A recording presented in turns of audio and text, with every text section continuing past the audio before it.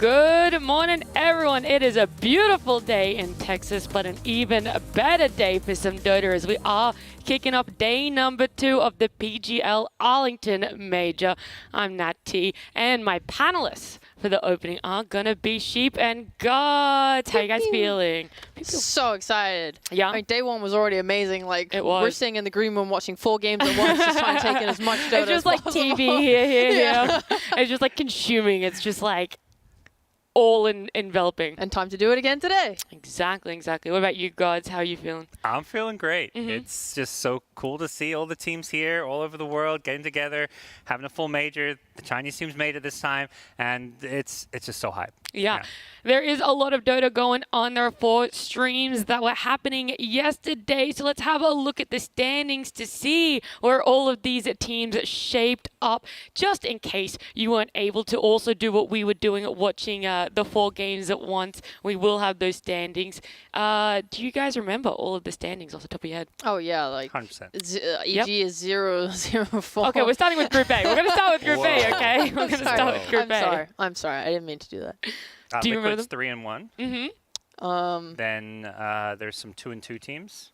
Yep. Outsiders. Wow, he's good. LGD's, they won 2-0. like 2-0, yeah. Yeah, they actually don't have the standings of production, so they're just writing in whatever you're saying. So Oh, thank God. yeah, They're filling in yeah. as we So speak. if you could just keep going with all the rest of the teams. Who else is Group A East Coast again? is always his Group That's B. Group B. Yeah. Sorry, guys. I'm just so in tune She's with Group B, and then Gods is all about the Group A. This is OG/LGD at Group A, right? Yeah. Yeah. So OG is 2-2.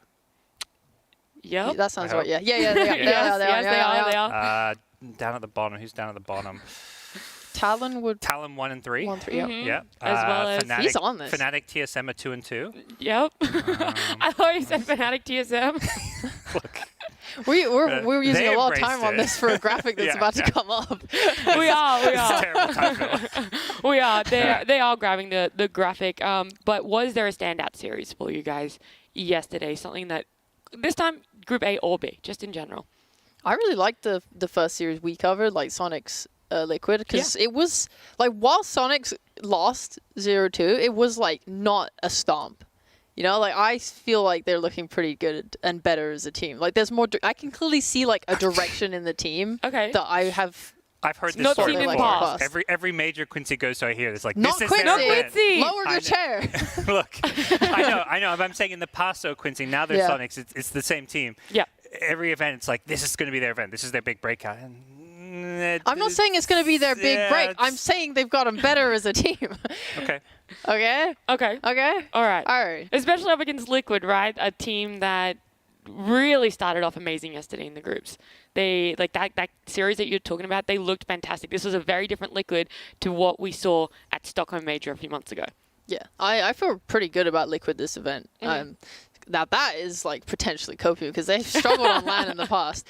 But like I do like them. I like the way they're playing. Their hero pool seems good. Like we talk about Matu being like the lone druid bristleback player, but guess who also plays those 2 heroes? Ame. He played them at the Riyadh. They were like his 2 most played heroes. Like they have a solid hero pool coming into this event.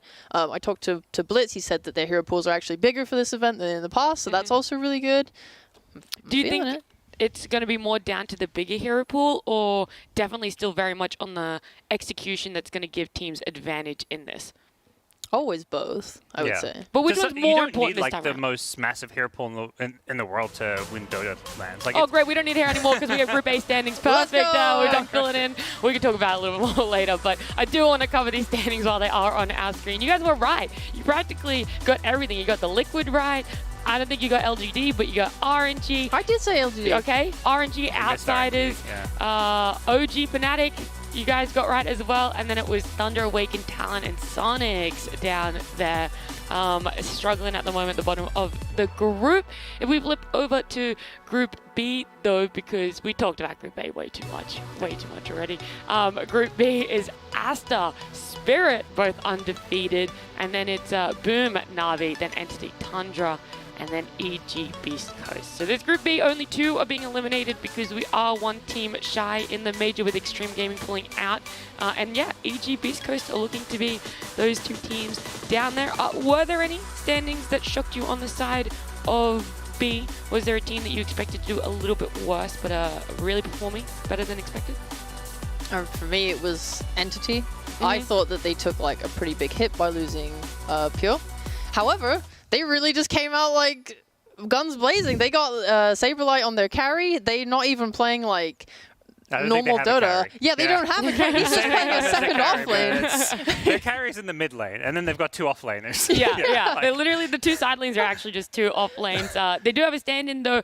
I know we have a graphic too that is outlining all of our stand-in players for this major. Just in case you guys didn't know who was being replaced on each team, we do have this one here. Entity, we just mentioned them. Saberlight is standing in for Pure, so he's gone from his normal role of offlane on TSM. He's now playing quote-unquote carry. Nope, he's playing offlane. He's still playing offlane. Talon, they have Zephyr standing in for Q. There's not too much change up there in terms of roles. Pretty much the exact same. Then over on Tundra Awaken. It's Alone. Thank you. I forgot. Infamous. All good. I know who he's from. I forgot his name. Alone. RNG is getting Anna to stand in for them. He was also a stand-in for Liquid earlier at a previous tournament, the Riyadh Masters. OG getting in Seb, feels like a little bit of deja vu from the Stockholm Major, and then Fnatic down there with 3 stand-in players is Bryle, Dubu, and Tomato. So they have 3 TSM players. I actually want to talk about this. We didn't really get to talk about Fnatic because we didn't see them on the mainstream yesterday.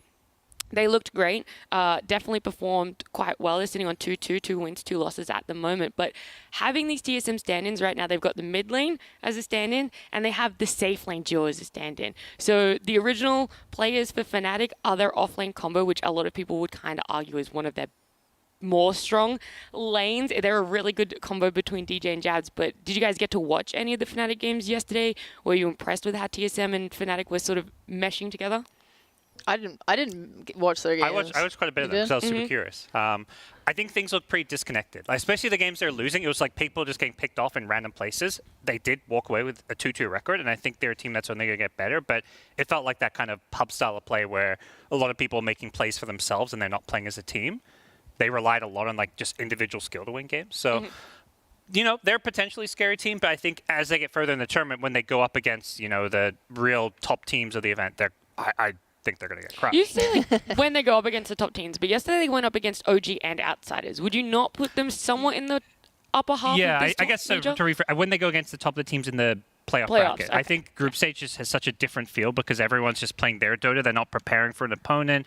I think AUI had a great interview yesterday where he talked about their mindset when they play a group stage game versus a playoff series. They're focused on themselves and executing their style, whereas in a playoff series, you're trying to prepare for that specific opponent. You're trying to come up with a counter strat. They don't do that for group stage. Like, you just can't. You play, what, 8 best of 2s? Yeah, you play 8 best of 2s, 2 a day pretty much. It's too many games and too many opponents to really use all that information that's out there. Like, you have a coach who'll basically like pick and choose the most important things for a given matchup, but they're not going to overwhelm you with like the minutia of like they love this exact war, we have to counter it. Like, that stuff is for the playoffs.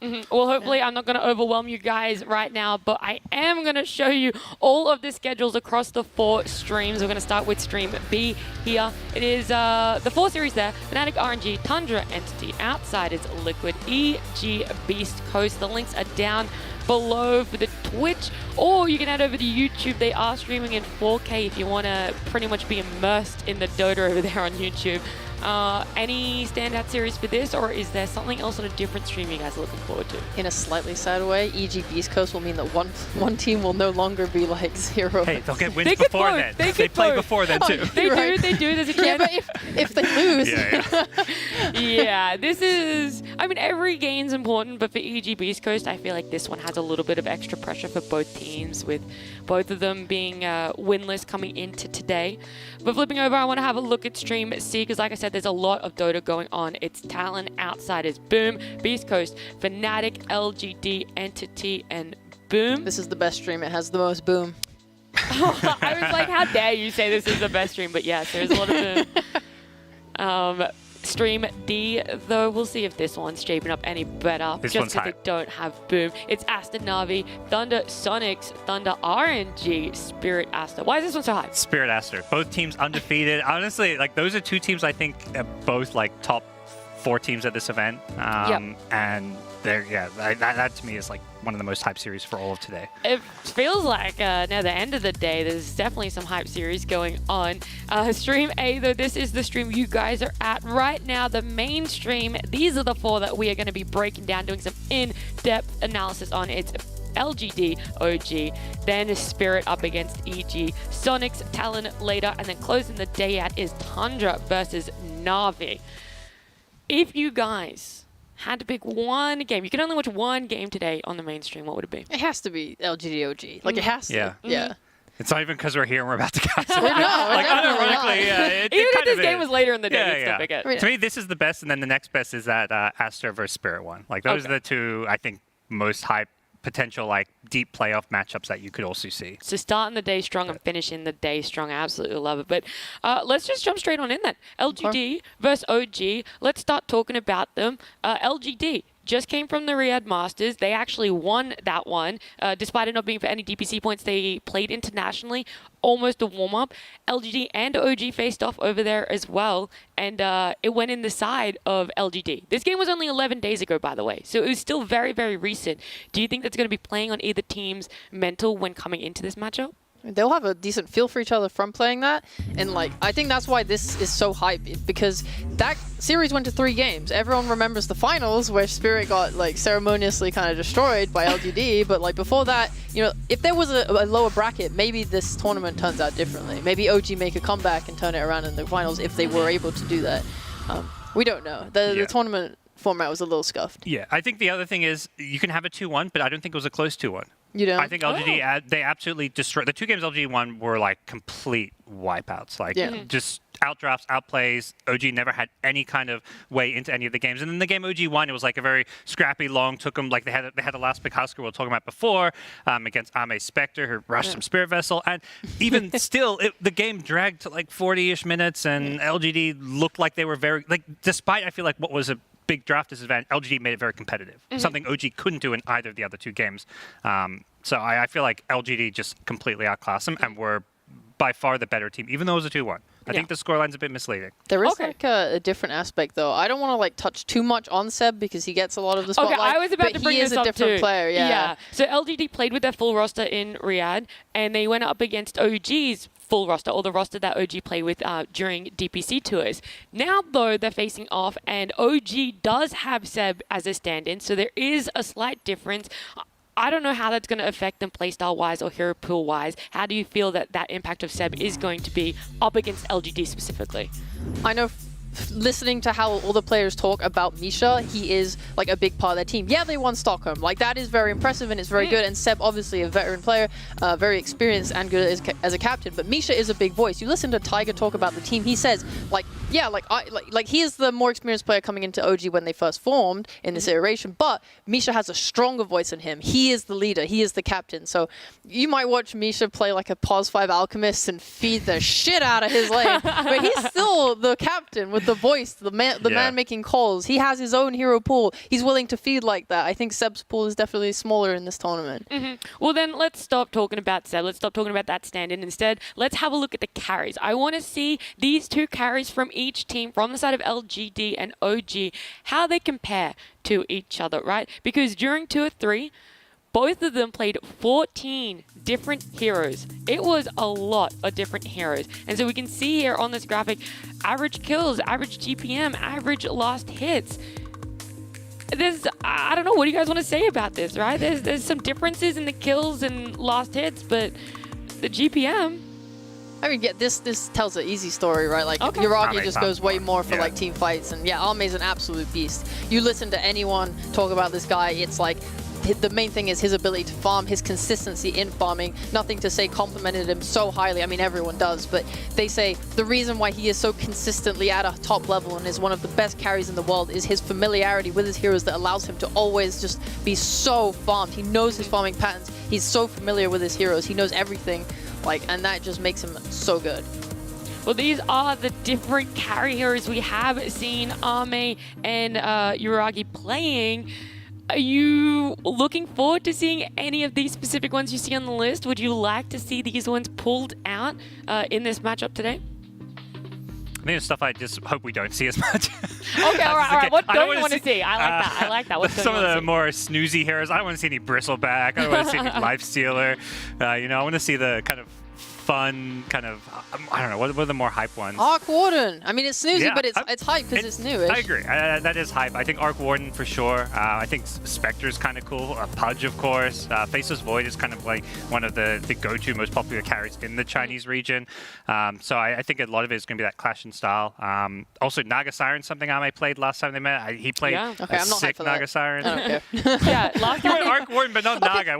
Okay, hear me out though. I can compare these two players, right? So the Arc Warden, he doesn't do the build like we saw in the C region. Raven played it and tried to do the old build with the boost of travel. No, this isn't what Uragi does. He does that. He goes Treads, he goes a Midas, and he builds Gleipnir, and he does the Octarine and the magic build. So he like goes super for it with all the magic damage, and that's really fun. I think that's cool. Like the Treads, it means he's not just split pushing all game. He is trying to get involved and play with his team.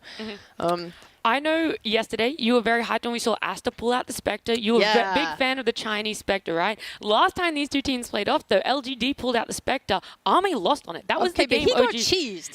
He got cheesed by a Huskar. What can you do? Yeah. All right. So I guess what I was going to say, I was going to ask, like, do you want them to bring the Spectre back? Do you think they're going to be more prepared for it in this matchup against OG if they do bring it out? It just depends what Amar's playing, because Spectre's only a safe lane hero, so you can't really play Spectre into a lot of his heroes like Viper, Slardar, like Timbersaw. These are all pretty rough matchups for Spectre. So I think Spectre's, it really just comes down to what that lane matchup is. And typically OG are going to pick Amar's hero early in the draft. So there's at least room for some, and I think that's why the carry pool is so big for both these players, because you get to see what your lane's going to be, and then you get to like say, okay, what's best here? You actually mentioned a hero and a player, Amar, his Slardar.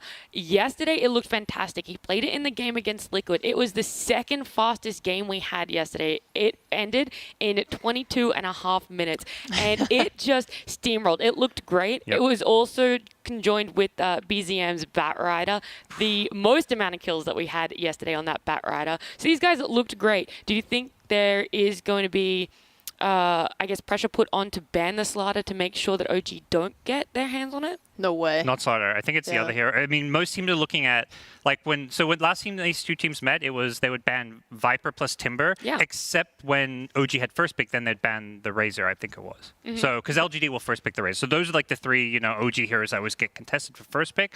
And so a lot of it kind of depends on the pick order there. The other hero I think may be worth consideration banning is the Io, because Seb's hero pool is full. Let's be real. I mean, Io's such a weird hero because every region has like different thoughts on it. Yeah. Like I think it was Sneaking saying that he thinks Io is like first pick, first ban in a semi-recent interview. Meanwhile, you have Southeast Asia who's like, this hero is dead to us. I don't think China plays it all either. I think it's pretty unpicked in China. Correct. Yeah. So like they have very different thoughts on how good this hero is, and if LGD think, oh well, this hero is not that good, we don't care, then they'll go ahead, play it. Yeah, but it's funny because Amar is like what. Like, to me, the biggest comparison is what Bulldog was 2013. It was like, he's got these 3 or 4 heroes, and the thing is, you can't ban them all. So whatever but everybody, when you play against him, they ban his heroes because he's got that kind of small hero pool. The reason it's small is because he's so good on those heroes. So you kind of got it, like, targeting him makes the most sense, and then you prepare for the hero he's going to pick. Okay. So what hero would you try and, I guess, corn him into picking? What's one of those heroes that you would feel comfortable coming up against?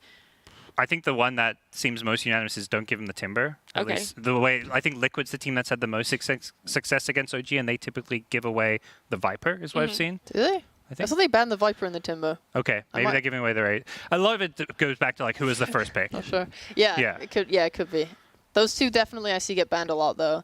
It's just like he's just very good at them. I mean, the problem is, like, we looked at the hero pools, right? When you have players that play so much, it's very hard to ban against them, and I know like Tundra have this thing as well where they're pretty prideful of their hero pool. They'll say like as well, it's so nice when you have an offlaner like 33, like Amar, who take a lot of attention in the draft because it opens up the mid and the carry to be able to play whatever they want because they don't get banned out. And this is really strong point of drafting. I mean, your offlaner he's just an offlaner. All right, quickly, while the timer is going down for LGD, I knew they weren't going to get Raze out. We knew that was probably going to be first phase banned. Surprisingly, they banned it themselves, obviously, because of that first pick, whatnot. What are they going to pick up here? I took too long to ask my question. They're going to pick up Tusk and Nature's Prophet. Wow, you guys are so good. I think their go-to combo was usually Tiny Nature's Prophet. They ran that multiple times. They love that dual lane, and Tusk is just like the tiny replacement here. Like that's going to be their 4 and 3 position. I think it's one thing LGD do less than other teams is flex heroes. Like almost always, it's Faith Beyond playing this Nature's Prophet. It is technically a flex hero, but most likely that's just not how they're going to run it. Yeah, Nature's is picked up quite often against these kind of ranged annoying heroes, like the Razor and the Viper. We see Nature's a lot as a response. It just seems to do very well, like controlling them with Sprout and keeping at range, and they typically struggle to deal with a lot of like the summons and stuff. Like this Nature's Prophet, he gets a 15-minute shard, and it's so hard for like most heroes in general to deal with them because they are so powerful. Their health pool is so massive, they do a lot of damage. You just send them down a lane, and that's just something they have to deal with. You said you didn't really want to see the Bristle. You thought it was a bit of a snooze hero, but it is going to come out. How do you like OG's opening of Viper Bristle compared to the Tusk Nature's Prophet? It's very OG. The first pick Viper is just like they're going to do that, and I think Bristle that itself is picked up because of the Nature's Prophet. Like they know this Nature's Prophet is going to be an issue that has to be addressed, and if they don't pick Bristle here, it gets banned. So in some ways they pick up 2 cores, although they do occasionally put the Viper on a support role. So I don't mind it. I think overall PSG.LGD, like to me, their draft just covers more bases from their opening. Like Bristle Viper doesn't sound like a good opening by itself, but when you look at the Nature's Prophet on the other side, it's something like, okay, you see what happened. Where would you like this Viper to go, or do you like the fact that it could still potentially be flexed into a support? I'd probably like to see it offlane. I just think it's good there. There was a lot of criticism, I think, around the Riyadh finals when Spirit was picking Viper twice in the finals, and it was like, oh, like what? Like Viper, his Collapse isn't making plays. Like you want him to like solo carry the game. But to be honest, like if you watch those games, he destroyed LGD early.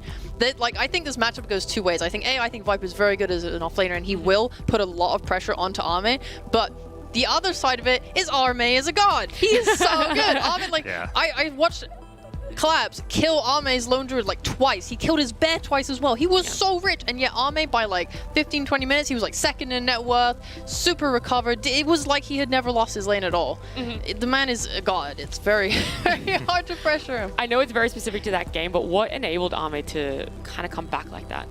Well, obviously his team making moves, right? And then he gets like he needs the triangle space. Nothing to say, I think, is a great space to create. Like, he's like one of these mid players that doesn't get hyped up because he doesn't like solo carry games. It's usually like he's more setting up Arme for success, whereas I think a lot of other teams have mid laners that get to do flashy stuff. But he played, I think, Tango both those games. He was just banned here, but like he's just this big kind of team fighting playmaker who loves to basically set up Arme for success. Well, we have some more picks coming out here. It's Earthshaker Coddle OG. Shaker. So that's the Seth Shaker, right? That's what he played in one of their previous games yesterday, I think, and I was like, why is he rushing an Octarine core? This is kind of cool. I like these second phase bans where like they start off like, okay, they're going to target Amar, and then they get to the second phase and like, okay, Seb doesn't have his hero. We know he's the other player who has a smallish hero pool. We're going to target him. Like Io Wind Ranger bans. Let's just get rid of these heroes and force him. Like Shaker's a weak hero. There's a reason no one's playing Shaker. This hero does nothing in the lane. It's a big liability. Like your lanes are going to feel really weak when you've got a Shaker in your team. I think I'm very not pleased with OG's draft in terms of like greed. I look at these heroes, like Viper is not a mobile hero. He doesn't get a blink and make plays. He's not fast at getting around the map. He does want to kind of stay in an area if he can. Bristle is going to want to take the triangle area. He wants stacks. He wants the jungle. He wants to farm his Ags, and that's his timing to go. Coddle, he likes to sit in a lane and push waves. Shaker, he wants to sit in a lane and farm his Blink Dagger. I know in the last game that Seb played Earthshaker, he didn't go Blink Dagger at all, so he might just be playing a very like sacrificial Shaker that doesn't do that. Do you think you can play Earthshaker that way? Is there an impact late game of Earthshaker being like that? Potentially. Okay. This is something that we should want to see played out no a bit one else more. It's hard to say, like, can you play Shaker that way? Like, no one's playing Shaker right now. And I think there's obviously a reason for it. Like, it's not like some hero I think that's, like, underrated or, like, it's a bit forgotten, but the hero, like, there's just way better options to be, like, the Enigma type heroes that just do more and have a better laning stage, more impact. There's items they can go for, like the Wraith Pack that you're not going to... Shaker, you still, I think, just have to go Blink typically, or I don't know. We'll see. I mean, I guess we're going to see it play out. But we haven't really touched on LGD's side. Winter Wyvern and Jug here. Jug being that last pick on the second phase. Jug's a weird hero. He's like this combination of physical and magical damage, because if you get the Maelstrom, the Shard and stuff, your spin is doing like quite a lot. You do a lot of AoE damage by like Omni Slashing and having all those procs go off, which is very nice. He obviously provides healing. Like between that and the Wyvern, they might be able to go group up and push some objectives. If this Earthshaker is super poor, he's not going to have Blink and they won't be able to contest it. You want a way to sustain yourself when taking objectives, because Coddle's going to be like spamming you out, Viper's going to be trying to spam you out. Right now, OG have very good tower defense. Okay. What do you feel is going to be missing then on the side of LGD? Or even OG, either or. I guess LGD is last pick, so we'll start with OG. When they're looking for a mid laner, they need something that doesn't get too hard counted. To me, they need more playmaking. Like right now, the Shakers, they're only stun, they're only catch, and yeah, it's good, but it's probably going to be Seb playing. He's not going to get a whole lot of farms, so having that mid laner, I mean, Puck's being banned out. These kind of, you know, the typical Spirit type heroes can work. Batrider is banned, so yeah. Ember's still in the pool though. Yeah, I think something with some kind of playmaking potential, because you've got these side lane cores. I assume Viper and Bristle, at least right now, they look like the cores. Heroes that are just going to farm and sit in their lanes. So. All reliable Void Spirit. Am I right, guys? All reliable Void Spirit. I have never heard you say that. Is there anything he can't do? He can gank, he can kill, he has so much mobility. If there's anything missing in your draft, it's usually filled by Void Spirit. There's one team who may pull it back out. The OG do play Storm Spirit too. Oh god, that would be really scary. I mean, it'd be great with the Coddle. Yeah, they played it yesterday. I don't think it was with Coddle, but like they're one of the few teams who still seem to believe in this hero. So they did. They played it. It was Marcy, Io, Storm, Faceless Void, and Bloodseeker. Okay. Do you say Io? Yes. That's like the Coddle replacement. Anything that just like pumps mana into Storm was always like the pairing that people would put him with. So that fits an idea there. They do want like a way to jump the Wyvern and the Nature's Prophet. These backline heroes just cause problems for them. Like I think Void Spirit with an Ags with the AoE Silence would work for that. I think what you're saying with Storm would work for that. And there's no catch really for LGD's side, because I was about to say it's almost like both teams right now, their drafts are kind of slightly lacking the same thing, if that's something they're going to really prioritize. So. Well, it was actually a Night Stalker last ban. Are you expecting that one? What do you think the reason behind taking that hero out of the pool is? It's just that backline jump. He's going to give so much vision with the ult. And then they just see all their key targets. They know where they want to go in fights. It's disruptive and annoying. It's on a mid hero, but is flex potential for OG. They could send Coddle mid.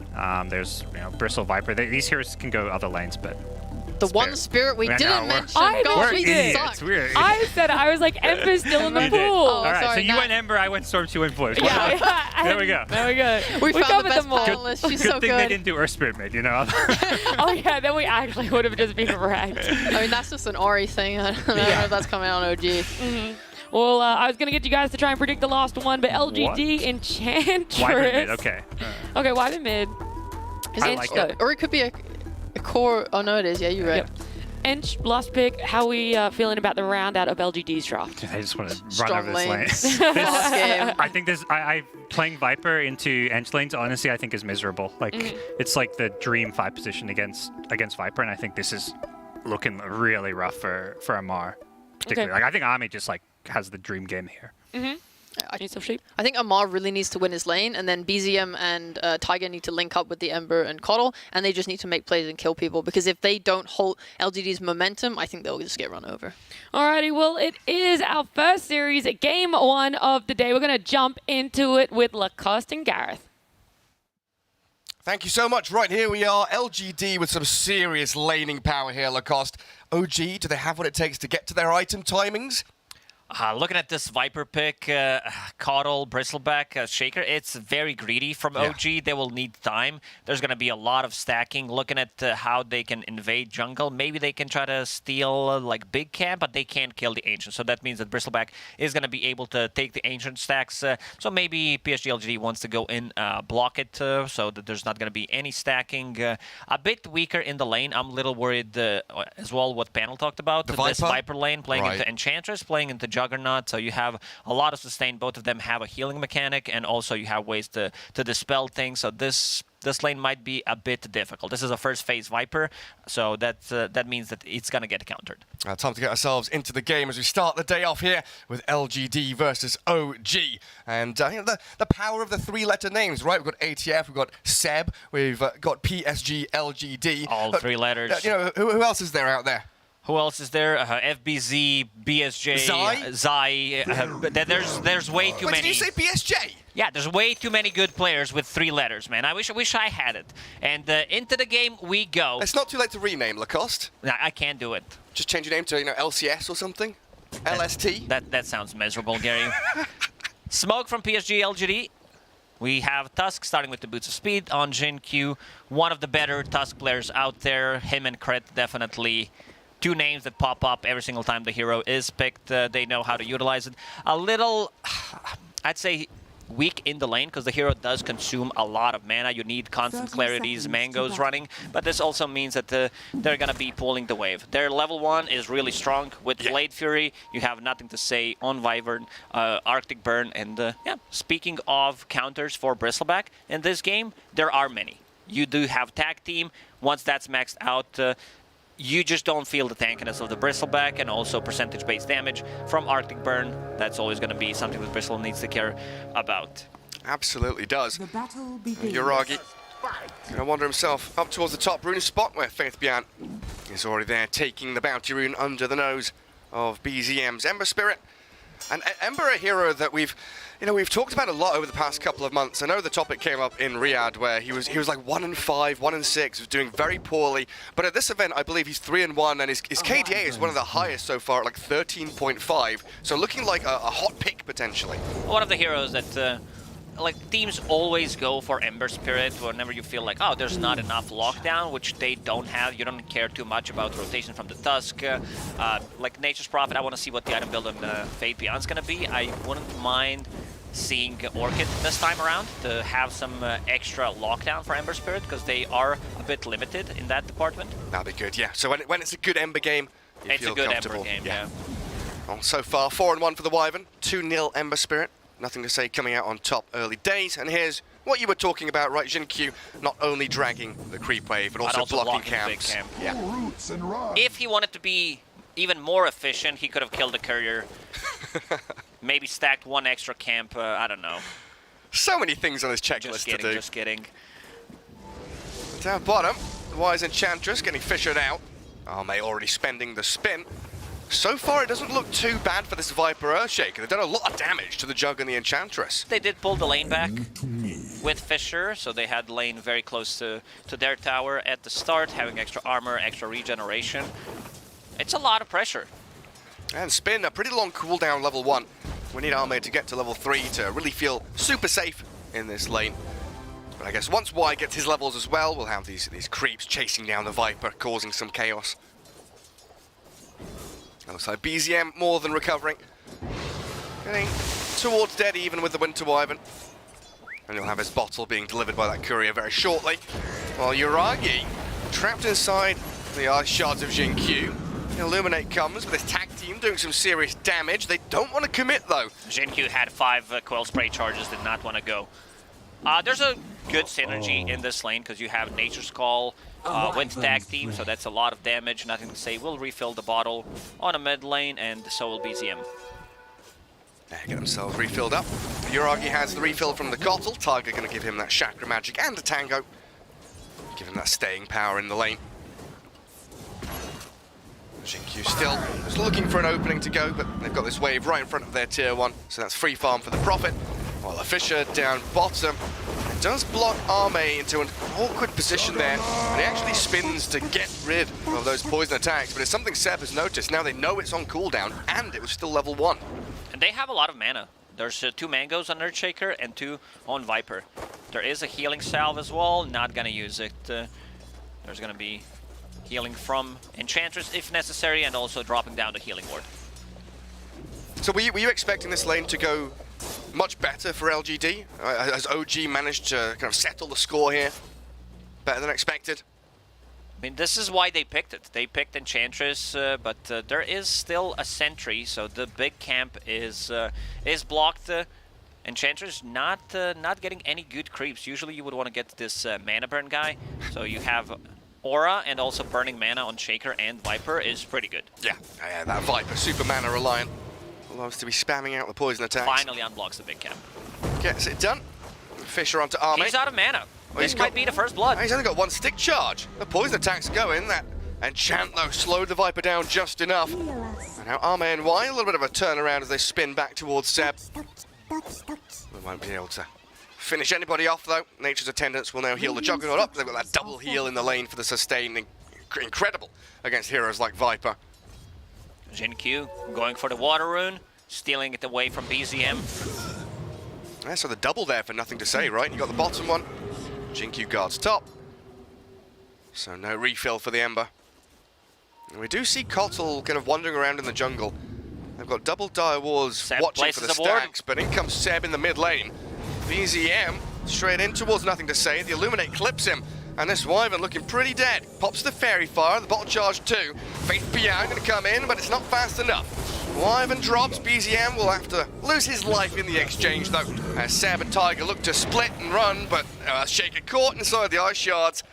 Down you go for a 2-for-1. I'd say that's a good trade for PSG.LGD. They're getting some extra levels on both Tusk and Nature's Prophet. Wyvern did manage to drive them closer to them, so in the end, a good trade. I'm not sure if Wyvern will be aware of the Observer Ward that was placed on the mid lane on the high ground, so potentially they could try to go in and kill him one more time before level 6, because Ember will hit a little faster level 6 than Wyvern. Yeah, halfway through 5. Looks like those dire wards have all gone now around that top jungle area. They had the double vision that has now dissipated. Now looking for anyone that was contesting stacks or roaming around as the Tusk does love to do. Q and Faith Bian though now with a pretty nice wave coming forward. Catapult held at the large camp. So next wave coming in, they could maybe think about the push. We'll see what Uragi and Tiger do to stop that. The Bristleback very good at clearing out these stacks on his lonesome. Tiger making some big stacks near the outpost. He's going to stack 3 camps at the same time. That's efficiency. They also have an Observer Ward place, so they're going to see if someone's coming. They can block. One of the supports is probably going to block the entrance when Bristleback is going to be farming that. Diving Amar, Faith Bian brings the +1. Bonus hero in here to get the kill on the Viper. Earthshaker. Y gets the tower aggro off himself. So now a push in from LGD onto this bottom tier 1 tower. And Earthshaker, not the best hero to really defend, especially once he's already spent his Fisher. This Catapult's going to do some serious damage. I need BZM to arrive. Just with his body, he'll zone them out. Quick little sleight of fist there, and LGD respecting the fact that OG could bring numbers. Straight back up to top for Faith Bian. And I like the itemization on Faith Bian this time around. I mentioned the Orchid, but he's going for a different route, something that's going to give them even more answers to Bristleback. Like, you become tanky, you always have global presence, so you're going to be in those kills, collecting Urn of Shadow charges, and later on Spirit Vessel as well. Uragi. He's got Vanguard done. And even more stacks in the jungle. This is going to be very juicy for Bristleback. So we assume LGD know about this, right? Yeah, most definitely. They're pinging it out. Yeah, they've got that high ground ward, so they see the stacks. Q is there with his body, seeing everything too. Do they bring 5 heroes to contest this? Because we can only assume that OG will do that as well. They were thinking about it. They've definitely got the options, you know, Jug Spin, Splinter Blast. They've got ways of clearing it. It's nothing to say. Splinter? Is that a straight up solo kill? Oh, what a sick move. I guess BZM underestimated the damage coming out from Wyvern. The Ember illusion, you know, helping out as well. Hitting into the Ember Spirit himself. Well, nothing to say after that. First death, making up for it. And it looks like LGD not really in position to contest the stacks as Uragi takes them. Instead, playing into the dire triangle, finding Sep, clearing through the Earthshaker, but the trade-off here with Amar arriving. will find the Tusk kill, and now BZM wants to get involved. Faith Beyond ran into the TP pond. on him. Wyvern comes in from the left-hand side. Faith Beyond trying to throw out his ulti to kill off a Mars. Sprouts the Viper, still alive, but the Flame Guard will burn him through. Tiger runs it back in a 2 for 2. If Natus Prophet had TP ready, he could have potentially got out, because there is not a single point in Searing Chains at the moment on Ember. A lot of stacks. Look at the net worth on that Bristleback, but nothing to say. He's keeping it close. This is going to be extremely good timing on Witchblade. Yeah, we had like quadruple large and medium camp stacks there, and Bristleback barely 300 net worth ahead of the Wyvern. Does still have a couple of medium camps to clear through, though, as it looks like Tiger just continually building these stacks up for his squad mates. And there's another one, the Warpine Raiders. LGD, 3 heroes down in their bottom jungle. They all farming together, holding hands. Arme gets the solo lane to get himself that experience he needs. Jinkyu with Y and nothing to say. I want to kill Amar again. It has been a tactic utilized by a lot of teams. Focus ATF. Remove him from the game. Even Omni Slash. Tilt the Viper out of the match. And Yuragi, well, he will come in to look for Jinkyu, but some good eye shots there. Now a Fisher blocking him between them. Traps the poor Tusk. Yeah, this global presence, and yeah, Viper was off to a really good start in terms of CS. He had like 15, 20 denies, completely dominated the Jug lane, and now Jug is ahead of him. This is why whenever we mention Vipers, we say, you know, win the lane, lose the game. The age-old saying that. Is it Faith Beyond just going to pop trees out and try and kill this tower? He doesn't have his urn yet, because his courier got killed previously with the urn on it. Yeah, he's looking for that tier 1, while mid lane being pressured by nothing to say. BZM and Haste ATF available. coming straight towards him. Oh, the heal from the Ench. Yeah, that's enough. Keeps him alive. Very, very speedy Wyvern. Dipping back and forth. And while all this is happening, what you just said, Fate Beyond managing to kill the tier 1 tower on the bottom. Not usually the tower that falls, but still opens up the map, opens up the entrance to the enemy triangle. Yeah, so far, a dead even game. OG, you gotta feel pretty good as OG, right? They're getting towards their item timings, and maybe here a chance on Arme, but he'll have spin in a second. Just kill the healing ward on the way out. Yeah, do you reckon OG are comfortable getting Bristleback super tanky? They've got Ember Spirit doing decently as well. They are looking for that Aghanim Scepter timing, pretty similar to what Team Liquid did to them yesterday in game number 1. Because like once you play against Bristleback a couple of games, you also know how to play against it and how to play with it. Q ready to go. Straight on to Seb. Shaker, fissured, and sharded out. Halberd smashes there. Give him a couple of punches from the Tusk. Does get off his wand. A little bit of healing for Seb, but not allowing him to use Echo Slam. Yesterday in game against Liquid, I don't think we saw a single Echo Slam from Seb. He also didn't go for a Blink Dagger. I guess that's why. If you don't plan to use Echo Slam, you don't even need a Blink Dagger. He went for Shard, wanted to get Octarine Core later on, but the game kind of ended before that. Actually, he was playing the outskirts of the fight constantly, wasn't he? Just sitting in the shadows. Yeah, the problem with the Blink, the problem with the Earthshaker is you need 2-3 minutes of free farming, and right now it becomes very difficult for you to get that. Takes far too long. BZM down to half HP.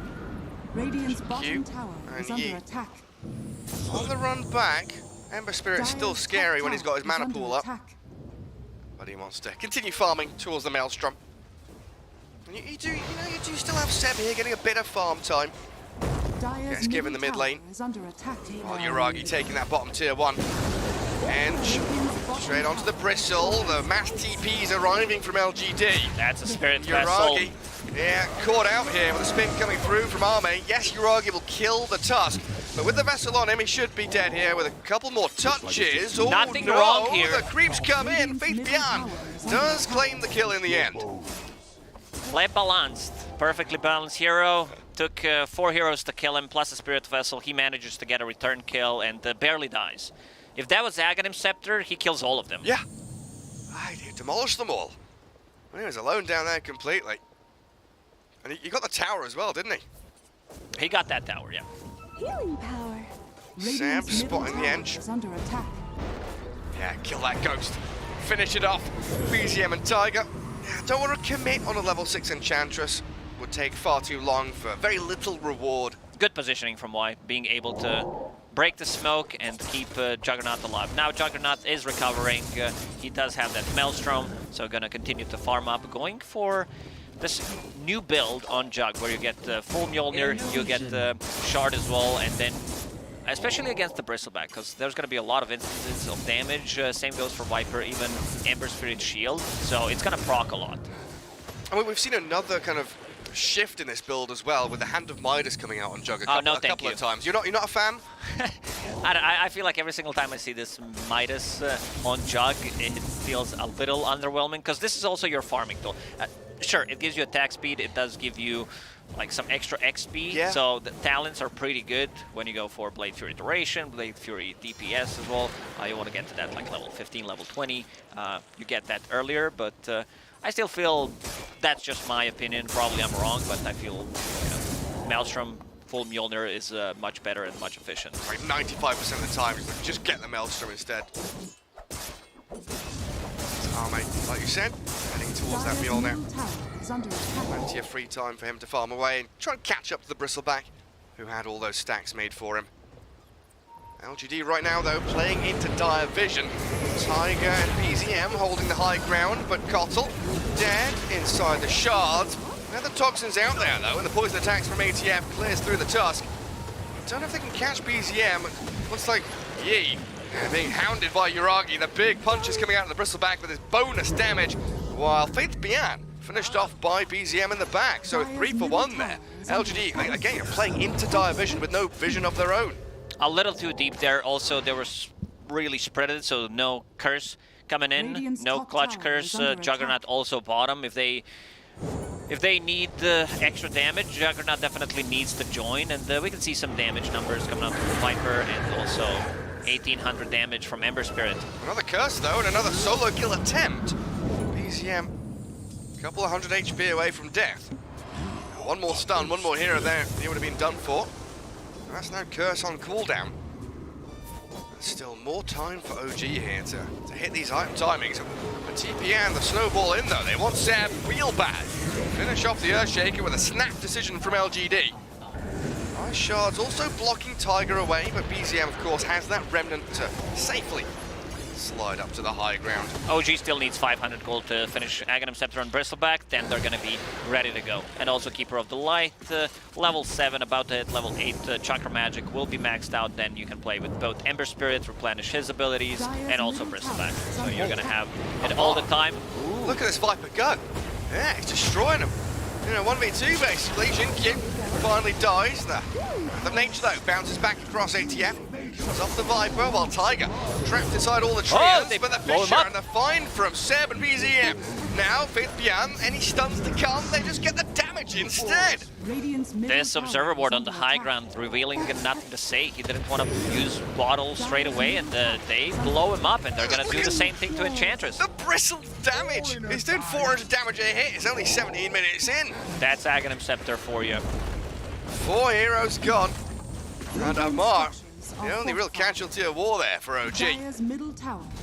At what point do you start wondering, should Arme be joining these fights, or is it okay for him to be off in these side lanes farming to his He's first waiting item? for Mjolnir, needs 2 gold, literally 2 gold to be able to get it. And yeah, his next item seems to be SNY against Earthshaker, against Axe, heroes like that. You want him to break the combo, you want those stuns, disables to last less. Camp stack 12. Wow. That's the 3K net worth lead. That's the 3K net worth lead OG has right there. Tiger setting it all up for them. They also have double Force Staff on side of OG. By Force Staff I mean full pike on Viper. So this Tusk, whenever he tries to go on someone or block it with the shards, it's gonna be very difficult. They can also push people out of the Sprout and yeah. or over a Fisher. Yeah, or that. OG thinking about Roche next. Yeah, we're grouping up around the pit. Faith Bian didn't have a tree in there, so he sees a couple of them coming. Yuragi not bothered at all. Stands his ground, batters away at Roshan, while LGD if they want to contest this, they've got to start scrambling quickly. Arme still down bottom though, doesn't seem like he really wants to get involved. Just going to give his first Roshan to OG and to an overfarmed Bristleback as well. They're well aware of it, but don't want to commit. Has fallen to the Dire. Ame, got a TP top. Dire's bottom tower Now he is comes under in. attack. Now ping in top. Looks like they want Seb again, but they actually move in towards Oh, ATM. double force stab. Gets him over the Roche pin away from the Omni Slash. Now the snowball back. Q will punch into Seb, trying to finish off the Earthshaker, but the Echo Slam, no, holds him out but still dies. Arme, found though, needs the curse to keep this Uragi Bristle at bay. PCM trying to chase, but running low in terms of mana, just has a sleight of fist and a few jumps left. Uragi's first life will be removed. PSG.LGD, they're very happy how this played out. Only gonna lose Q. Yeah, taking ages away from Bristleback just for that one death. Perfectly fine for them, especially when you've got a Nature's Prophet. Look at how quickly he's down in the bottom lane. Forcing a rotation. They have a little bit of a global presence there. And Vibrant also with Boots of Travel. They're waiting for their next set of items. They want Vibrant to have Aghanim Scepter, Nature's Prophet to have BKB, and also Tusk to have a Blink Dagger. Because right now, every single time Q goes in, he's dead. With the snowball, if he needs to commit, he's gonna die to overwhelming damage from Viper or Bristleback. Good TP from Tiger. Yeah, it's nothing to stop him, isn't it? Now, Faith Beyond out of Vessel charges. It's a little bit sad, a bit spooky against the Bristleback as well. That's one of your primary tools to deal with him. So they'll need to get some kills in the vicinity of Faith Beyond to get those charges Radiant's back up. bottom tower is under attack. And Almar attacks pretty quickly, hey? Throwing out these poisons. Double raid band, full pike. With a vamp race as well, yeah. Tiger just doing his job as the Cottle, sitting in lanes, clearing out waves, delaying any kind of pressure that the Prophet is trying to mount in any of these side lanes. About to buy shard, so he will be able to bring an extra person and punish whoever's trying to split push. Oh, that's great, yeah.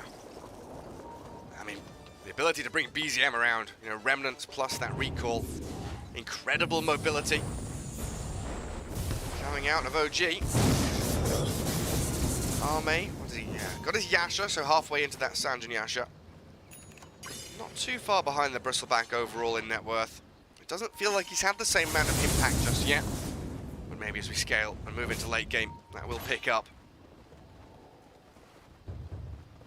They tried to kill the momentum with taking Aegis off Uragi. Uragi also adjusting his item build, going for Lotus Orb on himself to be able to... If there's a snowball, there's Omni Slash, good curse, removing both Arctic Burn and Witchblade. It's a really good pickup. I see a lot of Bristlebacks not wanting to buy it because they... You want BKB? Yeah, you want BKB, but if your team is not going to buy it, especially in a situation like this, you need to get it for yourself. That makes a lot of sense. That's a great grab for him. Faith Beyond trying to find little pockets on the map where there's no OG vision. And no heroes that can catch him. Spam out some treants, try and cut the waves. Delay, delay, delay. The tactics from LGD. Buy as much time as they possibly can. It looks like they are angling towards that top jungle though, as they can connect with Faith Beyond, play into that single observer ward they have out on the map. And there's the wave cutting to try and open things up for them as well. Curious to see what OG's reaction to this is. You know, if you see a Prophet wave cutting, then showing in the top lane properly, are you going to bring heroes up here to kill him?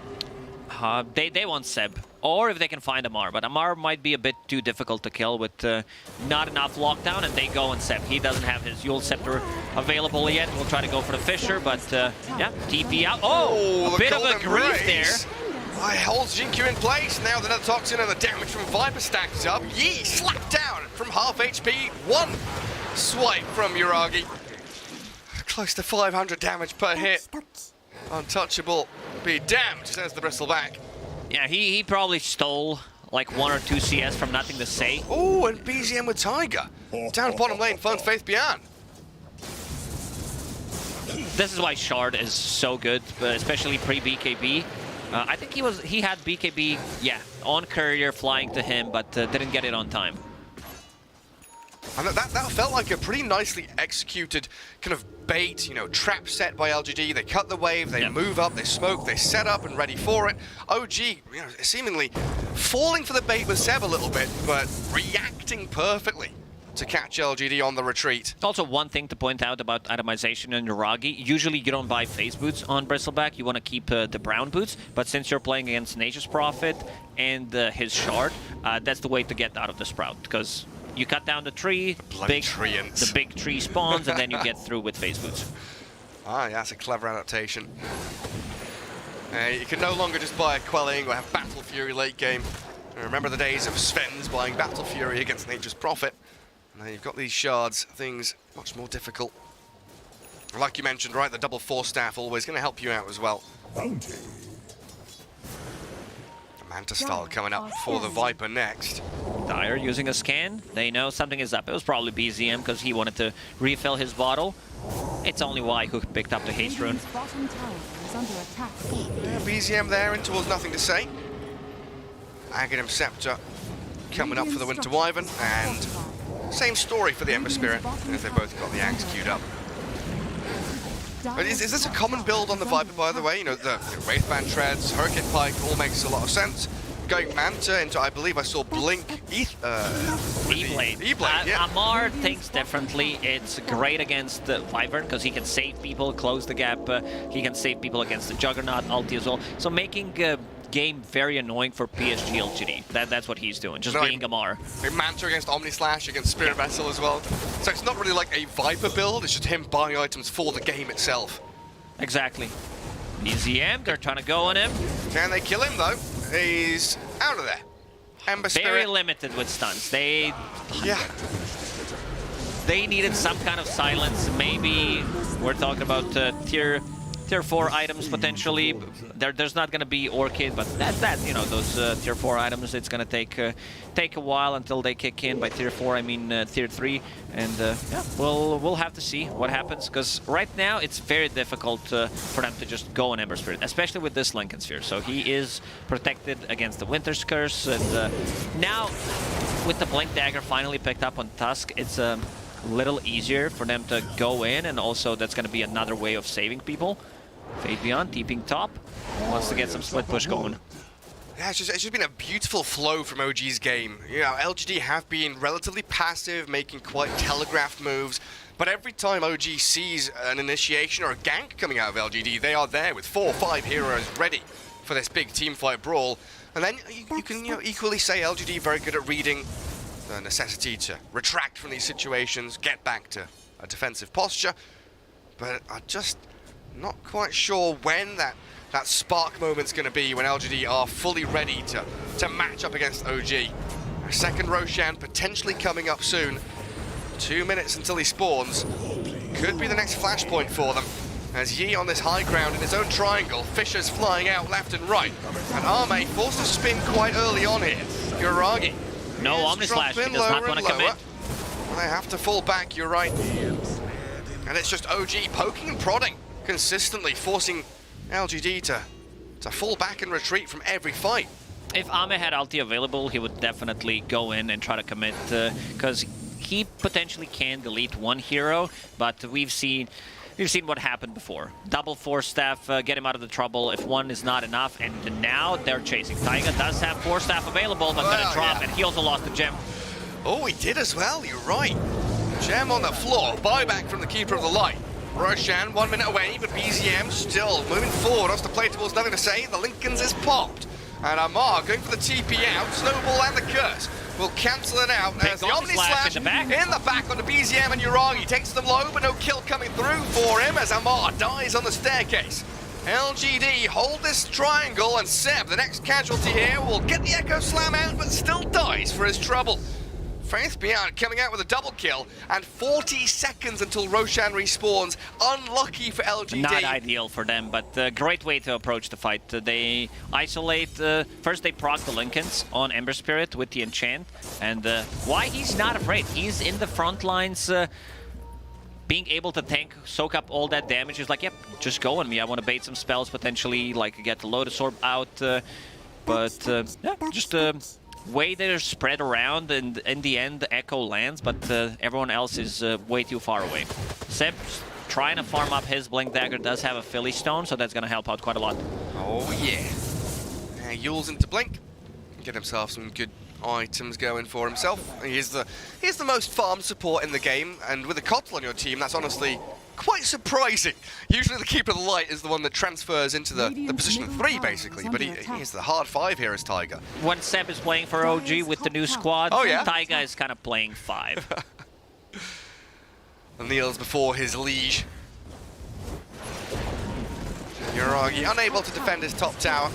Faithbian will take it down with his Treants. And Roshan scouted now by both teams. Alpha Wolf and the Earthshaker pop their heads around the corner. There's also a new set of items for PSG.LGD in the next minute or two. We're talking about Scotty on Juggernaut and also Nature's Prophet with the full AC. So that's going to tank up the whole squad against the Bristleback, against the minus armor. Inside the pit they go. And LGD have all their tier 3 neutrals as well, while OG only has 1 of them. Not farming out the neutral camps, instead trying to chip away at Roshan. First hit bash, and Missile Blade there. Good damage onto Arme, needs the healing ulti ward. for 2 seconds. Backup comes in the form of Yi's Enchantress as well, so plenty of heals for Arme. Faithbian instantly goes to the top lane, trying to get some farm up. Has enough to buy full AC. Let's see if he commits. Well, he's pushing, going for it. Pushing bot with Treants, pushing top with Hero, gets his AC, he's all over the place. This percentage-based damage, like Bristleback's never gonna feel too comfortable coming into a fight. Emberspirit is it. BZM straight in. Fisher comes with a snowball save, buys time for LGD to maybe turn the fight around, but the 2 supports now on the low ground. Pummeled down by Amar and BZM. Double buyback. In comes the Ember again with the DD rune going. They're focusing, nothing to say. They're splitting, trying to get away from this Winner's Curse potential, and they get the kill as well. A double for the Vipers. Arme does pick up BZM. Spinning back to high ground, Fisher. and the curse arriving onto Tiger. The buyback from nothing to say gets them 1 bonus kill. Controlling Roshan, and this is a zone around it. Amar jumped and punched by Jinkyu. Snowball forward. What can Yuragi do? Lotus Orb in on him, but Arme is clearing up in the back lines. He's spun towards victory. No buybacks coming out from them. No buyback on Emberspirit. PSG.LGD, they're heavily committing. They want to secure this Roshan. They understand how important it is playing against the Bristleback. So only one who bought back on their side is Seb, and maybe Taiga bought back as well. Taiga did 3 minutes ago, yeah. So this is a free Roshan. A lot of commitment. They will give this Aegis to Wyvern because Ahmed doesn't feel like he's going to die. So far, he didn't die a single time. And there's also a shard, so that's going to be picked up by Wyvern as well. Oh, that's a great shard upgrade. Splinter Blast coming out. Those cold embraces. Yeah, another very split fight, but the fact that LG basically just hold their high ground, have that terrain advantage, and a triple buyback, you know, definitely helped out too. Nothing to say, got heavily focused here by Amar. He used all of his mana with Fisher, also forcing a buyback. Nothing to say, will buyback and get a kill on Viper, but it's a lot of commitment, and one of the reasons why he is going for BKB, because that corrosive skin causing him a lot of issues. And compounding the problems for OG. Yeah, look at this. 2 dragons fighting against each other. Then Tusk comes in and ruins the duel. Not a 1v1 anymore. And yeah, compounding the issues for OG was the fact that, like we said prior to that fight, Faithbian had pushed out both of the side lanes, so they're able to get themselves out on the map incredibly quickly. Sprout leashes talent now up for him. That's a big one. That's a huge against the Emberspirit. And finally, some tier 3 items from OG coming out of those neutral camps. Anything particularly good? Spider legs? Against the Prophet, always very nice to see. Earthshaker also does have a Psychic Headband for quite some time and finally has a Blink Dagger. So we might see a better Echo, a better opener. There's also a lot of stuff on the ground, like you can just cancel the Blink Dagger with 1 Mjolnir proc.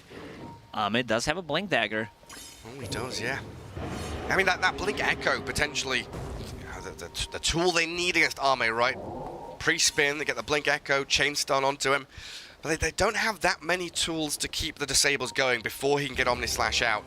Nice Earthshaker plus the Bristle's Abyssal Blade really as the primary ways. Yeah, it's called a bristle blade. Bristle blade. I should have seen that one. I should have seen that one coming, honestly. Oh, jeez. And now Nature's Prophet going for a little bit of a scale. Getting that Rod of Atos to be able to control Ember Spirit, who's not having a BKB. This Lincoln Sphere is not going to protect you against everything. So he might still swap things around. If he wins the fight, he's definitely not going to go for it. Why? In trouble. And straight in, jump from BZM. Spin out from Arme, and the healing ward plus Nature's attendance. We've seen this from laning stage all the way through to now 33 minutes in, giving such a beautiful amount of basically burst heal at this point. But BZM and Yuragi, they've really won this year Enchantress, so they've got the Cold Embrace now adding to their heal. Spin out from Arme, we'll find Tiger on the right side, and BZM, and he's dropping pretty low, might have to skip away from this fight. Still wants the Enchantress, well, Yuragi BKB'd and run himself back with the spider legs. Ahmed's ready to jump in with a Blank Dagger. Well, they could curse him maybe here if they pop the Lincolns. BZM out, the rest of them TP as well. That's Sprout. Ahmed was ready to go in on Bristleback because he knew Lotus Orb was still on cooldown. Blocked off Ahmed, he couldn't pass through, and Bristleback lives in the end. OG losing momentum. They were 10k gold ahead, and with the Bristleback lineup, having all these counters for him. We're talking about Arctic Burn, percentage-based damage, tag team is maxed out for a long time ago. Nature's Prophet does have a Spirit Vessel, and the Juggernaut, he can man-fight him now. Yeah, tons of damage with the Skadi as well. Reducing that heal, slowing him, kiting him. The shift in win probability there we just saw. Very big for LGD as that net worth gap decreases further and further. It feels quite similar to what we saw from Aster yesterday as well, you know, against these earlier timing-based drafts and strategies coming out of some of the European teams. Now, a couple of these Chinese teams, Aster and LGD, very good at understanding that if they delay the game just, 10 minutes. And they know exactly how to delay the game. They went in, took the first Aegis where you want to take out all the tier 2 towers with the Bristleback lineup, potentially go for the high ground if you find an opening, but they didn't. They took that Aegis immediately, only losing Xin Q, and then game kind of shifted towards PSG.LGD. Even though it says 1k gold lead for OG, game's getting more and more difficult. Yeah, absolutely is. And it's not just completely passive play either, right? You know, LGD were taking fights on the enemy side of the map. We think about 15, 20 minutes in when they were playing top jungle. Even though they were losing these fights, they were still forcing OG to respond in situations and areas of the map that don't really favor them or give them an advantage. They weren't allowed to get close to the Radiant base, do what they do best. Look what Y has queued up. What is 36 minutes in. He's like, do I need to be more tanky? I'm getting a bracer. All right. Yeah, just a cash bracer. He's got the blast rake, fluffy hat. And they're also pushing out the waves with a lot of different stuff. Nature's Prophet ulti, TPing, then using Nature's Call, Y with his creep, and also Juggernaut using Mjolnir on a creep wave. So OG's never close to their base. Yeah, just getting repelled across the river. They will smoke us 4 though. I want to make a meal out of this. Get a proper team fight going. And taking control of that Radiant Triangle, incredibly important for this Dire squad to access these tier 2s, access the enemy base. Get some good vision down. Done on Nature's Prophet. That means you don't care about Lincolns on Ember Spirit. And he changed his mind. He understands after seeing that Rod of Atos that he will need to be able to protect himself. Very close. He needs another creep wave to buy that BKB. He's got a couple up top to clear out. There's the BKB done. But LGD once more straight up into top jungle, forcing a fight in OG's territory. BKB forced from the Bristleback. And LGD, they go in, they poke, they come back out. Now they can think about round 2 if they spot someone out. Baiting a BKB from Bristleback, that's big. Faith Beyond, well, he was thinking about TPing forward there. Saw on the mini-map. Yeah, killing the courier. TP in value. Kill the courier, die. Yeah, just go in. Get the job done. Don't care about the consequences. Juggernaut hit level 25, something that we didn't mention. One of the best talents and the most fun one. Plus 475 HP. Very cool. It's like the Spectre talents, isn't it? Like plus 5% dispersion, plus 500 HP. That's a cool talent, Yeah, but this is just like straight, this is 25. It's straight up raw HP. Here's your health, buddy. Double damage bottom. What is that? It's like 15% of his total health when he pre-talent. Penta-edge sword now for him. DD bottled, basher and backpack. Arme has overtaken the bristleback in net worth. A real true carry in this game. Roshan still at least 20 seconds away from spawning. But LGD get the D ward. Very important there from Yi to make sure there is limited to no vision for OG around the pit. And still protecting their own horde. On the high ground, this is what gave them vision in the previous fight to get that BKB on cooldown for Bristleback, which is down to 7 seconds now. It looks like Tiger did rebuy a gem, as the Enchantress had stolen his previously. Well, this is where LGD want to be. Just waiting for OG to come. And yeah, 5 seconds for Roche to pop back up. Ninja gear for nothing to say. Can't be found. And with Roshan alive and scouted by LGD, they're just going to waltz into the pit and take it. Double damage on Jug, does have a Basher as well. OG, they know this is happening, but how fast can they get here? Not fast enough. There's no way they can traverse across the map quickly enough to get there. And they've given away their positioning there with a Remnant chucked out by the Ember.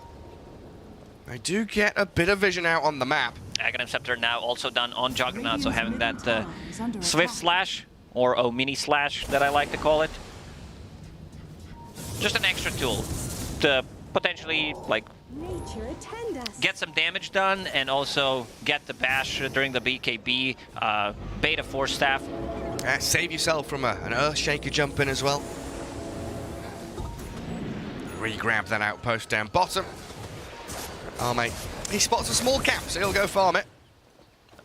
Sebastian buying book for himself once they hit that level 20 extra Fisher range. Oh, are we on first name terms now, are we? Yeah, there's a Sebastian. Yeah. Very close to level 20.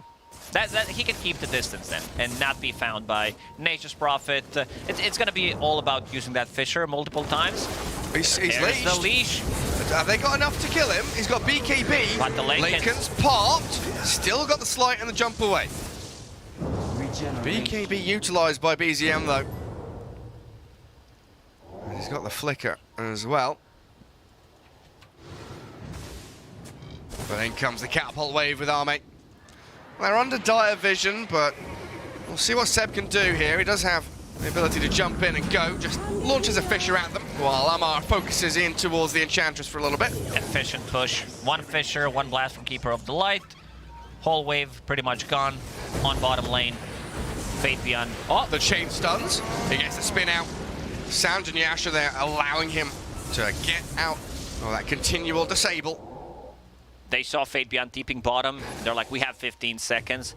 We'll try to poke, see what happens. They're looking for BZM here. Faith Beyond Invis. Oh, Jinkyu couldn't get the punch in time, but BZM might still get jumped upon. He's used his flicker already, trying to Remnant and jump away. The big old snowball, not going to catch him.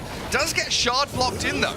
One Remnant remains. Incredibly slow BZM Ember Spirit, trying to retreat. They might still be able to catch him. I think they might just have him. Flickers off a nice little dispel there, but in goes Faith Beyond again with a Sprout. Leash him up and catch the Ember Spirit. Down he goes, while Juggernaut has managed to disengage from the rest of OG. And still holding that Aegis will pick up Arcane Rune. Ame, he wants to jump in. They chased him down for a very long time, forcing him to use all Remnants. Does have buyback if necessary. Still, 2 minutes left on Aegis. I want to see PSG.LGD go for the high ground. Go for the high ground, get Fishered, get blasted by Keeper of the Light, stop. Get Blink Echo. Yeah. Yeah, they want to take this very, very slowly and deliberately. There's still a tier 2 bottom that they can claim. No need to irrationally shove up high ground.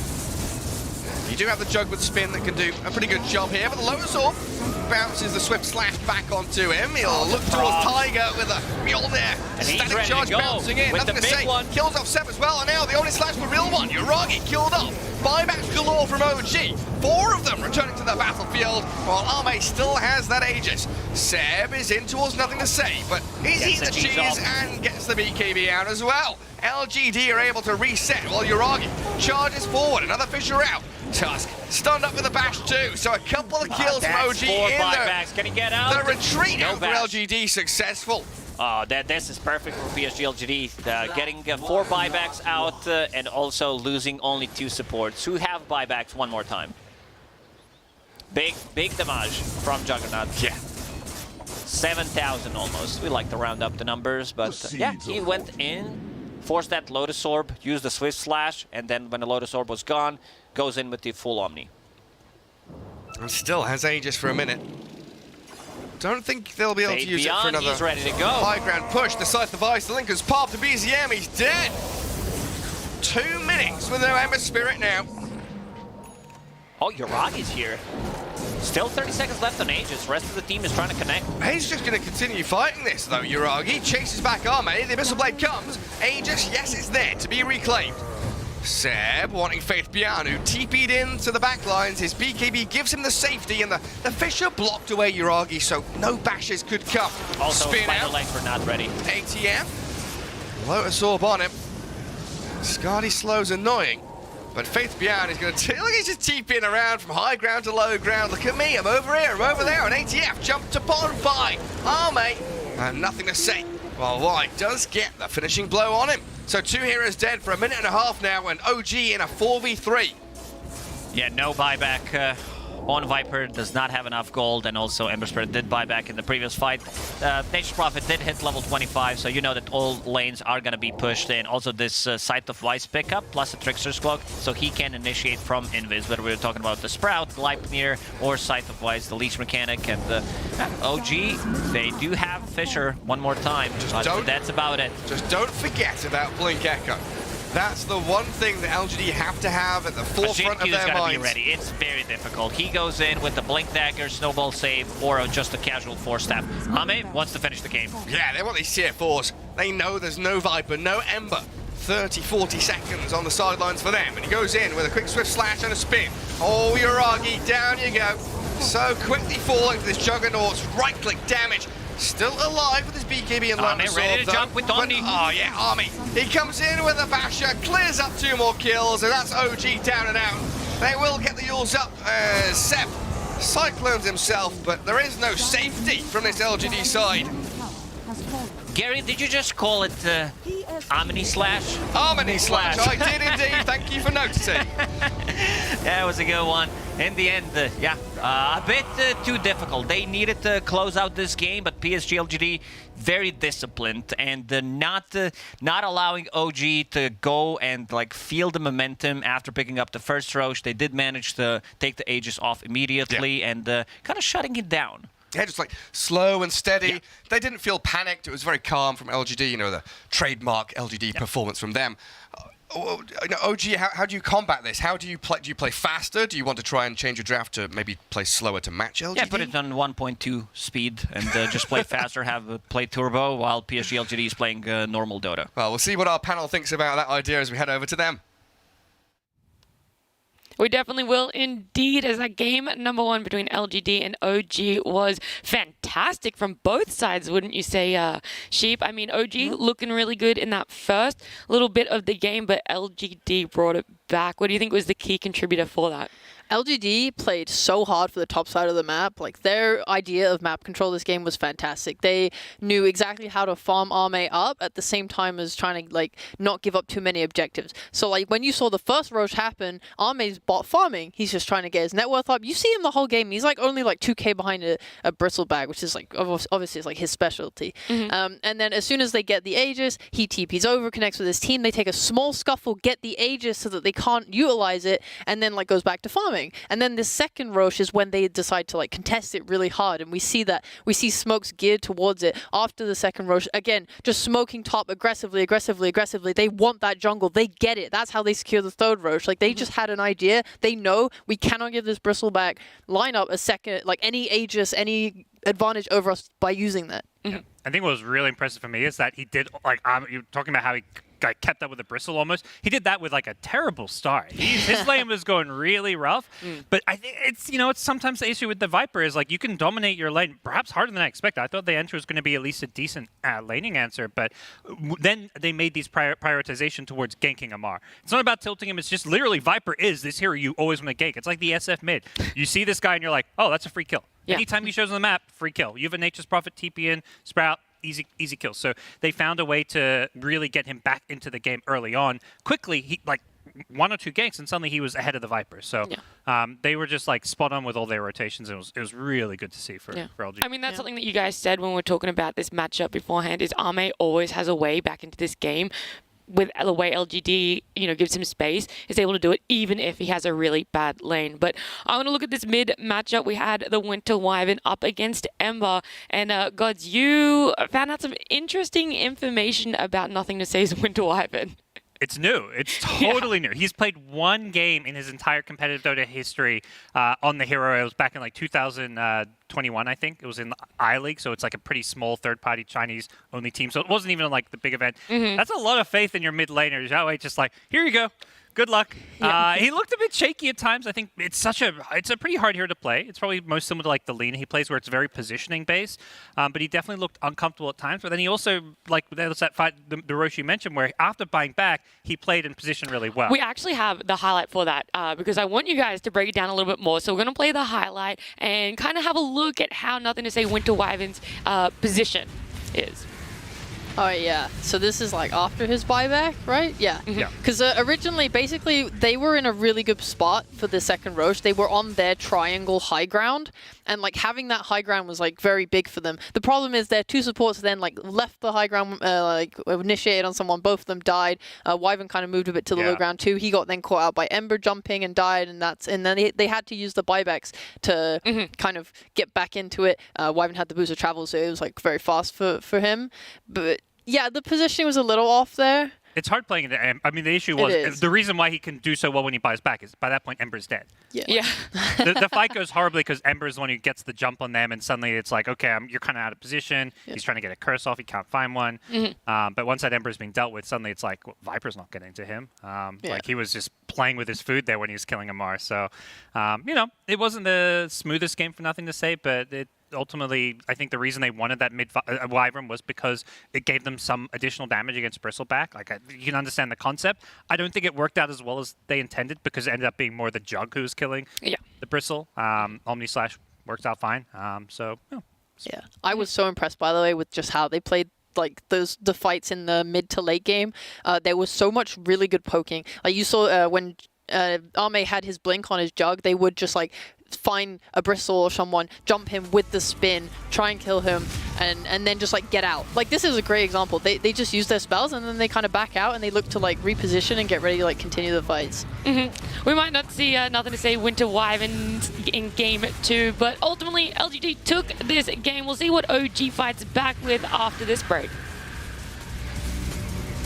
Radiant's bottom tower is under attack.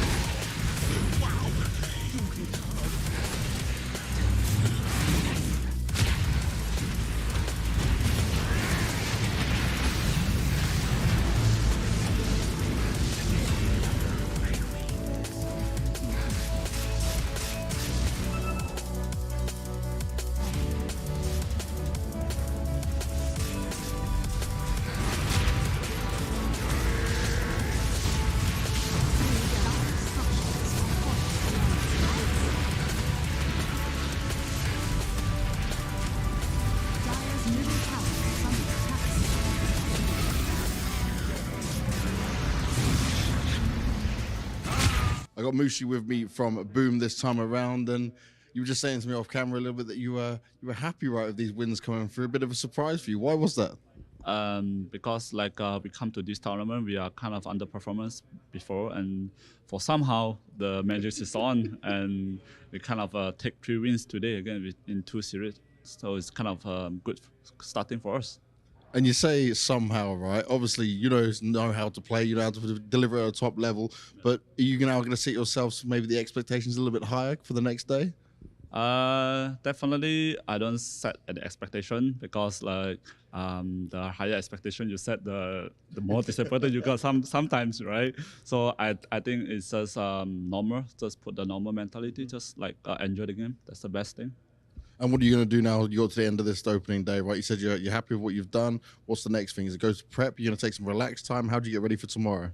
I think you still need to prepare a lot because we have a lot more to play. So the preparation is good. Yeah. What is the main thing that you noticed today that you think you want to make big improvements on for tomorrow? At first, we're gonna figure out some of our plays, some of our game. We can can we improve better for tomorrow's, and also we will watching our opponent for tomorrow. We're gonna prepare some strategy against them. Oh, look, he's got a smile on his face already, so I'm guessing you've already got something figured out for that. We'll have to see how it goes down. But Mushi, thank you very much for your time, man. Good luck. Thank you.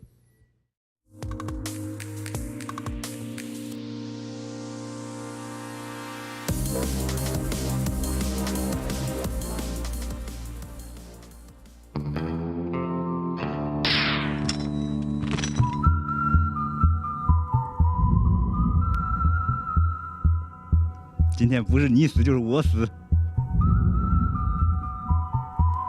明天的今天就是你的忌日。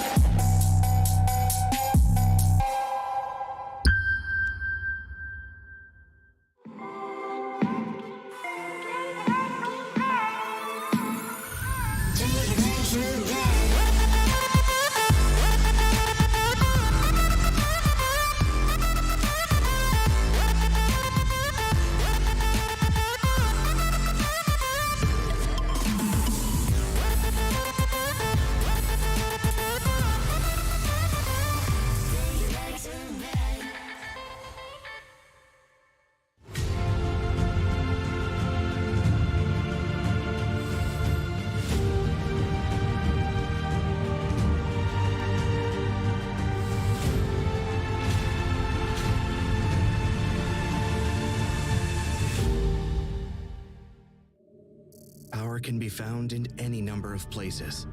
Scientists will tell you that it comes in newtons. Gamers will say that it can be found in silky skills. We will say that the power lies in real thrills. In the play with perfect ping. In the runes and crystals. In every frag and gank. In your personal winnings.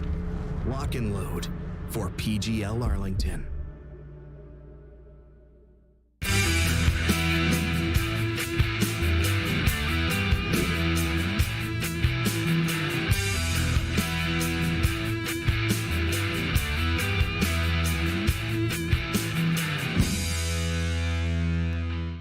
It was great to hear from Banks catching up with Mushi from Boom. If you guys want to see what their opening is going to be, it's up against Beast Coast later over on Stream C. So make sure you tune in for that one, see what they have up their sleeves. But right now, we are covering LGD versus OG. We're about to head into game number 2 after seeing quite a decisive, couldn't even speak for a second then, victory for LGD.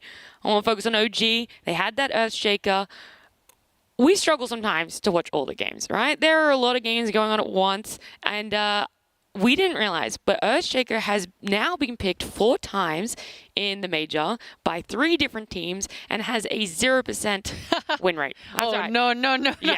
It has lost every single game it's played. It's been picked up by EG. It's been picked up by beastcoast. It's been picked up by OG now twice. Do you think it is something that had any impact, not only just in that game, but in the support role? I think if you take what pros have said, like 9, about the ability for supports to move, then he fits the idea, like as a POS 4. If your POS 4 can leave your off lane and go mid, and you can get a kill there, that's great. But the problem is a lot of mids have a lot of mobility nowadays. Earthshaker's just not that strong of a laner. He struggles because he needs a lot of levels and farm. He's not... I just don't think he fits into this meta very well. I think the best thing that he does as a hero is tank. We saw in that last game, the 2 supports would find Seb. He's a POS 5. He takes forever to kill. They weren't even able to do it by themselves. It required Faith Beyond's Nature's Prophet to TP in and assist them. So he does waste time in that respect, and I did like seeing that from them. I think OG had more problems than Earthshaker, though. Okay. How do you feel about the Earthshaker gods, or just OG issues right now? I think the hero is pretty trash. Until my MLP's not here. I think the hero's pretty trash. Here's the thing: normal 4 position hero, like you got most heroes have 3 spells and an ultimate. Shaker has 1 spell. Okay. Like you got Fissure. And do you have any other real spells in a typical Shaker game? You're not getting value out of many of your other spells. At least not until you get a Blink Dagger or a Shard. Like, I just feel like you look at a Shaker making those... You talk about, like, the value of 4s that can move mid. Well, you're literally moving mid with a Fissure. You have a Tusk that moves. He's got 3 spells that he can use that do stuff. You know, you have a Mirani. You've got Arrow. You drive a hard bargain. More spells is pretty good. I would like more spells. I do rate that. That's pretty good. good. The thing is, like, Fissure, it's a really good spell, which is why Shaker is, like, I mean, like, the pathing, the blocking, as well as, like, stun from Fog. Like, there's a lot of value from it, but it's just not enough. The hero has a very weak lane. Like, I just think all these other heroes like Nyx Assassins, all these other 4s just are way better than Shaker. Okay, but to just fight back against that with a really stupid point. Yeah. When Earthshaker was really good in the meta, he also still had only 1 spell. True. What's your counterpoint to that, sir? Well, back then, I think the meta used to be you could actually get a blink. You'd almost always get a blink on Shaker. Like, the game was played slower. The Shakers would always get the breathing room to farm a blink, and then suddenly you're a blink Echo Slam, man. He's right. He's too smart. Yeah, I've been outplayed. He counted your stupid point so perfectly. Okay, it was amazing. I'm done. Well, don't worry. The one time. We realize we don't like the Earthshaker. Let's quickly have a chat about just OG, some of the issues they had when it came to the gameplay, right? They were doing really well early game. Obviously, they missed their timings and they weren't able to close out the game, but what contributed to that, do you feel? I think they wanted to play around Aegis timings, and so they didn't force anything stupid. Because if you run it like a tier 2 tower and the enemy is set up for it, you do like throw the game on that type of move.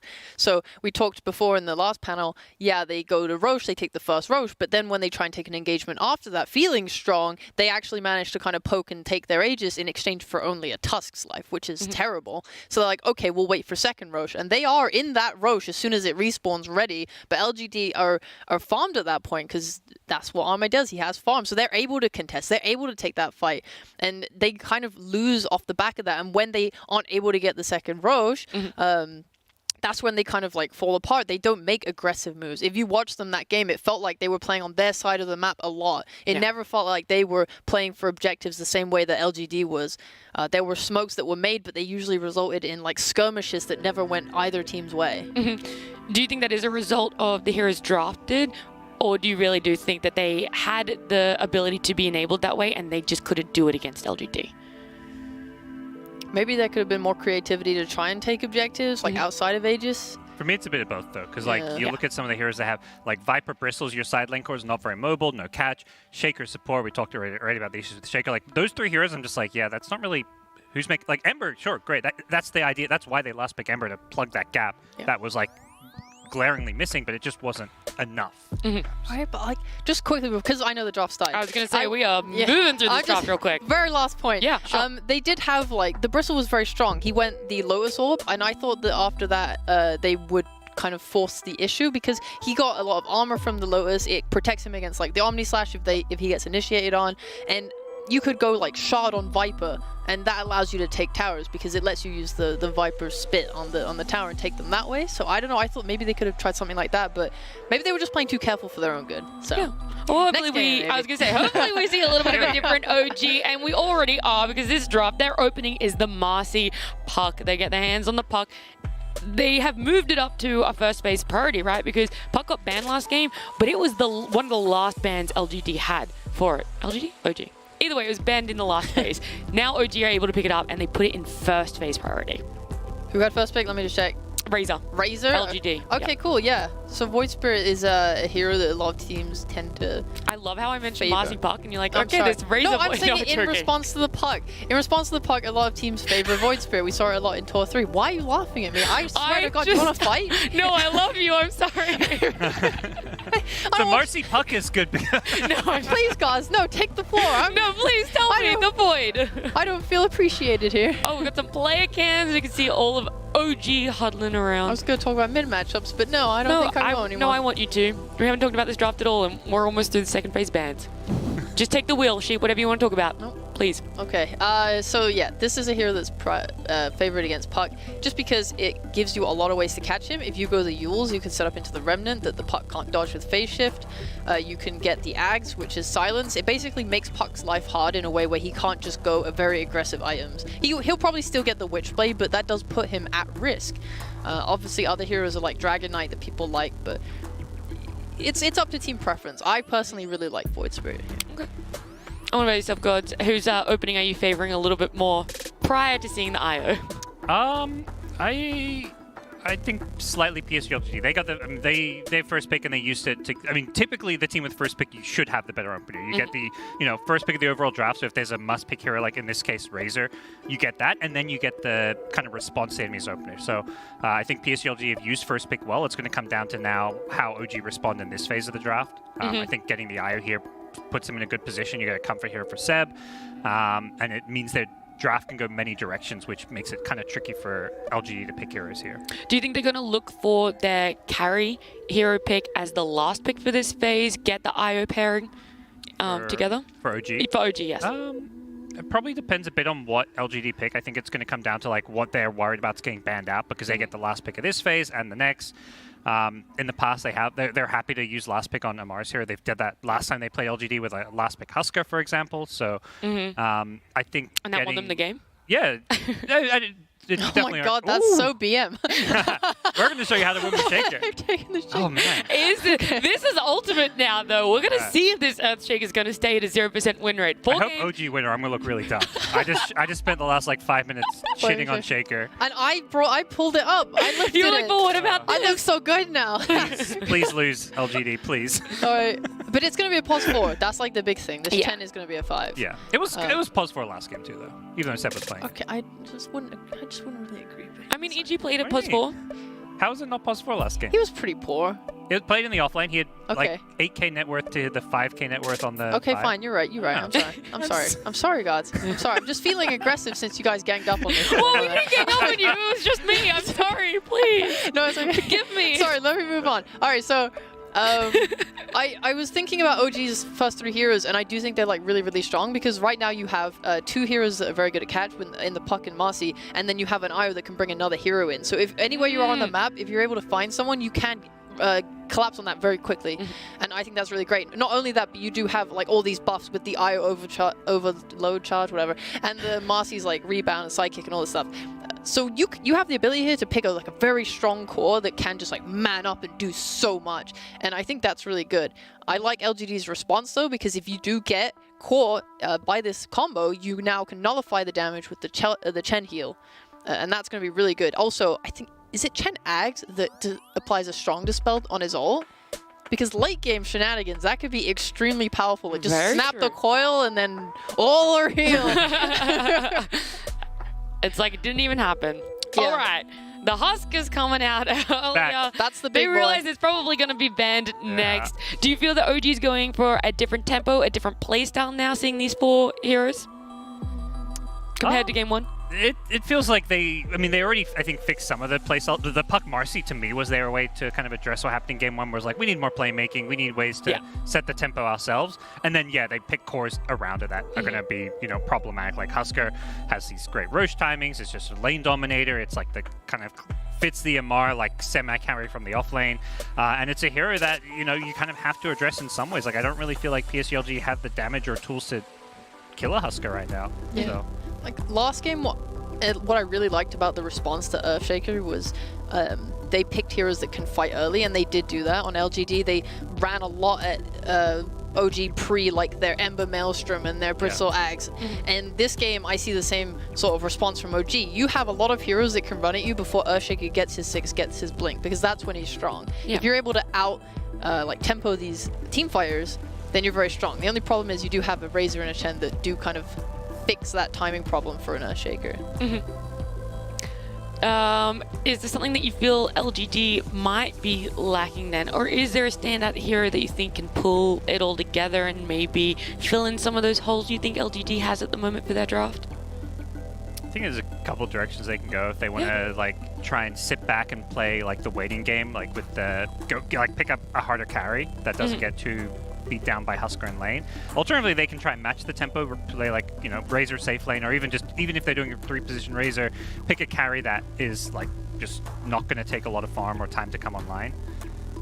So I'm kind of curious which direction they go. Typically with a Chen draft, you're not looking to play a slower game. You want to have more bunch of semi carries that kind of match the tempo of your opponents. Yeah, I'm just trying to think right now who kills the Huskar. Yeah. Any ideas? I don't know, The thing is, surely they have to have something for this Husker, because like I keep saying, right, the last time these two teams faced off, the game that OG won was with that Husker, so surely that was an issue that they felt they needed to look at, potentially address. Yeah. It's very different because they picked it into Spectre and stuff that game. They had a really good lane, and it wasn't like the Husker solo carried the game or anything. If anything, he actually didn't have the best game compared to some of his teammates. But it was that Timbersaw thing where it's you've suddenly got to focus this guy and address him, and as a result, everyone else on the OG side gets all the space in the world to farm and play, have the best game possible. Yeah, they can try and do a wave cutting thing and try and delay to timings, like last game. They can pick. I know in the past I've seen Huskar suffer against things like Black Hole. If this was to be a Razor carry, you can just try and kill him in that sort of space. I was going to want to play with him. Maybe you can take advantage of that. They've banned out the Monkey AA. I think those are pretty decent, solid heroes. Yeah. AA is a funny ban because where does it fit in? They kind of pick their supports, but they could. Faith Beyond has played Shaker before, so maybe they're thinking they could do 3 Shaker. It's very much hey, we have IO Husker. Let's just ban the AA. Okay. CK is going to be a lot of damage. The only saving grace is Huskar was gifted the ability of an AoE disarm, which is always lovely. He's also going to potentially buy Halberd and make it a little bit harder for that physical damage to kill him. And you got to imagine OG's okay, they're using CK as their kind of Husker answer. Let's address the CK, because this is where OG get that last pick. So I feel like OG's drafted really well, getting the Husker pick where they didn't, now getting a response to the CK, which you got to imagine is going to make CK's life a bit more difficult. What do you think is a nice response then that's still left in the hero pool and also works with their lineup? Is anything missing from OG's lineup right now? Is Bristle banned? They could just take another Bristle. Yeah. Bristle is another Bristle. Is Sven playable?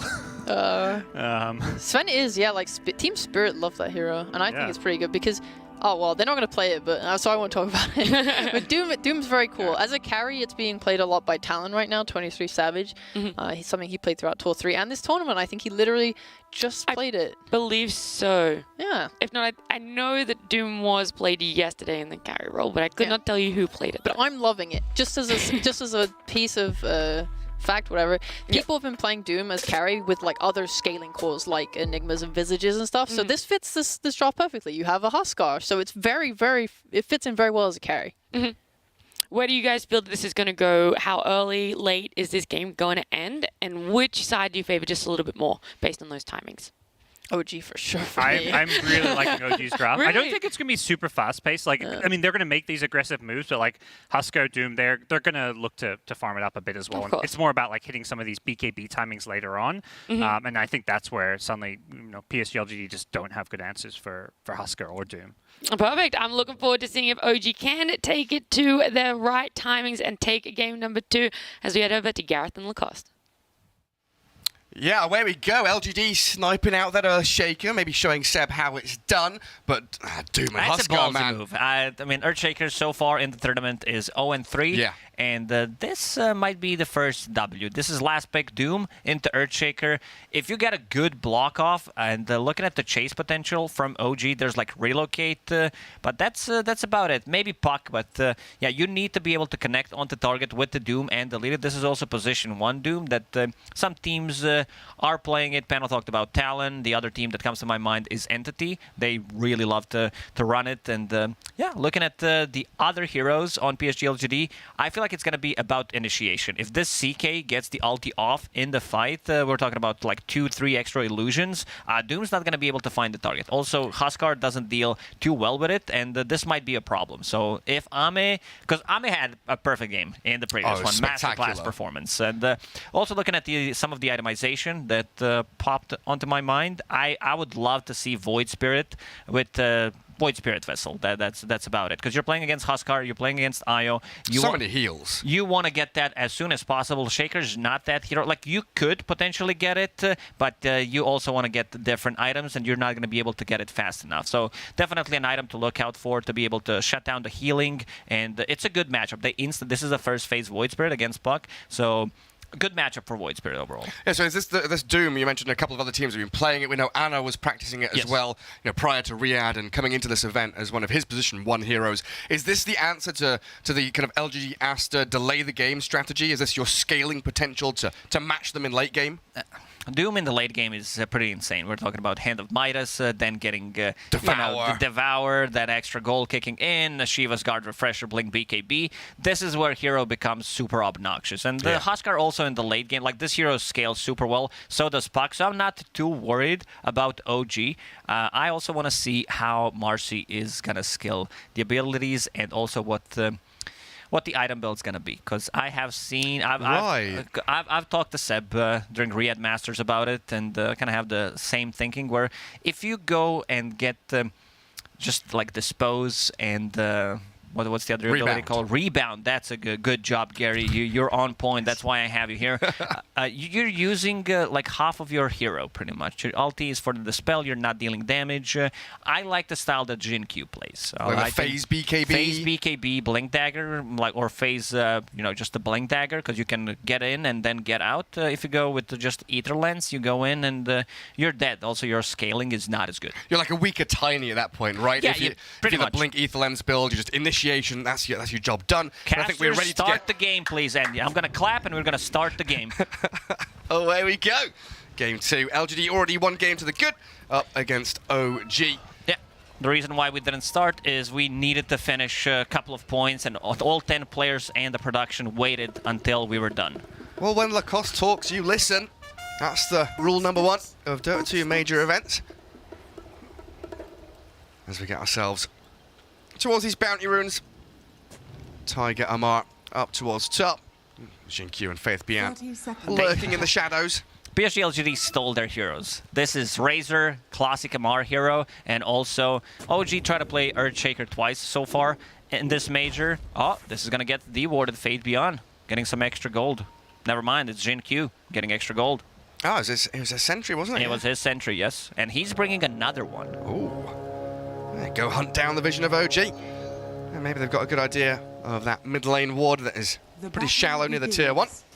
And down towards bot, nothing to say, gets out his Resonant Pulse. Arme here as well. As Faith Beyond, nothing to say, do get a couple of the bounty runes. The 4th one, though, is BZM's, giving the 2 for 2. Nothing to say, starting with 20%, 30% HP against BZM. We saw yesterday when BZM first game against Liquid was playing Batrider. That did kind of cost him the lane and also not necessarily the game, but the game was definitely harder. We see Ramses also coming out from... not sure who... How do you know who Who used the spray? I don't know. Is the purple outline? No, it can't be. It's nothing to say he's teal. I don't know. The direction, maybe? Oh yeah, Ramses is attacking Radiant Tower. So that's BZM. He's pushing forward for it. Static link up top. Q with a Fisher there as well. Amar trying to get around the side while Tiger's Courier should be finished off here by the Earthshaker. Did deliver in that extra bit of regen and a couple of sentries. Making an adjustment. They want to have Huskar against Razor, where he can still deal damage with his burning spears and also having inner fire. So having that disarm works really well. They can also reposition him once Marcy gets level 2. But still, I'm favoring the lane for LGD. I think Razor is one of the heroes that can man up, and also having a Fisher to block him off. And this is potentially a first blood lane that I'm looking at. Yeah, it definitely could be. And it's just kidding. No, it's not. now our observers are going to be looking at the top lane a little bit more. We give Scriff the shakes. Bottom lane, what is it? IO Doom.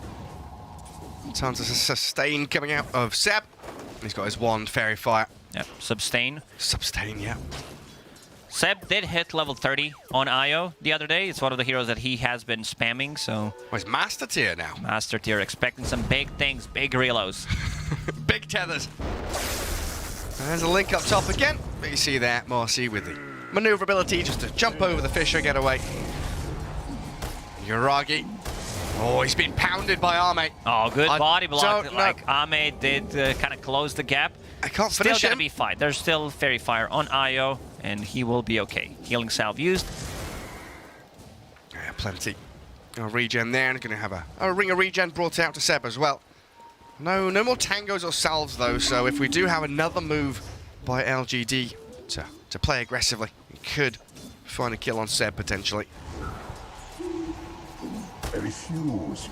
How's that mid lane going? Even though Nothing to Say had a rough start, like you said, starting 20% health, he's still doing fine. Q. Yeah, Fisher blocks them out. Oh, Amar trapped by the creeps. The Radiant Creep Wave doing their job, keeping Huskar in range for Faith Beyond to get first blood. And now they have level 3 on Earthshaker, who's going to have some extra mana from Mangoes, using a healing salve as well. So an extra layer of stun, an extra bit of a physical damage that sometimes you need. So off to a really good start. Fate Beyond, we saw in the previous game what happens when he is the one popping off early on, and this might be the same thing. Yeah, very well could be. I'm going to pull across as well for Q.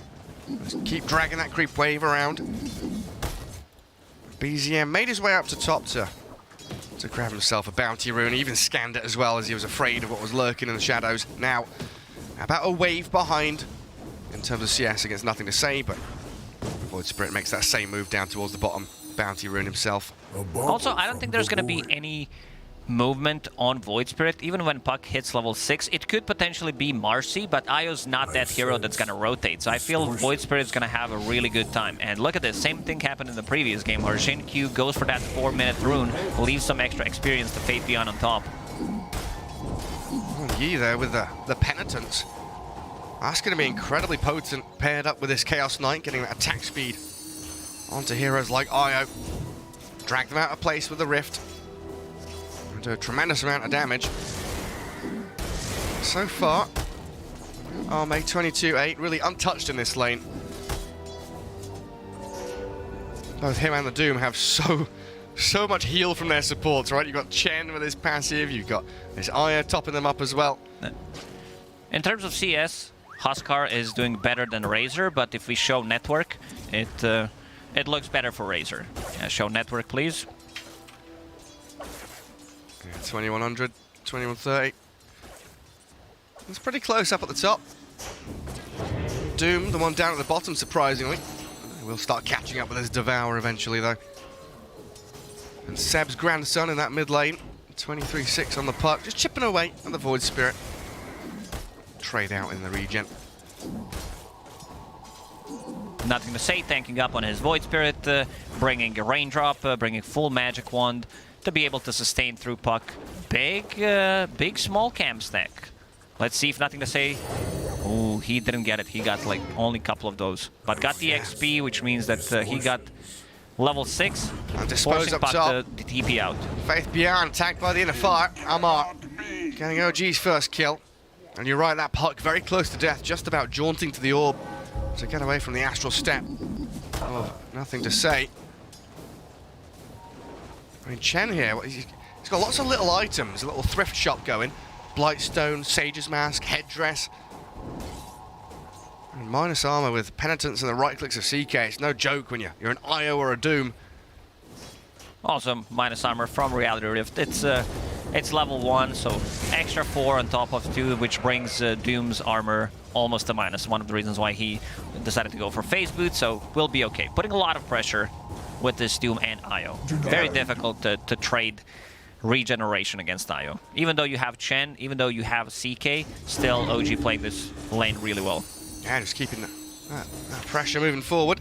And the catapult wave doing some significant damage to that bottom tier 1. Does get cleared out in the end.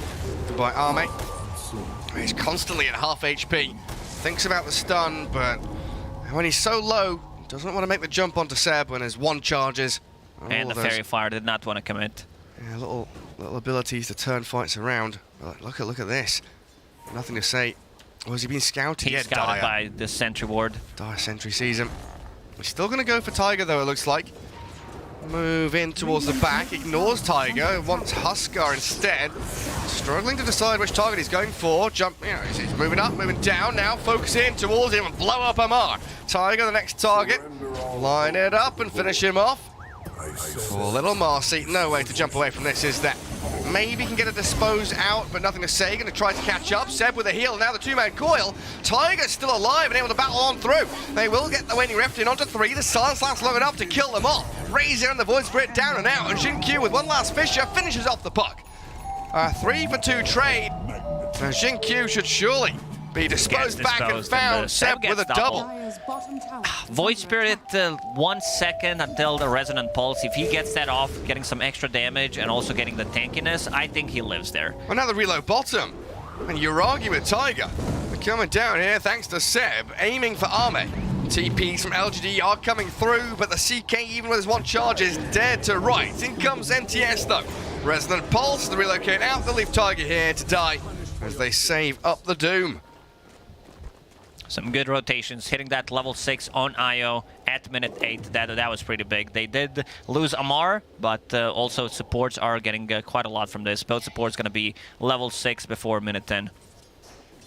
A little interesting that Seb's going for the Locket first item. I feel like in recent times it's been that mech rush and Locket comes after. Do you think he's doing it the other way around. Yesterday also, Holy Locket into mech. Okay. Is there a good reason for that? Just quicker, faster to get there? I think so. I think because of the build-up, because he like gets the headdress and you get it easier. You do have a magic wand as well, so I think that might be the reasoning. I also could be wrong. It's straight up 50-50. Either I'm lying or Seb is right. You're right or you're wrong. No yeah. in between. Yeah, I think you're a spot on there. You've got all of the little elements, small item build-up towards that Locket. As Tiger gets found in the river and his ward removed by Xingqiu as well. Sentry there to unblock the camp. LGD very quick off the mark here to respond to Tiger's movement. Amar closing in on Armlet. One of the big timings here for OG. Coil in the mid lane. Doom Huskar is available. Yeah, chucks it in onto him. Nothing to say. Nowhere to run. Yuragi and BZM clearing through the Void Spirit easily, and that's the big reason they picked that Doom, isn't it? The lockdown on the Void Spirit, so important for them. It's a lot of units here. They do have Toughness Aura and also Alpha Wolf Aura. Body blocks. Yee, and a good face shift. Gets away from Hand the of God Fisher. is available if needed. Amar didn't want to jump into the middle of all of them. Doesn't even have the life break skilled. 3, 5, 6. Is he holding a point? He is, right? Yes, Gary. 1 + 2 is 3 + 3 is 6, and he's level 7. -1. Right. Fisher, Xingqiu looking for an angle. Does that block him? Well, he's got a little path through the trees, so no. Oh, Ame might be in trouble one more time. He senses something's cooking. Yeah, he's trying to clear out small cap. BZM. There's Relo. In we go with a reload and the jaunt forward. Tumblr's toy to try and scout out Arme. Faith Bian disposed, sent back towards his tower. Good damage onto Tiger though, as Arme will claim his life. Oh, but big Fisher and the Echo! Xinkyu! He's done so much here to save Arme and allow him to open up and do the damage they needed. BZM, where are you off to now? Uragi's being left here. Hurricane. No way out. And Reality Rift pull.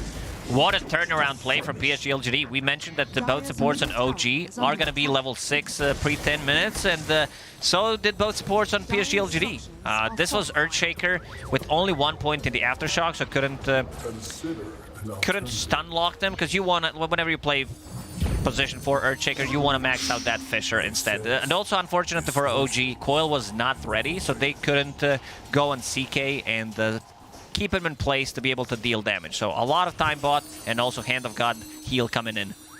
Yeah, Arme going to be incredibly happy with the response he got from his team. The backup arrived so quickly, and now he's going to go on Uragi. Chucks the stun at him. Phantasm with that illusion doing some decent chip damage, but he's the one being turned on. Yi is here as backup with a Wild Wing. Tiger cycloned across with a Hurricane, but I'll dispose Yi back into the middle of 4 of them. Chen just hands his life over to save the Chaos Knight. Showing a lot of heroes bottom while Lamar is farming in the jungle. Not going to say, looking for a rune. He's going to get Invis, so he's ready to rotate. Yeah, going straight for the Aghanim Scepter on this Void Spirit. So no Spirit Vessel coming out. Do they just reckon they've got enough physical damage through the CK and the Razor? CK and Razor, maybe that's the thinking. And also a lack of lockdown for Puck. Once Xinkyu probably going to think differently than Earthshaker in the previous game. He's probably going to be looking for that Blink Dagger. You want to be able to Blink Initiate on Huskar and mostly Puck to have that instant stun. And he queues it up. That's what he wants. And he also wants to try and wrap around in on his bottom lane. They've already done a decent job shutting down Uragi. Usually Doom, especially as a position 1. I guess he's more of a 3 in this because of the lane swaps. He's not top of the net worth though, which is a struggle for him as he's jumped and nearly killed straight off the bat. Reload, the save, not going to come in time. Uragi dies under his own tier 1, but Amok, he's in onto Arme. In a fire there after the life break, and the Burning Spear stacking up, but the turnaround from Arme with a Hand of God. Heal comes through, can't finish off ATF just yet. In onto Tiger instead. The Fisher will block him, stun him as well. He can try and toggle his way out of here with Seb's heals coming in as well, but Xinkyu's there with an Echo Slam, the chain stuns, and a rift back in. When I said Arma toggle, that he's going to be fine, I meant Ame. Ame did die that one time, and he's getting very close to Echo Saber. A lot of sustain coming up from that Chaos Strike. Y coming in clutch with Hand of God and Mech one more time. 4,000 damage. And same amount of damage from Huskar. He is officially position 1 right now. Yeah, they've given him the farm priority. That's why, Doom is struggling, as we were saying, not top of the net worth as we usually expect from a core Doom. He still needs plenty of time. He has got his Midas now, got the first use out of it, and a coil maybe into a Doom on the Void Spirit. Can he get the Doom off? He's not going to be able to. He gets fogged as he walks up the staircase, and now Xinkyu and Yi, they're chasing back in towards BZM. The Remnant misses though. Nothing to say, can't catch it. Rebounding from Tiger, but the rift from Arme shreds through the Marcy, and Uragi's going to die again. This is why I said when the game started that Shaker is really good against Doom. You need to be able to chase people down, but one Fisher block could make a change. Inside the Roche Pit they go. Alpha Wolf and double damage running on Razor. It doesn't get more perfect for PSG.LGD than this. And the little ghost slowing him down as well. Who's going to get the Aegis here? Is it just Arme so they can put him on towers? Oh, it's nothing to say, so he can dive in. Have the freedom. And if he gets doomed, care a little bit less about it. Aghanim Scepter, 1100 away. Be big for PSG.LGD, having a backline jump, especially with Aegis. So you don't have to care. You can heavily commit, use 2 Resonant Pulse charges, silence Puck.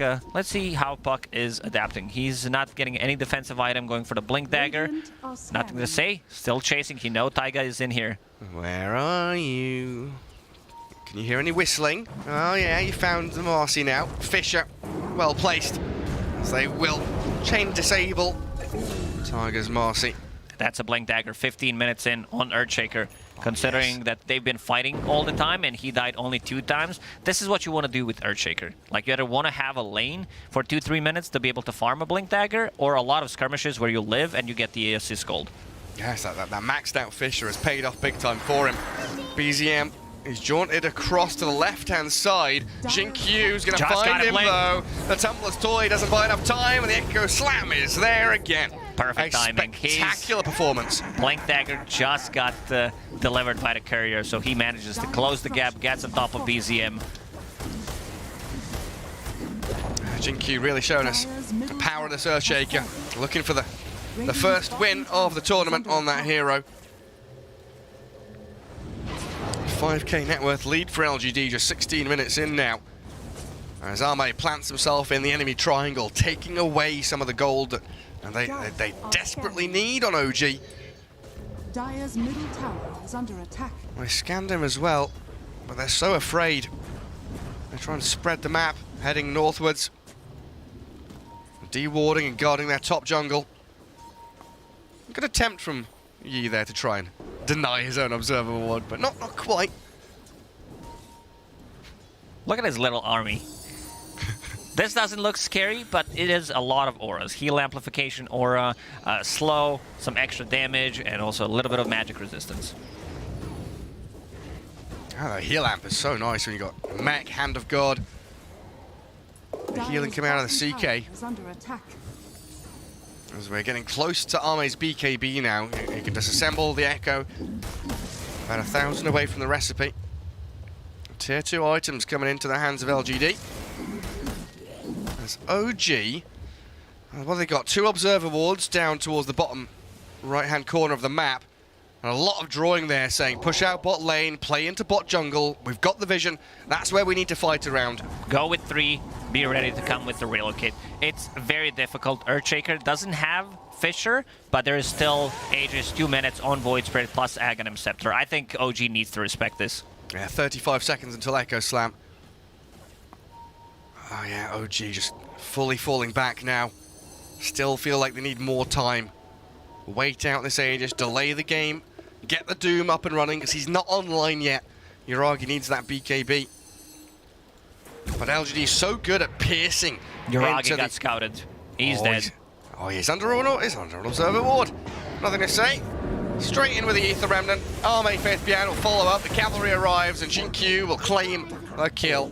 Just in case he Doom presses BKB and Cheese and tries to get out. And an Eon Disc pops, you know. And so he makes sure that doesn't happen. Still a minute left on Aegis. Void Spirit thinking about going in.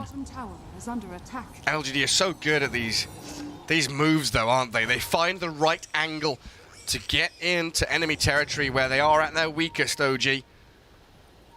Everybody behind the tier 2 top. Not allowing LGD to have that opening. And Aegis 50 seconds away from being reclaimed, so they've weathered the storm for the most part. Even though Yuragi has been the sacrifice 4 times this game on the Doom. His BKB is very delayed. Also, something that we mentioned is if CK gets the ulti off, he gets 2 extra Phantasm illusions, and then it becomes very difficult for him to find which one is real. I will find the real one straight up here with Amar, Tiger.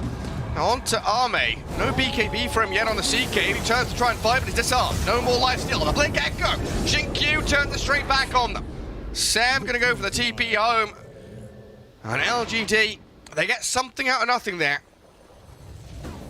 They caught him underneath the vision. There are 2 observer wards right now in PSG.LGD's jungle, scouting things out in the river, or the one that's gonna get devorded right now. So Ame dying, very close to his BKB, needs 400 gold, disassemble Echo Saber, and we'll have it. Again, this didn't get devorded. Yuragi did ping it out, saying that there is a vision. Yeah, and he walks right under it again. This time, waddling back to his tier 2 with Seb's backup. A hasted Void Spirit, eyeing up an opportunity to jump. The moment he sees a hero, Jinkyu also here nearby. And a high ground ward sees every member of OG incoming. Jinkyu immediately dewards it. Solo coil. They want this Earthshaker, snaps the coil on him. Jinkyu pretty tanky on the ES though. Will get jumped by the life break, but the enchant totem, and in comes Razor, just chipping away way at too OG. deep right now. They're trying to commit, the dispo's back, Chen thrown in, but the Fisher on three-man 4. Fisher catches them with a shard as well, just holding back OG, stopping their advance forward. Man, Jinkyu Earthshaker, that's definitely something else. Also, very good Remnant from Nothing to Say to be able to close Marcy. Placed it on top of Jinkyu so that he knows if someone jumps in. Oh, Fisher! Hello! Jinkyu's here again. Dire's top tower is under attack. That's the power of Blink Dagger on Earthshaker, being able to jump in, instantly initiate, and also seeing Puck using phase shift. Very difficult for Puck. He's trying to go for Kaya Sanj to have status resistance to lower the duration of those stuns, but PSG.LGD, they're not going to stop. They have BKB on CK right now and almost a full Echo Saber again, so... And an 87% win probability as well. Looking incredibly strong with this 9-10k net worth lead. Next Roshan. If LGD get that, I really struggle to see a world in which OG are able to combat the LGD side just walking towards their base. This looks so weird. Double void. Double Raid Band, double void. Well, it's beautifully arranged, aesthetically pleasing Razor build as Nothing to Say, saved up by Jinkyu again. Like turning onto the Marcy here, Tiger just charging towards the Earthshaker. Wants to get a couple of spells off, but now he's trapped down in the river. Army will take that up for himself, handed a kill on a silver platter, and after the Doom has expired, Nothing to Say is draining onto him. Uragi trying to run it back, but he's being drained of his damage, killed by Faith Beyond. Again, the same issue that OG has been facing. They dropped the Doom, but there is no real follow-up, and one Fisher just says, enough, you need to stop. Jinkyu's positioning has been amazing. He's been involved in, let me do the math real quickly, 17 out of 21 kills. He's all over the place. A lot of those assists, a lot of those Fishers are not assists that made a lot of difference. Seb, 3-second stun, and Jinkyu not even needed. A straight-up solo from Arme. Fisher will catch Amar. We'll follow through from the rest of LGD though. They are pretty wide across the map. Maybe OG can make something out of this. They've got 2 cores bottom. They see Jinkyu. Jinkyu's level 15, same level as Huskar, same level as Puck. Oh, what's the Doom at? 13 with Hand of Midas. Not looking good for OG. Yeah, that's a difficult one for him. Look, he's below the Chen. Jinkyu, of course, you're having a very good game. Making his way towards that BKB next. There we go. BKB up on Arme. Mage Slayer grabbed as well. Blink Dagger next on the cards for him. And Roshan 10 seconds away. As LGD will be prepping themselves, scouting with the Vool Assassin with his envenomed weapon inside It's the a pit. good one. It's the one that reduces the healing, and the percentage is 75 region reduction. It's like, I pop my salve, I'll be fine farming this creep camper. No. You get 100 HP from a healing salve. Yeah. If you use it on ally, then you get 50. That's nasty. 50 HP 50 for a salve. HP for salve, yeah. Well, LGD not content to sit back and hold their own high ground. They want to take enemy territory, and here we go again. Straight up with the Fisher jump in for the Void Spirit and kill off Uragi. Gets the BKB out, but not the Doom. And with Huskar jumping on the Razor, well, he's just going to be lightning stormed down and rifted into Arme's open arms. Jinkyu getting another Fisher forward. Will be able to catch Seb, but with no vision there, we can't dive into the trees. But BGM. 2 heroes down, it's Roshan time. BZM try to go on Jinkyu, but there is way too much sustain. Why? With Holy Locket, Mech also ready to use Hand of God if necessary. Still, Fisher into Totem is more than enough, and Fate Beyond used Refresher for the first time, getting a double BKB, double Eye of the Storm. Very difficult for them to go in and take the fight. But this is going to be a freebie. When the IO gets his Hand of Midas, maybe we can look towards the future. He Think did about have that that late queued game. up, but the game ended. Oh, Void Spirit. Under a sentry, coiled up, Dispose snaps. Great pick off for OG. Still able to punch back. Arme, he's in on the Puck, stunned up and cleared through. Ooh, 20 HP remaining. Can we jump away with the blink? We He's can. trying. There's the Essen's ring as well. Uragi can try and defend him too. Xinkyu makes the move forward, but 1v4 now. Jump. Uragi, he wanted to doom the Earthshaker, disposed back, will open them up. Gonna get it up. He can't! He's chain stunned out by OG. I mean, it would look good Echo on paper, but there was no one around him. Ame was there, rest of the team not ready to jump in and help out. Very close to killing off BZM in the midst of all that though. He's like 25, 30 health remaining. But losing your Void Spirit and your Earthshaker now gives her an opening for OG to push out across the map. That's Tiger, toys with Ame. I'm not sure if this is what you wanted to be playing with though. It's a dangerous toy. Lots of moving parts and sharp objects there on the Chaos Knight. Way too difficult to deal with this overfarm CK going into Bloodthorn next after picking up that shard. He picked up the shard from Roshan and picking up the Blink Dagger. Oh, they cancel the Blink with the Plasma Field. This time the jump from Ame works out thanks to Faith Bian's arrival. BZM getting caught multiple times. And now we can prep ourselves for the push in from LGD. 3.5 minutes on the Aegis remain. Chen gonna recall his creeps across the map to keep the push going. While Amar and Seb trying to do what they can to get some land for themselves. But with their tier 1 mid and top still standing, it's so difficult for them. Being this far behind, having no access points to the enemy parts of the map. PSG.LGD, they are ready to go for the high ground. CK does have that level 20 talent throughout the room, pierces spell immunity, so he can still be able to reposition heroes and blow them up when a Phantasm is up. And no buybacks outside of the Marcy for OG. Everybody very poor, no money for the buybacks. Tier 3 items are coming though for them. Amar farming enemy ancients, finding a pocket of farm, while Seb killed off by a Fisher and a move in from Nothing to Say's Void. How's OG's high ground defense? Not as good as in the previous game. They had Shaker plus Coddle this time around. Puck will need to do some creep skipping, but definitely needs a defensive item for himself. He is going for Eon Disc, still needs a couple of minutes to farm it. Amar, he's like cutting wave mid, farming ancients. Amar being sneaky, look at him. Why is Amar the finder? He's finding farm where no one else could.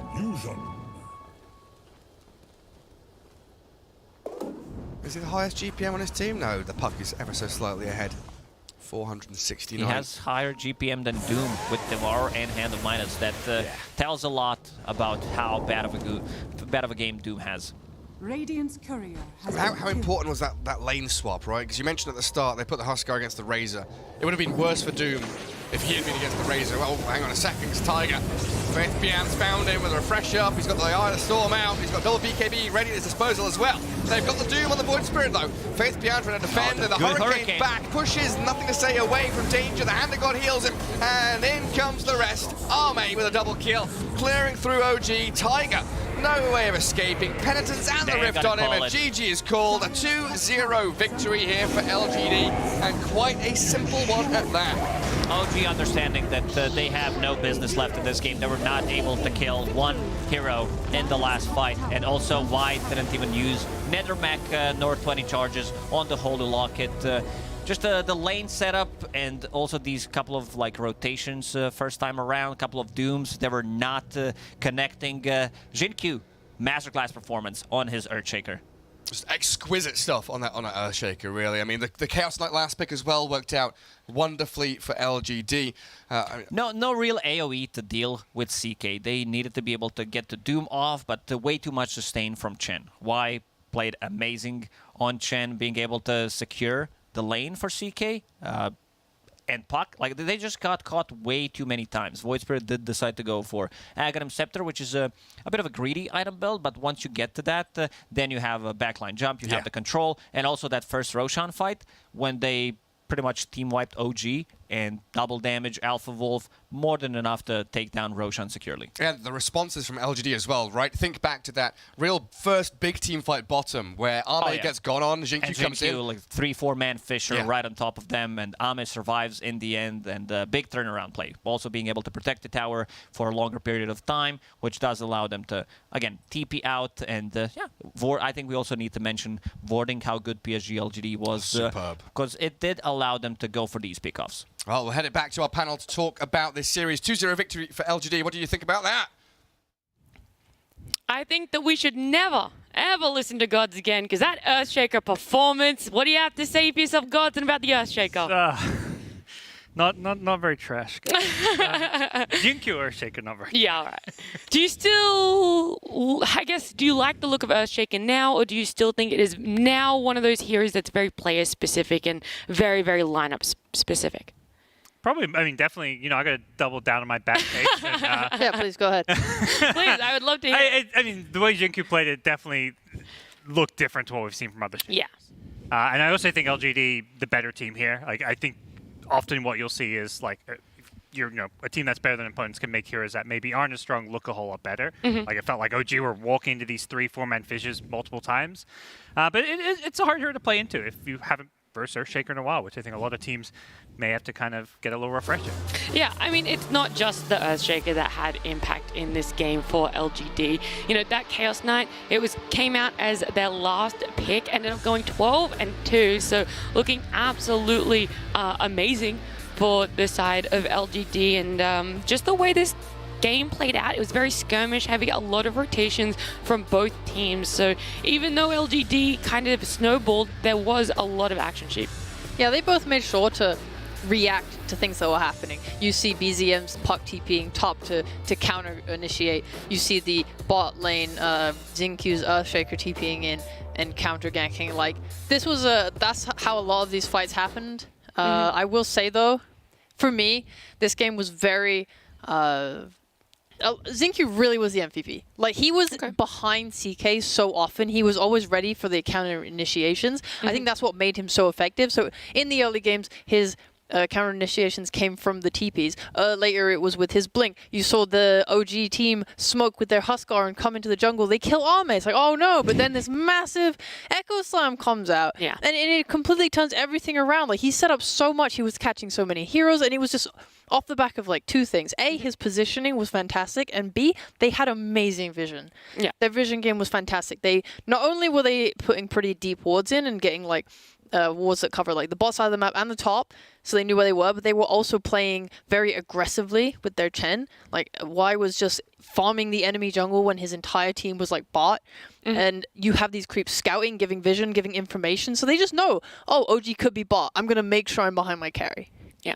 What about the Doom on the side of OG? Did you like that? Do you like what they did with the Husker as well? Or do you feel that that could potentially be one of the issues and downfalls of this lineup for OG?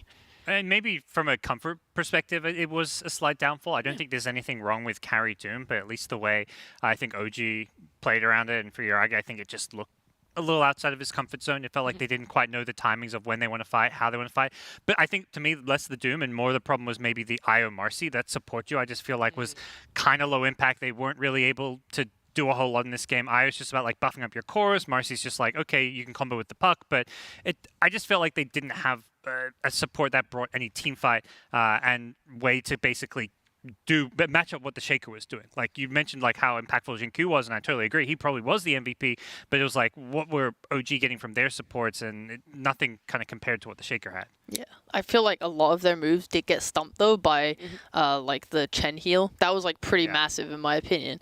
I know like they skirmish early, they send in the Huskar, he nearly kills Ame, and then everyone's healed, and it's just like everything you just did was totally like just stopped. And then they've kind of, no gas in the tank. They're getting worn down. There's a lot of units running around, and they get die. What do you think is a key takeaway that you want to see OG have from this series now that they have the 2 losses? Ooh, that's a good question. I think it's about figuring out which of their kind of drafts and strats, like what style is going to work best for them in this tournament. I think you can't overthink too much. LGD are the heavy favorites coming into this major. I think for most people, they have them as like the #1 team with everyone else like slightly behind them. So I think for OG, you stick with your strats and see, make sure, you know, play against the other teams and don't like overthink a loss to LGD because of how good they are. That's my takeaway. It's just LGD, amazing. OG, yeah, they got 2-0'd, but this is the best team currently at the tournament. Yeah, well, it is a best of 2, which means LGD OG is over. We're going to head to a break, and we'll be coming back with Spirit versus EG.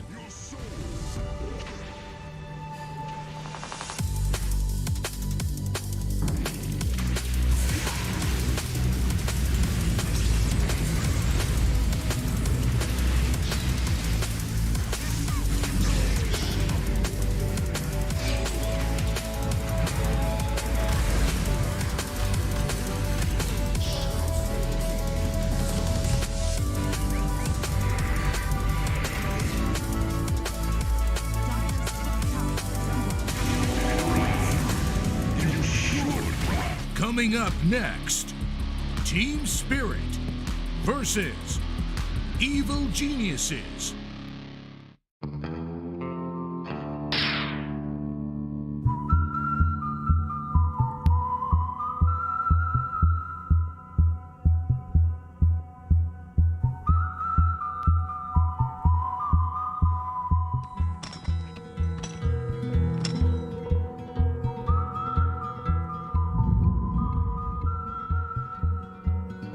Stole my whole creep wave.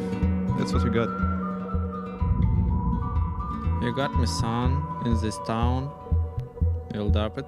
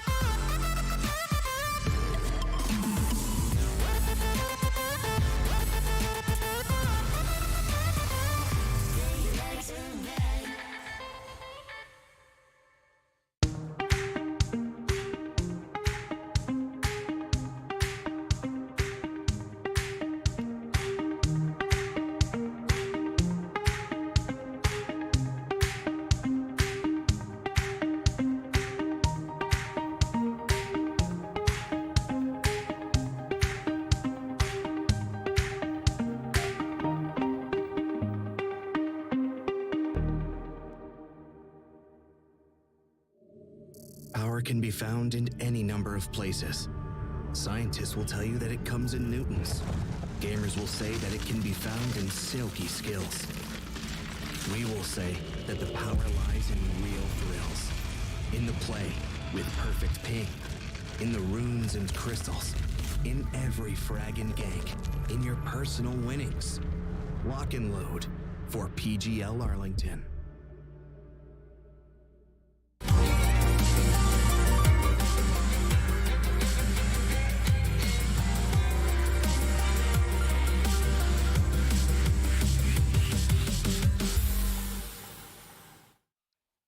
EG haven't had the best start to this major just yet. They had a bit of a rough day one yesterday, unable to pick up a win. And they're going to be coming up against Spirit, a team who has been looking EG haven't had the best start to this major just yet. They had a bit of a rough day one yesterday, unable to pick up a win. And they're going to be coming up against Spirit, a team who has been looking a lot better as they won both their opening series, sitting at a nice and pretty 4-0. Joining me, Lizard, this time around. We got rid of she. We told her she's way too beautiful on this panel, and so we had to bring him. We had to. So like you had to think what adjective to use. It's okay. We had to downgrade the panel a little bit. I know. Everyone at home, it's okay though. I promise you, Lizard will absolutely make up for what Sheep is. What we're now lacking with. But look, I think you basically got the same person here. It's no different. We both spam Meepo. True. So we're basically the same. That's it. That's it. That was the one thing. That's the one thing. We both hate anime. I heard she hates it. Yeah, I heard that too. That's definitely a very key thing of her personality. Hates weeps, like out of the bottom of her soul. So I can relate with that as well. All right, perfect. Gods, you're staying on the panel here, but Spirit EG, let's jump in. Let's have a chat about them. You can have pickings. Which team would you like to talk about first? I'll talk a bit about EG. All right, perfect. I feel a bit optimistic about this team. I think everybody loves to hate on this team. They're everybody's favorite team to hate on. And definitely when they start 0-4 at the major after bombing out of the last major, it's easy to keep hating on them. Right. But let me tell you, I think EG's come in and after, an NA DPC league where I think the NA region's gotten stronger and there's more competitive teams for them, it's gotten harder for them to make the major.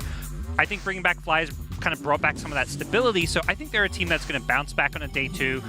They definitely looked like they were finding themselves a bit with some of their drafts. They, doing some more aggressive, fast-paced style. We saw a bit of that during the NA DPC League with the Lycan, the Nature's Prophet carry. I think we'll see a bit more of that, but I also hope we get to see a bit more of the, the RTZ old stuff. hard carry. I want to see both. Like I think it's important for them that they have multiple playstyles, but that's something they can definitely do these days. Yeah, because if one of those playstyles doesn't work like it didn't yesterday, they can go back to Well, the thing hard is, carry it's mode. a best of two, right? Two games. They could play one style one game, the other style the next game. They're really trying to test it all out, but they're coming up against Spirit, a very formidable opponent. Obviously, everyone knows the history of Spirit. They won TI, but recently, Stockholm Major and 2 or 3 of the DPC included, they haven't been looking the best. They didn't have a splash at Stockholm Major. And even this tour over in Eastern Europe, they actually came third. It went outside as NAVI and then Spirit. So for you, Lizard, does that worry you for them coming in?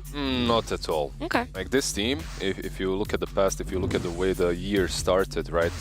Real life has been rough for most of these players, for most of us. And I think they are just finding their stability. And with that stability, the results will come. You're saying that they ended third, right? Yes. They did, but at the same time, it was, I believe, a tiebreaker, right? It was. It was a 3-way tiebreaker, but it was like a... Very close. Exactly. It was like a Spirit beat NAVI, and NAVI beat Outsiders beat... Yeah. And the points did matter. It wasn't like it was totally meaningless, because those points could contribute to TI, but I feel like Spirit had been a bit unmotivated. Like, even going to that Stockholm Major, I remember when we talked to them in some of the interviews during the DPC, they were just like, they're always most excited to play against the Chinese teams. They have a lot of respect, particularly for PSG.LGD, but that's always, like, when they found out, the Chinese teams were going to be the major, they was just like, oh, no one we're really looking forward to playing anymore. Damn, that's savage. At the same time, for everyone in Europe, it's always fun to win against EG, right? Like, yes. to win versus NA, so it's going to be fun. All right, it definitely is. When it comes to contested heroes or how you feel that this one's going to play out, is there a standout hero that you would like to see banned out, not necessarily in the first phase, right, but throughout the game that you think we have to be cautious of for either team? Do you think anything special besides the flavors of the meta right now? I don't think so. I think for me, these heroes are pretty... Like, there's nothing... I mean, EG's 0-4, so obviously there's nothing they're doing that, like, okay... Stands out. It's like, oh, EG's doing this, well, we got to ban it. Just let them have everything they had before. Yes, exactly. Don't ban out their comfort. Okay. Out of the 4 games that they played yesterday, though, there was actually only 3 heroes that they doubled up on. So they had a lot of versatility in the heroes that they were picking. Do you think that's going to continue today? Maybe try and pull out some more new heroes? Or would you like to see them try and very much fit into the meta that is slowly being formed? I think they need to fit into their own meta. Like, EG, to me, at their peak, and with this roster, and even mostly some of their previous rosters, which are pretty similar to this, it's always when they have a very defined hero pool. Like, everyone loves to give them shit for just first picking Storm game after game, but they got second place at multiple majors with that. They were basically at their peak during those phases where what EG's going to pick, but they still would consistently win with it until they went up against that, like, Goliath of a team that had that X factor that could take them down. But I think EG finding a smaller hero pool is, if anything, a good thing for them. Okay. And for you, Lizard, on the side of Spirit, is there a way to shut down any of their hero pools? Because they can play what feels like almost every hero under the sun, and to a very high level as well. Yeah, that's the problem with them. It doesn't really matter what kind of a draft they get for themselves. They just play so many strategies the same way. If you want Collapse to be this greedy offlaner that literally transforms into a third core, like a second carry, sure, they can play that. If you want him to be the second playmaker to the mid laner and you have this super fast-paced kind of gameplay after the laning stage, they can do that as well. Okay. And because of that, it allows them to pick so many diverse styles, diverse heroes. I think that's the most important thing here. So is there, not just heroes, but is there a way to shut down Spirit's playstyle? Well, in the Eastern Europe League, right, the way teams would win against them is they would break them in that mid game. Like the laning stage would kind of never go in one direction against Team Spirit, that is. But in the mid game, they were making some mistakes. Does that come to lack of stability or motivation? I'm not sure what happened exactly. But that is the timing that these teams have to try and hit to... Even though if you do that, you cannot mess up that high ground push. Because that high ground push, when it comes to Team Spirit, is their defense, and when they're playing around objectives, it's incredible. Like I don't know if it's just individual talent or if it's something that they work on very hard together, but I've seen them defend 3v5 and then turn the game off of that so many times, even without buybacks, that you ask yourself the same question, like, how do you beat them? They seem to have like full trust and like they just understand what everyone on their team is going to be doing. It's like, okay, we know how this is done. We've been playing, like the experience playing together for such a long time now is like giving them an edge over a lot of the other teams. Well, let's have a look at this draft because it is a little bit of a way in now. We have our first phase heroes, Spirit getting Dazzle, Void. Nothing too out of the box there, and EG picking up Puck and Dawn. How are you liking these two openings? It looks like a solid opening for both teams. The Dawnbreaker and the Puck are really strong together because you have this Dream Coil into the ulti, you have that combination already. The Dawnbreaker can be played on multiple positions, so you aren't really giving anything away. I believe the Puck versus Void Spirit will be the mid lane. In Eastern Europe, like, you guys have been watching it. Like, Void Spirit plus, let's say, a Skyrat is the answer to the Puck pick, right? Yeah, even just Void Spirit alone, I think, like we saw in the last series, the LGD OG, it's like, okay, they pick Puck, we're going to answer with Void Spirit and then ideally get some additional follow-up. In that case, they had the Shaker, for example. But yeah, I think both teams are happy with their own play. For EG, it's like, they get the strong lanes. That's usually been EG's flavor, which is like, let's have strong lanes. Puck, you're not too worried about your matchups. Dawnbreaker is just like, this hero in lanes is just ridiculous. So, and then for Spirit, I think Dazzle kind of flavor of the tournament so far. With as far as 5 positions go, we're going to be seeing a lot of Dazzle. It's like one of those 5s that's not good enough to ban, but it's going to get through a lot, and any team that plays Dazzle will happily pick it up early on. Yeah. With the Dawn, where would you like to see it go? Where do you think it's going to work best for EG's playstyle? I still feel the Dawnbreaker, for me personally, is an offlane hero. That's where... Oh, so you want it in the 3, not the 4? I just love her in the 3. Okay. I was going to say 3 or 4. I think one of those 2 roles. Yeah. You can flex into 5, or even sometimes you've seen... I mean, it literally goes all 5 roles. It does definitely go all 5, but I want to know for you guys personally, and especially like how it fits into EG. Like, does this feel like a crit hero at all, or is it going to need a little bit more gold?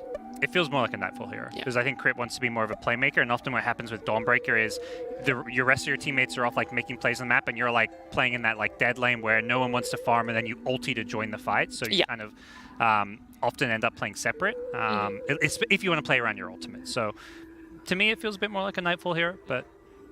And even when you look at the regions that play Dawnbreaker the most, I feel like when you open the pubs, Eastern Europe just adores it. Yeah. It's like everywhere. Safe lane, off lane, doesn't matter.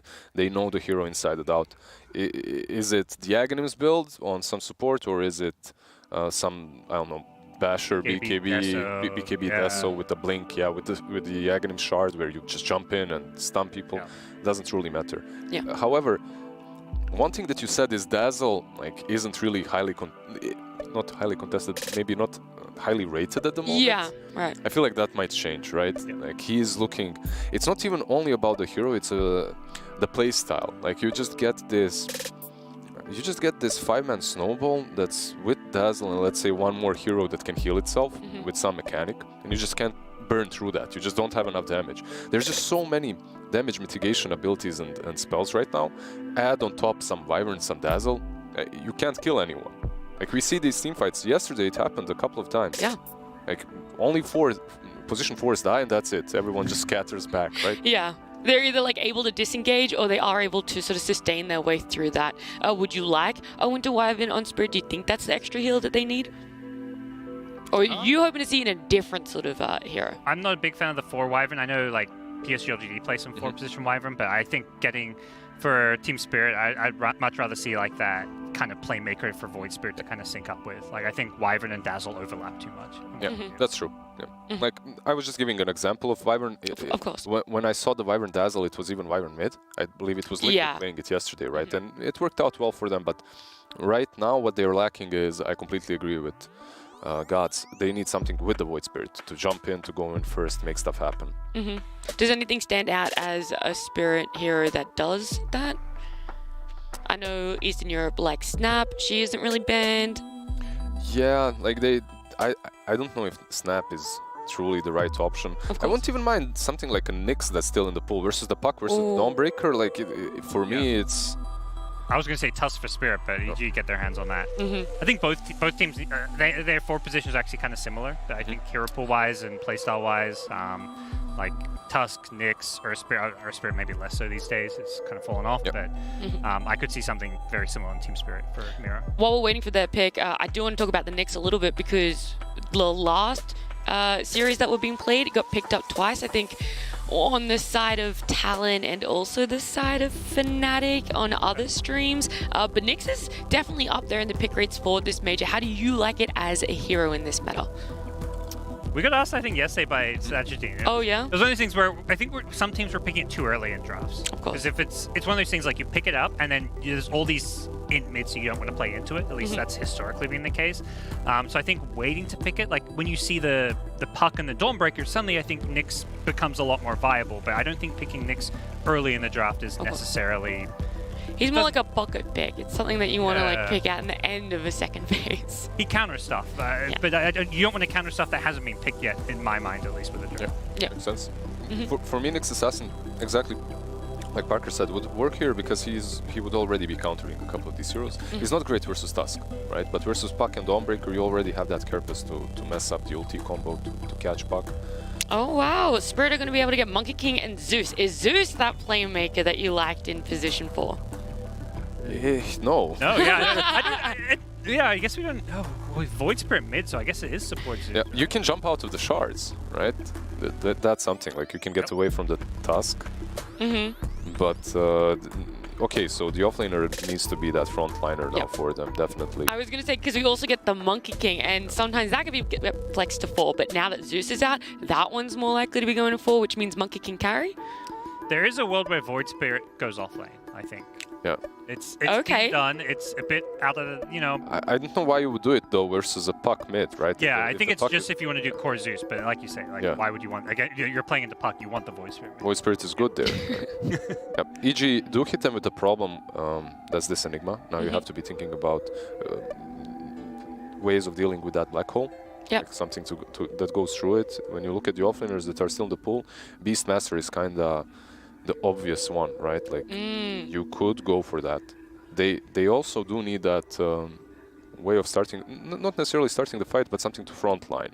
And with all the creeps, with the Beastmaster, you could definitely get the utility and the ways of starting fights. So. Eastern Europe also loves Beastmaster. That was something that was very, very highly contested. It was up there being banned a bunch of games, but it was also the region's 5th most picked hero in Division 1, 2, or 3. So we know that it is a playstyle that Eastern Europe likes, something that Spirit really likes too, and something that you are saying now works quite well with their lineup. Yeah, if you think about it, not a lot of regions have been picking Beastmaster, but Eastern Europe has. So the one thing it doesn't bring is any team fight. I mean, Spirit have some, like you mentioned, like the way they defend stuff and like play around. Like they can play without team fight, but it's very hard to execute. Like I look at this draft and they're playing into Enigma, Puck, Dawnbreaker. It's like, how do you? It's a lot of team fight, yeah. I mean, there's no one hero that's going to match up against what EG have, but it does feel like at some point you want something to kind of frontline and give you that big, blink stun team fight. Mars gets banned. Like those kind of collapse heroes to me also make sense. Yeah, I agree. for me, there's also this idea of sometimes you look at the drafts and you have to realize we're not going to win the team fights, right? Like sometimes teams get Phoenix, Enigma, Void. Like you're not winning the team fights against that. Let's find a different way of approaching the fights. Let's find a different ways of fighting, and that's usually just spreading out the map, spreading out the fights, getting pick-offs, or at least trying to do that. So the Beastmaster is a kind of cool idea. It's also a vision here, because you want to avoid team fights, you want to be able to see your enemies. So, Is there anything else that we're missing? That I was just about to ask that, right? Let's say Beastmaster gets banned here last. Is there something else Spirit could pick up? Is Night Stalker an idea? What do you think? Like it's banned. It's banned. Don't talk about it. It's an idea. It is still an idea. It's just not an idea that can work in this game. They banned the Timbersaur instead, so that beast is still in the pool. But you can see the general idea, though. They're just banning these heroes that can frontline, that can go in, that can pressure you early on before you even come to your necessary items. Of course, of course. You don't have any other ideas of something that they could be missing in this lineup for Spirit? Nothing jumps out to me. I feel like there's a few gaps in their draft, like because of this Enigma pick, which for EG seems really solid right now. Like, okay, so they answer the Enigma with Doom. Okay. It's going to be a different Doom than what we saw last game. Do you like it a little bit more? Do you like what it adds to Spirit's lineup as a final pick? It's solid. It does leave them vulnerable a little bit to a couple of cores that do well against him, right? Like some the Monkey King obviously has been already picked by Spirit, so that's not an option. Is there anything else? Like a Nursa is Wraith King. I mean, Wraith King's, I don't know. I'm pretty sure Wraith King hasn't been banned or picked at all this major. I say it's only day 2, you know. There's poor Skelly Daddy. one day. He's forgotten about now. He's just long in the past. Illusion heroes always feel good against Doom too. There's potential that Naga, TB type. I was gonna say TB is still in the pool. Yeah, TB Doom is so-so. It's playable, but Lone Druid instead. Wow, Arteezy plays Lone Druid. Okay. All right. Do you like it? Is this something that is gonna give EG a leg up, a potential first win for them? I think it's a great pick. Yeah. We've seen a lot of these other teams, particularly in Europe, playing a lot of Lone Druid. And in NA, some of the EG's opposition there, like you've got Gunner who plays a lot of Lone Druid. So it fits this game. It's a hero that doesn't care about getting doomed. It also just pushes the tempo and hits the similar timings with Enigma, who wants to get the fast Wraith pack. You've got Roche taking potential, Playmaker and Puck. Like, I think it's a hero that can put Spirit really on the back foot here. I wasn't sure, but Parker definitely made me go EG's way. He convinced me. Yeah. The Lone Druid comes online way too fast, and I believe that they can take Roche, they can roll over the game with that, but Team Spirit's draft is also very solid. All right, well, taking into account the draft, the skills, are we putting all the panel eggs in the NA basket here? There's one team that's 4-0 and one team that's 0-4. So before we all go into the EG basket, think hard, Liz. He's still sticking with EG. This is your last chance to change. Why do you do this to me? I was with you, and now when you remind me of the scores, no, I'm going with EG anyway. Like, I'll give them this one shot. All right, we're all going in for NA here, but we are jumping into game 1. It's going to be Gareth and Lacoste again. Thank you so much. Yeah, EG with a lot of objective-taking prowess backed up by some serious team fight, while Team Spirit, laning power, do you reckon? Not so much against the Lone Druid. This is last pick Lone Druid, so he's going to have a really good lane playing into Doom, playing into Zeus as well. This is not like a strong lane, and Dawnbreaker can stabilize some of these lanes. Also try to get a potential kill. Trade, come back to lane. Should be relatively safe lane for Arteezy to play for this Lone Druid. They needed something that gives them tower damage. I mean, Enigma is decent amount, but it's not what you want, because right now they have a lot of tempo with Lone Druid, and they gives you that punch. Absolutely, Lone Druid comes online super fast, as we've seen during previous tournaments during the DPC as well, where you get like Mask of Madness Deso, and you're ready to go. You can also go for the Roche, pretty similar to like timings, I would say, to Bristleback. Yeah, just very quickly up and running as we can get ourselves here into game 1 of this best of 2 as EG take on Team Spirit. Now, as the panel was saying as well, one team 0-4, one 4-0. EG need to get a couple of wins under their belt. They definitely need this dub, and they do have a good draft this time around. I like how they swap things around a little bit. Also, Some of the things to mention is Tusk against Dazzle, against the Grave unit. That's always going to work really nice because you have 3 abilities to keep them in place, whether we're talking about the Shards, the Snowball, or the Punch. So it's not going to be as efficient. Even Malefice. Kill the bear, get that 300. The double 300, XP and gold. Oh, can they finish it off? Arteezy. Oh, good body block for the Monkey King. He's like, how's he blocking me? There's nothing there. It's Monkey King who's still smoked. Wonderful stuff. Going out of the Monkey King there. It's a lot of XP. It's a lot of shared XP. And Toronto, extra 300 gold for him. Yeah, 60 experience each, spread out across all 5 of them, as they were all there for the bear. And Team Spirit taking control of the bottom bounty runes and getting a high ground observer ward up and near that mid lane as well, while Abed was forced to orb. Oh, he's dead! First blood from Miposhka and a D-ward. You couldn't ask for a better start for Spirit. It's ridiculous. This is perfect. EG might still be jet lagged. I don't know what's happening. It's difficult. Void Spirit has almost enough to buy a bottle. 7 seconds into the game. Almost said 7 minutes, but he needs 1 CS. Have fun, says Abed. Oh, yeah. I think they're already well underway and having fun with this one. A beautiful start out of Team Spirit. And what's that going to mean for their laning stage? Abed's going to be incredibly far behind. He's 300 away from his bottle. He's going to have to TP into mid lane. Do you try and bring someone like, does Fly stick around to like help the Puck the first wave, or do you just leave it to naturally 1v1? Puck against Void Spirit? Yeah.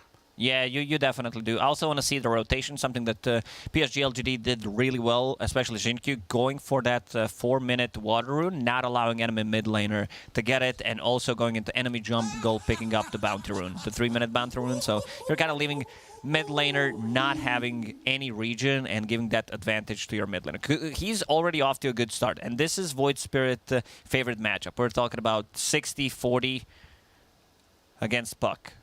Yeah, Toronto Tokyo is going to reconnect to the game. Does very well indeed. Yeah. Toronto Tokyo back in.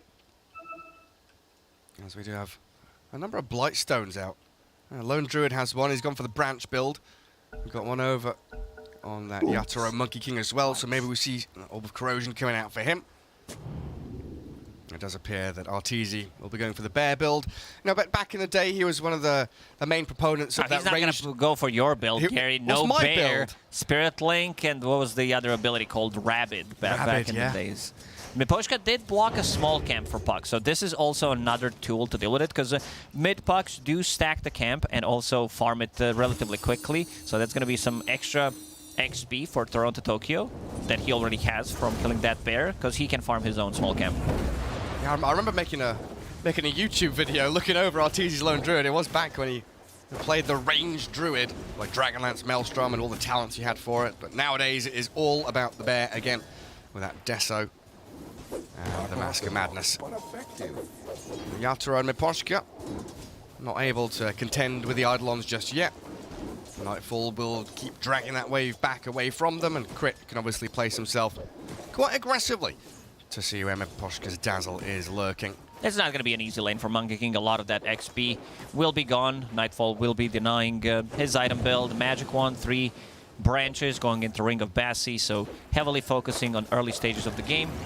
Tusk going for more of a fighting build where they want to get killed. Like, well, you got to be very careful on Dazzle once they hit level 2. With the Ice Shards and Tag Team, there's going to be a lot of procs from Eidolons. Yeah, get that slow going incredibly consistently. And that Enigma, what kind of item build are we going later on into the game, though? Is it the Spirit Vessel build? Is it the Arcanes, the Blink BKB? What do you reckon we see from Nightfall here from EG? I think this one might be just Blink BKB and then get a Linken's Refresher, because there's only one way to stop the Black Hole, and it's Doom. Yeah. Yeah, that single counter that Team Spirit has in the hands of Collapse. And so far, decent for the Monkey King, 10 and 2. Even though that lane is being denied out and dragged back. Well, down at bottom, Collapse is 8-0. Lone Druid CS 9 and 4. It seems like Team Spirit keeping that wave relatively close to their tier 1 tower, so Mirror Zeus can keep zapping away at Fly's position 5 Dawnbreaker. If they do get in on top of the Zeus, though, with Orb of Venom and Tangling Claws, you know, Mirror could be in an awful lot of trouble. Quite a lot of chase potential, just like this, but... Jumps out. Cool ability. On cooldown for 20 seconds. Fly still thinking about going in, but good Mirror cancel. Ready with the bolt. Stops the Starbreaker from landing. That final hit with the stun. And the resummon. Correct, needs to TP out. Miposhka with that poison touch, because he got the first blood, does have boots of speed, so would be able to chase him down. Chase for days. He does TP back to his tier 1, so crit is readily available, and it looks like he's going to wander in towards mid, and the call that you made for the guarding of the runes will come to fruition here for EG. Bounty already taken by Miposhka, though, so crit unable to find it. Has the shard block the dazzle away, gets a couple more hits in on the way out. Leaving some solo XP to Nightfall. Enigma definitely needs it.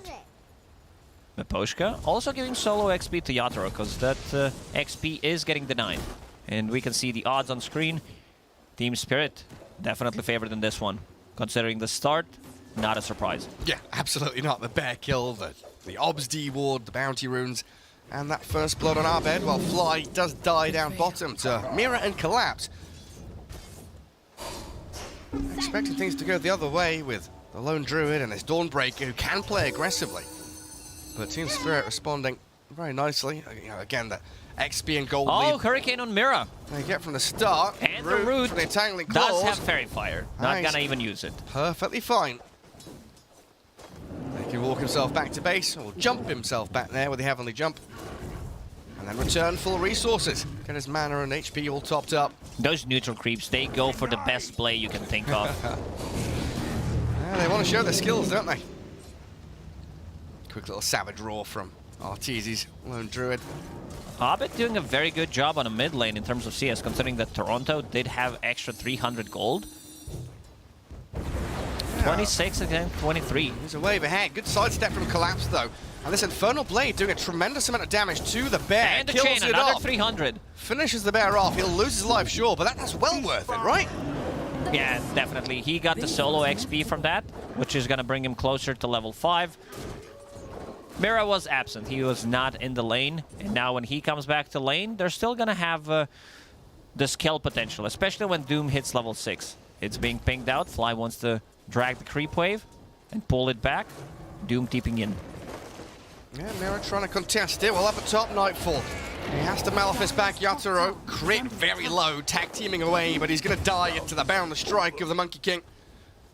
Oh no, Gary, what is that on Monkey King? Oh, is that Hand of Midas? It is Hand of Midas. Did we stop counting at 0-5? Just keeps getting worse and worse. We'll see, though. We'll see. You know, Midas might maybe making a comeback this tournament. We've had it on Dooms, we've had it on Nature's Prophet, we've had it on Juggernauts, and now the Monkey King. We saw one on Seb trying to get it on Io 2 times, actually. 3 heroes mid, coming straight in towards the Void Spirit. Toronto Tokyo dissimulates, back away, jumps with the Astral Step. The shards will land, but his range drops. Keep him healthy. And Crit dying to the poison touch of the Dazzle, so the rotation in from Miposhka more than pays for itself. He can deny the DD rune. He can TP out. Can he? Oh, you're right. He might just be able to slip away from danger. Starbreaker comes in from Fly at the last moment needed.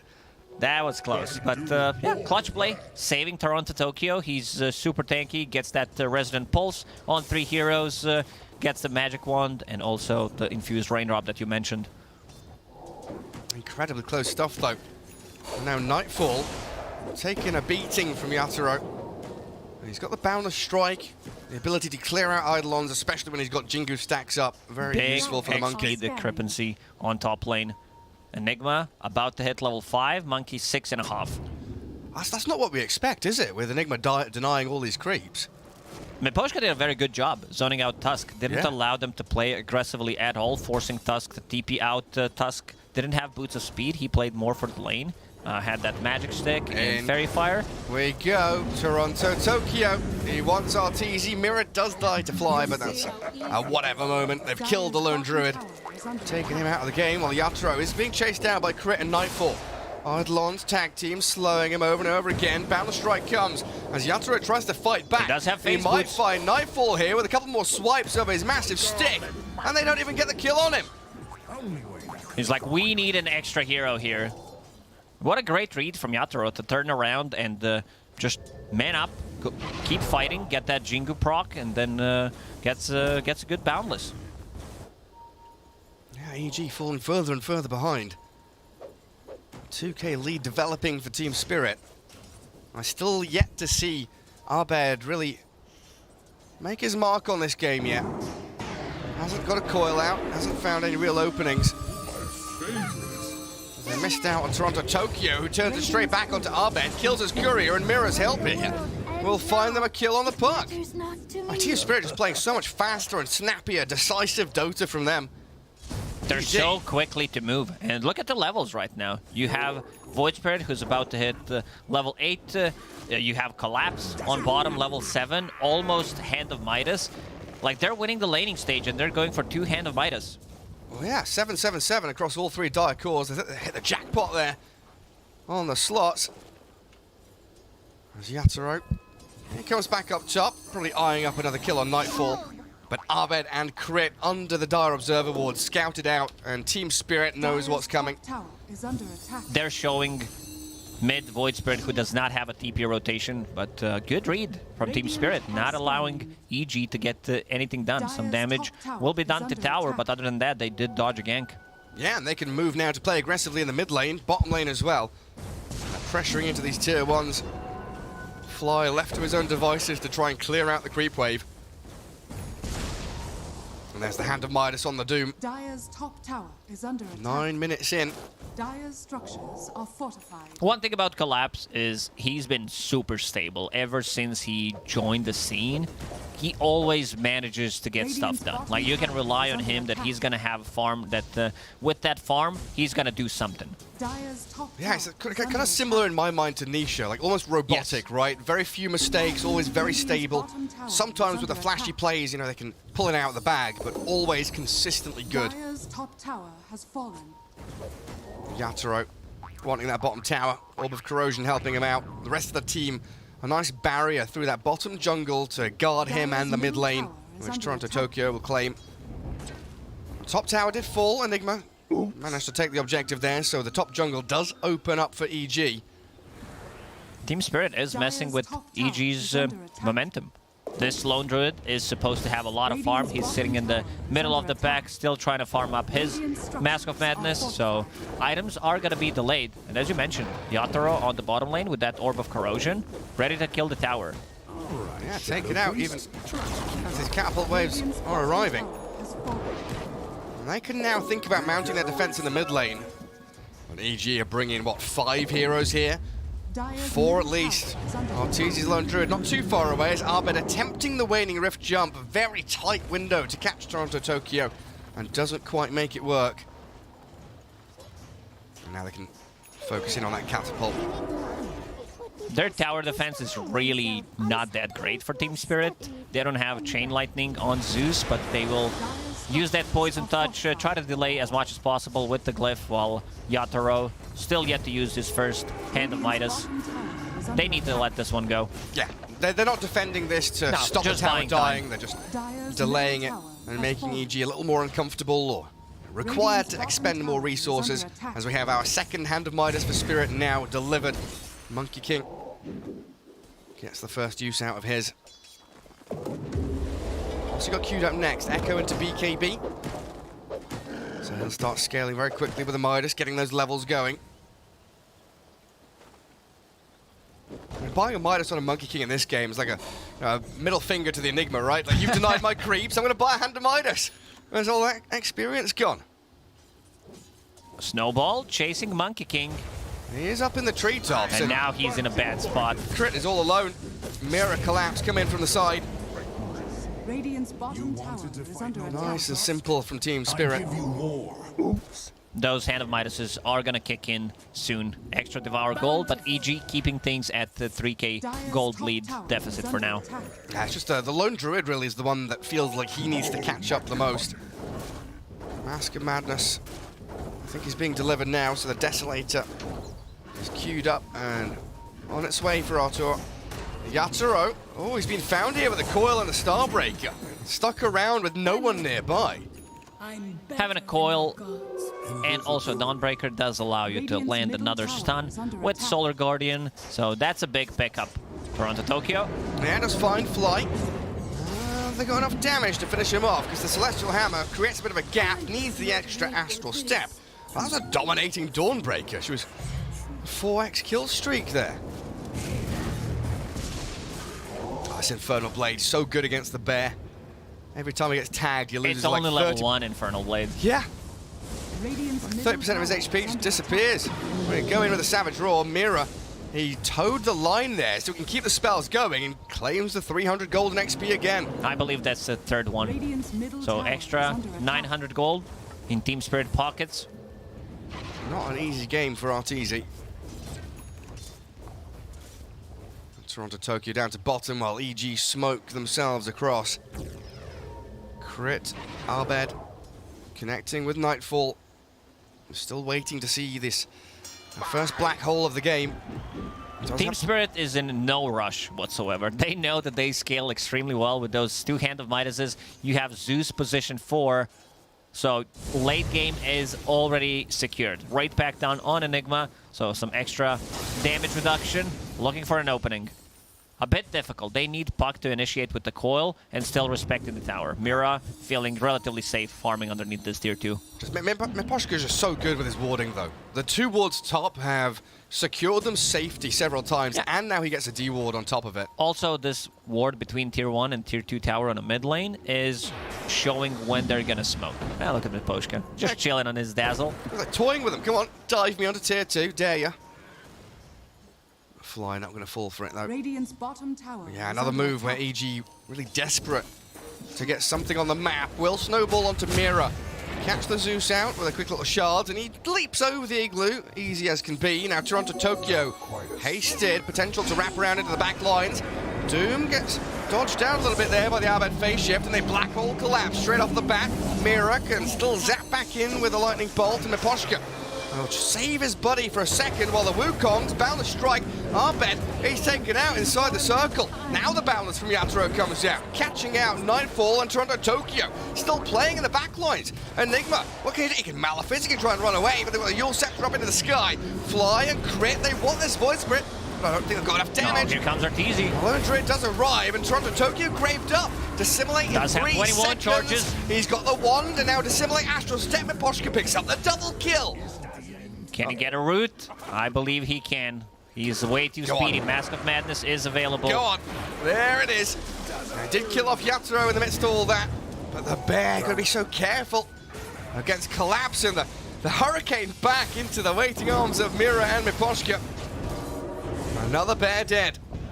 EG heavily committing to kill Doom with Black Hole and Coil, and then they had issues controlling Void Spirit. A bit of a different item build from Void Spirit this time around, because in the previous game we saw Rush onto Aghanim Scepter, but this Yule Scepter is really good to set things up, potentially cancel the Black Hole, remove the silence, buy some time during the coil, and now he's going into Aghanim Scepter. I think EG did come out on top in terms of the gold and experience coming their way. Not a perfect team fight, but something is something for them at this point. But if Team Spirit are the ones who are able now to get the jump and maybe use some aggressive vision to their advantage. Their wards get spotted by the Arbed Courier. As you know, something is up, but there is Arcane Rune on Void Spirit, so he definitely wants to go in. Miposhka already has Shard. Yeah, the Thunder God's Wrath as well to try and scout them out. Toronto Tokyo onto Nightfall, straight towards the Enigma, catch him out and kill him off. But there's no follow-up. This coil looks good, but no one is around. Into what? Into nothing. And the deep ward still providing a ton of vision, giving them that vision that they need to start a fight. Yatoro, with this build, Hand of Midas, Echo Saber, he wants to join relatively early on. Yeah, continue these fights, keep on going, brawling away. Tier 1 opens up for them in the mid lane. Top is being pushed out. They've got Fly and Arteezy in the vicinity, but looks like Arteezy just wants to continue last-hitting creeps to finish off the Deso. Radiant's courier has been killed. And they do lose Fly's Courier as well. Nothing too important on it though. Crit. Planted the ward and is sitting inside the Roche pit. Next Black Hole will be ready in 30 seconds. Deso will be done at the same time pretty much. So I want to see EG try to go for a smoke play and transition that into Roche. They could also potentially snatch the Roche. With Tag Team and Lone Druid, they definitely have more than enough damage. Yeah, plenty of great ways to be in the pit. And a Philosopher's Stone for Lone Druid. He's gonna keep that. It's one of those items that, like Zeus, if played from mid lane, Tinker, they definitely love to keep it. Yeah, certain core heroes can definitely handle it. Team Spirit are sat behind their ward. They do still have that high ground ward over in that bottom jungle. Didn't get removed out even though it was scouted by a Courier and a Sentry. EG not wanting to play down there instead as Radiant, of course, heading up to top, wanting to control Roshan. And here's the move you called for, smoke into the pit. They feel comfortable. Extra damage from Wraith Pact, extra damage reduced, and also having a Black Hole security. So Team Spirit, they are not going to defend it. This is a team that is making an aggressive move even though they're down 7k gold. So this is something you need to have a good read how to come back into the game. Also potentially stealing Roche from Team Spirit. Their Roche taking potential is not that great. They have some minus armor coming up from Dazzle, but that's about it. And it feels like they're still waiting for BKB to come up on the Monkey King, which is going to take a little while still. So we could see Team Spirit here just wait out the Aegis, but they're actually trying to set a trap in the mid lane, baiting with Toronto Tokyo. EG not biting. And wanting to continue playing under their own vision there, EG with 2 wards up around Roshan and near that top jungle. And a tier 2 should be a pretty easy take for them at this point. Lone Druid hitting one of his massive spikes here with a Deso Mom, ready just to rip apart buildings. But here comes Team Spirit. 4 men smoked. Monkey King could TP up there to try and start things off. The scan already used. And EG spots nothing. Under Radiant Vision, but the smoke still gives them this guise of invisibility. High ground ward for them as well. They spot Fly, they see Crit, jump the Tusk. EG will fall back. They understand that they got what they came for. They got that tier 2 tower and potentially get the outpost. Might be a bit tricky standing there. Team Spirit want to reclaim that, but EG just holding their ground at this point. Radiant's bottom tower is under attack. Arcane Rune spawns up at top. Toronto Tokyo and He's Mira. thinking about going in, and he gets in. Try and get the bear, but the fear and the coil, the snap and the kill. The grave comes in. Miposhka saves Toronto Tokyo. Dissimulate now out as well. He's got the 1 charge to yours. He can't get himself out of here. Surely not. Arbed will finish him off. That was such a greedy play from Toronto. Even though they have heals coming out from Dazzle and the Shallow Grave, it's still not enough. And there's the Doom. Solo Black Hole onto him. He's spent his Doom. Arbed should be all right there with the Wraith Pact near him. I don't have too many heals to pump into the puck, but yeah, perfectly fine to even farm away at neutral. Does have a BKB tries the Wukongs, but punched out. Arbed cleared up by the Thunder God's Wrath. Finishes him off at long last. Crit destroyed by the Monkey, and the Boundless gives him the double. Now, what a turnaround from Team Spirit. They did, once again, heavily commit from EG to get that Doom killed, even though he got the Doom off. But, yeah, Zeus 4,000 damage. And we talked about scaling, how well Team Spirit scales into the late game. This is Zeus with Philosopher's Stone, position 4. So that means that his damage output and his item are kind of secure. You know that eventually he's going to have that Aghanim Scepter. Going for the Yule Scepter for now to be able to defend himself and also potentially Yule's the Bear into the air. That's a second Yule, so got to be really careful how much damage Bear can do if he gets Yule twice. And against some of these really tanky heroes, you've got Dawnbreaker, you know, Enigma, Lone Druid in his ulti form, but the Spirit Bear in particular, having the static field to do percentage-based damage is massive. As Nightfall does get cleared out, they've got the coil in onto 2 of them, and Miposhka dying next to his Monkey King, but the Wukongs will come out. Arteezy, Savage Roar, push him away, the attack claws keep him inside, but he's still going to get pummeled down by the Lone Druid. EG understanding that they need to take out Dazzle first, and finally they're able to do it. A couple of coil plus the silence, more than enough. Dazzle needs to keep the distance. they need that Grave to get off into the fight. Radiant's top tower is under attack. Aghanim Scepter down on Toronto Tokyo. Has that Arcane Rune that he picked up and died after that. Now has Invis Rune. I feel like Team Spirit is the one who's controlling majority of the runes this game. It definitely feels that way. Lotus Orb there on Fly. What's that primarily going to be? Removing the silence on Puck and also pre-casting it on Enigma, so Doom is going to think twice whether he wants to use it or not. Yeah, don't want to Doom yourself, but sometimes you might have to. Shiva's God coming up next for Collapse. Radiant's bottom tower. Incredibly farmed. 13,000 net worth from the position 3. Doom always going to be overtaking these heroes. Probably another reason why this Monkey King went the Hand of Midas, so he's trying to keep up with his offlane player. Deso lined up next. And then we see the big differences. The spread of net worth for EG, I guess, coming more standard. Tower is under attack. I see the curve there. A little different from Team Spirit, with Toronto Tokyo quite often taking the back seat to Collapse and Yatoro. Aegis just ran out. Smoke. Radiant using a... They know something is up. After using the scan, Mira immediately pops that Zeus ulti. Knows something is happening because they are... Like, it's very easy to read moves like this because they're showing way too many heroes, so that means that EG is not playing defensively. And nobody on the map, and nobody ganking. Means the smoke was coming. Munching away at the tier 1 though. Lone Druid makes short work of objectives as always. And they will set themselves up in dire triangle with some nice vision coming out from EG. I think is this where Team Spirit want to smoke and try and play into them, or are they still comfy to drag this game out a little bit longer? I think they're fine taking a fight right now. Even though if they wait an extra minute or two, they will have an extra set of items. That's Deso and potentially Shiva's Guard on Doom. So those two are big ones. So I feel like they're gonna wait until those two. And never mind, I just lied, Gary. They're smoking. I want to make something happen.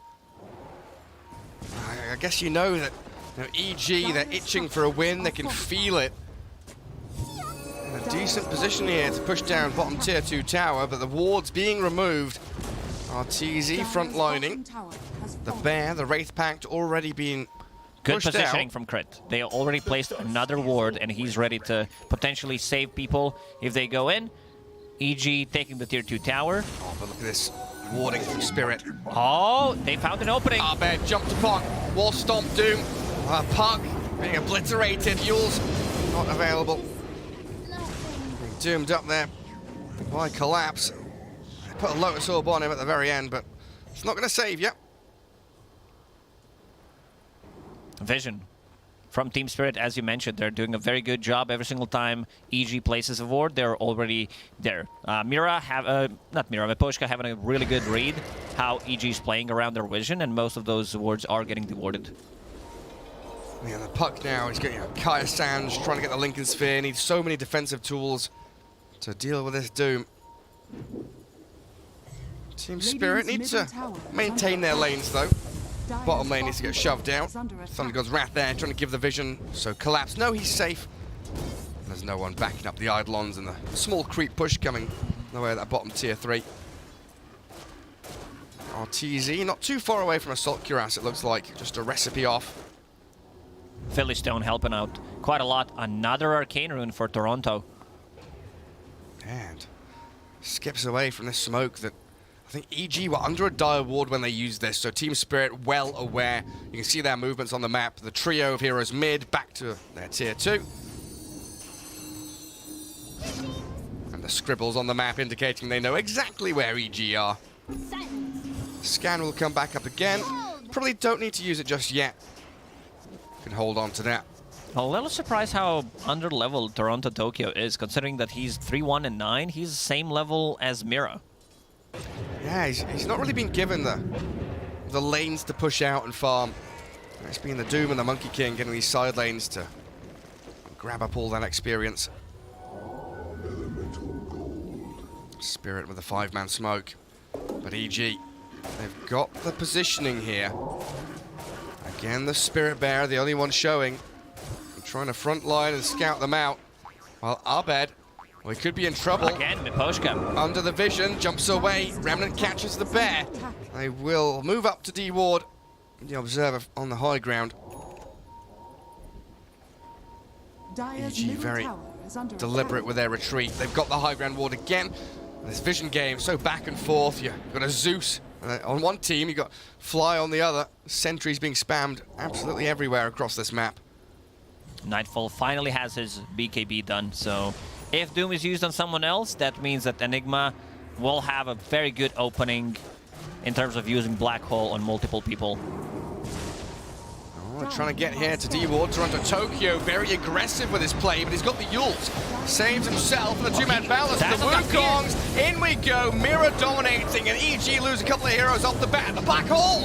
In comes Nightfall, but it's cancelled by the Doom. Yatoro can keep whacking away at EG, and they've got to run. They can't keep on fighting here. Team Spirit far too strong. And they're going to catch him with the Remnant. There's no way Puck is getting out of this one. 2 buybacks already used on EG. It looked like a good opening because they try to fear Dazzle away and focus down on Monkey King, but not Monkey, Void Spirit, and he gets the Yule Scepter off, gets to dissimulate, and manages to survive there. And how selfless Toronto Tokyo is with the Savage Roar, the Monkey King, the Blink Stomp, the Doom's here to save him, but the punch from Crit will catch Yatoro until Miposhka graves him, turns the place with the Jingu stacks, life stealing away, but it shouldn't be enough. The Bear will turn him into lunch. And collapse, and tangled and roared up by Arteezy. But Toronto Tokyo coming in again. You see him fall so quickly. Bear's still alive. The Bear still going with his double damage rune until Mira cuts him in half. Nightfall and Crit still want the Dazzle, and they'll play again. This final kill of the fight. Mira, I don't know, can you get out of this one? It's almost a 5-man wipe. Crit wants it real bad. The punch comes in, and Ahmed is respawned. Mira with a triple, but Nightfall and Ahmed's Puck will take down the last remaining member of Spirit. Now, Mira will be pretty happy about this, even though it's a team wipe for Team Spirit. He got so much gold. He's level 19 with the Aghanim Scepter. 3,000 damage, but the damage I'm looking at is Arteezy's damage. Did pick up that double damage rune on a bear, caught him mid-air while he's trying to get on the tree, gets the fear off, and they do focus him down. Even though he tried to man up, it was not enough. But how does that end? That's a 7 for 5, right? Team Spirit lose 5 heroes, EG lose 5 with 2 diebacks of their 2 supports. Still a pretty massive swing of gold going the way of EG as it comes down from 12 to about 7. So that 5k net worth swing. And yeah, Lone Druid with a double damage rune and life stealing away with a Spirit Link. So incredibly potent when you've got Mira a double damage. In clutch. 1 Chain Lightning gets the bear and gets the hero as well. Buys the dome for himself, going into Refresher next. We talked about Zeus' ability to scale from position 4, but this is nuts. Yeah, it's bonkers stuff. It's nearly 10k net worth. And again, this Aghanim Shard working wonders with that percentage-based damage. Maybe the play there would be, now that I'm thinking of it, Toronto Tokyo getting in, using Yule Scepter on the bear to dispel DD. Maybe that would be the play, but also he was definitely afraid of him getting focused down and not having a dispel mechanic. Yeah, this bear is really no joke now. Assault Cuirass, Basher. So he's got additional lockdown to catch the Monkey or the Doom during the BKBs. And Roshan, I mean, I'd forgotten he'd respawned and he was alive. A couple of fights we've had. Because everyone was dead. Everyone died. Usually we have a fight, someone wins it, they go into Roche Pit and take it. But no, a back and forth. Both teams eyeing up the prize, but it's EG that smoke under a dire ward again. This ward has caught 2 or 3 smokes now. Vision game from Spirit has been amazing this game. Inside the Roche Pit, they better do something about it. Showing Yatoro on bottom. This means Roche's dead. He's got no TP. Probably, unless he connects. Okay, he does have that talent, so gonna be able to connect with the team. Yeah, leaping very quickly, treetop to treetop. And EG back themselves up to high ground. Arbed takes the haste and jaunts away. Clear out their own triangle while Team Spirit get the ward up on the high ground. They want to maneuver under their own vision, so they have that advantage in the team fight to pick their targets. And most importantly, this Nightfall Enigma in the sights of that collapsed Doom. Wait, does he have the Perseverance and the recipe already on the Courier? He doesn't. No, he was just way too farmed, and Arteezy bringing in some extra raid bans. Oh, yeah. A few little stat items for him. I saw the Enigma with just an ultimate orb, and I was like, hang on a second. He's got quite a Eventually, way to go. he is going to get it, so Doom will need to find a way to proc 2 of those. Thinking about getting a refresher, which is going to kick in the next couple of minutes. Well, finally, EG smoked with, this time, not under vision, but showing 2 heroes. I will reveal with the Ice Shards where they are sitting. And the Thunder God's Wrath. A vision game again from Team Spirit, just too potent. And, oh, they're pinging Roshan here. I'm going to try and get some D-wards. Yeah, get the sentry down. Make sure he doesn't have any forward vision. And hold their positioning while, Abed under a ward. He jumps away from the Remnant. Toronto, Tokyo trying to D-ward now, but he's coiled up and snapped. Snowballed in, the punch from Crit. Trying to focus down the Void Spirit, but he's been graved and Astral stepped away. Arteezy inside the Wukongs, they're fighting the bear. Good Both fear. of them, in fact, with the Solar Guardian. There's Fly with a heal and a black hole Again on the Doom. They catch Collapse, the big target they wanted, but the Grave again, saving him up. Miposhka doing a great job. Can't get the Doom off. They do kill Mira and Collapse. Now the buybacks will flow through while Crit running back, but picked off by Yatoro. And Collapse has got Fly. Easy pickings on the Dawnbreaker to end the fight. No buybacks on either of those heroes. So a 5v3 heading into the pit. This is going to be a Roshan. We got to give credit to Arteezy. Some quick reactions with the Savage Roar to be able to get the Doom away from him when he jumped in, and then getting the bash, being able to focus him down. I think they need a bigger black. The only thing Nightfall is afraid of is this Doom. Yeah. So he's going to be looking out for him unless he gets that Lincoln Sphere. Then it's going to be a bit more easier for him. Doom is missing. They're pinging it out. They know that he does not have buyback. Yeah, they need more time, EG. Keep on scaling. But with Aegis and Aghanim Shard in the hands of Team Spirit, this Monkey King has been an immense threat with the Wukong's command. So good at creating a zone that's like impenetrable for EG. Like, yeah, you blink, you black hole, okay, you've got a coil, but my Wukongs defeats you all. Doom did pick up the Shard already, so there is Shard available. The only one who does not have Shard is Void Spirit, so I mean, Monkey doesn't have it, but he does not want it. It's not that amazing on him. I mean, Void Spirit with the Dissimulate is super nice to have. And Collapse just going to hold it for now, though.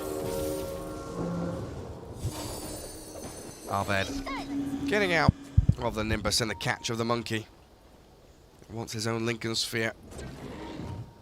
Once those Lincolns are done, EG become a completely different beast. To restore the void within.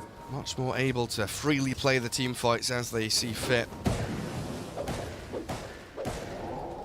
That's Scardy now. He might just sell off his Echo Saber in a few minutes. Oh, there's still Midas to sell. Like I said, disassemble Echo into this Bloodthorn. Yeah, most likely. And also, we're getting very close to level 25 on Monkey King, holding that Aegis for 3.5 minutes, so he's definitely gonna get it. Then the team fights become even more difficult. Like, everything gets hit by Wukong's slow down, applies Deso. Yeah, and I guess with this extra Ogre Axe, he can turn it into an Aghanim Scepter at some point. So he's got ways to use all the items he's got. Well, it looks like I think he sold it. He sold the Ogre Axe. No, it's on the Courier, near the secret shop. Oh, did he? He sold it, yeah. It's gone. Because he had it all there, now it's Mage Slayer. And the remaining components of that Orchid and Bloodthorn. EG. Yep, again, under their own vision. Sentry from Miposhka clears it out, and they'll try and catch the Dazzle, but can't be done. Drifts away with his Force Staff. And now it's EG under the boot of Team Spirit being pushed back and hemmed into their own base. They need to keep these observer wards up so they can see where the Doom is. Where's the Zeus doing damage from as Crit is blown up under the Nimbus. Arteezy thinking about sending the bear forward, but Yatra and Toronto Tokyo. They're ready to jump in. So if ready. bear gets close, there's this one ward again, scouting things out. Arteezy will go for Nimby. Just in case someone decides to jump in. Well, now he doesn't have it. He's used it, and now they're jumping after it. He does have Lincoln's Lotus placed on him, pops the ulti as well. 50-second cooldown expended there as Arteezy incredibly afraid of Team Spirit's aggression. They were ready to back him up. That Lotus Orb and Lincoln's that you mentioned, and also Enigma having a black hole. BKB blink Lincoln's on the Enigma, yeah. The good old Blinkins. And if Puck have Lincoln's as well, 100 gold away from it. So this timing, 38, 39 minutes in, should put a bit of pep in EG's step. Penta Edge Sword found by EG. Spirit Bear will be holding that one. And Arteezy, most farm hero at the moment. Big boy Philly, extra gold kicking in. He's been holding that for 20 minutes now. Yeah, he's had it the entire time, hasn't he? He's ahead of the Doom, which is always a surprise in itself. Oh, hello. Wukong's Nimbus, Boundless Strike, Lincoln's Pop, the Hex as well. Arbed dead for 80 seconds, now Fly. Here's the next one on the meal ticket for Yatoro. Big play from Miposhka, using Force Staff aggressively to proc that Lincoln's and then getting the Poison Touch. And now the Yules into Remnant, catching out the Dawnbreaker. 2 heroes dead for over a minute. Oh, Arteezy's here. He's alone. He's walked into disaster. They're going to finish off the bear, Doom up the hero. Toronto Tokyo, Astral Step, the Black Hole does catch out the Doom, but Toronto Tokyo jumped away. They only find Collapse, and he's graved up. He's perfectly fine. And he, collapsed. A bit of a different thinking this time around. He was thinking about getting a Refresher as his next item, but decided to go for Aghanim Scepter, which does apply Break, so there's no Demolish, there's no Entangling Claws on Lune Druid in the true form. Yeah. Even Spirit Link.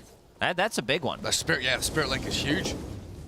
Passive lifesteal, incredibly important. We've seen Arteezy stay alive in fights solely because of that. Team Spirit come back into Triangle, get the D-wards going, and launch themselves towards these tier 2s. It look like Toronto Tokyo was trying to find crit, but he's already TP'd home. Mira, position 4 Zeus, 40 minutes in, Aghanim's Shard, and a full Refresher. Level 23. Oh. Radiant's middle tower beast. Puck buying up the tome. He wants that 25, wants to be able to pierce through BKBs, hold him in place for potential Enigma, Black Hole. We haven't seen like good saves from Tusk this time around. They die so quickly. It's very difficult for you to jump in and just save someone. Also, your Blink Dagger is getting cancelled by Zeus. Because Mira, every single time he senses something is up, he's not saving that ulti for anything. He wants to provide vision for his team. Yeah, that intel, so valuable to them. And it's the speed at which Team Spirit, without even communicating, they see a hero or they see a group of heroes and they immediately know. Oh, how do you know they're not communicating? They're no, just it's as if they don't have to. It's as if they don't have to communicate. They just know they've got like telepathic links between them. They see a group of heroes like, right, we're going to cast XY spell on XY hero perfectly, and they just disappear. They've been on point with spell casting, but again, gonna say Miposhka. He's been on point with Graves and how many wards he managed to kill. EG, it also comes down to having Zeus on the team. That helps out quite a lot, but EG's vision has been lacking. It was lacking, definitely. It's a difficult one for Fly. He's being cancelled out as he tries to take the outpost. And Nimbus, it will be a bonus 125 gold for him, though. Miposhka can keep the distance, having Ether Lens, having Force Staff to be able to close out the gap, and we see what we can do. Proc that Lincoln's on Puck, get Poison Touch, that 2-second silence, silence / hex. Radiant's top tower has fallen. I restore my connection. Smoke again, and immediately. Thunder God's Wrath. That gives the vision. EG trying to reposition themselves. Arteezy goes into ult form. But Team Spirit are beelining for top lane. Creep Wave has already met the tier 3 with a couple of catapults there. So EG are the ones that really have some difficult choices to make. Go for tier 2, yeah, but you're going to start losing your high ground incredibly quickly. Your tier 3 tower, Glyph already forced. Is this going to be a race base? It looks like it might be. Race, let's go. Always down for that. Nah, Team Spirit's going to TP back. Oh, Nimby! Who's it caught? It's caught Arteezy. Collapse, BKB's up, blink in a second. They're trying to move in towards them. The two-man Boundless, and now the Wukongs as well. Arteezy, he's dead. You have a small circle, and you also have a big circle. Like 2 small circles and a Wukong's command. He used Refresher, provided vision. Mira on the Zeus, involved in 29 out of 34 kills. Pretty impressive. It's 80 seconds without your lone druid now, and he's not got buyback or anywhere near it. A Yule's Remnant here from Toronto Tokyo is going to find maybe a bonus kill. The Shiva's Guard to slow down Fly. Dawnbreaker came in to try and save the Tusk's life. Bed jumping in and out, toying with Team Spirit, but they will pick off the Dawn in the end. Buyback is available on Fly, but they're still looking at Team Spirit running at your base. They need to poke. They need to check whether Arteezy has buyback or not. It's very difficult to say at this point of the game, considering how much farm he was getting. And it's time to knock on their tier 3 towers again. Yeah, looks like Zeus down bottom, just going to try and shove things out. He's got that global presence from the Nimbus, but 40 seconds left on Thunder God's Wrath cooling down. Big Midnight Pulse. Gigantic AoE, plus a Wraith pack. Seems like Spirit's gonna... just chill. Chill and go inside the pit. 20 seconds, that's more than enough to kill this Roshan if they start immediately. It's a refresher as well, so potentially another Doom, another Wukong's command, even like 3 ultis from Zeus plus 3 Nimbus. Nimbai. You know your Greek very well. It's Greek / Latin, not sure which one, but it is what it is. Dire using a scan. Or is it Nimbodies? Not gonna be there on time. No way for EG to get there fast enough. And Yatoro, no memeing this time. Roche is up. It isn't the Monkey King mischiefing himself into Roshan form. The evil geniuses. Maybe an opportunity though. So they see Collapse. Well, look at that quick jump. The black hole only on the Doom. Try and focus Collapse, but this Wukong's command so powerful at zoning EG back. Miposhka and Collapse will both die, but they're going to buy back up on the Doom, and Yatoro focusing in towards Arteezy, the lone druid. Battle Strike misses. Yatoro will finish it off with one more swipe with the bow staff. In they move towards the poor Fly Dawnbreaker now. As Team Spirit swipe down with sweet vengeance. Couple of buybacks needed to use on Team Spirit to secure this fight. In 80 seconds without Lone Druid, they do have Aegis. Now it's time to see whether he has buyback or not. Enigma does not have Black Hole available. Getting very close to Refresher. If he sells Windlace, if he sells Magic Wand, and farms another wave, he might have it. He's hoping he can sell the Vambrace and the Ninja Gear as well. Oh yeah, so sell neutral items. Sell the neutral items to get even more money. Oh, Nightfall. Collapses chasing. That was close. That was super close. Gets back to Fountain. A couple of hundred away. 80 away, sorry, from the Refresher Orb. And there's the finished item. This could be crucial. This could be game-changing if he refreshes, and never mind, Trit. They focus him down. Damage from Yatoro's pretty nuts at this point of the game. Yeah, it's bonkers stuff. They do have buyback on the Tusk, though. Something that Crit could utilize. Tier 3 down in the top lane. 20 seconds with no Arteezy. That's 20 seconds where EG will just let buildings fall. Allow the structural damage to be done by Team Spirit. Don't commit to anything until Artur is alive. They've got Spell Prism, level 25 talent on the puck. The catch, though. Lincoln's popped. Our bed, phase shift. Can we jump away from this? Oh, just about. Very close. And the Zeus now has Octarine, level 25. Man, these Zeus players from position 4, they really know how to farm, how to keep the distance. He's almost as farmed as Puck at this point of the game. So you're going to start flaming them, these Zeus players? Nah.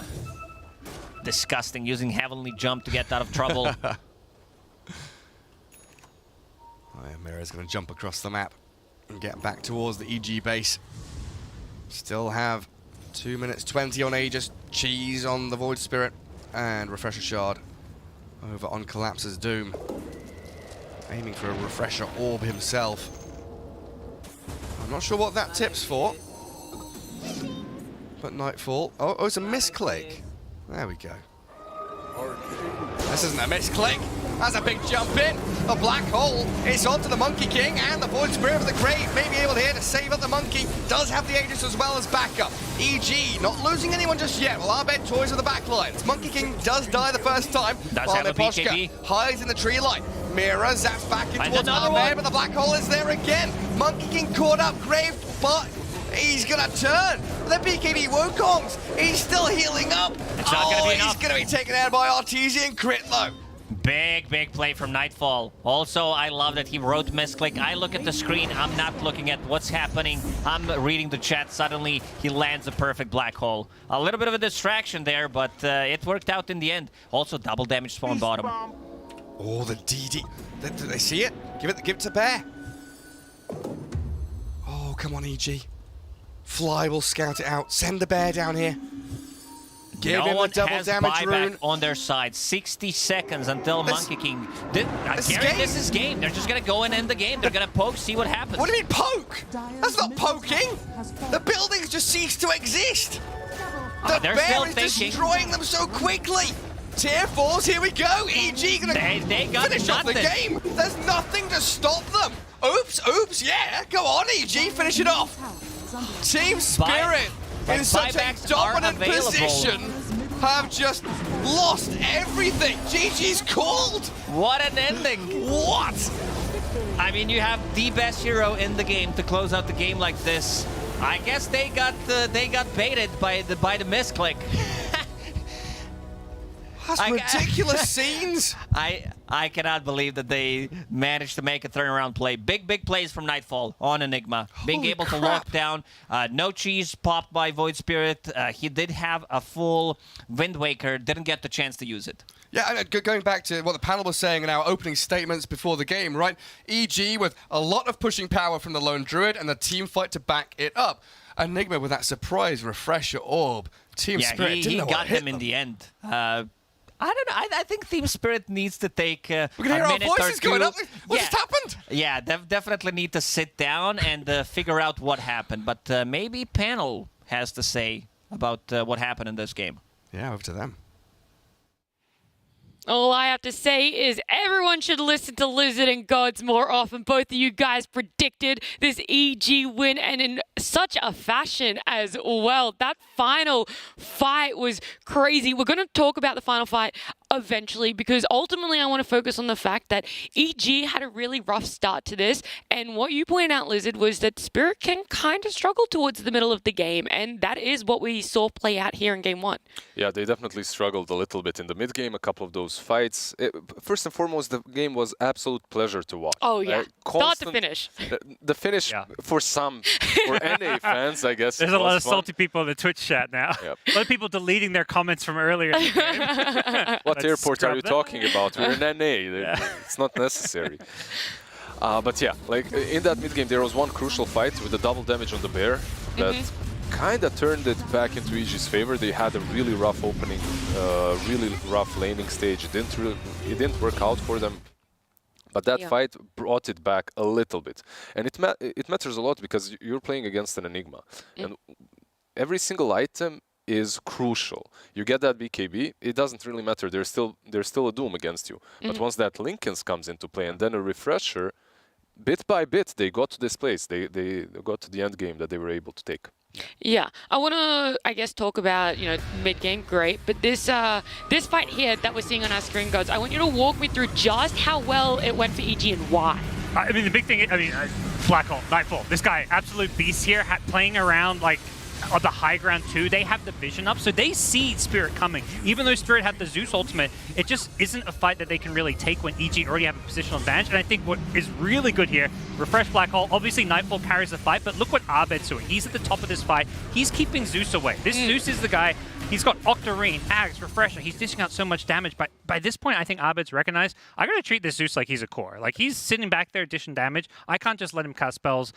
So while Nightfall is, you know, winning the fight, Abed's doing some like little things off to the side to really make sure it turns out well for them. Most of these fights, it was Mira that actually would manage to take them into Spirit's favor, right? He's the one that stays alive, dishes out damage. I've seen a couple of team fights in the mid game where he dished out like 5,000 plus. Yeah, I mean, quite a bit. Mira's the post 4, right? But he's gone 10-5 on this Zeus, which is better than Collapse, their post 3, and almost as good as Yotoro, who was their post 1. So this is a crazy performance from him. Kind of shows the importance of Zeus, even though they didn't win the game with them. I think the other key thing that was interesting was they didn't have those buybacks at the end of the game for Spirit. We don't talk about that. We don't? Like, look, people, look, I'm going to talk about it because everyone loves to give EG a lot of shit. They've been getting flamed to constantly. What the hell was Spirit doing there at the end? They took that fight into EG with high ground without buybacks. Void Spirit was 400 gold short. They had multiple here. You're playing into Refresher Enigma. Like, how do you choose to take that fight when the game is kind of in your control? Is it a little bit of cockiness or something? It has to be. It has to be because they had the Aegis, right? They had the Aegis, they had the cheese, they had Wind Waker as well. So they're thinking, even if we do get Black Hole, we're just going to save one of these teammates out of the Black Hole and then continue off of that. What they perhaps didn't expect is the double Black Hole, the Refresher. Because had they not seen it then? I'm not sure. I'm not 100% sure, but Nightfall was hiding himself on the high ground for the majority of the game. That was the other thing I wanted to highlight is, sure, that last fight, a lot of things didn't go in favor of Spirit and a lot of things went in favor of EG, but Spirit had a lot of options and potential before that fight to close out the game. Why were they struggling so much to break that high ground and actually close it out before that fight took place? They overcommitted a bit. I think even before some of the high ground fights, they were like, there was the fight where Artesia had the double damage on the bear, which I think was like, that was like the first big turnaround for EG. They were still behind, but just fights like that where Spirit, you know, they're like, oh, we're 5v3, we can go jump in, we can make something happen. And it, you know, was an overcommitment. They kind of trickled in one by one and just let Artesia shred them apart. Do you think that they were a little bit indecisive there on the high ground push, right? Because of the Enigma. You got to play scared. Yeah, they had a couple of moments in which Artesia does not have a buyback. They're 5v4, but they're still not pushing into because of what? Midnight Pulse and Raid Pact. It is difficult. There was I don't remember, it was Gareth Lucas, but both of them were pointing out the fact that they didn't really know if Artesia was going to have buyback. They didn't really know how to bait it out if he did have it. So I think it wasn't indecisiveness. They didn't really know the state of where EG were, where his farm was, all that sort of stuff is pointed out by Lucas. So yeah, there was definitely some indecisiveness on the side of Spirit, but EG, how do they keep this momentum going for the next game? I don't know how it's funny because it's like you say, they finally get that, like, you know, it's a sigh of relief. You got your first win. Like it's a big, like, I mean, I don't know about confidence booster because they were losing I don't that think game. it's a confidence not at all, but it's very much like a man. Whew. Yeah, it's a definite sigh of relief after a game such as this one because you're feeling good. At least this game wasn't completely in Team Spirit's control. Right? They put up a really decent fight on the side of EG. Like, throughout the game, they had good team fights. It was so enjoyable to watch Black Hole. Then Yotoro follows up with the Wukong's command. Like Parker and me, we were actually thinking that EG had an advantage when it came to team fights. Yep. For like half of the game, it didn't truly look that way. Just because Spirit did find a way to deal with the Black Hole. That was. They were getting good dooms off for most of the game, and like you say, the Wukong's just being dropped meant that it felt like EG couldn't run into, like, couldn't fight around Black Hole the way teams normally do. Well, it is only game on, despite you guys not thinking that this is a confidence booster for EG. It potentially could be. It's the first win. It's up against Team Spirit. We are going to jump to a break. We'll come back. It's game 2 between these two teams.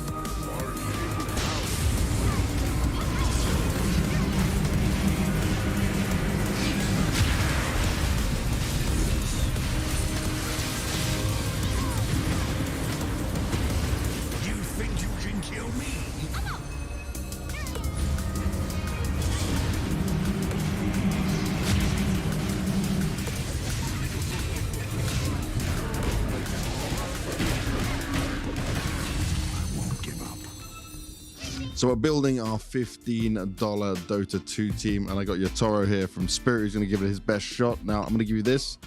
You can see the names you've got to pick. We're starting with your carry. You could choose yourself in this one. Are you going to do it? I'm going to pick it up Ame. Okay. $5, yeah. Because it's Ame. Because it's Ame, that's it. All right. So for mid, where are we going after this, and how much are you going to spend? Then we're going to pick BZM, because $3 is $3. Saving some money, yeah. Yeah. $3 is $3. Okay, we got 2 so far. Off lane? 3-3. Okay, another $3 spent. Yeah. Reason for 3-3? To my opinion, he's the best offlaner, and I'm very wonderful why he's not 5, but okay. All right, you spent $11 so far. You got $4 now for your support players, though. Where are we going with soft? We're gonna pick Matthew, because he some game in public carry me on the Ember Spirit +4, so we got it, and then Solo. Oh, you're even saving money, so you've done a $14 team, okay? Yeah, Solo because he's one of the best. He's not a 5. Some why I don't know. That's You don't agree with how much they're costing, but you've made yourself a cheap team. If this team was to go to TI, where would they place at the next TI, this team that you've built? 18. Wow. Maybe 16, because they all speak on the different languages, but... So the language barrier will be the problem. Yeah, but if they actually gone on TI, it's also great result. If they can get to TI, that's going to be a positive with it. Yatoro, thank you very much for building your team. $14 spent out of the 15. He's even saved money while doing it. Pretty impressive. Yeah. $1. If you want a sub, you want to choose anyone else for a sub? For sub? Yeah, well, just have a sub now. You got to Fishman. Yeah. I love it. Fishman coming in as the sub as well because he had money left over. He'll be standing. He'll be standing. Yeah. Somebody gonna sick, he'll help. If anyone's sick, you know, any problems, we've got Fishman in there last minute. I like how it's done.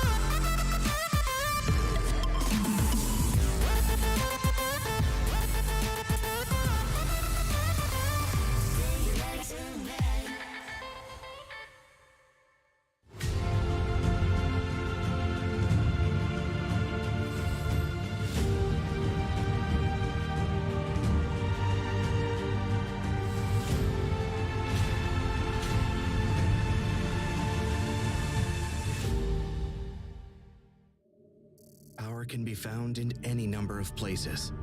Scientists will tell you that it comes in newtons. Gamers will say that it can be found in silky skills. We will say that the power lies in real thrills. In the play with perfect ping. In the runes and crystals. In every frag and gank. In your personal winnings. Lock and load for PGL Arlington.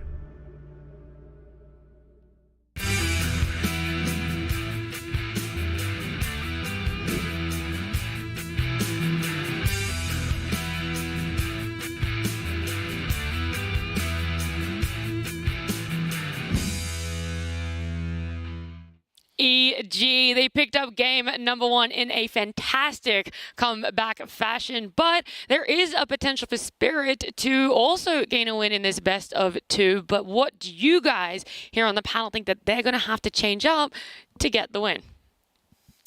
Do they need to change a lot? They were winning that game for 99% of it. Yeah. 99! So let's change the 1%. Okay, what is that 1% then? Is it that mid-game? Do you think they gave a little bit too much rope? With a lot of talent, always comes that 1% of craziness. And I feel like that's what they rolled in this match. Yeah. Because they had so many teamfights in which they own. They just do everything correctly. Then they push it a little bit too far. Yep. They go into that lone druid with the double damage, or they go onto the high ground without having buybacks. It's one of these, we were saying before, it's like there's certain heroes you're playing against late game, like a Refresher, Enigma, or Refresher Doom. These are the heroes, late game is just crazy, and like there's stuff like that that just instantly kills you. Yep. You have to have buyback. Like you can't take that fight without buyback. They'd use some of their buybacks at the earlier fight to secure themselves a Roshan, but that's fine. And just because they have an Aegis just doesn't mean you have to go force a fight. You just chill. Yeah. All right. Wanted them to play a little bit more patient, or would you actually just like them to speed it up a lot more? It's weird because I feel like either one could work. It was almost like there was like some indecision or somewhere in the middle where they're like, at least in the mid game fights, where sometimes they were some would jump in, but not everyone else would follow. It just felt like they were a bit out of sync. They were waiting for that Aegis, waiting. They got it? And they got it, and then they used all their gold. And they had no. I can understand why, because they had the tools. Yeah. It's just that EG executed the fight perfectly, but truth has to be said. Team Spirit did allow them. Did allow them to. They allowed that perfect scenario for EG too. And I don't mind the idea of, like, if they're on the same page, Spirit, like, we can take this fight with Aegis, we just need to jump in. It almost felt like that's what they were trying to do. They popped the Zeus ult to get vision, they see EG on the high ground, they instantly try and jump this Enigma, but he was just instantly BKBing black holing on the spot to not let himself get caught. Like, yeah, exactly. It's like he knew had the foresight. They're like, okay, they see me, I just gotta cast this first ultimate because I'll get a second one off. Yeah, the draft is about to come up. It is in fact now on our screens for this game 2, and I have to ask the question. EG kind of got a little bit steamrolled when it came to those lanes. Is there a way that they can draft 4 better lanes, and should they be doing that this time? I don't think that their lanes, the heroes themselves, were that bad in the first game. It's just that sometimes it happens. You get outplayed a little bit. You're playing versus a team such as Team Spirit. In Eastern Europe, lanes... That's it. That's it. Lanes is the whole game, and then you just close it out. 1v1 SF. That's it. That's the only thing that matters. That's also stereotypically the NA and EG way too. Like the teams there always talk about, like, oh, you got to win lanes because otherwise, you get steamrolled by EG and Quincy Crew, now Soniqs. So it's like usually EG are great in lanes. Something happened in that last game. Something happened, and Team Spirit definitely got away a bit too much. They were 6-7k ahead, 15 minutes in. It shouldn't be happening. Like you're playing on such a strong back foot that it's very difficult to come back into the game. Yeah. All right, we're looking at this draft now. One thing that really sticks out for me is the fact that EG has banned the Dazzle. Spirit aren't going to be able to pick it up for themselves here. Do you think it was enough? Do you think it was a menace enough in game 1 that EG should be banning it in first phase and letting something else through? We were discussing Dazzle, right? Like in the pre-draft of the last game. And I do believe that this hero will be contested even more than he is right now. Maybe it is worth it to ban him out. It might be a big part of why they lost those lanes, because Dazzle is a very strong lane. Poison Touch is just so annoying to play. And also, when it comes to Dazzle, maybe it's not the case for every single team in the tournament. But if you look at EG and Spirit, it's definitely highly contested, yeah. It's that tier 1 or first phase material hero. What can we expect from Spirit's opening now that Dazzle isn't there, though? What else is a strong laning support that they would like to open with? because they're going to open with not even a support. They'll probably get support with it, although there's consideration for other roles. I like the idea of something with some lockdown. I mean, Dazzle, part of the strength is that the shard that you get now. You've got that Hex, which is just so strong in the mid game. But yeah, I'm not sure what their other go-to 5s are going to be. Yeah, there's still that Sky left in the pool. Puck instantly got countered multiple times in Eastern European DPC with Void and Sky pick. There's Void Sky, there's Void Lion, Void Shadow Shaman. I mean, Winter Wyvern's still in the pool, Phoenix is there, Warlock's there. Do you like any of them when it comes to leaning a bit more? Yeah, it depends what their takeaway is. Like, do we need more team fight? And Phoenix, there we go. Good job. Called it. You did your research. To me, this is like their takeaway from the last game is let's draft a bit more team fight, because I don't think this is like the Phoenix isn't a strong laner. It's not an answer to the puck, but I think it's just like a this game dragged on, and EG is this team that will play more for some late game timings, even with some of their Lone Druid, Nature's Prophet drafts, their games drag out. Let's make sure we pick some late game team fights with our supports. And then the retaliation, I guess, from EG now is this Viper. Where do you feel it's going to go? Do you like it because we don't know where it's going to go? Overall, we've seen a ton of Viper being banned out, right? Like recently, it's been in the seasons, it has been drafted a lot. I prefer the Viper on the offlane. I'm really not the biggest fan of that position 5 Viper and whatnot.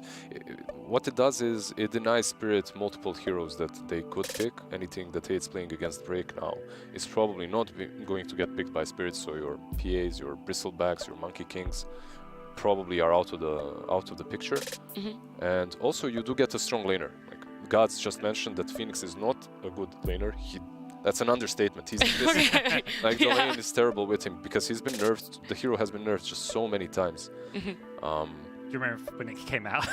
It's the most OP laning hero in the game. Well, a certain person on this panel might have spanned like 500 games of Phoenix back then. I still look at my Dota set sometimes, and my Phoenix is like 80% win rate because I just played it when it came out. No, really? And you just haven't touched it since? Yeah, I got nerfed. It's like, okay. I just love all these 5s that have a cool ultimate ability, right? And Egg is definitely cool. Plus, there was just so much you could do with the hero. And easy MMR points, of course. That was the main selling point for you, let's be real. Of course. Okay. Well, is there anything as we're heading into the end of the bans that you would like to see banned out that we saw in Game 1? Some of the heroes from Game 1, you mean? Yeah. It's a different approach to the drafts from both of these teams. There isn't really a lot of ambiguity as well between them, right? Like you have this Void Spirit and Phoenix, so you kind of know this is your mid lane and your position 5. So the bans can be more precise Evil from EG, geniuses turn to ban. That's what they're doing as well. It seems like Spirit's trying to protect the Phoenix a bit. Like, Jug just carry Ortiz likes to play, but also something good against the Phoenix. Same for the Earth Spirit is good against Phoenix and the Void Spirit. So at least for Spirit, they're less worried about like what EG's overall strat is, and they more just want to, cover 10 seconds remaining. Okay. I mean, this time around, the Beastmaster and the Lycan is being banned out, EG banning them out. Again, something that Eastern Europe likes. And also Spirit, they really, really, really like those summons, things that can really push objectives a lot on Spirit. It's something that they have in common with the Chinese region. They obviously respect the Chinese teams a lot. You could see it hear it from multiple of their interviews, right? And Lycan plus Beastmaster, those are the flavor of the last patch. It also suggests even more strongly Viper's going to be a core, because Viper hates playing against these summon heroes. Like, you just get Rena and you're like, I'm single target. What do I, can drop your Nether Toxin, but like those summons are just going to destroy you. So. Yeah, you can't really do a lot as Viper. Spirit going to be opening this picking phase. What would you like to see? Are you expecting the Phoenix to be 5, and then we're looking for a 4 being picked up here? Something a bit more versatile? It could be a Mirab Phoenix as well. Like they're capable definitely of playing Phoenix on that 4. I don't think it changes things quite a lot, as long as you just draft what you feel is the best for your lanes right now on that 5. We've seen even some Warlock Phoenixes recently. Like it's possible. Like, you can make this ultimate combo wombo from just your 2 supports. And would you like to see that really go into the team fight on the side of Spirit, or hoping that they don't go too heavy-handed on that for the draft? I think you definitely want a bit more. You want something to play around the egg. You want some control to lock people down and keep them like around that kind of supernova area. I think the other thing that could also help them with more just teamfighting control is going to be making sure you have enough lockdown to deal with a puck. This here is so slippery and annoying. Very true. And for EG, if you do have this Viper on the offlane, you want to have a forward that's melee again. So we're looking at your Clockworks, at your Tusks, perhaps once again. Anything like that. If the Viper is the position 3, even if it's a 5, like that position 4, those types of position 4s complement him very well. Bring back the Shaker. I love me some Shaker, you know? Yeah, I know you're such a big fan of that Shaker, especially after... I heard your panel, yeah, you were talking about it quite a bit. You enjoyed it. We do get the Clockwork. Yeah, I was going to say, it goes to the other side. Is it something that works into Spirit's lineup, or is it going to be one of those deny picks where they're like, oh, we could see this working for EG, it kind of works for us, let's make sure we can take it away because we can't ban it? What it is they know EG we're going to pick Shaker. And they're like, if they pick Shaker, we lost this game. We need a counter to Shaker. Like, let's... Where is this love from Shaker coming from? I love the passion gods. It's great. You should give a masterclass, or at least LGD kind of already did that. Yeah. They go with a Chen. All right. Like the moment you see the Clockwork as well, Chen has been popular. I always enjoyed the Chen plus Puck, by the way, combination too. You can't run away from him once that first onslaught starts to happen. Once you start pressuring towers, you can't run away from Puck and Dreamcoil. So at the same time, I have to say that Clockwork is a bit better versus Chen than he used to be because of the battery assault changes. It's definitely better, but it's not like it's solving. It's not great, yeah. It's not like you're solving the Chen. It's so hard to get good hook shots off and to fight into the Chen. It definitely feels kind of tricky. And I think one of the other things is Spirit's draft right now, it's kind of low on damage. And I always feel like Chen feels great against these drafts that don't have crazy burst because Hand of God, like anyone gets initiate on, you can almost always save with that Hand of God. So at least I'm looking at this right now. I'm like, yeah, Spirit needs some firepower. All right, so we really like that Chen pick there. EG, doesn't matter. It is Snapfire. Snapfire being picked up for them, which again proves where the Viper is going to be going. It's very unlikely that the Snap is going to be a 3. Yep, pretty unlikely.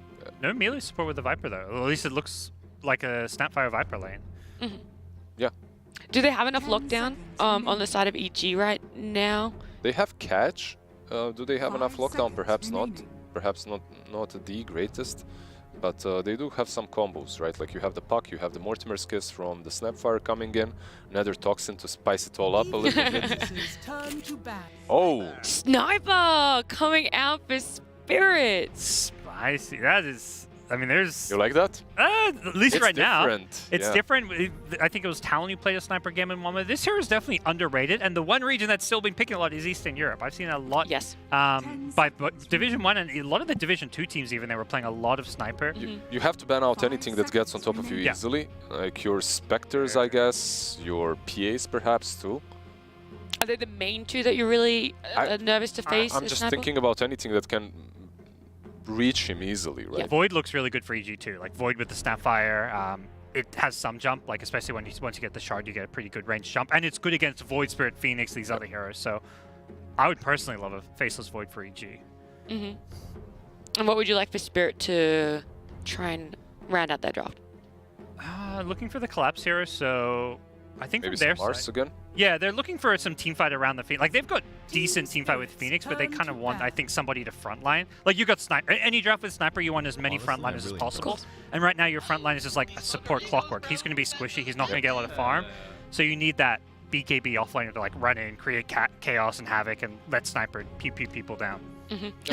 They do have the damage from the Sniper, from the Phoenix Void Spirit. I completely agree with what Parker has said. Just give them more frontline. More frontline, more vision.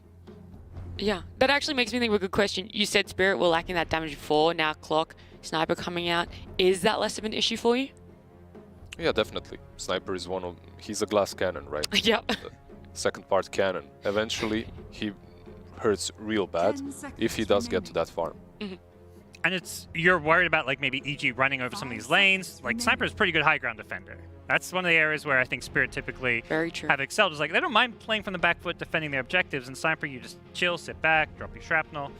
and make life difficult for the enemy. I just still love the pick. Like, Sniper for me has always been this hero that you draft only in certain circumstances, like versus a Medusa and everything else is banned out, that's good against her. Yeah. But I have seen in Eastern Europe, I have seen it picked up a couple of times just for no reason, just like that. And it did well. Like it. To be fair, I think one of the most notable games I remember from Eastern Europe is when there was a Pudge and a Sniper. That sounds like my pubs. Yeah, it was... Yeah. I was like, what am I watching right now? It was crazy. Very unlikely we're going to see that, though. Yeah, they actually ban out the Void that you were talking about. It would make a lot of sense with the Mortimer's Kisses. They go with the Spectre. Yeah. That's what you said. I was going to say the other one that you said kind of needed to be banned out. It wasn't. EG just snap it straight up. The Spectre. Spirit, now they get the response. You said they need a body. What's good for protecting that Sniper, but also now really effective against EG's lineup? Can they get Doom? Is Doom banned? Doom is banned. It was banned last time. Yeah, because you want something that goes in front, but also can at least cause issues for Spectre, I guess. Well, you're pairing with most likely Phoenix, so... There's still the Mars that's left in the pool. You can think about your own draft and kind of... Ignore Spectre. Yeah, but that... ignore Spectre. Yeah, that doesn't sound that great. Yeah. Bat Rider. Last pick Bat once again. Okay. Like, I'm just so used to this hero being banned out. That you're like, oh, it's still in the pool. How do you like it, though? It doesn't necessarily do what you were saying in terms of protecting the Sniper, like being extremely tanky, right? It's not always that, but do you like it for Spirit? Do you like it for Collapse? It's still pretty solid. It gives you some defensive capabilities early on. You can itemize in a certain way in which you are frontlining, you are jumping in first. It's not all about your lasso. You're just out there creating a ton of space. And truth be told, after the Spectre pick, there's no frontliner that's going to save the Sniper. Okay. The Haunt uses ulti. Frontline doesn't matter. At that point, you want a playmaker, right? Yeah, and it feels in some ways they're playing more to like sit back and let EG do their thing, because now along with Sniper, you've got Bat Rider, so you try and push into this draft, you're getting lassoed, pulled in, so it does feel like Spirit are happy to kind of play a more defensive, reactionary game here with their draft. All right, last time I asked if you guys were all in, all the eggs in the NA basket. Is it happening again? Or are you a little bit more cautious about what Spirit's got? With the Spirit having a Sniper against Spectre, I have to lean towards EG again. The EG did not look like the stronger team, by the way, in game one. Yeah. They, like, honestly, they didn't. But I just believe in the Spectre versus Sniper pick. I'm the other way. Okay. I'm a Sniper believer, I guess. It's rough for Spectre for sure, but I think they can at least do enough with these lanes, like Bat Rider, Phoenix. Like, there's a lot of stuff that can make Spectre's lane a little bit annoying here, so all right. I'll give it to Spirit here. We're split this time. We'll see what the casters have to say, where their predictions lie, as we head over to Gareth and Lacoste. Yeah, the panel split over Spectre and Sniper. Do you lean one way or the other? I'm a Spectre fan here against Sniper. You're a Spectre fan. I like this Bat Rider pick. You know, in terms of carry-to-carry matchup, definitely favoring Spectre. But look at this Bat Rider last pick. It's pretty similar to what OG did yesterday against Team Liquid. It's gonna be played from the off lane, so not gonna have as much XP. But I think the impact is still gonna be very similar. I would say. Like, there's nothing to dispel. I think it's who was it? It was beastcoast who played it during the last major.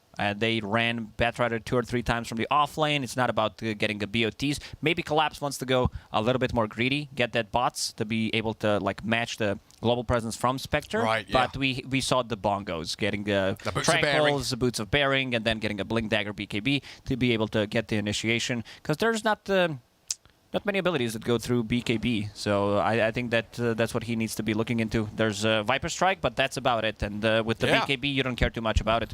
Yeah, on their side, they've got Hook Shot, they've got Lasso, and of course that Supernova from the Phoenix. My concern is, did Team Spirit manage to recover from what happened mentally? In Game 1? Yeah, I don't think they were ready for that. Not having buybacks, investing all of their gold into items, and EG just closed it out. Yeah, I mean, 12k deficit at the end of that game as Fly getting pummeled down by the battery assault from Mira. And look at this, conga line of heroes in behind him. Gives first blood over to the Clockwork. Good start again from Team Spirit. As we saw in the previous game, they got first blood, they got a D-ward, and they killed off the Spirit Bear. This time around, just that first blood. so far. And Mira was looking for the Obs Ward. He spots Arbed, so he's not quite going to know for sure where the vision is. Well, we'll not get it rewarded. Team Spirit will pick up 3 bounty runes as well. Arteezy not able to pick it up. They collapse that little bit faster. And Arteezy coming to lane with very little mana, has already spent a lot throwing his daggers around. Oops. He will be laning up though with the Fly Chen. We've seen these heroes, the Chen, the Dazzle, the Warlock, all these sustain heroes, keeping your hard carries nice and topped up. This might be difficult. This is Batrider plus Clockwork, so you have a stun, you have a slow. I don't know, because there's not a single stun. There is slow from Spectre, but you don't care too much about it. I think it's gonna be a very difficult lane for Spectre. And a very straightforward one for Collapse, especially if Mira can manipulate creep wave and get the Spectre and the Chen away from the tower, so they've got that longer lane to chase. Off lane from Spirit is not super strong level 1, but as you get levels, level 2, level 3, there is so much kill potential. And then down bottom, Nightfall and Crit. Oh, Arbed. Yeah, he's going to jaunt back to his tower, but already Toronto Tokyo laying it onto the puck very early on. And getting a range creep tonight. Always a big aspect of these mid lane matchups. Same matchup as in the previous game. Arbed did really well, considering that Toronto Tokyo started with 300 extra gold from killing that Spirit Bear, and did well, even had more CS. That was a great showing. Nice collapse with the pulled wave. As Mira is going to play forward closer to the 2 Dire heroes. Try and get some denies in, get level 2 himself. And now's Arbed again. Just getting caught by these remnants out of Toronto Tokyo and running low on resources. As the bottles should start to be delivered now. On Nightfall, under the shrapnel, Miposhka cookie it upon. Doesn't have the dive anymore, so dead. Under the damage from Crit. Not an easy one here for the Sniper and the Phoenix, is it, against this Viper Snapfire? So much damage in the first couple of levels from EG. They had to choose which lane they want to go for, because Sniper plus Clockwork, it's super strong lane, but so is Batrider. Batrider Phoenix doesn't sound too great, and they wanted to sacrifice Yataro's farm a bit more. Right, because with Clockwork, you trap them in the cogs, you Firefly over. Oh, that Purge against the sticky napalm. Oh, that's big. You can cast it on allies, can't you? Yeah, that's big. Game over, lane over. Flies found the creep. Just put it in behind her. Behind Arteezy. They will need to gank this creep. Call Void Spirit right now. Gank that creep. Go kill it quickly. Well, maybe Mira's job there, if you can see it. Fly keeping it very well hidden in the trees near his own tier 1. No way of finding that. Oh, there's the draft, if any of you have forgotten what heroes were picked. Clockwork, gonna look for the Courier Snipe. Good body block. Fly. Oh, this is dangerous. Still gets it taken out, though.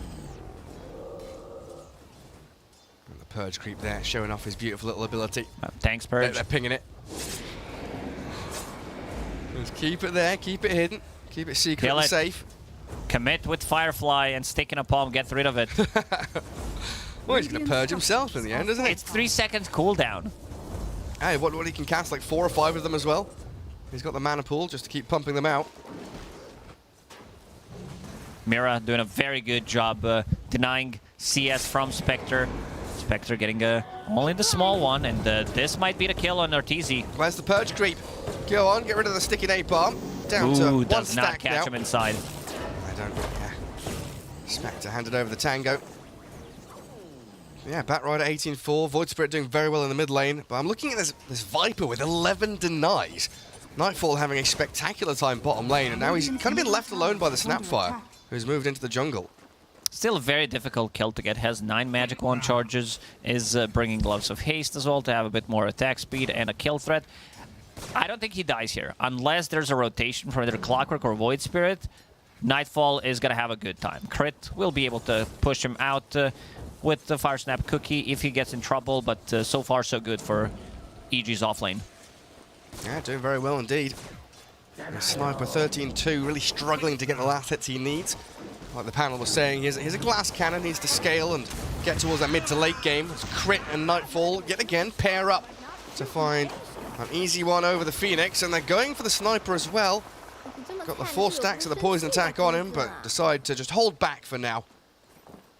And Spectre with that Purge creep on top of CS right now. Just following him, has 4, it's 120 mana, so he can use it 2 more times. It's pretty funny. What are the chances of him finding that particular creep at the exact time he needed? Now he's got the mana burn creep. Here comes the creep. Dispel off the sticky, nasty napalm. And he's got his treads delivered as well. They wish they EG. picked position 4 Pudge to be able to insta-kill that creep instead of Clockwork. Well, who else? The Doom. Well, I guess it was banned Mirana. out. Plenty of them. Poshka diving forward. Nightfall has plenty of 1 charges here, so it looks like with crit killing Will not even Yatoro. use it. Okay, well, just in case, but yeah, putting 2 points in corrosive skin, it's very good for trading. The sniper can, every single time he tries to hit him, he's gonna get some damage back, so not really worth it. So he's taking more damage than he's giving, unless he headshots. A regen rune bottled up by Toronto Tokyo, so another unfortunate situation for Abed's Puck. And getting jumped on with the Ether Remnant there, Toronto Tokyo not afraid to dive onto Tier 1 and do a bit of chip damage, knowing he's got the regen to kind of weather through that damage of the tower. Regeneration. Collapse. Not only having his napalms dispelled, but having his mana burn as well. So now... Batrider does consume a lot of mana. You need to have it. And then now he's bringing 2 extra mangoes. Oh, crit. Creep still alive. Scanner Blast back. Fairy Fire's up. Toronto Tokyo. Astral Steps to finish the job. That's a dominating spree grabbed up by the Void Spirit. Collapse now. Trying to go again onto Arteezy. Purge creep. Another Purge available. Remove that. Get the napalm off your buddy, the Spectre. Yeah, now he's gonna go for it. There we go. Kill the bloody creep. Should have done that a long time ago. I believe that was the 2nd creep that he picked up because the creep had full mana. Oh man. And now, let's see if Fly is gonna be able to find another one. There it is. It's near the outpost. Another one is waiting. Didn't kill the full camp. Yeah, I mean, Poshka dying bottom is, you know, no news really. Sure, nice rotation from Abed, but yeah, it's all about this top lane, because we kind of memeing about it a little bit, but the fact that Batrider isn't having that complete free time is definitely a hindrance to Spirit's draft, because he's meant to be the space creator and the one that opens up the map for them. He got the job done. Unfortunately for Spirit, they found the best creep in the game for this scenario. Coil. Still almost on top of CS. Scanner Blast and a little shredder there. Yatoro trying to get away from Abed and Crit, but they'll dive in with Illusory Orb and the finishing touch. Mirror and Toronto Tokyo trying to turn it back, but Nightfall's arrival are going to finish off the Clockwork now. PG making all the right moves, being very aggressive, and on the top lane, again, Kill the Satyr creep. Banisher. Kill the creep. He's gonna follow it. Fly's like, yeah, I'll share the controls. If you need it, just use it. Arteezy getting some solo XP as well there, and yeah, in terms of CS on top of the chart, but as it goes for net worth, still very close to the top. I think we should just follow that creep around the entire game. Yeah, I mean, Poshka, he's a position 5 Phoenix hiding in the trees. Nightfall, Treads, moving into Dragonlance. Team Spirit would love to have that level 6 on the Phoenix as quickly as possible so they can start defending their objectives. And Crit there has cracked 6 already, so with the Mortimer's Kisses, you know, as soon as Coil comes back up for Abed, it's always going to be a deadly combo. Void Spirit, not sure how he survives. Last time around he did by Yule Scepter. I think you need to be able to protect yourself. Fly, getting jumped. Yeah, but this could be an opening for EG. Abed, oh, he's just a little too far away. Trying to close the gap in towards them. Don't really want to just coil the Clockwork, but maybe here, in onto Miposhka, they find the Void Spirit, the Kisses come. Coil is snapped, and Abed jumps with the Waning Rift to finish off Toronto Tokyo, getting to Dissimulate in the Astral Step away. The poison attacks wear off, and he was on like 20 health. Ooh, Mortimer's misses, Gary. They not connecting. He needed another globe. He needed one more touch. Very fortunate for the Void Spirit. And am I seeing this right? Sniper is level 5, 10 minutes in? He is level 5, yeah. I thought he just didn't skill ulti, but doesn't have that green thing near his name. No, he doesn't. Is under attack. Now he's hit level 6 at long last. A difficult one for Spirit here. Net worth lead and kill difference, not a massive disparity between them, but Collapse dying top to the rotation in from EG. Crit and Abed everywhere on the map, pairing up together so beautifully.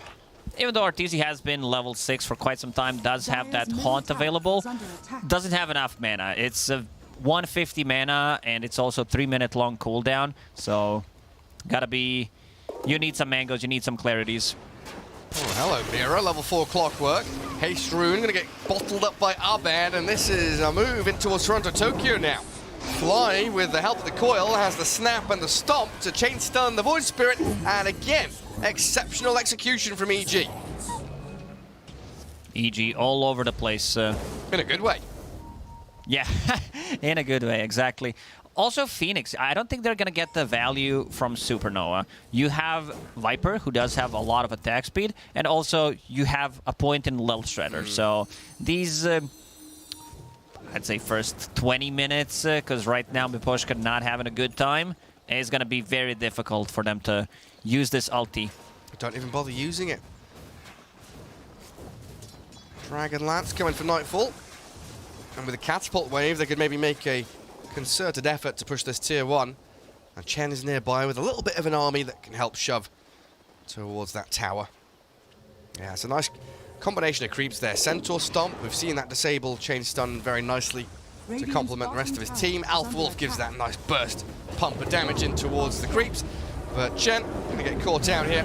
Does have that magic stick as well. Magic stick, not going to be used. Gets a stomp onto the Phoenix.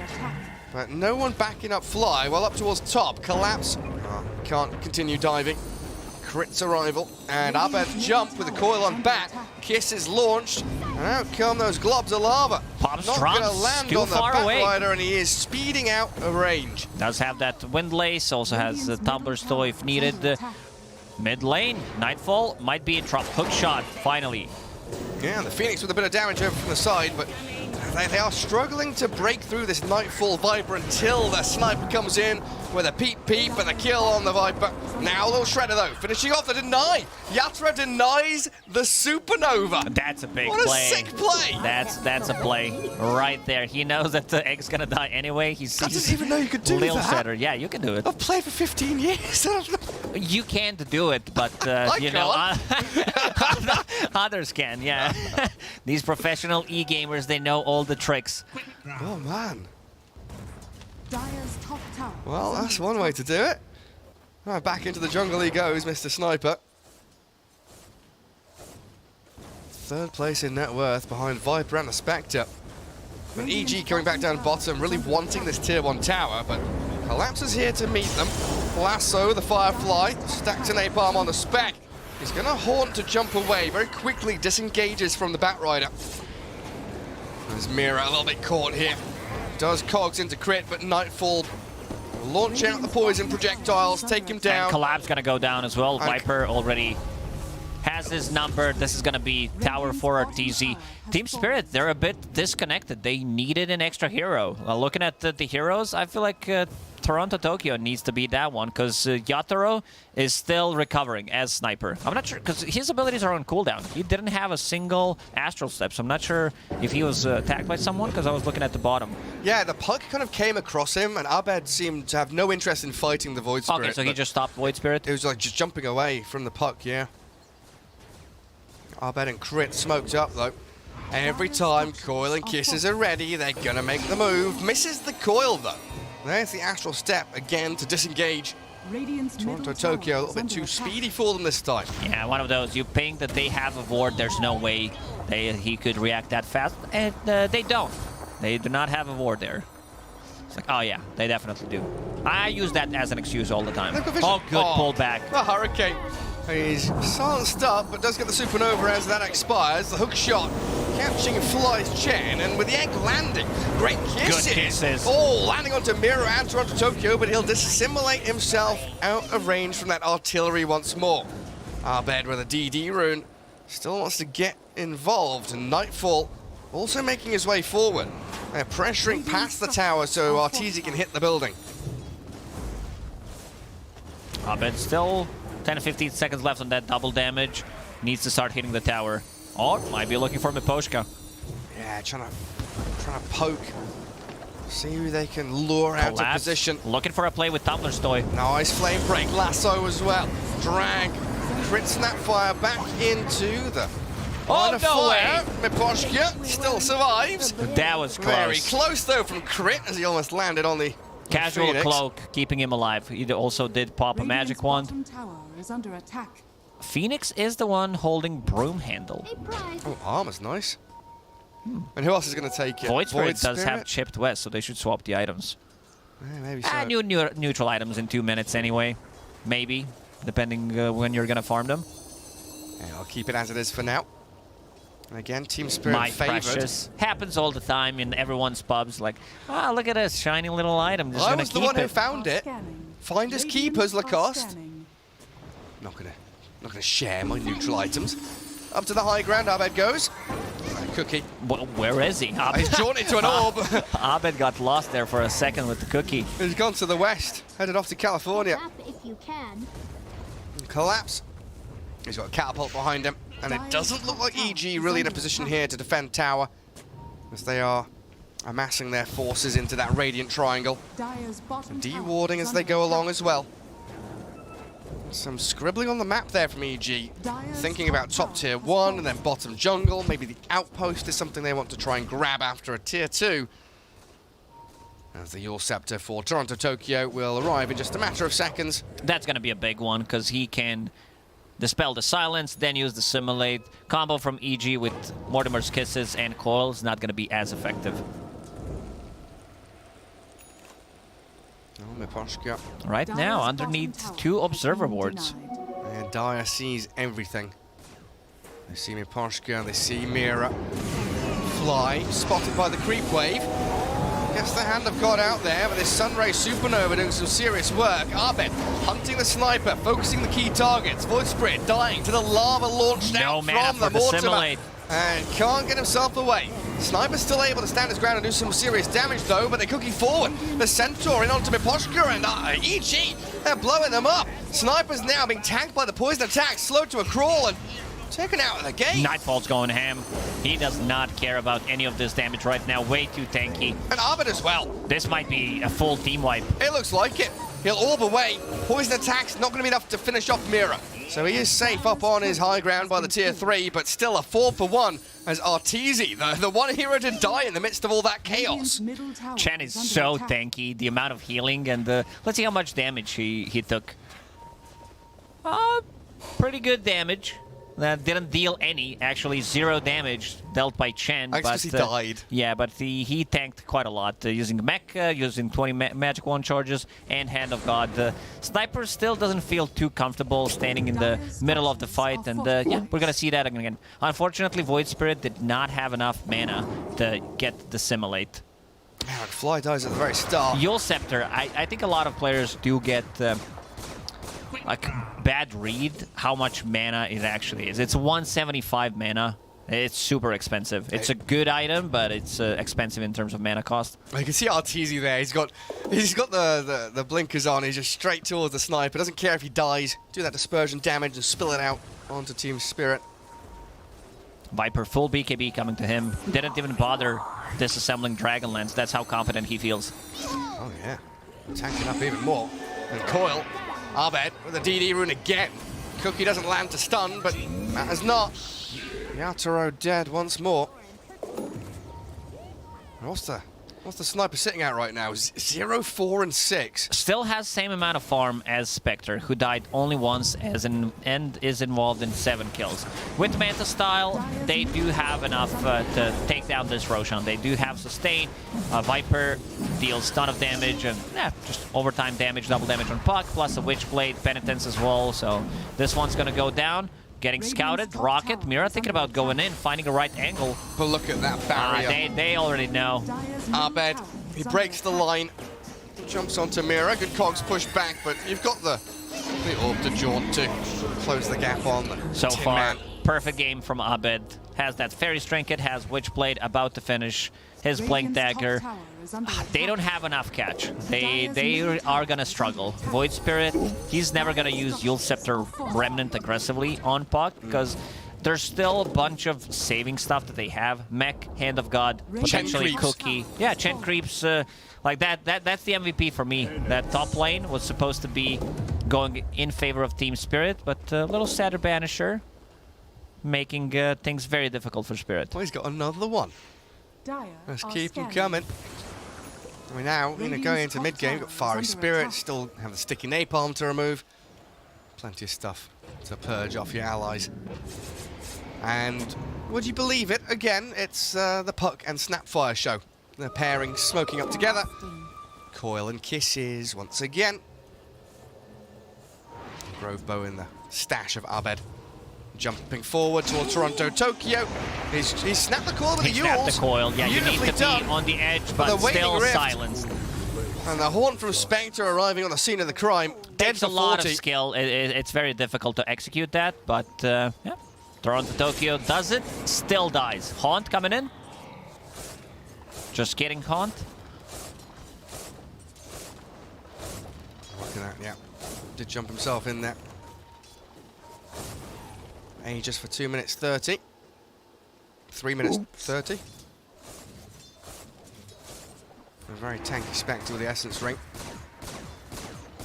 Yatoro, he's going Deso after this Mom Dragonlance, so still no BKB, no defensive. Oh wait, no, hang on a second, he's changed his mind. I just saw a BKB recipe get purchased up by him. There it is. So he's going to disassemble Dragonlance and have now a defensive item, which it feels like he desperately needed. Getting jumped by Puck. Also, Viper can close the gap. Has that BKB, has the Dragonlance, so very difficult to kill. They have like one ability that goes through magic immunity, that's Flaming Lasso. Supernova as well, but I don't think we're gonna see this Supernova go off in the fights. Collapse, smoked, ready to blink in, potentially drag someone down. Still 2.5 minutes left on Aegis Miposhka. This is going to get devoted immediately. Yeah, the ward on the high ground, but Lasso and the Supernova there going to clear through Nightfall, even with a bit of a heal from the Chen. Crit going to jump out, the Cookie away. They've slowed him with that whip though, and finding the crit Snapfire, that high ground ward. The difference maker there for Team Spirit. And also, Snapfire blanking in aggressively, trying to go for play with Love Shredder to kill the egg, but getting stunned and not able to do it. Okay, this shows signs of life for Team Spirit. Their high ground defense is pretty nuts. This is Batrider that can drag you back into tier 4 towers, and having Sniper, having Clockwork with the maxed out rocket, and the Phoenix is getting levels. Finally gets that level 2 ulti, so it takes 8 attacks to destroy. Things are going to get much easier for him. And the gem on the Phoenix as well, allowing him to deward this entire area. It always feels good though as the team going up against an Aegis to win a team fight like that, because that's a good 1.5 minutes, 2 minutes of that Aegis timer where EG won't be comfortable. With a couple of heroes down. Still with an 85% win percentage there, even though it's a 1k lead. 10 kill difference is meaningless as we go 20, 30 minutes into the game. Loves Spectre. Spectre, isn't it? Late game, and speaking of Spectre, here comes the Haunt. Oh, Yatoro. He does have a BKB, slowed by the dagger and chased by Spec. And you look at this swarm of EG heroes coming in from the eastern side. They're going to try close in onto Collapse with the coil snap. The kiss is there as well, but the Sunray heal, allowing Yatoro to get himself to high ground, and EG have to hold back. They can't go too deep. Mirror? that wasn't even close. I don't know what he was looking at, but... maybe he was expecting a blink in from a snap or a puck or something. I don't know. Maybe. Because it looked like a preemptive. He was looking more to the west than to the east. Interesting decision nonetheless. Not the longest of cooldowns to waste. No, it's all good. But the thing is, they did manage to defend the Sniper, and that's a big one. He did have to commit with the 9-second BKB. Not ideal, but they did save him. Yeah, because that's what, Haunt down for another 100 seconds. So plenty of time there. And Aegis about to expire in 10. As Team Spirit rally around the mid lane. Ready to go again with the smoke towards the Spectre, who's, again, Aegis is about to expire. If they can make that jump and find the kill. Successful scan for EG for almost full 10 seconds. So they know exactly where Team Spirit is. Good spot. They saw it coming. Aghanim Scepter for Void Spirit now, so even more ability to control the puck, the snap. Even just like stopping a heal from the Chen. As a hook shot comes in, crit cookies away. Keeping vision here, keeping tabs on EG with the rocket flare. Team Spirit just want to hold their high ground, get rid of some of this dire vision. Wait around this little cliff top. Coil on the Void Spirit, silences up the puck with his Resonant Pulse. Not ideal. He doesn't even need to commit with the Yule Scepter and the track back.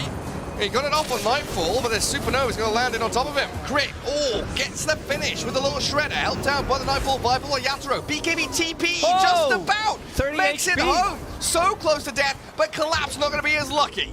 Nightfall with a double kill, and EG still strolling towards victory in this game. Still struggling with dealing damage. Toronto Tokyo baiting that coil, managing to survive, but yeah, Supernova not getting off. Lil Shredder and Viper with the full Hurricane Pike. He's able to dish some serious amount of damage. He's super tanky and also has a lot of attacks. Here they go. Jumping straight on in, Mirror and Toronto Tokyo. Crit is very nearly dead, but little focus turned back onto Fly for the easier kill. Crit got rocket flared and still very close to death's door. With Artesian Nightfall there, Team Spirit again just respecting the strength of EG. Playing around vision. They do have 2 observer wards in this area, so little Morty. I like how funny she walks when the granny is wounded. Limping, tongue hanging out, blepping away. Poor little guy. As I go. Arbed. This time, Radiant Vision here. What is that? That dire sentry. It sees the sentry, but not the obs, does it? Yeah. We know potentially Vision is here, and they'll play under it with Collapse blown up, and Arbed, a single-man coil, the 10-man, has no more battle plan. Mira gonna get melted. Poor little Clockwork, but the Spectre being pew-pewed by the Sniper, and Toronto Tokyo has that defensive Yules. Yatoro getting jumped again by Arbed and Crit. Cookie in, the Sniper still able to stand his ground and fight away. Big damage from the glass cannon, gets Yatoro a double kill. Assassinate flies and Nightfall gets a triple. dies. This is it. This is what Team Spirit needed. They needed a fight like this. And this is a fight without a Batrider, so the next one's going to be even easier. Sniper finally gets some right clicks going and manages to get almost 4,000 damage. Yeah, it's like Team Spirit have 4 heroes going, look at me, look at me. Jumping around and dancing in front of EG while Sniper stands there untouched. EG gonna screw their heads back on and reconsider how they initiate these fights. It has to be the haunt, the jaunt onto this Yatoro Sniper in the back lines. Miposhka did not. Okay, we're gonna see that again. There we go. Oh. Back to farming. Back to life. Back to farming. I love hearing Sniper sound farming. There's still another observer ward. EG has been playing an enemy triangle for a very long time. Every single time placing double observer wards. They're like, oh, we're good. There is no vision. Miposhka did buy that gem, and he's sending it back. So he does not want to keep it. Oh, really? Yeah, this is the second time he's sending gem back. But this also means it gives them full sense of security, because this ward's going to last for another 3 minutes. Yeah, it's nothing to find it. Also, tier 3 items coming out. Viper finds the enchanted quiver. Sniper can hand the blast rig over to the Clockwork or the Bat. Are scanning. And it's going to be the puck with a quiver there. Closing in on that Kaya to finish off the S and K. S and K? K and S? K and S? I don't think I've ever heard anyone say... S and Y? Yeah, S and Y, but we never shortened Kaya and Sanj. Really? That's just so... Yeah, it does make sense, but also people do complain when I say BB for Bristleback. Really? Yeah. Ah, screw those people. I like BB. But it's like, you think about it, Sanj and Yasha kind of sounds nice and flowy, S and Y. Yasha Kaya, you know, it's got a nice little jingle to it, but Sanj and Kaya. Is it Y and K or K and Y? It's whatever you want it to be. KY? If it's S and Y, then it means that Y needs to be in the end. For other two. Okay. Or you make it even, and if Y is at the end, then you have to make Y at the beginning, so, you know, first place, second place. Balance in all things. I'm glad we came to agreement, Gary. We'll be wrong. There will be statistical analysis on the usage of verbiage, words, and acronyms coming to Reddit any moment now. EG into the Roche pit. They know exactly. Spirit. They're inside the pit. Rocket's Flare. gonna come in, scout things out. Miposhka prepping himself for a big supernova. Under dire vision though, Arbe and Crit lining up to look for him. Mira's in the pit, snatches it. And he gets the shard. Work the shard as well. Oh, Ortiz missed a trick here. Full staff out, Mira still going to get hounded though by Crit and Artur. All right, this deserves a Tokyo. clap. What a beautiful hook shot, because they were underneath the shrapnel, and all right, he's gonna go for it. Yeah, snaps the coil on the Toronto Tokyo Void Sprint, pushed across into the waiting arms, but he's Yuled up into the air. Dissimulate can come out, not fast enough. Resident Pulse doesn't save him on the high ground. Supernova healing Yatoro, letting the sniper stand his ground and fight, but Spectre's on him. Collapse will chase Arteezy. Crit little shredding back to Miposhka, but this Collapse bat doing a lot of damage. Finally Mira dies. does have a hook shot available, and he's gonna find an angle. Straight on in. The surprise out of this one. Fly got a double kill on his Chen, but he's about to lose his own life. Mira will chase him back. Arbed kills Miposhka, and everybody's Does gonna have a force die. staff. Another jetpack available, but he's so slow. Rocket in flare, a second. 10-1 charges. Go and finish the job on him, Mira. Get the kill. Not lucky Oh enough. no! Can't control the clockwork. Still, we gotta give credit for that. This is a full team wipe. This is 6-7 heroes, if you want to call it, because Mira did buy back, and he got the Aegis. But big plays. I think if he ate that shard, because he was thinking about keeping that shard for someone else, and didn't eat it immediately. Maybe he could have gotten out of the trouble if he popped it straight away. But Abed has had amazing games so far. 9-0 and 13. Also, I think Toronto Tokyo had a little bit of extra time. I think he had like 0.12 seconds to use either Dissimulate or Astral Step and try to get out of the trouble. If we see the replay, he moved for a second instead of using the spell immediately. He moved and used the pulse, didn't he? Trying to silence and get some of that damage reduction going. But such chaotic fight. He's the one that makes the jump, looks for Fly's Chen. He's stunned, he's self-fueled. last second, and now look at him move. He moves and pulses, yeah. Maybe could have stepped and Dissimulated. Supernova up on the high ground, trying to heal through them as well with the Sunray. Collapse with... There's just spill damage everywhere. There's Firefly, there's Nanotoxin, Supernova, Sunray, Rocket Flares, Battery Assault. It's just nonsense all over the ground on this map. Yeah, and good jetpack. He definitely deserved to have it for free. In the end, does not get a kill on Fly. It was super close, but got slowed down by Penitence, and also Witchblade from Puck didn't move at all. And the Essence Ring as well. The body blocks, little pirouette there from Arbed. I think Fly, and that Essence Ring, getting a couple of uses out in that fight. Needed like 2 hits from Battery Assault, lucky ones to be able to get it. Aghanim Scepter for Fly. Oh, strong Dispel. That's huge. Fly is massive on Chen. He's has same amount of farm, almost as Batrider.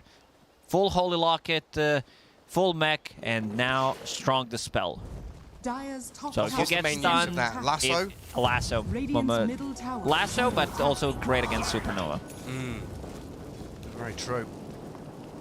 Supernova now does have a bit of backup from the Shiva's Guard that Phoenix has completed. I like what I see on Collapse. He does have Psychic Headband. Hello. Here comes Haunt. Yeah, Toronto Tokyo. They didn't get his Yules off.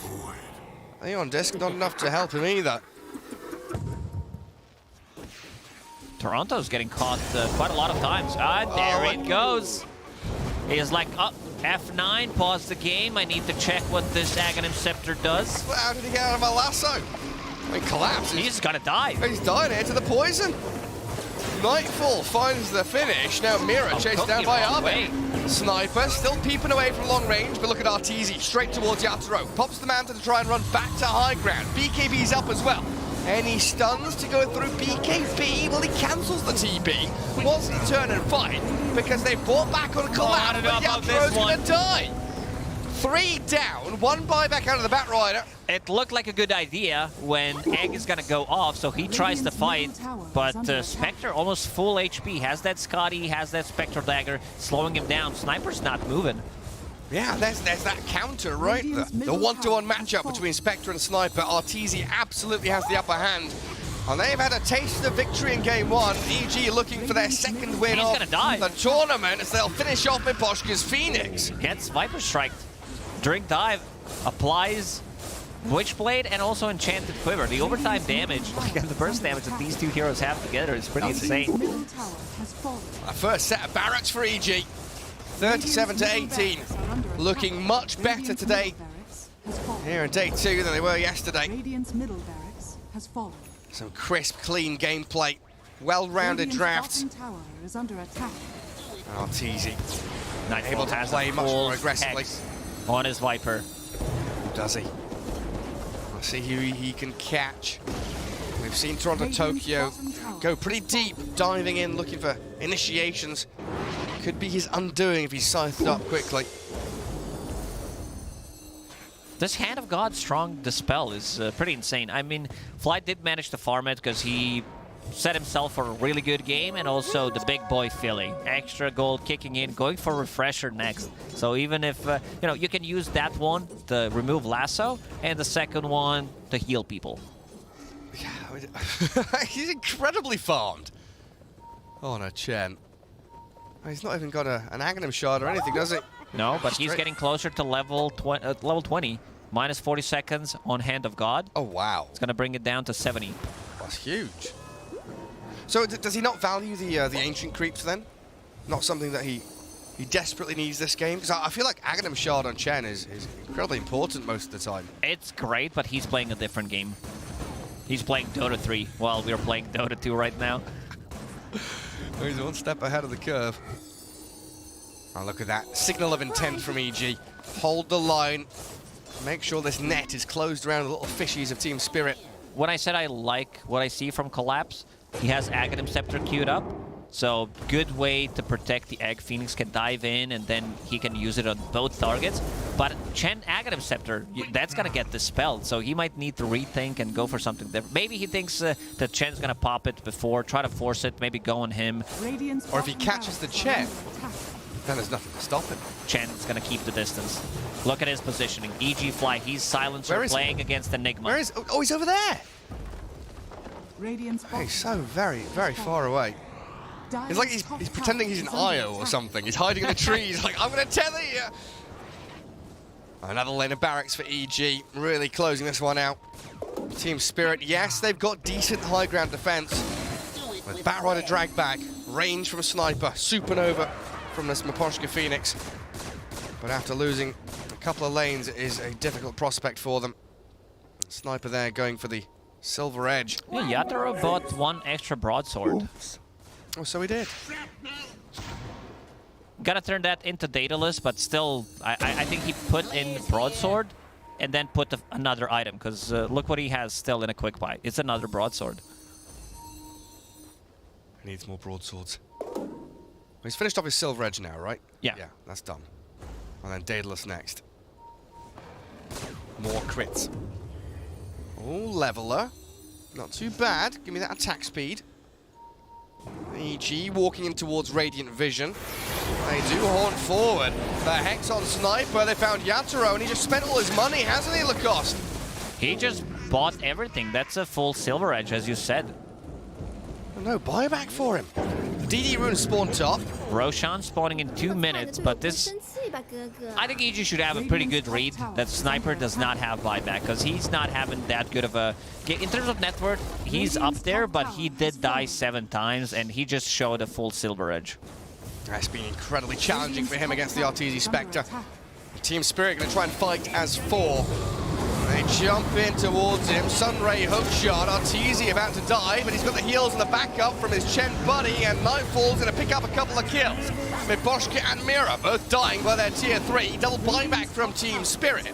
I want to buy time for Sniper to respawn, but it's 45 seconds. It's way too long. This is going to be mega creeps, most likely Nightfall with that shard, and also Sight of West does have enough mana sustain.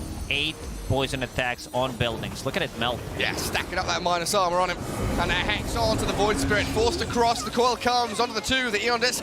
It's there, but the coil snaps again as the kisses land. And Toronto Tokyo, the self-fuels will buy a moment of safety as he jumps out of danger. But with so many casualties now, Team Spirit surely have no chance of defending their base. EG have come in to win this series, claiming a 2-0.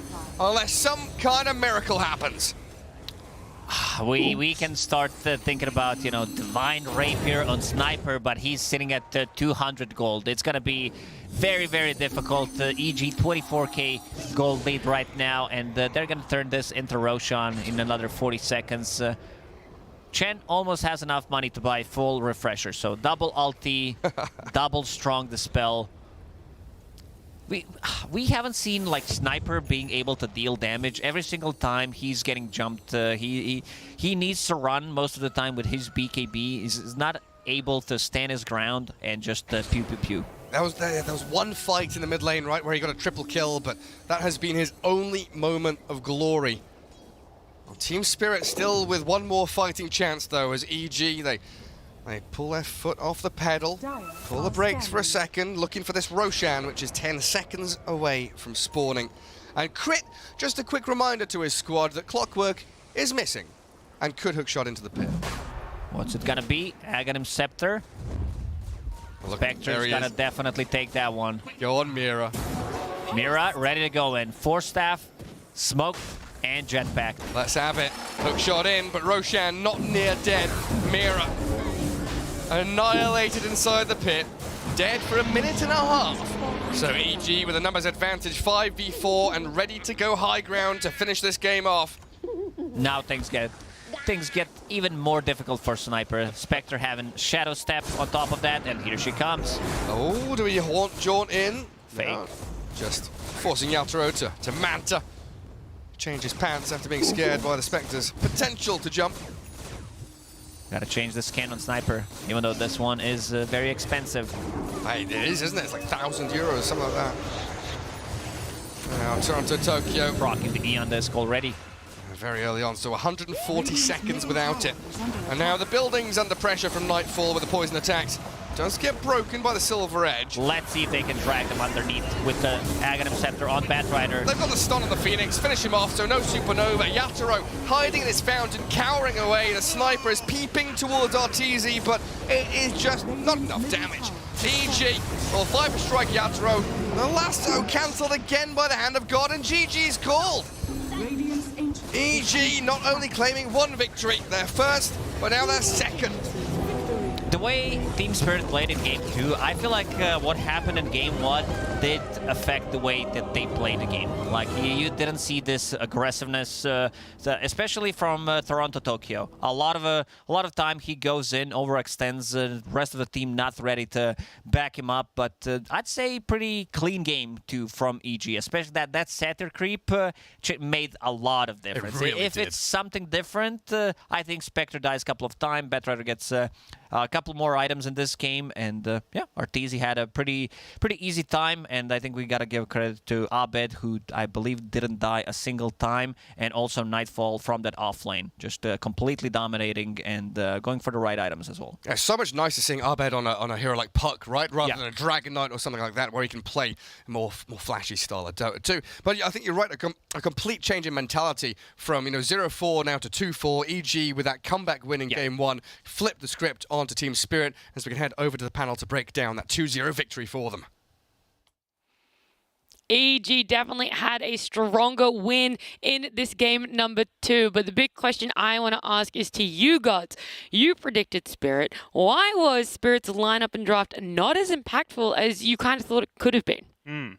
I think to me the point of the lineup and draft that I thought was really going to shine was going to be the last pick Batrider. Like, you get a last pick Batrider in any game, and it looks like a pretty, dream Batrider game. That hero is designed to kind of take over the game. But it felt like they didn't really play around Collapse that well, and he didn't have the best start and kind of get that snowball rolling, which is a lot, testament to how well EG played those lanes. Because this time around, unlike Game 1, EG, their lanes went a whole lot better. Oh, 100%. Game 1, they really struggled to kind of get anywhere near in the lead. I'm pretty sure they were in a gold deficit almost all of Game 1, but this time it was the complete other story. They had those fantastic lanes. They moved and transitioned really well into the mid, and they were always in the front with the gold difference. So, Lizard, what changed so much for this laning stage? When it comes to the lane itself, and when it comes to the winning Game 1, I would put Nightfall as the focal piece, like the center point of both of these pictures, right? In first one, he's winning with the Refresher Enigma. On the second one, he's creating all sorts of problems with the Viper, with the Shard as well. He's giving them the potential to push and take objectives. But overall, the game 2 wasn't about the lanes. Game 2 was literally you were playing Sniper into Spectre and Prod.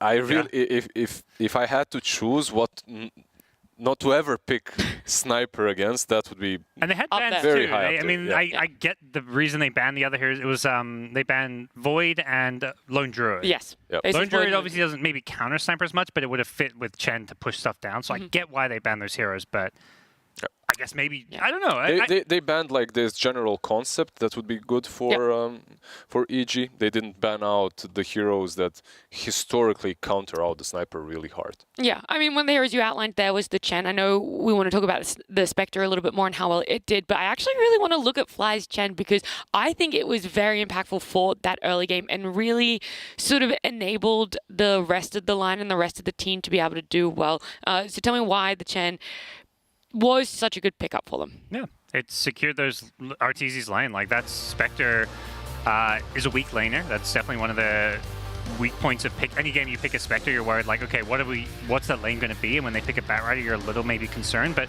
Arteezy was ahead on farm, whereas the opposite was happening with Sniper. He got crushed in his lane. He was playing catch up. And I think the other big thing is a lot of these fights, they would always like try and go on Arteezy, burst down a Spectre using like the Sunray and stuff.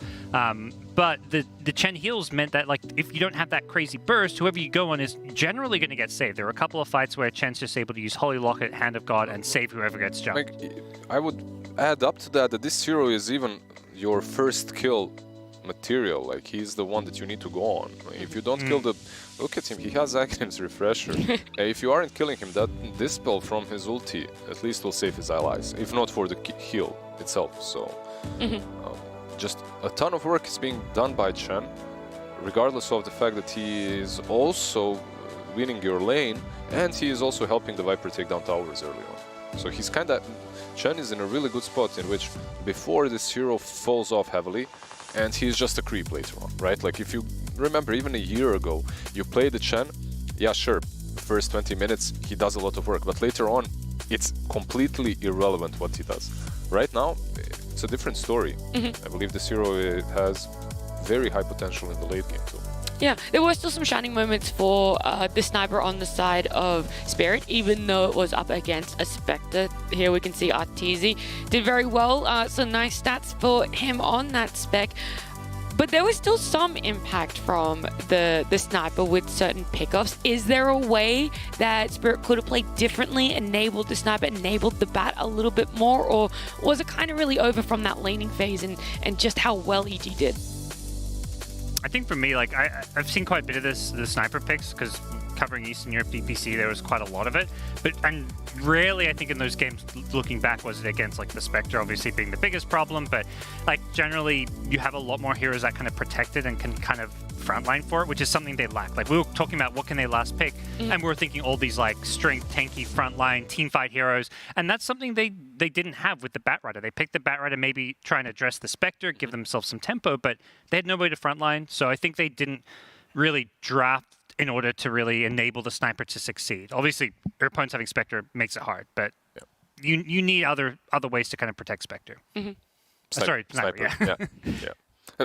He was just being hunted constantly. Yeah. I just wouldn't like playing Sniper in a game such as this one. It truly is very simple to me. Comes down to that. The game is way more difficult for Team Spirit. The second match is way more difficult for them to perform well than it was for EG.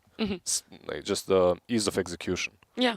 Well, big props to EG with their drafting, definitely changing up and looking fantastic practically all the way through from start in that draft all the way to the end there. The other side is the map control from EG, not just the draft, not just the team fights, but also the map control and how they were moving throughout this game. Were you guys impressed with anything specific as we see these highlight reels? Yeah, I feel like EG is a team that always has a really good read on the map. I think that's Arteezy's biggest strength as a carry is just understanding like which parts of the map to farm, how to kind of control certain areas. So basically win the economy game. EG is often this team that wins games by getting very few kills, but just out farming. They build up these like bigger and bigger gold leads just by farming more of the map. And that's something I think they did really well this game and just in general.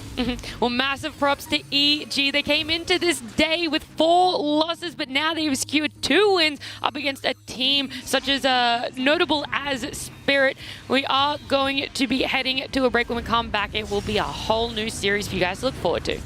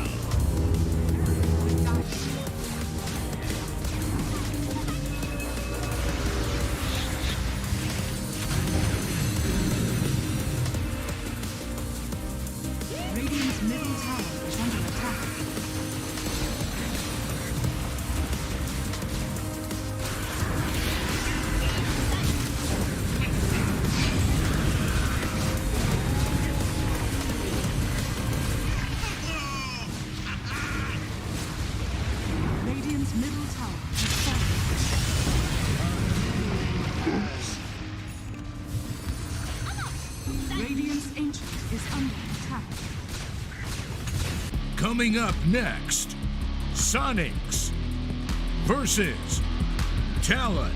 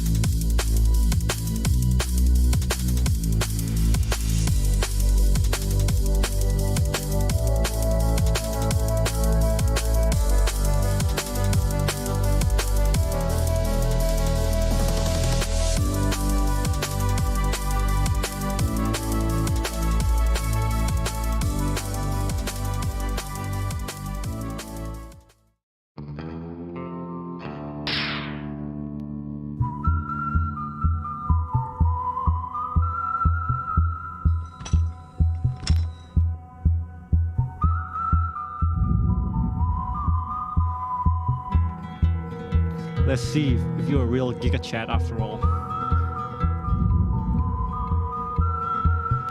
This town isn't big enough for us.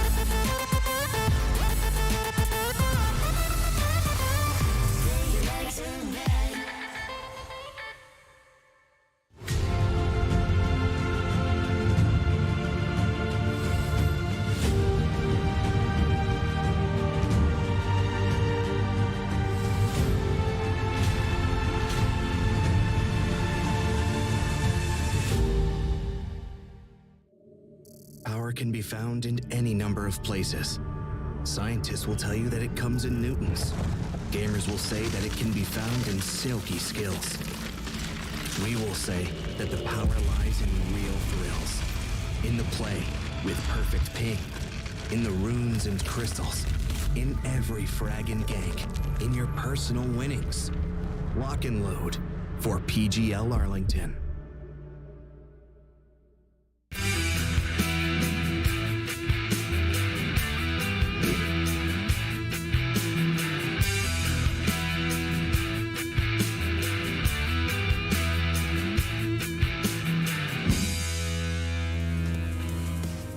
Hello everybody and welcome to the Dota 2 Arlington Major. We got another crazy matchup coming at you today. It's going to be Soniqs versus Talon. I am your host Sajidine, and join me on the panel to bring you all the action is Sheepstick and Lacoste. Southeast Asia, baby! Woo! I'm here, finally! North America, baby, hell yeah! No, I have to keep covering these stupid European teams. I don't care about that region. I'm here for Talon, Boom, and half of Fnatic. Half of them, just half of them. Less than half of Fnatic.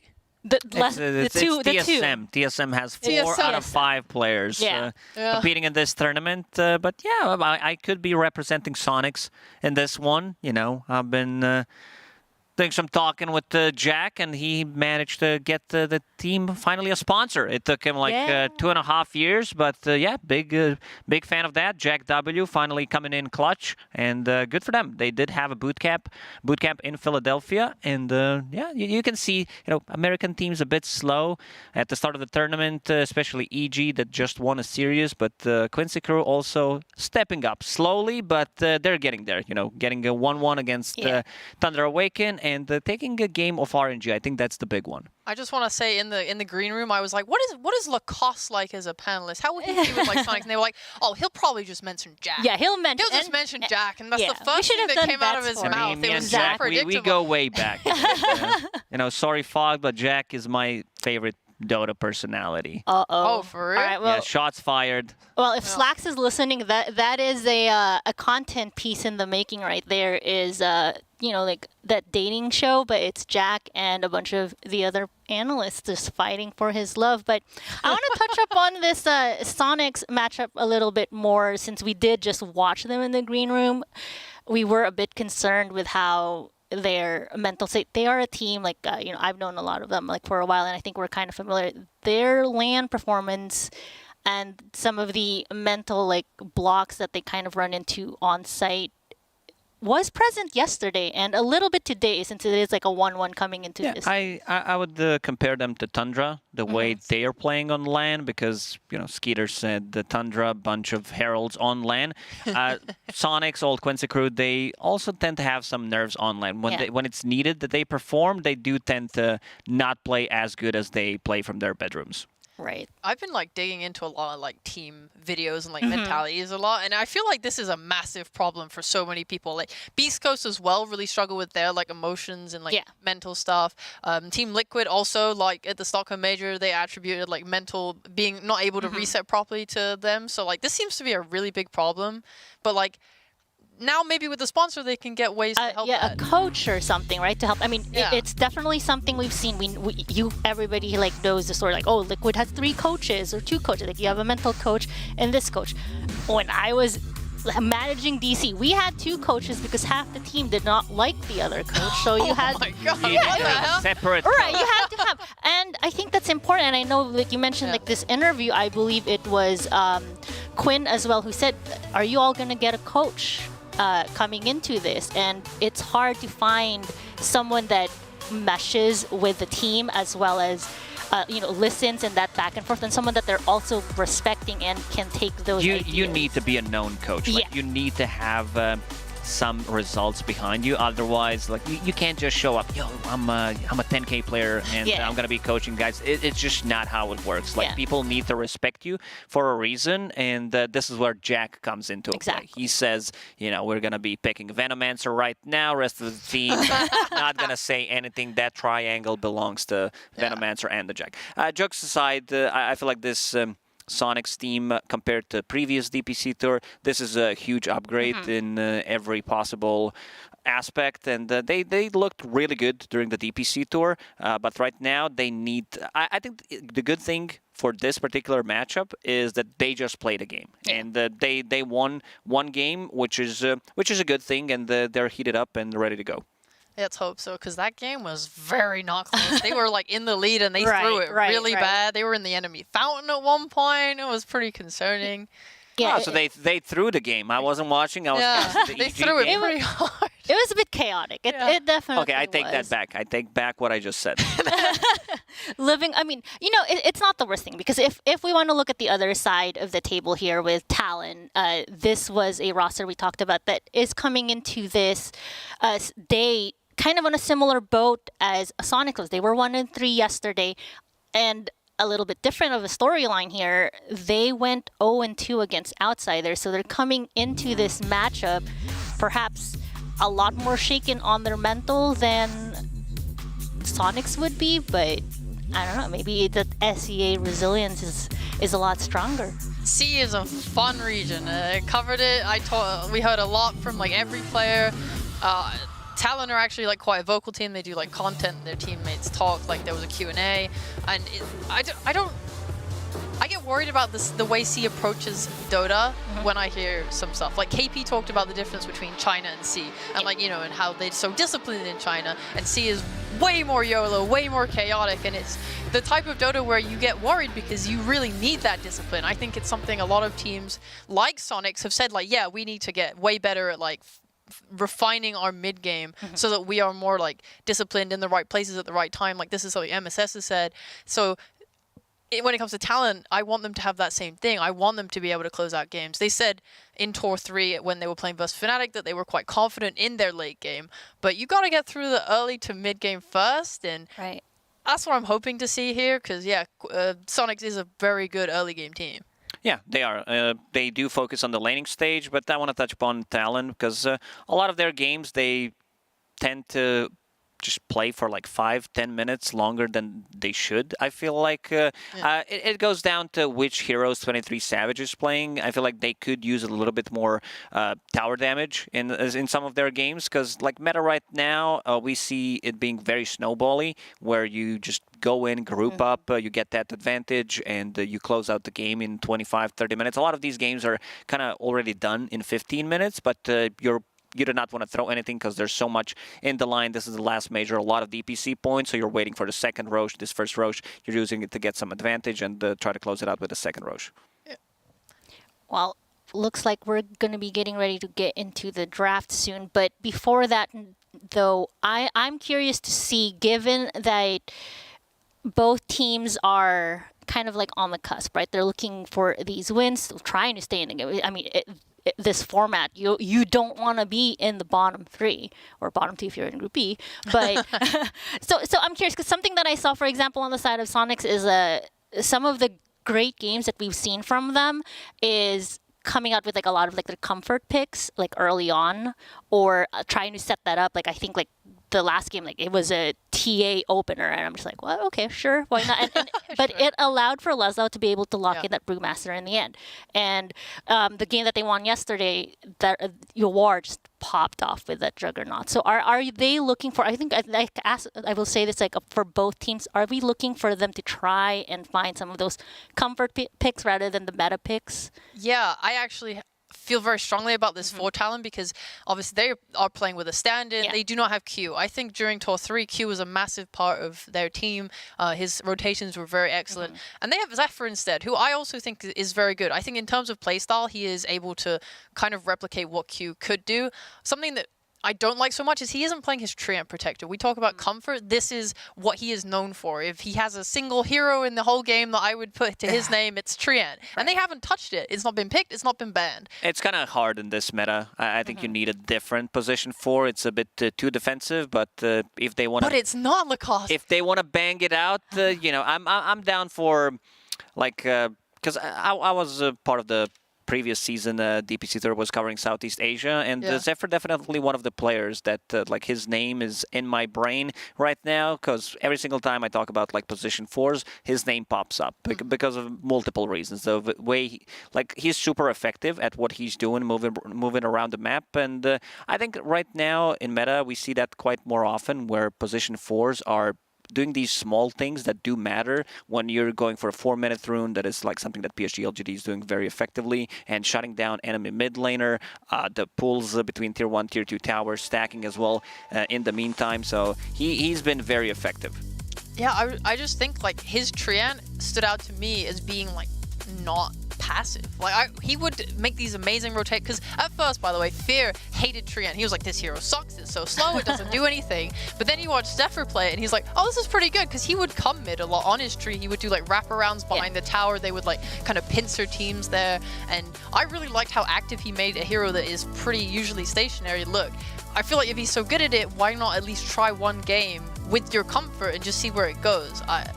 Maybe they just want to stick to their own strats, which would be why they're ignoring it, because Q typically played heroes like Tiny and Mossy and stuff that could move around a lot. So maybe they just want to keep with that, which is fine. I think we saw some of the stats on screen where he's a bit more active than MSS. MSS is a bit more greedy, but these rotations that I mentioned, like those numbers are backing it up, where he tends to move around the map, and you like Treant Protector, but you know, only on him. Treant is not a hero that just moves around and makes stuff done. Very sluggish. He is sluggish, but Zephyr can make it work. I trusted it. I'm a big believer in him. But we look at other heroes on this team. 23 Savage is an extremely fun carry player to watch. He can play your very standard like Medusas and stuff, but he also is very good at playing the fast tempo. He'll play the Razor. He really likes his Faceless Void. It was very fun towards the end of Tour 3. He started picking really weird carries. He started playing Lina. Well, I say he started playing. He played it once, but it was like the ability to diversify your pool like that and be like, okay, well, they have like a Phoenix and stuff. We really need something that can just kill it. They picked Lina for him. He does really well with it. They win. He then went on to play stuff like Doom, which we've seen him playing this tournament. We've seen other carry players actually picking it a little bit too. This is like 23 Savage's pool. This is very fun and weird. It's late game oriented. One of the reasons why he has more average last hits, and some of these games do last a little longer, I would say, compared to Quincy, the way they played in their own region. These are like inter-regional matches, so Dota is a bit different. One thing I like about 23 Savage is how efficient he is with using neutral items. I still remember, like, he's holding 4 neutral items in the backpack. He's playing Dragonite. He swaps in Quickening Charm just to lower the cooldown on it, pops the ulti, then swaps something different, but also keeping some other items just in case he needs it. Yeah, he's insane, like mechanically. Like this is a Morphling player. Yeah, you need a lot of clicks. You know, Yeah. right now I'm like, yeah, Philosopher's Stone, I don't need to click that. That's some extra gold and extra mana. Yeah, sign me up. Yeah, it's free. I mean, I love that you all like touched up on you know the different, like, first of all, I've seen that phrase thrown around again. The snowball meta is back, and like it's very fast. However, when we're looking at it from the North America side, I believe it was Leslie that even said it, that yeah, in NA we like to prioritize our lanes and like we like to farm, and that meta, that the regional meta, bringing it into a LAN setting and having to experience how other regions are playing, you have to adapt. And now I'm curious, like, with how the performance of like the NA and SA teams, is there a bit of a struggle having to adjust that, or is there a way for them to bring that pace of how they like to play into the current like fast-paced meta that everybody else seems to be running? I think apart from, like, you say 23 Savage likes to play greedy and go for late, but the rest of his team is pretty fast. Yeah. I think KP's best hero is Brewmaster, but something that C does a lot, and you've seen this, like, Jabs has been doing it over on Fnatic, KP will do it as well. They like Death Prophet. They really value this hero because of its ability to win the lane and start pressuring objectives. Like, I think we might see this in this series. I definitely think he'd like it if his Brew gets banned. Brewmaster is definitely a hero that you know, not so popular in European region, which I did cover the most. But seeing it played, I'm still not convinced. I feel like this hero, you need to have like 3 items, and then you're gonna pop off. Like when you get to that Aghanim Scepter, Eon Disc, refresher timing. But yeah, I feel like he's very momentum based, especially if you don't get stuff done with your first couple of ultis. It's really hit or miss hero for me. But yeah, in the right hands, in the hands of KP, I put a lot of trust. Yeah, same. Like, KP is, every team that played against Talon during the DBC, they would be first phasing his Brewmaster. Like, there's an insane level of respect on this that is just, yeah. When your off-lane player is able to take that, like, target ban in the first phase, it's so powerful. Like, other teams, like, Amar gets his Timber first phase ban. It's kind of, like, on that level in terms of respect. Well, that's awesome, and that's the kind of like things that we love to see. But do you think there is that concern? Because I know you said that, okay, we're not concerned about the Brewmaster ban. There is like other pockets, like the Death Prophet potentially in play. We've seen some of the other teams sort of target specific, like either banning out all of like certain carries, or perhaps like the impactful heroes, like coming into this, like we talk about like maybe perhaps like some pocket strats or some random like heroes coming out. Is that possible? Different teams have different approach. I think Tundra is a good example of like what not to do when you play against them, where people try to ban out all 33 heroes, but he has wide hero pool, and those heroes that he plays, he's playing extremely well, so you can't just ban it out. I remember people trying to ban out like spend 8 bans on 33, they still win the game. So you need to also be able to not just focus on a certain role, but also be able to protect your own picks. I agree with that. It's very hard nowadays, especially with like every team trying to expand their hero pools. Like we talked about 23 going so far as to play a Lina carry. You can't just ban all these things. They will have more in the tank. And I know that, I think Skitter said this of Tundra, like when 33 is taking so much attention, it just makes the mid and the carries game so much easier because they get their free pick of the rest of the hero pool. Yeah. I mean, I've noticed that too. Like, I made the list of the heroes that I find like, oh, these are the meta right now. And I think some of the other ones that were kind of, they were the hot to trot picks like early on, kind of have disappeared a little bit. I haven't really seen a lot of Mars when he was like heavily picked early on. Now he's just completely uncontested. Well, not completely, but for the most part, very, very sparse. And everybody's noticing, oh, a lot of the Chinese and other teams are picking mid Pudge. I think we can rock that too, and it kind of like bleeds and spreads out. So is this something like something that you want to start adapting, like while still here at the group stage? See if that's something you can implement or inject into your play pool. You definitely need to have like a couple of heroes that you have. Oh, there's a fly on your nose, EG bro. Fly is attacking. I think you killed it, bro. It's still there. It's still there. Oh, you got it. I got it off. Agent Fly. Yeah, I know. He's like revenge. What was I talking about? We're talking about injecting and adapting. Yeah. Adapting. Yeah. Adapting. Very, very good. You need to have a couple of players on your team that play specific heroes, which can't pop off from time to time. Like not necessarily a Broodmother type of a hero, but something that other teams might forget about it, and then you last pick the hero. I'm gonna say OG, where a Mars hero, his Huskar does get forgotten from time to time, and they do pop off. Didn't happen this time around, but I think that's a good example where you have like different heroes that you play, and sometimes people do forget about it. Yeah, about adapting, I get a little bit scared sometimes when it comes to C teams and their ability to adapt, because during Tour 3, Boom, for example, they were trying new drafts and strategies. In fact, they were kind of doing it through Tour 2 as well. They would use their first game to experiment, and it would usually go quite poorly. They would lose, and then they would go back to their old strats and win the series off the back of that. And this is sort of a problem with C in general. They just kind of try something new and go back. Like we see KP, he tried new heroes. They weren't that great, to be honest, and then he goes back to the DP and the Brew every game. It's difficult to say because, they might have some extra information from scrims. Yeah. They tried it a couple of times. It did look okay, maybe 2 wins, 2 losses. They tried it in an official game. Doesn't work out. Tried one more time, and they're most likely going to be done with the hero.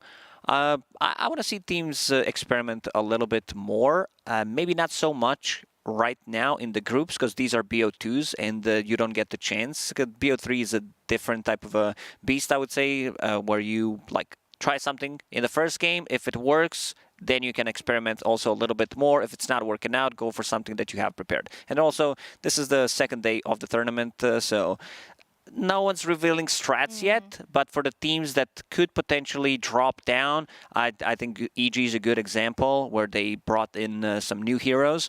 And because they felt they needed to do it. They needed to shift things around. They were 0-4. And I feel like Quincy Crew also has a similar mentality where they can bounce back. They have a lot of different strategies running. So I feel like we might see something completely different in this one. It's like, what would Jack do, right? What would Jack do? He would Veto. Not even a question. Fall asleep on panel.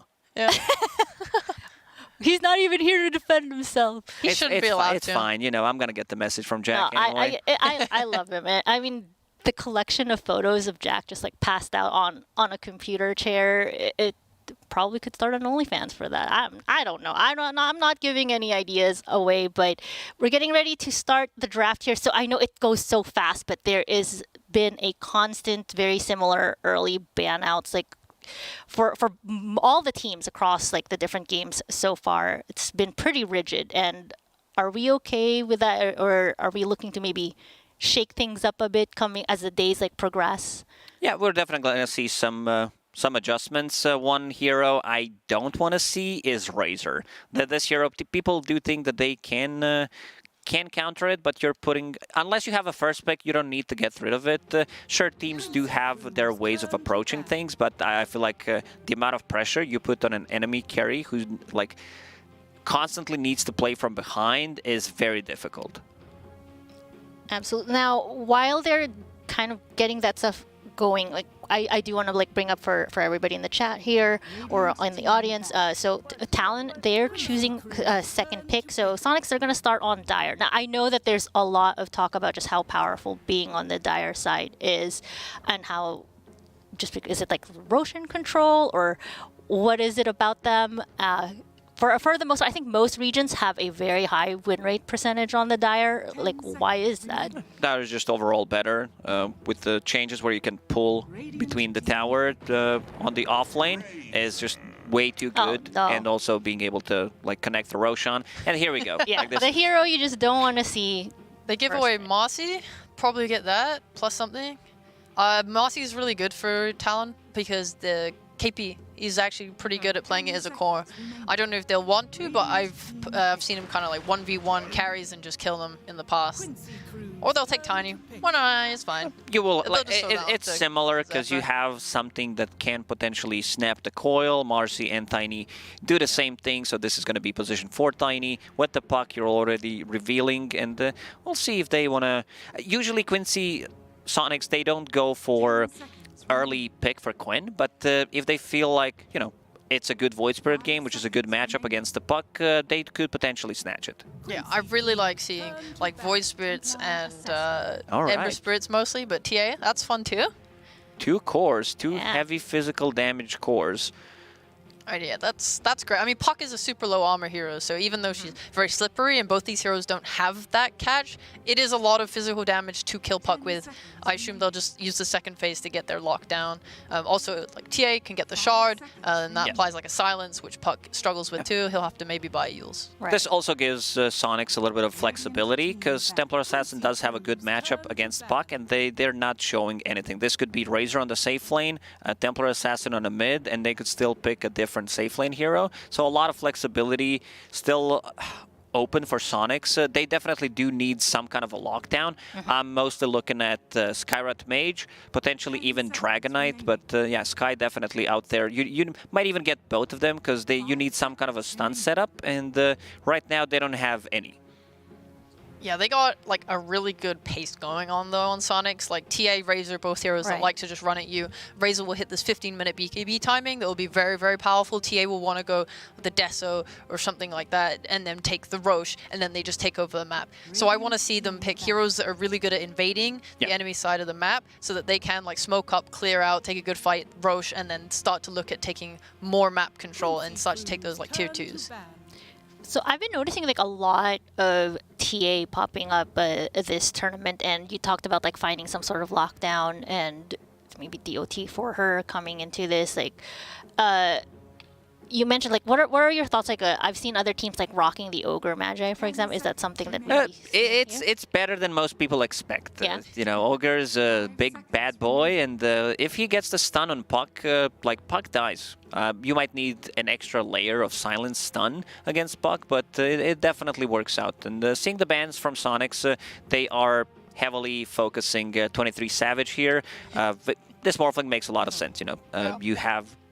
It's a counter to Razor, where he links you, you link him back, and also Terrorblade, a hero that like you have 2 range cores, and once Terrorblade gets the Scotty timing with the reflection, it's an extra slow. Like these 2 heroes don't match up well, and he also has a ton of armor, so both of these heavy physical damage cores. They don't seem to care about his Faceless Void though, because this is like his most preferred hero from Tour 3, and he plays it pretty well. Not to mention like China heavily seemed to value the Faceless Void. It was like banned a lot in their Tour 3, and that would be good for him. It's like a decent matchup here against TA. And Razor, you can break the link. You get like the shard pretty early to give you that extra range. They can pile more damage on top of it on Talon. Like I see like Snapfire still in the pool. These things could be really good. Right now Soniqs don't have like a lot of save. Usually we do see like these healing supports that have been very prevalent this tournament so far, and neither team has No, them yet. not really. Yeah, none banned. Oh, Dazzle's banned, but there's still like Wyverns and stuff in the pool. Yeah, so they'll take that. There. Yeah. I mean, yeah, and Dawn was already banned out. It makes a lot of sense that you mentioned Wyvern, because again, 2 right clickers against Wyvern, which means that you could potentially get the solo pickoffs if you land a good curse, and also Embrace, Cold Embrace, a lot of value from that spell as well. You also have Tiny with the toss back, so that's potentially a save. Very difficult, I would say, for Soniqs. Like they need to reveal what their hand is right now. I'm still down for that Skyrat Mage to be able to burst people down. They have no magical damage whatsoever, and you need something against Wyvern. Yeah, the only thing I really like about Skyroth into a hero like Puck is when the offlaner is able to be left alone, which I'm not sure about Razor because they haven't shown their carry yet on Talon, but it's definitely best when Skyroth can go for those runes and threaten Puck and potentially get those kills. Having Razor on the offlane, I still feel, if they get Sky +1, maybe they're revealing too much the other position. Like they still need to pick.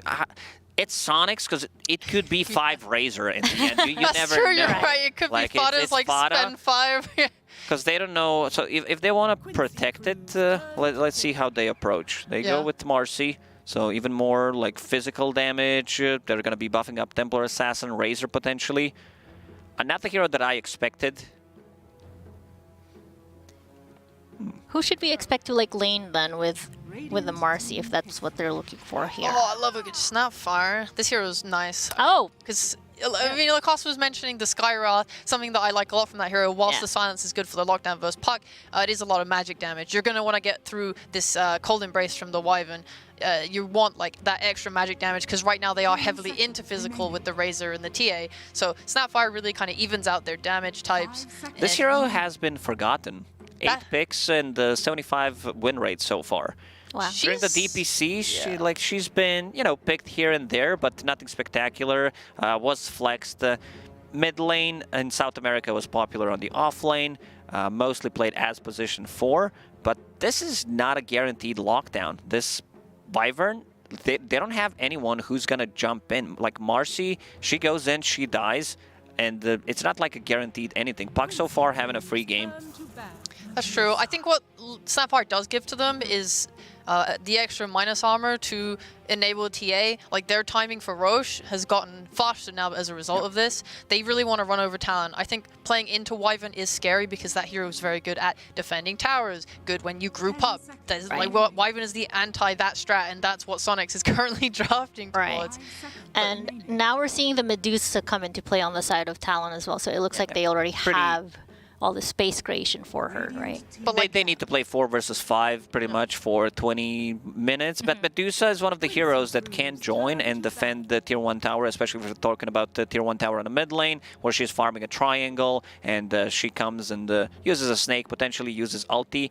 Pretty similar to what I said about Terrorblade, where you have someone who's ranged, a Scotty buyer, and against Templar Assassin Razor, you also could potentially buy, Tiny, this is going to be Blink 4 staff because you want to break the link. Wyvern probably going to be Blink, and on Medusa you might upgrade to an earlier Pike. Just thinking about the atomization because you want to stay away from Templar Assassin and also being able to break the link. Yeah, I personally actually don't like the Medusa pick that much though. Just in the past, we've seen the Razor-Medusa matchup go quite in the favor of Razor because he gets that refresher, really sticks to her and just kind of destroys her. And you want to protect her with your Wyvern, but TA is probably going to be using traps with Vision, trying to find that Wyvern and gun him down. Snapfire, whilst this isn't like a catch hero, what it does give you is very long-range nuke ability. So if they ever do find the Wyvern, you are able to just use your kisses to kill her. Early game, I think this game will be very hard for Talon so far. And I mean, you also said this when we were talking earlier. It's oh, if you're playing against C teams, just ban out the Death Bra. There she goes. He is gone. Yeah, leaving KP's hero for last is kind of scary because his pool is not that big. I'll be real with you. Maybe they'll try and just double down on their late game ability and pick an Enigma.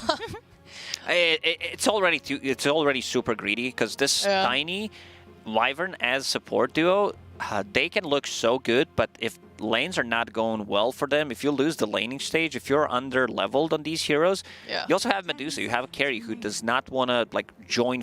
She might, as I said, might join and use a snake to try to defend the tower. But other than that, her team fight contribution is not that big. And then you have Puck. And not a hero that can't. So I think for Talon, it needs to be something. Mars. It could be a Mars. That hero is super out of meta, but guess what region likes Mars? All right. Now this Night Stalker pick it's one of the heroes that became really popular lately. Yeah. And against Wyvern plus Puck, this is what ties Soniqs line up together. Yeah. I don't know what Talon will pick, but I do know that KP likes Mars. I know C likes Mars, and they're still a region that is a little bit old school in their offlane, and that they're not as greedy as Europe West has become. I think it's an option for them. You're playing against 2 ranged cores in TA and Razor, which is pretty good. It's not very good against Night Stalker, but that matchup could be okay. I'm just concerned about KP's pool. If he pulls out something completely weird here, I think this game is probably pretty in Soniqs' hands. That's the conversation we were having at the start of the show is, do you stick with your comfort or do you try to rock the boat right now? And I feel like if you're Talon, being down and out with the scoreline so far coming into day number 2, you're just going to want to go with something that you feel confident with. Yeah. So, well, okay, looking at the roster of Soniqs first, like as far as like how their lane setup is going to be, are we going to be seeing anything like shaking? Oh my God, he did it. He went for the Enigma. They doubled down. There we go.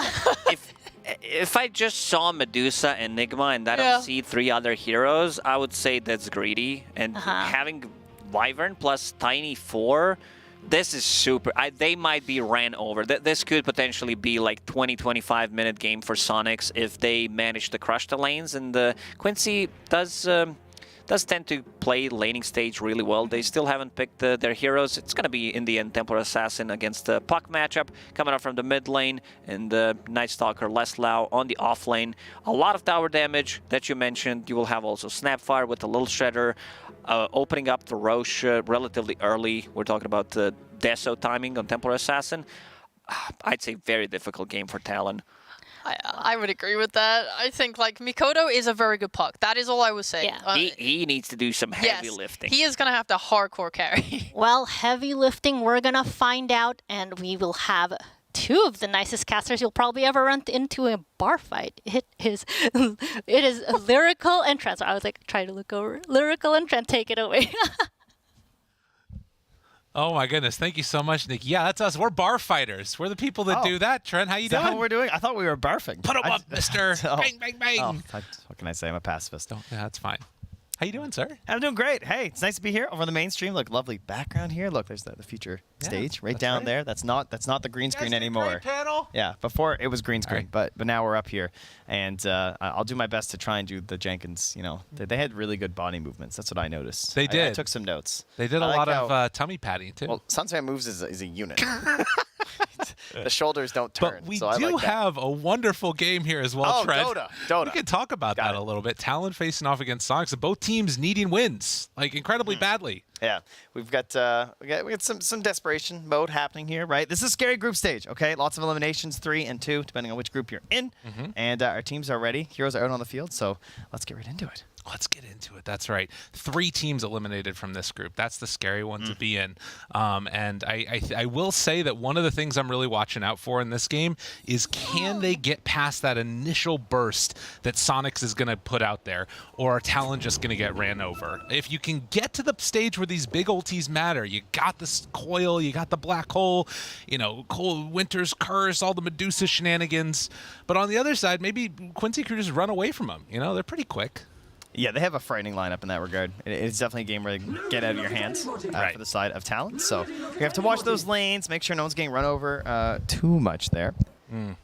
And yeah, I'm definitely in agreement with the panel, though. I think that although Soniqs have had some rough starts here, you know, they turned it up at the end, managed to get themselves a W. Right. So coming to this one a little bit hot. And this looks comfortable. But comfort as well for Talon. This is something they've played a lot. You know, this sort of strategy. 23 Savage, we have definitely seen the Medusa a lot. You know, yeah. A hero he's well known for playing. Makoto on the puck, Zephyr on the Tiny in his stand-in form here. So confidence in the heroes, you know, it's just the matchup of the strategies that could bring a problem for them. Right. Well, and you can see right there, Zephyr looking for a toss back, not quite able to find the connection. And in fact, Leslau, Quinn heading on in, wanting to get the bounty rune, but they're going to have to give that one up. So instead, it's going to be just the 2 apiece. But one thing that I would mention is that, you know, leading into this, obviously on the mainstream, there was the EG facing off against Spirit Game. But on the other side, we did see you know, the Soniqs team finally managed to take that victory. It was off the back of a Yawar TA. This time, Quinn, Talon would have been watching that game, but they do decide to swap it up in the end. Well, I mean, you know, we finally moved ourselves away from this safe lane TA, guys. Turns out can still play mid. Who would have thought? I mean, versus the puck, these being absolutely classic counter pick you would go for, sending the TA into the mid. So The benefits is that you're still pretty close to the Ancients, obviously, when you would go in the mid lane, whereas up top, you're not really there. So if you get someone stacking for you, that can be great. You still do just fine in the matchup. And what it does enable, too, is the matchup that they've now set, where, yeah, we're going versus this Enigma and Tiny up top here, and with the help of the movement speed of MSS's rebounds, which is just so terrifying. Right, and this is normally a lane that, can get some pretty good damage in. We've seen the power of Enigma and the ability to pressure and take that tier 1 tower. We'll see if Makoto can get this range creep. Does manage to get it. He's been kind of getting a couple of quick ones there. I think that was 2 range creeps on Quinn. Not bad. Yeah, Makoto and Quinn battling it out there in the mid lane. And of course, down bottom, we've got Hyde, 23 Savage, playing off against Fada and Leslau, who has been having a sort of back and forth tournament, I feel like. I've been seeing a lot of Razor play from him, but this time going to be on the Night Stalker. Yeah, this lane pairing too, just like, I feel like we got halfway through that EG draft, and I was like, man, they could use a Snapfire here. And my head said, where is Snap? Like, I feel like throughout Season 3 of the DPC, Snapfire, just so many games where teams had troubles coming back in games. I would say across most of the regions, it tended to be like, lanes went really well. There weren't maybe as many comebacks as some other patches, but if there was one consistent hero that could claw you out of a laning stage deficit, it was just this Snapfire, right? You get the tome on this hero, you smoke up with your team, and the kisses with any semblance of initiation are so good at picking off that really core carry hero. So in combination, she's also a great laner. And now Fada, here, down versus this Wyvern and Medusa, they should be able to put some pressure on. Yeah, and particularly find a chance to kill off 23 Savage if you can get those levels on Fada. So we'll keep an eye on that one for sure. The other thing, of course, here is you talked about those stacks. Obviously, TA taking them significantly earlier than we would see a Medusa, but if you start rotating in a couple of those heroes, maybe they can scout out that those stacks are going on and try and come and contest them. So a bunch of different stuff to watch for in the mid game, and of course, all in towards the purpose of trying to slow down this Soniqs draft. Yeah, and to that end, though, like they can't really enable 23 Savage in the traditional way that you want to for Medusa, because they have some of the absolute best carries and cores for fighting over stacks on the side of Soniqs. I love Razor. Running in with ulti in the earlier parts of the game is very strong to try and contest Ancient stacks. Templar Assassin, obviously, very ready to battle, has the traps for the vision to know when you're doing it, and then can also just straight up steal the stacks simply. And then Night Stalker, well, what do you think this guy's looking for? Yeah, he wants to find you in a compromised position with his vision and just like run over these cliffs. And so the Ancients is like the perfect battleground for Sonic Squad right now. And not having that for a Medusa lineup sounds like a serious issue to me. Well, a lot to keep our eyes on. So far, Makoto continues to have a really good laning stage, and I'm liking these little side steps that he's doing, dodging the side blade hits that normally might have connected there onto that puck. He's been able to survive through it pretty well, going for the gloves of haste after the bottle and right into the phase boots. Interesting. Well, you heard what Lacoste said. He needs to carry the heavy lifting. It's certainly true.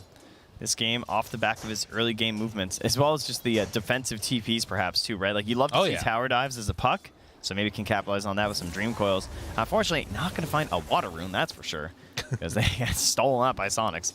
Yeah, they got the earlier one, but they do make those rotations and wanting to deny him whenever possible. Zephyr, in the meantime, playing around with that top lane, trying to draw the creep aggro over to give the Enigma a little bit of a better time. Is sitting 14-14 on the Enigma so far, but levels-wise, it's not like it's. I mean, it is actually pretty heavily hurting the Razor. He's been able to get a ton of these. Razor only level 3 right now. So they've been doing a great job of shutting down his sort of level progression along the way, and what he wanted. Toss back now underneath the tower MSS.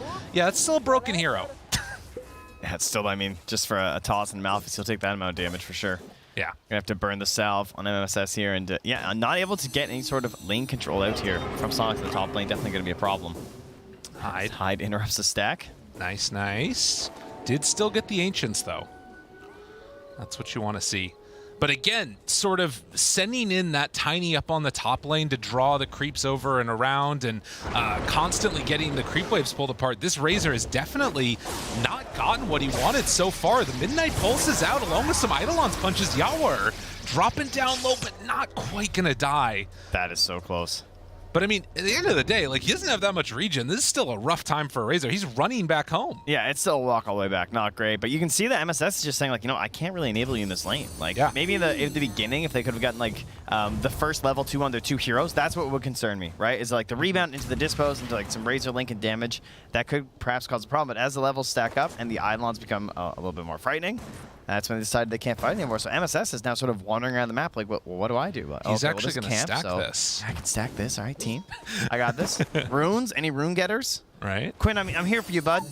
Don't worry. I know you love runes. Oh my god, it spawns top. Makoto. Oh, that's so frustrating. They bring heroes over to help out the mid, and they just end up getting a haster on a puck. Yeah, that one hurts.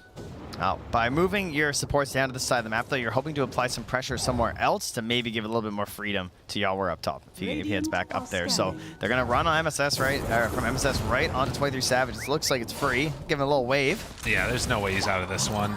Have the dispose, as well as the cookie going, and first blood. After 6.5 minutes, MSS going to draw it. Of course, the Marcy desperately in need of that first blood. His Hyde is just leeching some XP. Has an observer ward, so is seeing that Quinn is doing this right now. Yeah, you can see. Snagging that up, and now I still see some confusion on this. These days you can leech Ancient's XP as well. Some people are still back in 2013 when you couldn't. Right. But obviously very difficult to get that far in. And instead they're going to turn on to Hyde. MSS pulls him on over again. Does have a TP scroll, but with the cookie there, seems unlikely that Hyde will get away. Splinter Blast, some more punches.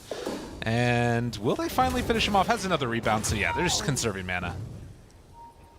So these are good pickoffs and good kills, especially the 23 Savage one. That one's obviously very important because it's like pushing him out of the lane. It's all good, but it is all sort of like, we know that this is what Soniqs need at the base level for the lineup to work, right? Like if they're getting no kills, it's a problem. If they're getting some kills, it's like, okay, things are functioning as how they should, but are you getting enough punish? Like, are you slowing down these heroes so you're not killing at the moment? And I think Talon overall is feeling pretty okay with the current situation. Yeah, anything that's not just getting completely face rolled is pretty nice. They're actually going for an armlet onto Night Stalker as well. So he's wanting to scale and become a menace in these fights, which I think is pretty important for him, particularly playing against this Dusa. Yeah, he's got some great enabling too, right? Between a Marcy with the rebounds and the sidekick as well. So I like that bit of a more varied build, the armlet. 4 heroes mid. I was wondering if they're trying to set something out there on Soniqs, but it is just a Invis MSS rotating around while top tower goes down. And we'll see if they get any sort of recompense for this. But right now, Soniqs looking for Hyde. They got a wandering Razor right now. That's the main problem for Soniqs. And goes for the punches. Zephyr right on top of him. MSS is still there. The toss will not break the coil. But they now instead push over onto Makoto. Doesn't have a point for silence yet. Trying to run away and get out of there. And Leslau manages to escape. So MSS providing a little bit of help for his offlaner. Yeah, staying alive during that first night, very important. Still has the Dark Ascension if they want to try and do a turnaround play. As Quinn moves back into the jungle, and that finally allows Yawar to now come mid. It's just still trying to hit level 6 on your position 1. Dude, it hurts. Yeah. This is not where he wants to be. A very frustrating round for a Razor. He's queuing up the forbidden item. Now, that's a MSS rundown onto Zephyr there, but yeah, like you said, he knows what he needs. Well, XP is very important on this hero. You know, we like the talents, we like the scaling later on, so you're just buying a little bit more XP when you get such a rough start for Yawar. Okay. So that's what we're going to go with here. And Vlad's already done from KP. See, it kind of moves his little crew here towards that mid lane. See if they can apply some pressure with the help of 23 Savage. Okay. And at least for now, they had already used the TP onto Tiny, but they could be making a move. I mean, we'll see if they want to try and come back to defend this on Soniqs. It seems like they do, although Yawar, he might just be a bit too far forward. Zephyr hiding in the trees, though. They keep eyes on him. Avalanche afterwards. Toss away isn't enough. He does get one more last round of the plasma field, which will be enough to keep the tower alive and maybe turn on to Zephyr here as well. Steals the regen, but MSS, he's on a killing spree. I mean, that is a level 3 Tiny still, I believe. Yeah. He's almost 4, but still, you know, he's not having the best game either. So some people are suffering on the side of Talon as well. That's fair. Yeah, and I mean, to be fair, you know, like, in terms of net worth, it's like 1,600 difference between top and bottom. You still got a very farmed Night Stalker at this point. It's not the end of the world at all. Going to come down much more to these fights probably later on and how that works out. Yeah, to me, they're just waiting on Soniqs for the level 6 on Fada, and then just whenever Lesval feels comfortable, just like run at them with the ulti. I think that could just be now. I'd like to see maybe the stick come out, or maybe perhaps even the full wand. Okay. Just to go fight. Like, MSS now has the... I'm going to call him SVG at some point, by the way. I'm just saying. It's going to happen. But MSS, he's got the tome, so gets a couple more levels for this mobility in the early game. Probably thinking like, should I sidekick, you know? Is it worth taking a point in the Unleash? What are my dispel options here? It's not that great this game. You always love it with the if the Night Stalker's already coming in to punch, why not? But yeah, we'll watch and see what they decide to do. It very much feels like chill out mode. It seems bad. Yeah, for Soniqs. Not liking that. I don't like chilling out versus the Enigma and Medusa lineup. That seems like a bit of an issue here. Like KP's gonna have a Wraith Pact pretty soon. That's an item. Well, they don't want to chill that much more either, as Fada has level 6, and Quinn forcing some movement in towards mid. Question is, can they actually pressure this tower? And I mean, look at this. Talon's just got the whole map, it feels like, to farm out. Yeah, there's some pretty solid traps just like right around them right now. Obviously not going to help you versus the smoke, but it's allowing Quinn to step up a little bit here, start pressuring this tower.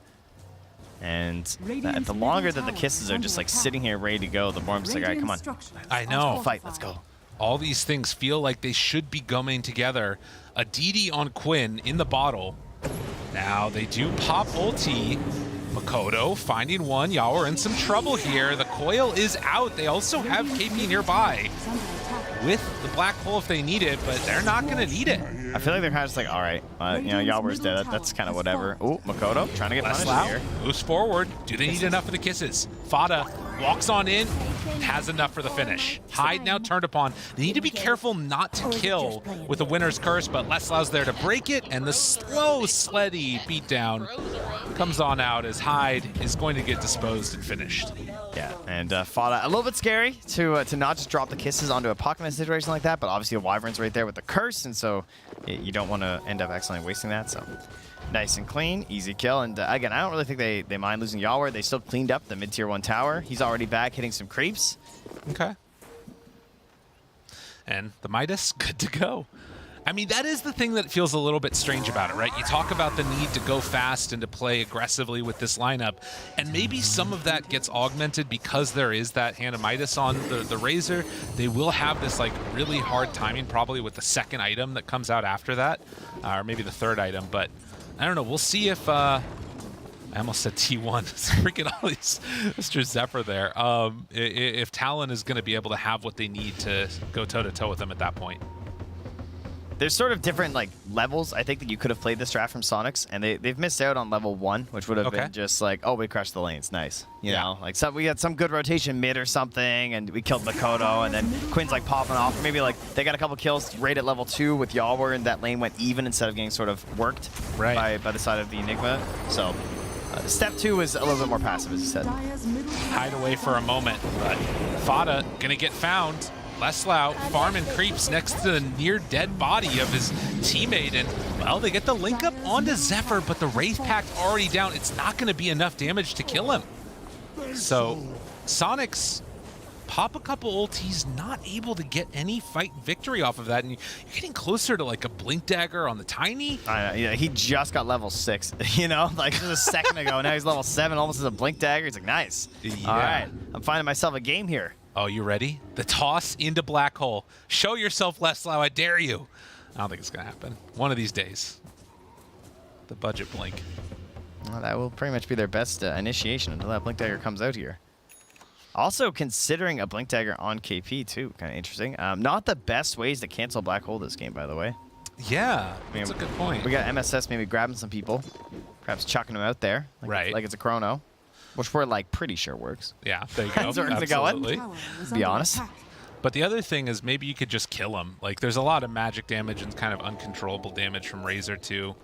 But we'll have to watch and see. But right now, I mean, you look at the net worth and there's this like trifecta of Talon heroes that are all starting to get into a couple of really important items. And we just saw the Tiny get his blink. So I would imagine Talon have a pretty good timing here with everything else coming together. Yeah, to me, this is like a massive decider for the game as to who does the best in this 5 minutes. It's another nighttime right now for Leslau, so that should give them the edge, but he also just finished a shard too, so that's obviously pretty important for this in and out weaving that you want to do during a team fight. KP lurking in the trees nearby here. Gonna scout out. Oh, ganking a Night Stalker at night. I have not seen the like. As the silence is there, Wraith Pack down, the big old ulti, the Winner's Curse afterwards, but it's pretty good damage coming out from Fada, but they do manage to break it, toss him back in. And now, with Marcy dead and only the Snapfire remaining alive here, this was not the timing that Soniqs wanted. He barely survived there on KP2. Bit of a disaster there for Soniqs, and Quinny's just like, look, like, can I get in? Is there a spot here? Like, Cookie's in a couple seconds, maybe Cookie me on top of the Tiny, let's get one cleanup kill. Yeah, that's one at least. That's what they needed. So a little bit of a bait coming out from Fada at the end, which allows them to get a turnaround kill, much needed. But again, the big story is this Medusa who's just been left completely alone to farm away. Manta done, getting towards Scotty. Yeah, and that is the goal, right? Just creating that space and slowing down the snowball, because when you knock off someone like that Night Stalker, it just, and he takes away a lot of the momentum that they have, because it's hard for them to start fights, though. Night Stalker right now. No more kisses, so definitely lacking on the damage at the moment as well. Well, can they take advantage of this moment now? I mean, the big problem is that even throughout all of that, we didn't see the Black Hole. Winner's Curse is going to be back up again. Coils pretty soon, and obviously it hasn't even been one round of Stone Gaze yet, so they can't walk into the pit. I mean, Soniqs looking for an objective, and they're just coming up with nothing. But we'll see. The snowball moment has passed. We have entered the state of Talon looks like the more formidable lineup, in my opinion. I think that they have not garnered enough of a lead on Soniqs for this game to look very good for them. I think they're going to have to do some pretty heavy outplaying around the Roche pit. And not a great scenario right now for them. Well, Talon, destiny in their hands. I mean, this is one of those things, too, in a matchup where you're playing against the other teams that are in the lower side of the bracket. If you want to not get eliminated in groups, you really need to 2-0 here, or at the very least win a game. So taking the first skin out of this for Talon would be absolutely huge. We'll see if they can actually make it happen or not. But a lot of vision in this area. You can see there's 2 wards up on the high ground. Soniqs also have one over by the Roche pit. And the smoke up. They're running through all this vision. Yeah, they kind of know this is happening, though.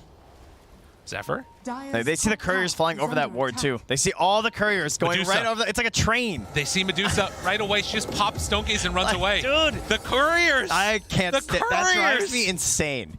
Literally, like they're like a conga line. They're like holding hands, going over this smoke. All your heroes are smoked, and the couriers are just like, we're coming too. Oh no, dude! If they go into this Roche and lose it like this, they got to be so careful. Now they do have some vision down from Soniqs, but with all the heroes in the area, he's got Enigma Black Hole ready to go. Watch out. And yeah, you can see Soniqs, they realize that they can't go in for that anymore, but Zephyr with the toss back, they find Fada looking for the chase down, is a kill there. Now Leslau, this is so painful. the trade, some good spillover damage disposed, looking for it for the turnaround.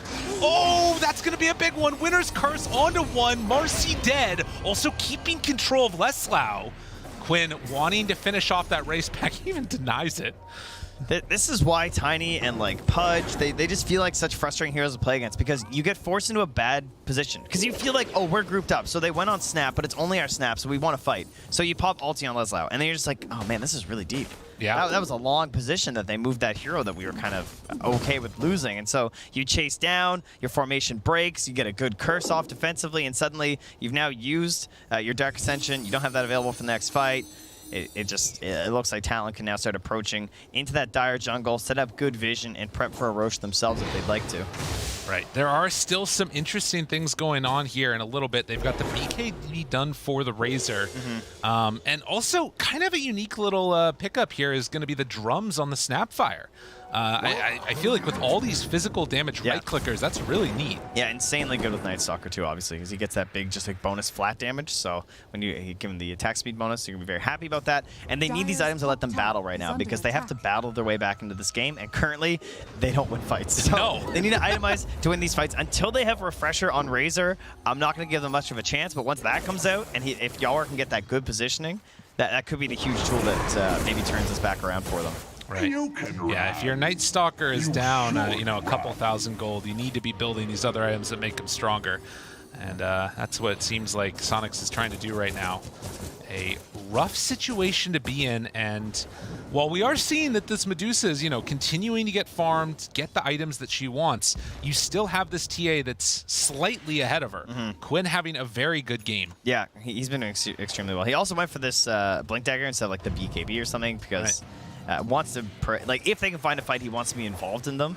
And at the same time, it obviously does increase your farming at least a little bit, right? Keeps you a bit more survivable on the side of the map on this hero too. So he wants to farm in those slightly more dangerous spots. Oh, you can see that Dota plus 70% right now. I mean, again, it all comes down to how these fights start, what the vision looks like, and at least in that regard, we should see a slight edge into the favor of Soniqs. You've got this Night Stalker hero. So much of why they picked it is just for that advantage you can get in these later game fights. But the Scotty is done now for Dusa. We'll see what Talon want to do with it. Yeah, but our boy Makoto here, this guy, he's got 4 staff. That's fair. So you think I care about Night Stalker? That's a good point. Yeah, making myself unkillable. That does also mean he doesn't have much damage, though. It's okay. He's got 23 Savage for that, right? That's true.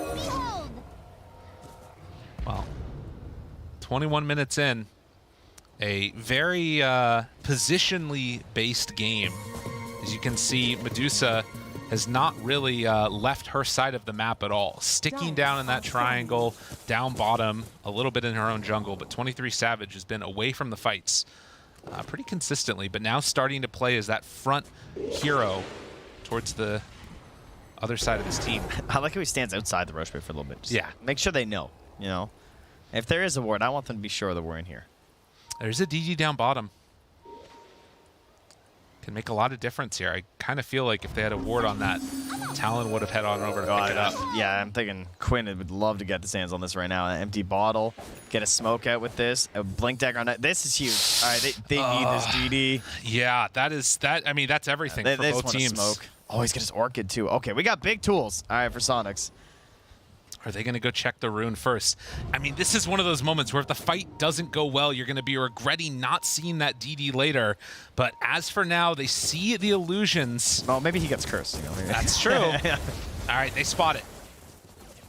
Soniqs have a DD ready to go with the Orchid. Okay. You can get the jump here. How do we find Wyvern, though? We got to find Hyde. All right, he's got a Ghost Scepter, too, okay? Hyde can kill them all. How does he die? Leslau, they break it. MSS pulls one away. Makoto there with the silence. Orchid afterwards on to 2. TD is popped. Got to be careful about that Winner's Curse. But finding the backlines. Leslau right on top of Enigma, blowing him to pieces. They already are running in with the buyback. Tiny's going to be back in there. The Winner's Curse on the other side of the fight. Leslau gets isolated. The rest of the team couldn't keep up. Quinn looking for his moment, finds it, takes him down, but he blinks away. And now Yawar, he gets brought down too. They're all going to die. Oh no, Soniqs not like this. Man, he got out from the Wraith Pact, and I was like, oh, there it is. He throws down the Orchid, but it doesn't stop that blink. Oh, KP blink away. I mean, to be that low and to have not taken damage that long, that's pretty painful. Jeez. And Makoto, how about the way they play that fight too? And by the way, Winner's Curse, just keeping it to the last necessary moment there from Hyde, right? He saw that the Night Stalker there from Leslau was just chasing Enigma the whole time, looking to protect KP. KP's getting low, but he doesn't panic. He just holds on because then he helps isolate Yawar, just make sure he can't get into the fight, get involved to help finish off. That's what allows the turnaround play from Makoto to take down Leslau's Night Stalker. Just a nice clean fight there. It was a dieback there, or rather a buyback there from Zephyr too, but I mean, that's going to be augmented right now. Now Zephyr can get the Aegis, right? Oh yeah, of course. Right. He's a replay here. But think about this. They put so much emphasis that entire fight on catching and stopping KP. Not only does he doesn't die, but he just distracts everybody and ends up getting away scot-free. Yeah. And Hyde, just no panic, He'd already used the Cold Embrace. He's like, that's fine. We got the damage. It's going to be okay. 4 staff or not, Puck, still get the right clicks with Witchblade. Oof. Blink away there. Unreal. Yeah. And it is a situation, too, where Soniqs know that they need to clean up the surrounding heroes. They can't really go on 23 Savage. Wait a minute. Back in the world of the living here. We do have Leslau. Eats a creep. Stays alive. Will it be for long enough, though? Trying to get out of the Midnight Pulse, and it looks like he will manage to escape. But very close. Backing on up there, but not a great reveal for the fight of the Blink Dagger Night Stalker and the Orchid here. No. Only a 2K lead, though. I mean, overall, I'll be honest, I would have expected the lead to be a little bit larger for Talon at this point. Part of that is because they're running around as 5 a lot right now. They feel like there's an opportunity for Soniqs maybe to come out here and try and take a fight versus 23 Savage or someone, so they're just sort of grouped up, and you have Soniqs, who's just spread out a little bit more. Yawa was farming down through that bottom half of the map for a bit, so he's actually managed to jump up over some of these other Radiant heroes. Pretty impressed with the gold management right now, like just like the overall economy from Soniqs, because in my eyes, Talon are just like, they feel so good this game. Yeah. Well, I mean, some of that could also be the Midas a little bit, but it doesn't feel like that gold keeping it equal is necessarily changing the state of this game. I'm still very, very concerned for Soniqs going forward, and for Talon, I mean, just play it safe. Another DD is going to spawn up there on the top side, and they have BKB Enigma on top of the Wraith Pact now. Yeah, that's so painful too, because they're going to have that refresher for Yawa, and you're just going to be like, oh, when I finally get refreshed, I'm going to get Black Hold, huh? And what are we going to do about that? You know, maybe MSS can get the save. A lot of pressure down bottom. Enigma going to make the movement over. KP, they spot him there, and that is the signal for Soniqs to get the heck out. As the tower tier 2 will drop up on the top side of the map, and Talon trying to play very clean Dota from this point forward. No risks. Well, we've praised some of these concepts around the heavy physical right click from Soniqs, and like all the synergy they have. Oh my god. Dude, that is a Night Stalker. He's gonna die to Witchblade, yeah. Makoto! What a monster! Oh, Enigma. Black Hole's one. Why not? Where's the save? There is nothing doing there. They find both cores. They now chase down MSS. He's in trouble also. And Soniqs cannot stand up to the pressure of all these big ultis. No, trying to find some sort of a play on the side lanes, not able to get it, and well, you could say maybe they bought a little bit of time here for that refresher to now be done. That's true. That's at least one more tool they have, but the bodies of their teammates. Yeah, well, he's somebody's gonna extract a little bit of gold, you know, sell some cadavers. That's fair. Someone's gonna teach those medical students. That's where we're going. I like that. Man, okay. 27 minutes. I mean, I'm struggling to figure out. I mean, I guess they just need to find that like really good fight with the Razor refresher orb and the double BKB, but there's so much BKB piercing disable too. Yes, there's a big stack of issues that need to go wrong. We need to bait out a bad Stone Gaze if you're playing on the side of Soniqs right now. So we need a bad Stone Gaze. And then after that, you gotta continue the chase down. You got heroes for that. You got Rebound, you got Razor, you got Night Stalker, even Snap. They're pretty good chasers. That part's good. Okay. But then after that, you gotta deal with a potential Curse and Black Hole and Coil. Huge position punishing abilities. So when you're in the chase and you're all running through those little cracks trying to get through and figure out where they went, that's when you get got by that. So and then you're looking at like some bursts. You're gonna see Makoto, who is a Force Staff and a Yules and an Arcane.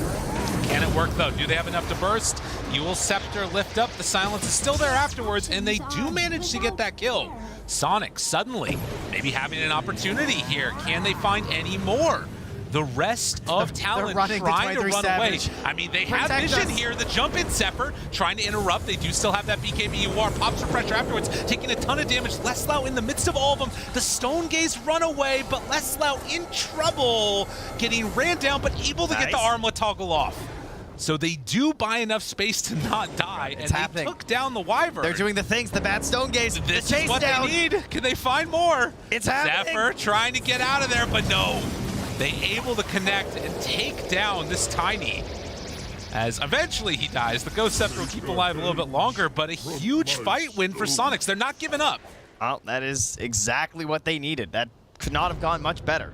With the Aegis expiring and Black Hole back up in 25, they knew the timing of that. Can Talon keep the pressure off of them? Truly an outplay scenario being needed here. And one thing I was going to point out before is like we talked a lot about how they have all these ideas with the physical damage that they have, but they've gone for double Ghost Scepters on Tiny and the Winter Wyvern, but they actually did get punished there, and that's why the damage was so heavy that fight from Snap. Thought of doing about 2,000 damage, just as much as Leslau as in that engagement. They were the two highest damage dealers. Wow. Being able to catch them inside. You actually only had 77 damage from Quinn according to this, but jeez. I think that's just on the final kill. Okay, gotcha. Seems a little low.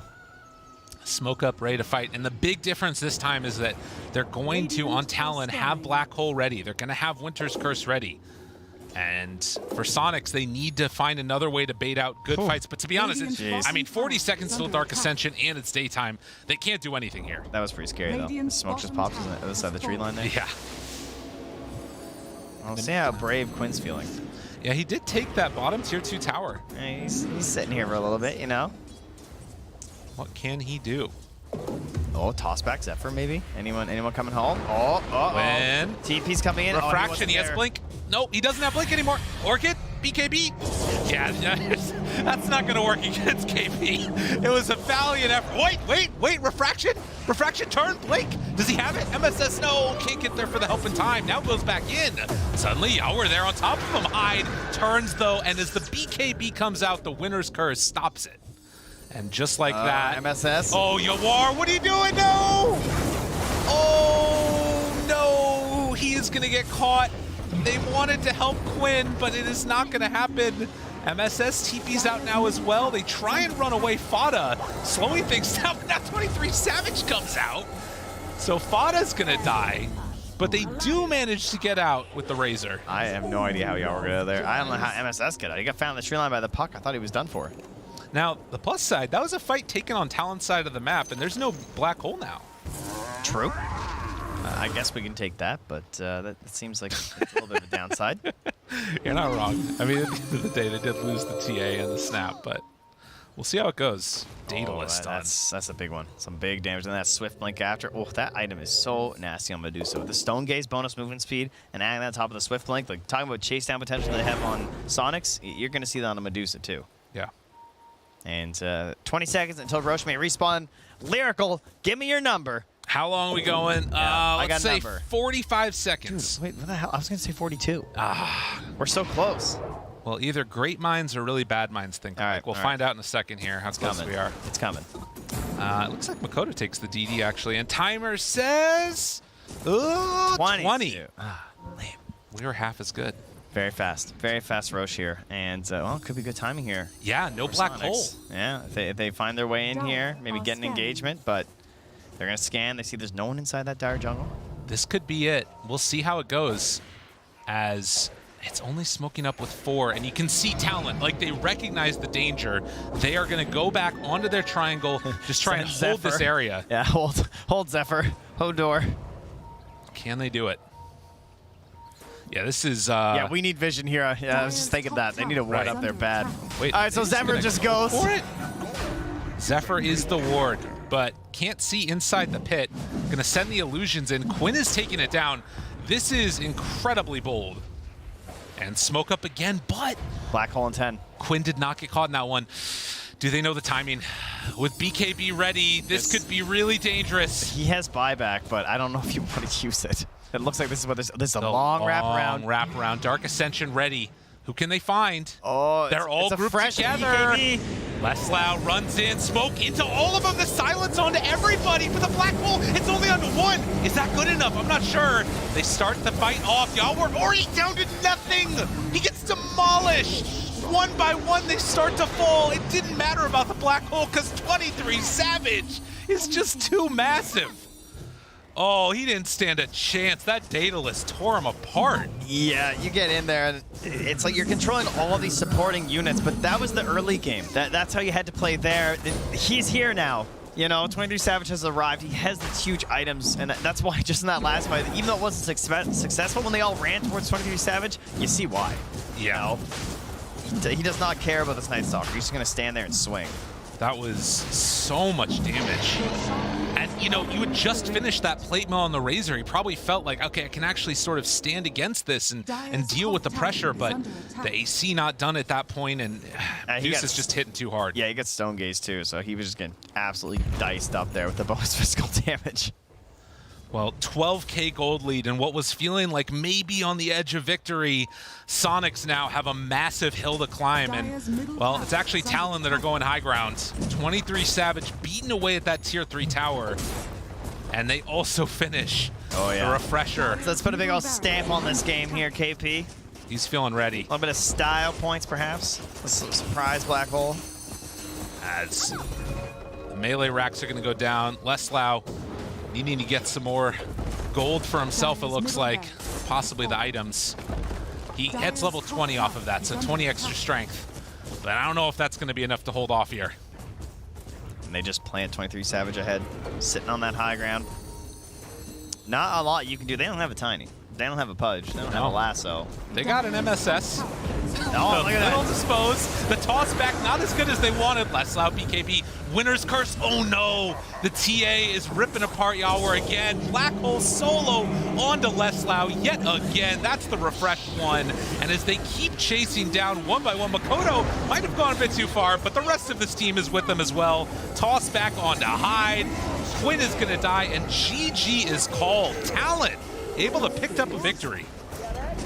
Yeah, very good game from them. And of course, some fears, right? Like we understand the concept behind the draft here from Soniqs, but not able to string it together quite fast enough for that that slicker victory that you might expect, and unable to even get some sort of like a secondary motion going in the mid game after that Midas onto Yawar after a really bad laning stage. Yeah, and to me at least, it felt like the Enigma pick was really what sort of set all of that in motion, because we think about the way that they wanted to be able to catch back up. You said buy the experience that they needed, and then it just didn't happen, and then he's behind and looked pretty rough. Yeah, that was a really tough one. Yeah, honestly, like you really needed to snowball, keep things going, and they weren't able to get there, and so they kind of kept trying to force it, and they had these moments, right, where you're like, oh, they're almost back into it. Oh, yeah, they're almost there, exactly. But there's this like ticking clock in the background, and it's right. It's Medusa.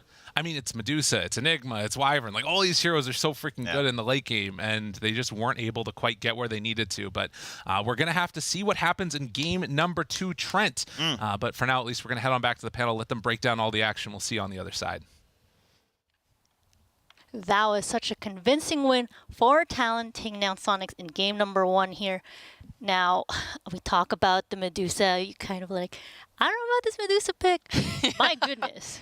23 Savage was on fire on that hero. He was, yeah. He was. I mean, they knew their timings very, very well, and they played the map very well. I think this game, Talon had a much better read on the game than Soniqs, which was probably their biggest strength, because they knew where they were meant to play, where they were meant to pressure, to do what they needed to do to enable Savage. Because, yeah, every time he's played Medusa in the past, and it's shown here as well, he just farms really, really hard. And he gets his items every time, because his team knows to just play somewhere else on the map and just give him the space he needs and create that chaos.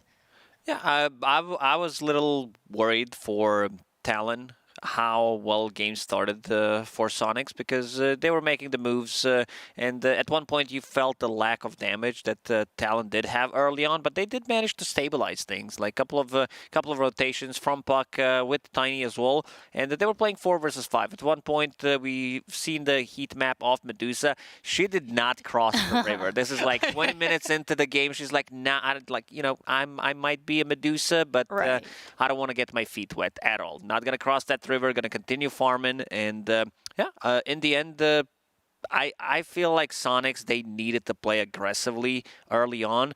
This Razor hand of Midas kind of delayed their timings, I would say, because even if you have this BKB, there's still multiple ways to go through it with the Black Hole, with the Winter's Curse. So a bit difficult, but I felt like when TA got Teso, they needed to make stuff done. Right. Now, I love that you said that, Medusa didn't cross, but the moment that she did when she joined into that fight, we do even have that clip coming at you right now. I call it the beginning of the end, because it was still pretty back and forth at this fight, and then things just went so bad on the side of Soniqs, where each and every one of them just started dropping. Yeah, this fight was really hard for them, because they kind of got a bit split up. Leslau, he wanted to get on the back line. He had his blink. Mossy had her blink too.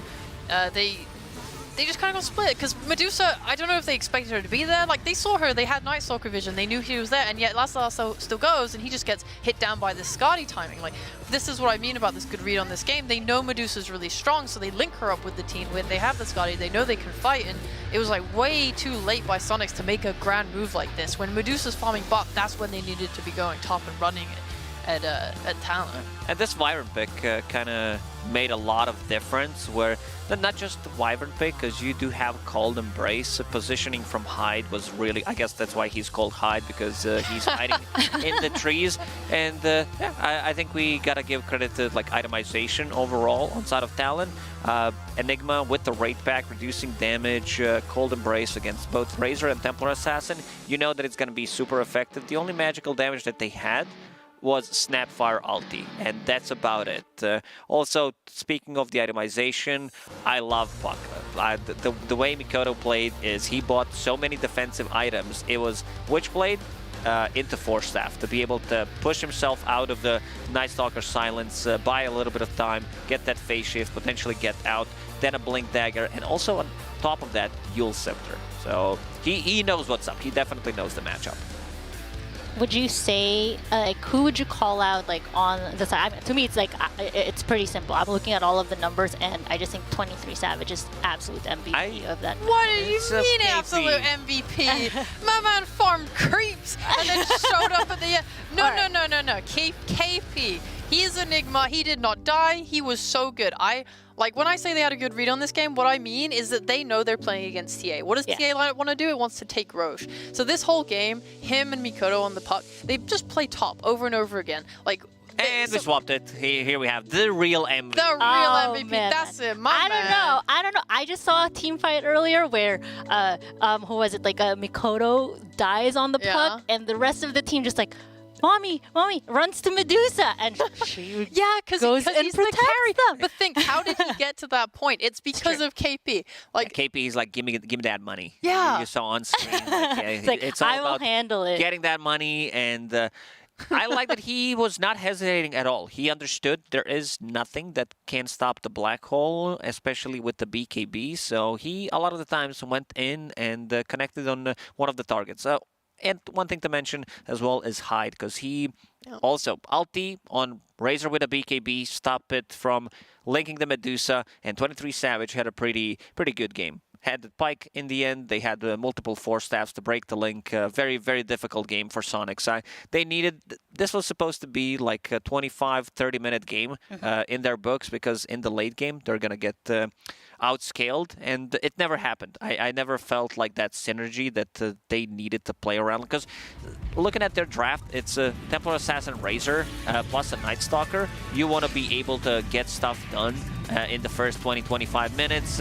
You're going to get outscaled. One of the reasons why 23 Savage did go for like straight up Mantis style into Scotty. Scotty does does his thing. Yeah, it does his thing. It does against the range heroes. You can't really play Dota, and they had to. Absolutely. Now, we'll find out if Soniqs can come back from this first game loss, game number 2, after this break.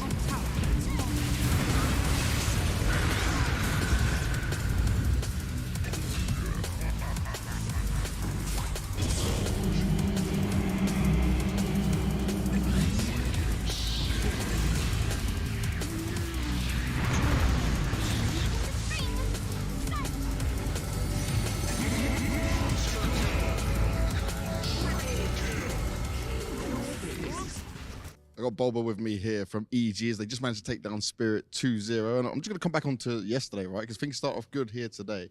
But yesterday to Boom, to Aster, wasn't looking good. You weren't able to pick up a game at all there. What was the mood like at the end of yesterday? Definitely frustrated, I think. Everyone was frustrated and confused. I don't think we expected what to happen yesterday. Yeah. I think everyone was actually really confident in this one. So it was just unexpected for all of us. So I think that's like the two words: frustrated and confusing. But what did you take from that, right? Was this something you looked back at and you took into today to make sure, okay, guys, look, this can't happen again? We just went refocused and just called it yesterday a day. Just tried to learn from it and move on with life. Well, you certainly moved on in a strong way today, but there were some very long games against Spirit there, right? But what do you make of that? Was that like how you expected to play or over expectations? The first game, just some clowny stuff happened at the start. Like they killed the bear, the lone druid bear, and it's a lot of golden experience. And then they also got first blood. So the game started off like it just felt like things were just like unlucky, like something was wrong. And then it was just going, and then to hell. I don't think anyone expected to win that one, but we managed to the team managed to pull that one off. So that one was like a big relief for everyone. Definitely like, it was some relief. Certainly some relief, right? You get some games under your belt. You take down a team like Spirit. Does this give you this confidence, say, like, okay, we can play the way we expect to play in day one, and this make things look a little bit more comfortable for you guys, would I say? Yeah, I mean, I think it's good. It's it's the same like yesterday, just we had to move on, and I think we kind of played, or things happened that we wanted, like expected to happen today. Okay. Well, let's see if it continues, mate. Good luck. Thank you very much.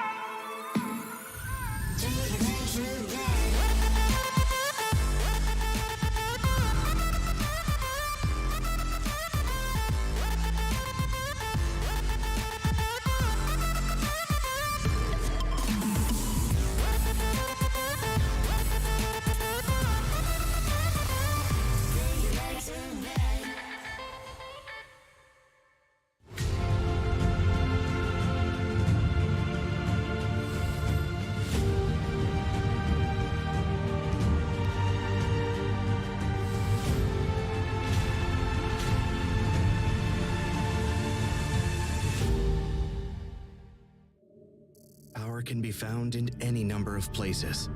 Scientists will tell you that it comes in newtons. Gamers will say that it can be found in silky skills.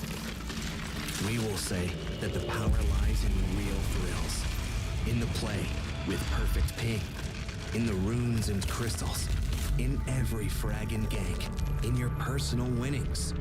Lock and load for PGL Arlington.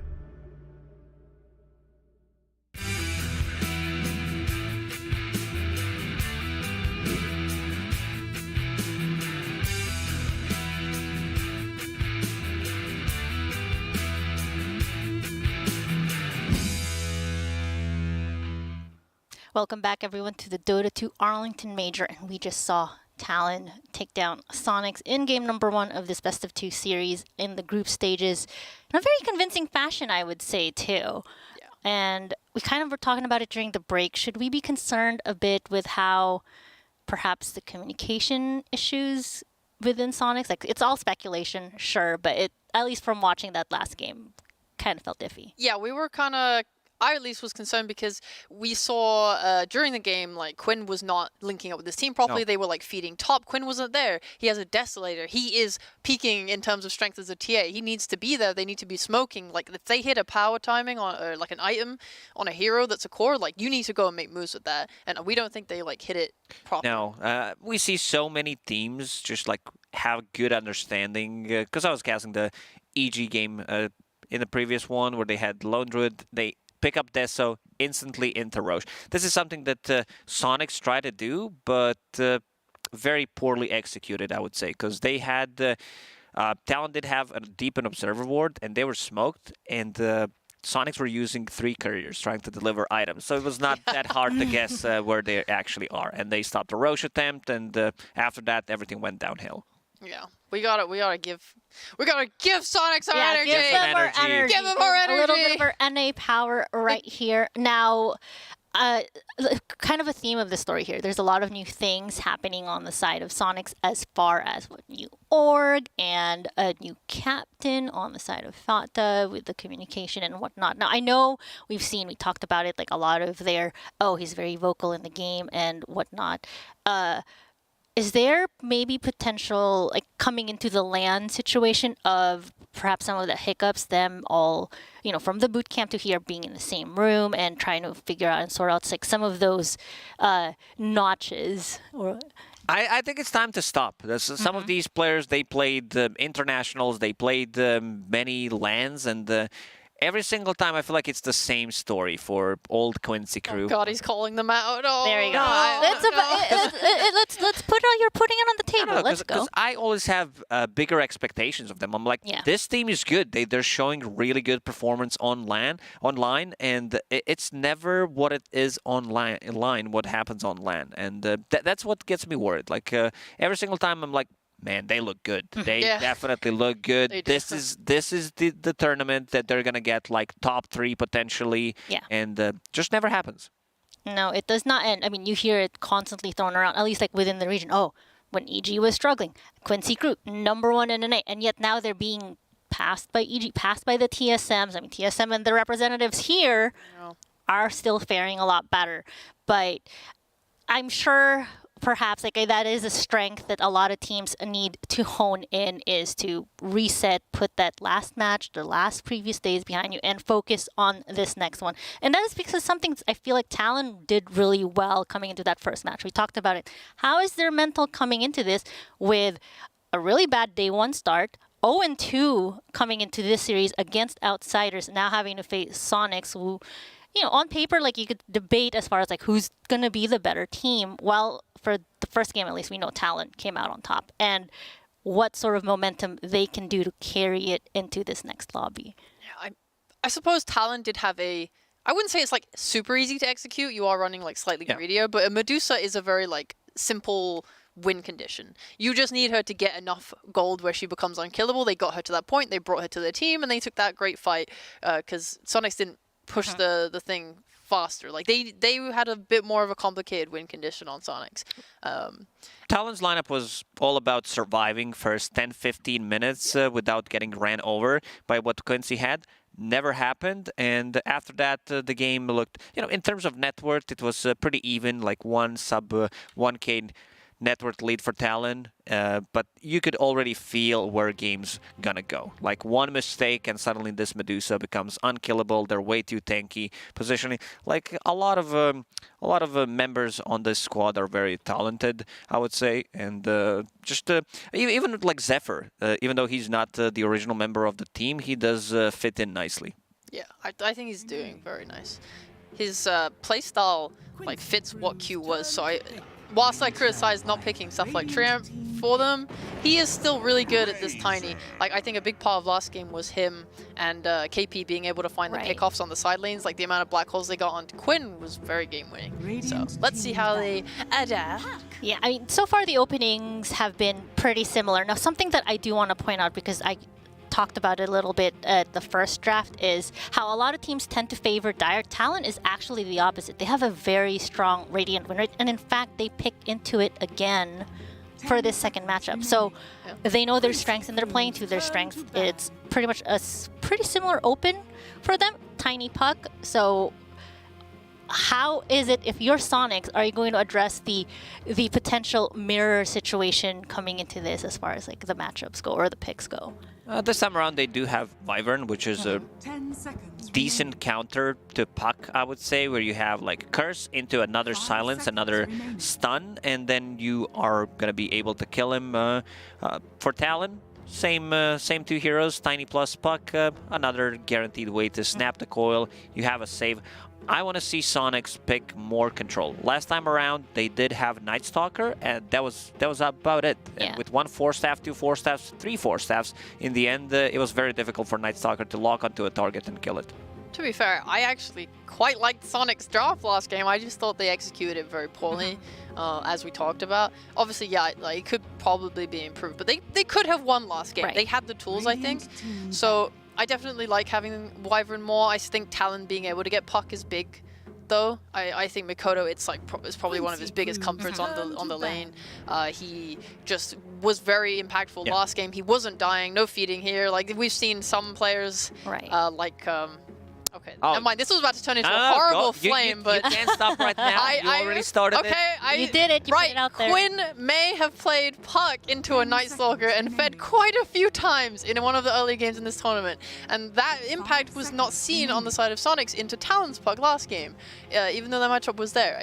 Like, Night Stalker is a fantastic hero against Puck. The AoE silence, like, he IMIs for 4-staff, but you had all the time before that to bring your heroes together and engage on him, especially when your Medusa is not taking part in the game. She was playing bot. It's literally 4 versus 5 because Medusa does not exist for 15-20 minutes, and when she joins, it might be too late. So I want to see some adjustments from Soniqs, how they're going to approach this one. Byron, it's good. I want to see another layer of stuns, another layer of potentially any stun save, any kind of disable for this Puck. I want to see it. So another note to see here as far as like adjustments that perhaps Soniqs is doing was we see the Enigma ban, which we did see Talon rock them out like during the first game, expending like the black hole even on just like one hero, probably removing something that control that Talon is looking for right now. Is that too much of a concern, or do you feel like there could be other options available for Talon here?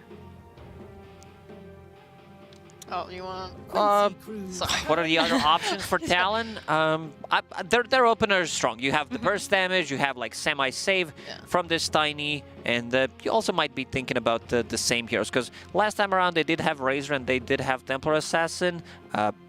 They banned the, I believe, Terrorblade, and they banned the Morphling Terrorblade. Morphling as well. So these are two heroes that are still in the pool that Talon could potentially pick up. That's true. I really like 23 Savage's Morphling. It's a hero that was nerfed pretty hard and everyone sort of stopped picking it, but then in the tail end-ish of Tour 3, he started picking it up again to great effect.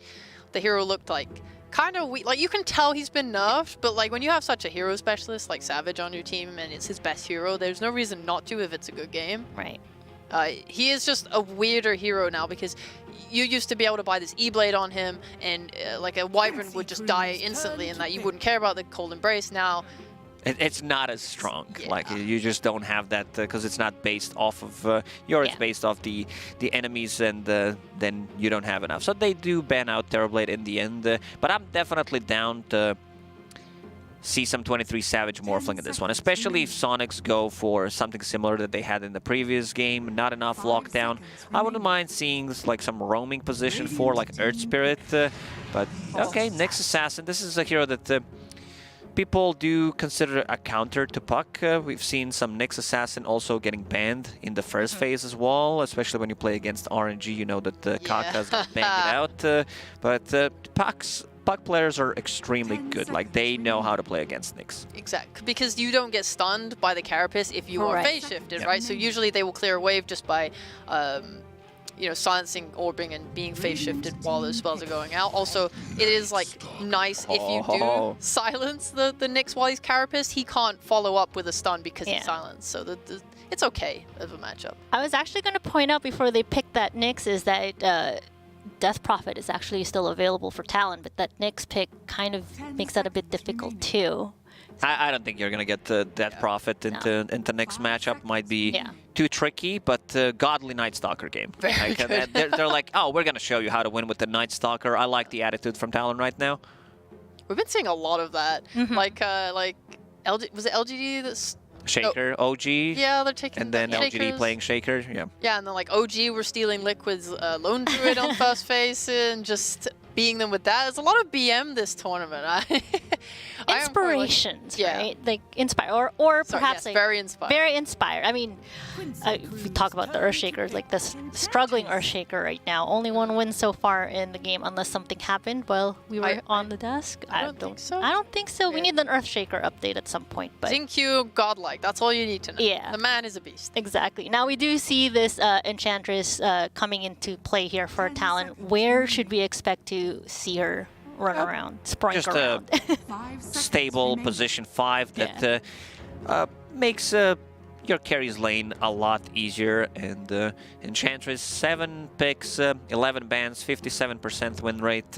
Even at, like, how did this hero have ability to take any creep in the game at level 1? And wasn't that contested? And now it's like, even after the nerfs, still super good. I know. It was like, oh yeah, I'll just bring sentries to the lane and I'll block the camps. And then she's like, well, I'll just take like a I'll take 20-second, or I'll take or you just take a 20-second trip down to the other camp right next to the ones that got blocked, and then you just take that instead. It's like Jesus Christ.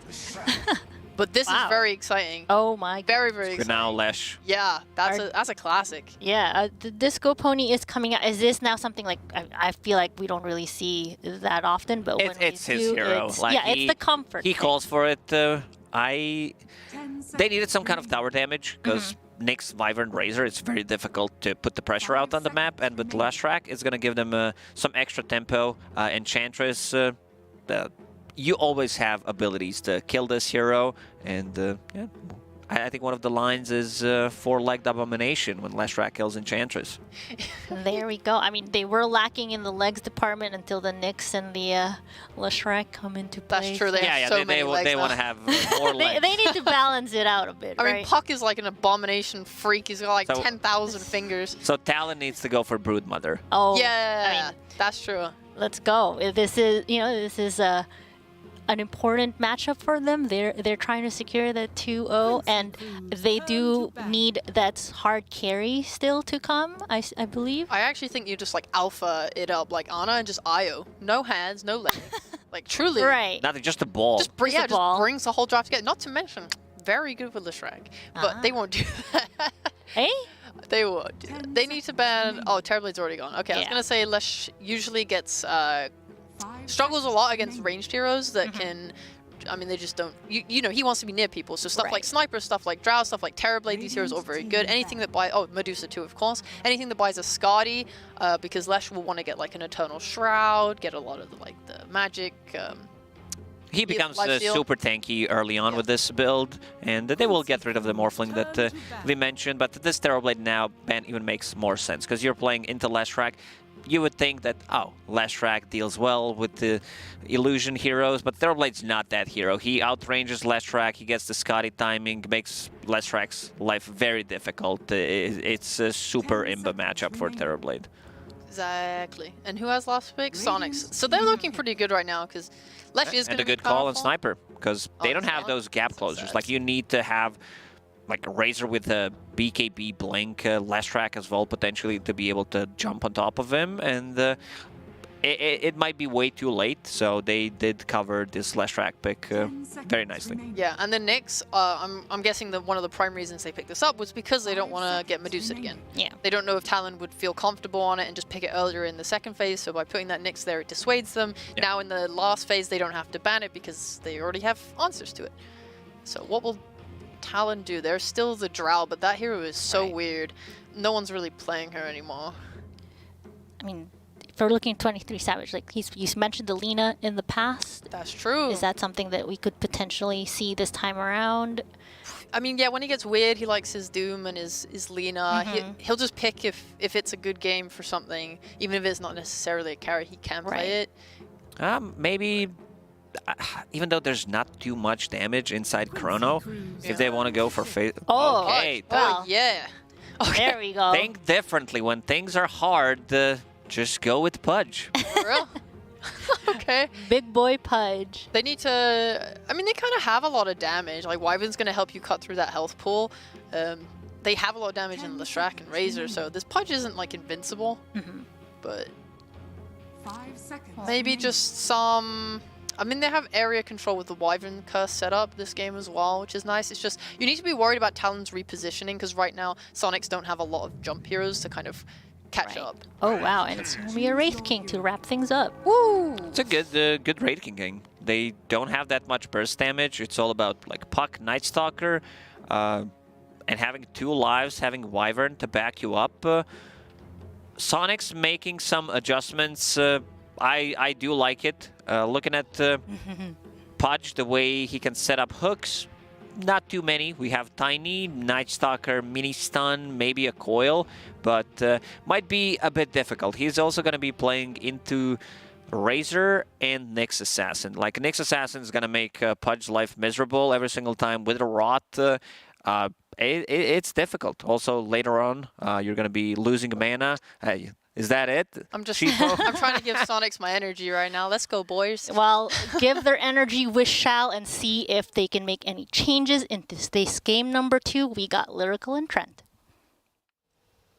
Thank you so much, Nikki and Trent. We are here. We are taking a look at game number 2. It's a whole new world, and Pudge is still strong. We cast a couple Pudge games earlier. Holy moly, is this hero scary. Yes, that was Fnatic versus RNG, and he won both games. That's One right. for each squad. Pudge was looking real hot there. We had a mid Pudge and an off lane Pudge. No, we had a safe lane Pudge and an off lane Pudge. Anna played it. Bring back the safe lane Pudge for 23 Savage here. I'm very excited for this. Now, the other side of this, as we get ready to hop into this game, is there's also another hero that's been getting a little bit more play, the Nyx Assassin. We talked about it. I looked up the stats, though. The last time they played it was 6 months ago, and they've only played it 3 times in the last year. Yeah, but I mean, you know, it's Nyx. I mean, I guess. We're familiar. We're not playing Nyx Assassin. I feel like this is something that Soniqs has picked up, and they're trying a couple of things that other teams are doing. I want to see if it pays off, but for now, we're getting ready to hop into this game number 2, and they definitely need a win here. And on the other side, Talon can maybe stave off a potential elimination in group stage if they can manage to 2-0 here. This would be a huge win for them. Well, surely the other strategies can't do any worse than our own. Okay. Soniqs. Damn. So let's try the Nyx Assassin. I'm tentatively optimistic that this is going to be awesome. That's my favorite of the optimistics. Tentative. And it's a a nice little tangent. Other words that start with the letter T. Talkative. I thought you were about to start a list. I just did. Talkative. It's a very short list. Tantalizing. A list nonetheless. That's what you are. You're tantalized by the potential. No of some heroes, tall though. tales that could be told. You know who's the best today? hero? It's Tiny, and he's here. That's right. So or Tinker. Well, you know. It's actually the worst thing. Why did I say that? I really wanted to gamble on the fact that Zephyr. there might be a Tinker, but we didn't get one. They gonna run through here. There's a ward in the area. Were you thinking Tinker and support role? No, just in general, in the entire major, you know. So it could be support, offlane, I don't know. The hero seems pretty trash. That's true. We haven't seen the entire DPC, I don't think. I think I was talking to Cap about it. He was saying that he liked the idea of Tinker and support role or something. I mean, surely it's got to be something with that old shield. Oh, Feels like yeah. his best spell Defense at this point. matrix. It's going to warp flare and defense matrix. Get away from me. Everyone in the chat's like, what's a warp flare? It's like, exactly. That's how long Tinker's been going. You don't even know. This thing. But regardless, game number 1 underway. Makoto again on his puck.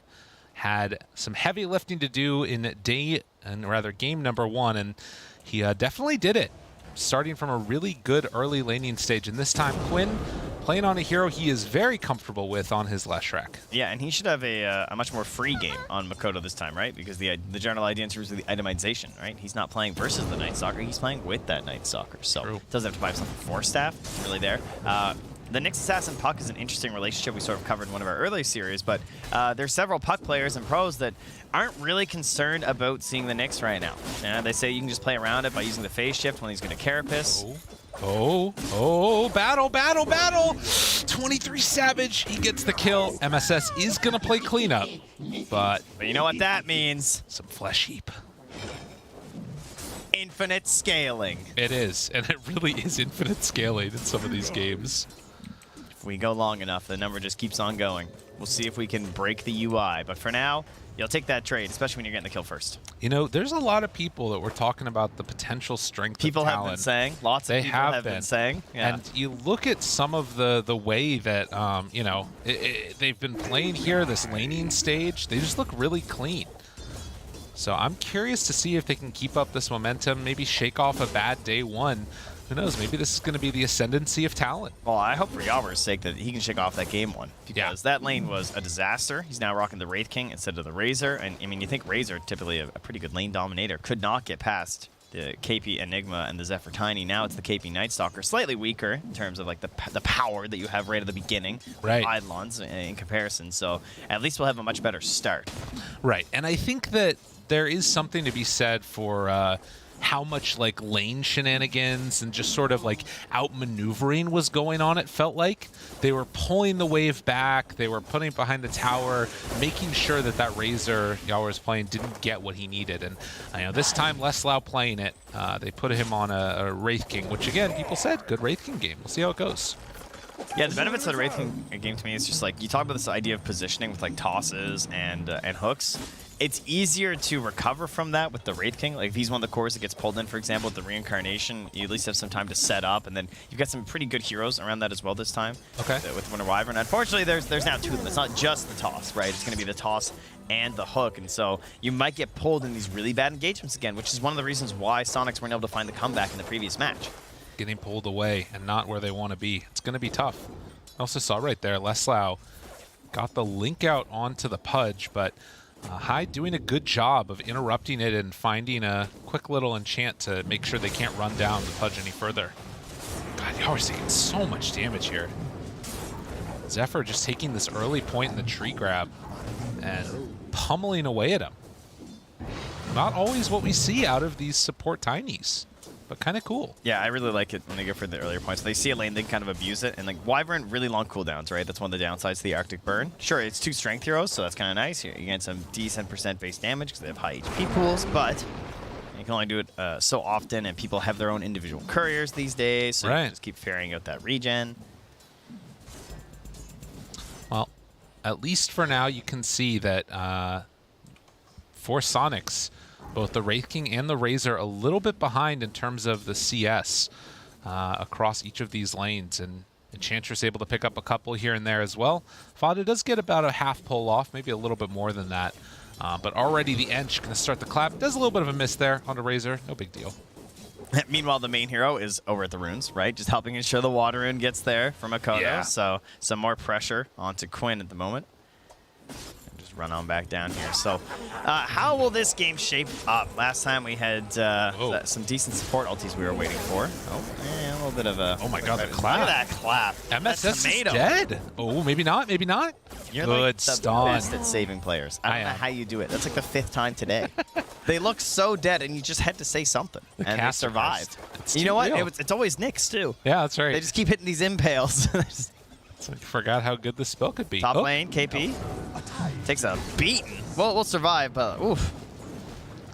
Yeah, that's a good chunk of damage there. Zephyr does have level 3. Could maybe go for a toss back if you wanted to. But just going to keep standing toe-to-toe against Fada. Make sure that there is no camp spawn. Toss back. There it is.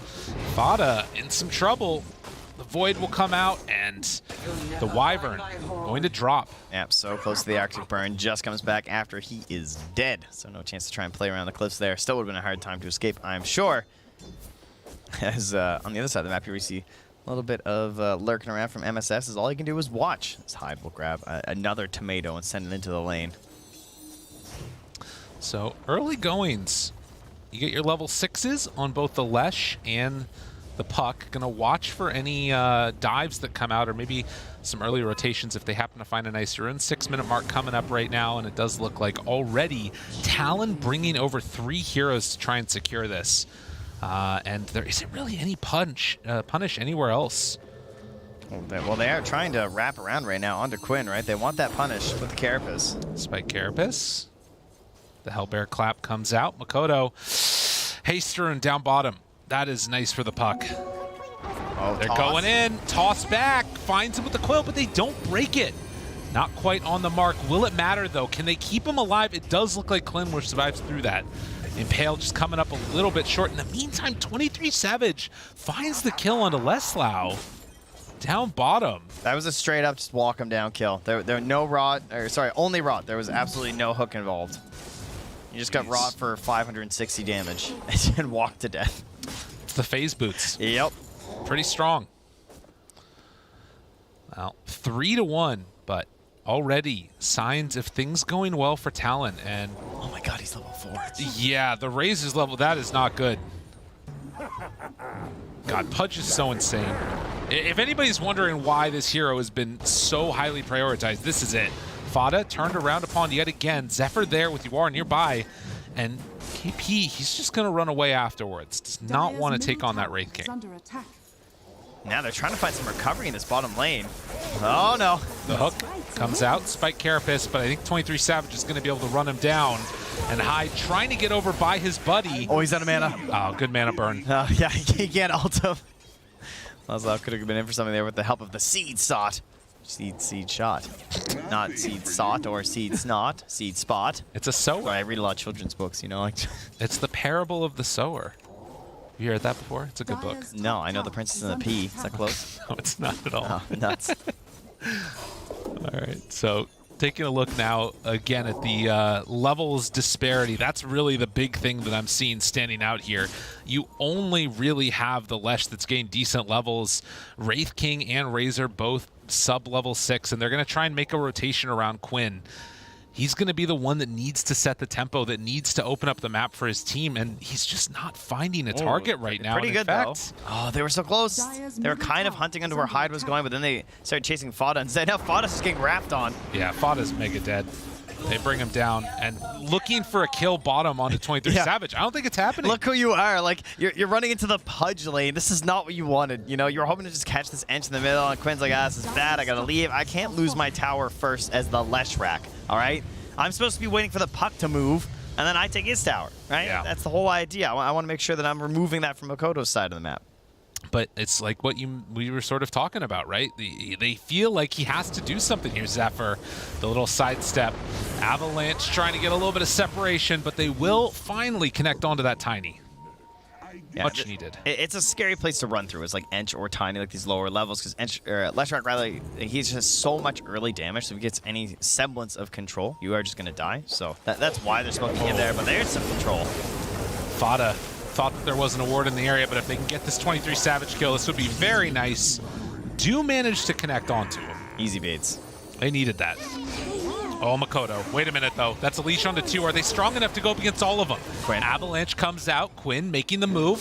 Has the Lightning Storm and actually gets away the toss to the side. That was awesome. Okay. A little save there. Still a great trade, obviously, for Soniqs. Especially because Yawar is just getting that space now, this game. It's still pretty low compared to the other cores, both him and KP, like in recovery mode up here. They kind of have a little handshake agreement. Like, I'll hit these creeps, you hit those creeps. That's right. Let's both just be relevant this game, please. Thank you very much. Leave me alone. I just want to be a Night Stalker.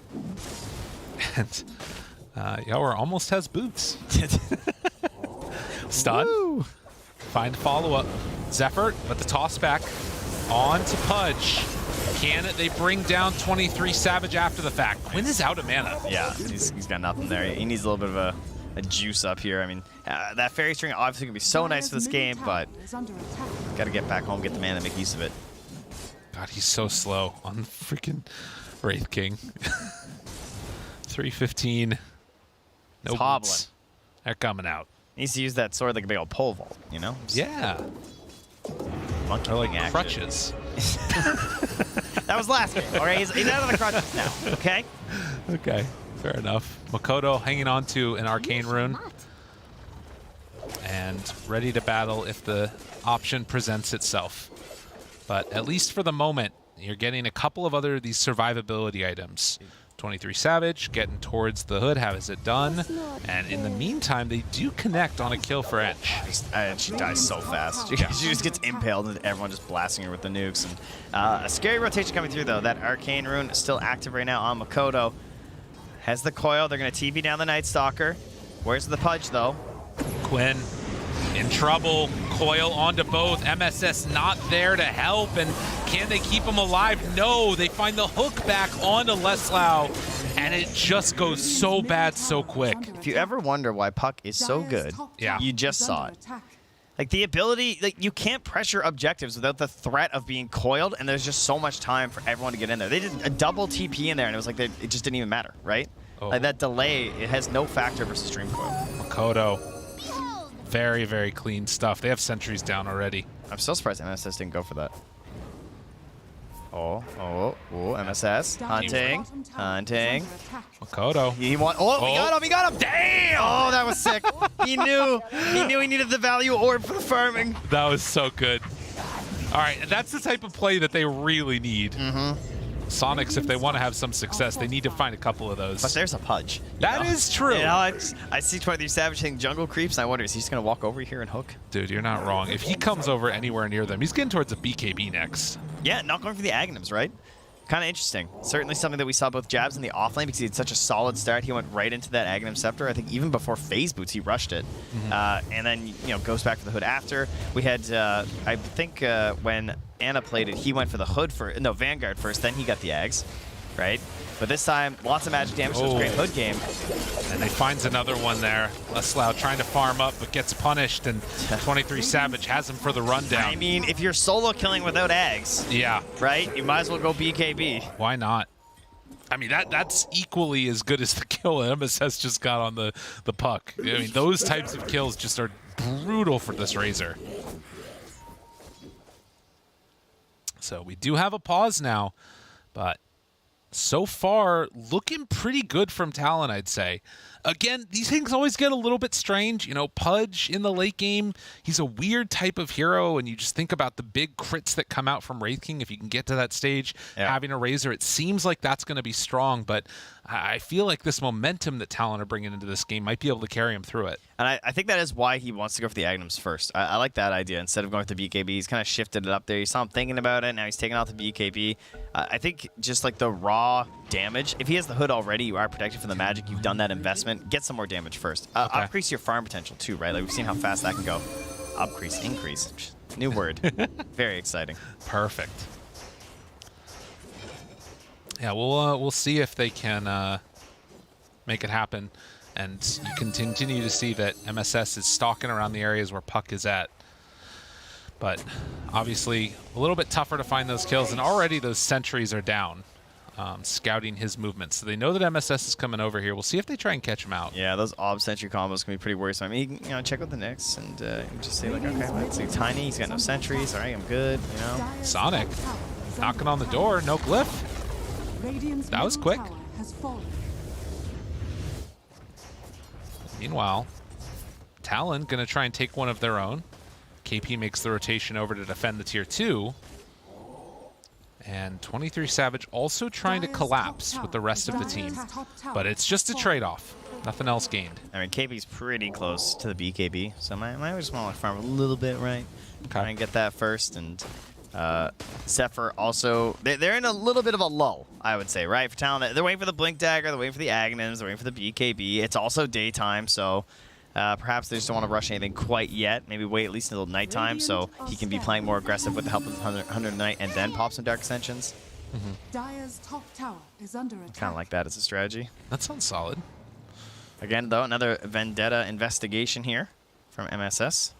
And more sentries down. Nothing really to see by it, but to be honest, Talon's all on the other side of the map anyway, so it does not really appear to matter all that much. I want to see if Talon try and take that mid tower themselves, or if they come back to defend the tower, because otherwise they're just kind of giving up objectives around the map, which I guess can make sense until you get that BKB on Night Stalker, but we'll see what they decide to do. Yeah, it's a pretty significant jump in these next couple of items for Talon, so I get not wanting to engage right now. Yeah. It's also like fairly low value, but the tower gold is really going to help out for Yalwar to get his Blink Dagger. We're talking about these big items coming out for Talon. It's also significant changes going to be happening here for the side of Soniqs. So BKB on the way, Blink Dagger for Yalwar. Have a toss, Zephyr cutting through the wave. Some good damage onto the tier 1. Nobody rotating for this, and they just get it for free. So Soniqs not in position to defend this. And like, there's a chance, obviously, that Talon's just waiting behind this hero. And they're hoping you're going to defend, they jump you, but instead, it was just Edge, and everyone else is out there farming. Like, you love those plays. The efficiency that you're getting there is Talon. Very nice. And, man, Zephyr, I just looked. He had 1,500 gold. Now he's down bottom, getting the waves to himself, throwing out some avalanches, hitting with the trees. He's got Blink Gold all of a sudden. Yeah. Huge. I mean, there's a couple of big things that are coming together it's here. It's all coming together. Yeah. It is go time. I think you don't wait for the Pudge eggs. I think you just smoke now. That's what I would say. Try and use the Night Stalker ulti once so you get a second one. They did just get the Eternal Shroud for Quinn, so he'll pop that to try and stay extra survivable.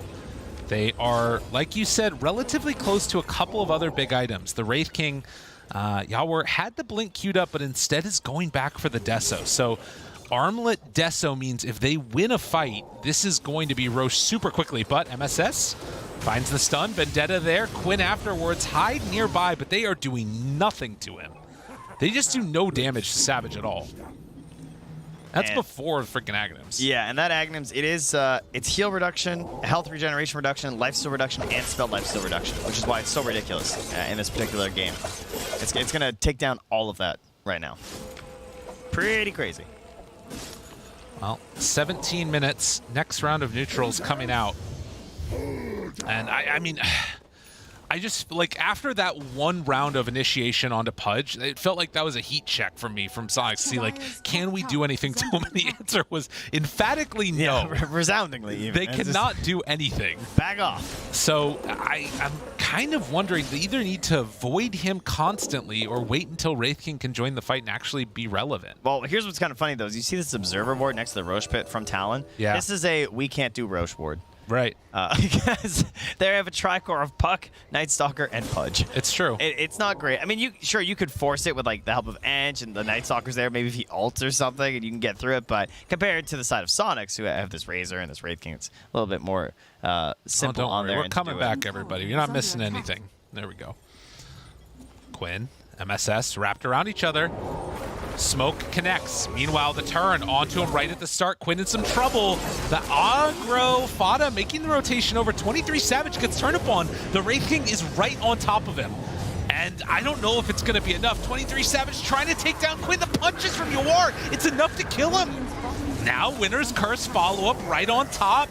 Meanwhile, Fada dropped down lower and lower. Makoto is going to be able to clean up Fada, but they take down Zephyr in turn, so 3 for 3 so far. But with Wraith King and Leslau being the ones to survive, it feels pretty good for Quincy Crew. Yeah, and Yawar had a really tough call. Thank you for contributing to the Dota 2 esports system, Soniqs. We love you. Oh, no. Yawar made a tough call, right? He had to choose between that Blink Dagger he queued up for a long time or this Deso. And he chooses the Deso, and it was absolutely massive right there. They needed to cut through this Pudge, or he's just going to be a menace through that entire engagement. Like, if he had the Blink, he could have went further in the back line and maybe stopped one of these supports, but he's the one who's to take care of this Pudge right now, especially when he's right on top of Quinn. And it helped him last so much longer in that engagement and put out the second most amount of damage after Yawar himself. So certainly a way to help us help each other, and in the end, they get the better of that engagement in the overall gold and XP by a pretty significant margin, about 500 more XP and 500 more gold. Man, that is exactly what they needed from him in that moment. And you know, the big thing to watch for here is you win a couple of fights like that. I mean, 23 Savage has the Aghanims. I don't think he had it right going into that last fight. I don't believe so. But, I'm not sure. But there is still a lot of room to grow for the Pudge, but being able to cut him off right there at the knees is really important, because that level 15 spell lifesteal talent, for instance, that's going to be another one that's really scary. Makoto, they find him. No, the phase shift. Yeah, and there you go. Oh, but wait a minute. Wait a minute. Wait a minute. Scanning. Sir? Wait, he doesn't have friends. No friends. MSS all alone. He's like TP. Somebody come over here, please. That was really good, though, from Makoto. Yeah, very, very crafty, just in case. Oh, there's actually a sentry down on the ground there, huh? Oh, spooky. Well, they're congregating in the mid lane. This is quite the smoke here, you know? Invisaron. Hyde picks that one up, and they immediately drop a sentry. Yeah, it's like, maybe we'll get a freebie, right? Might as well try. Quinn feeling very confident. Oh my god, he's totally alone right now.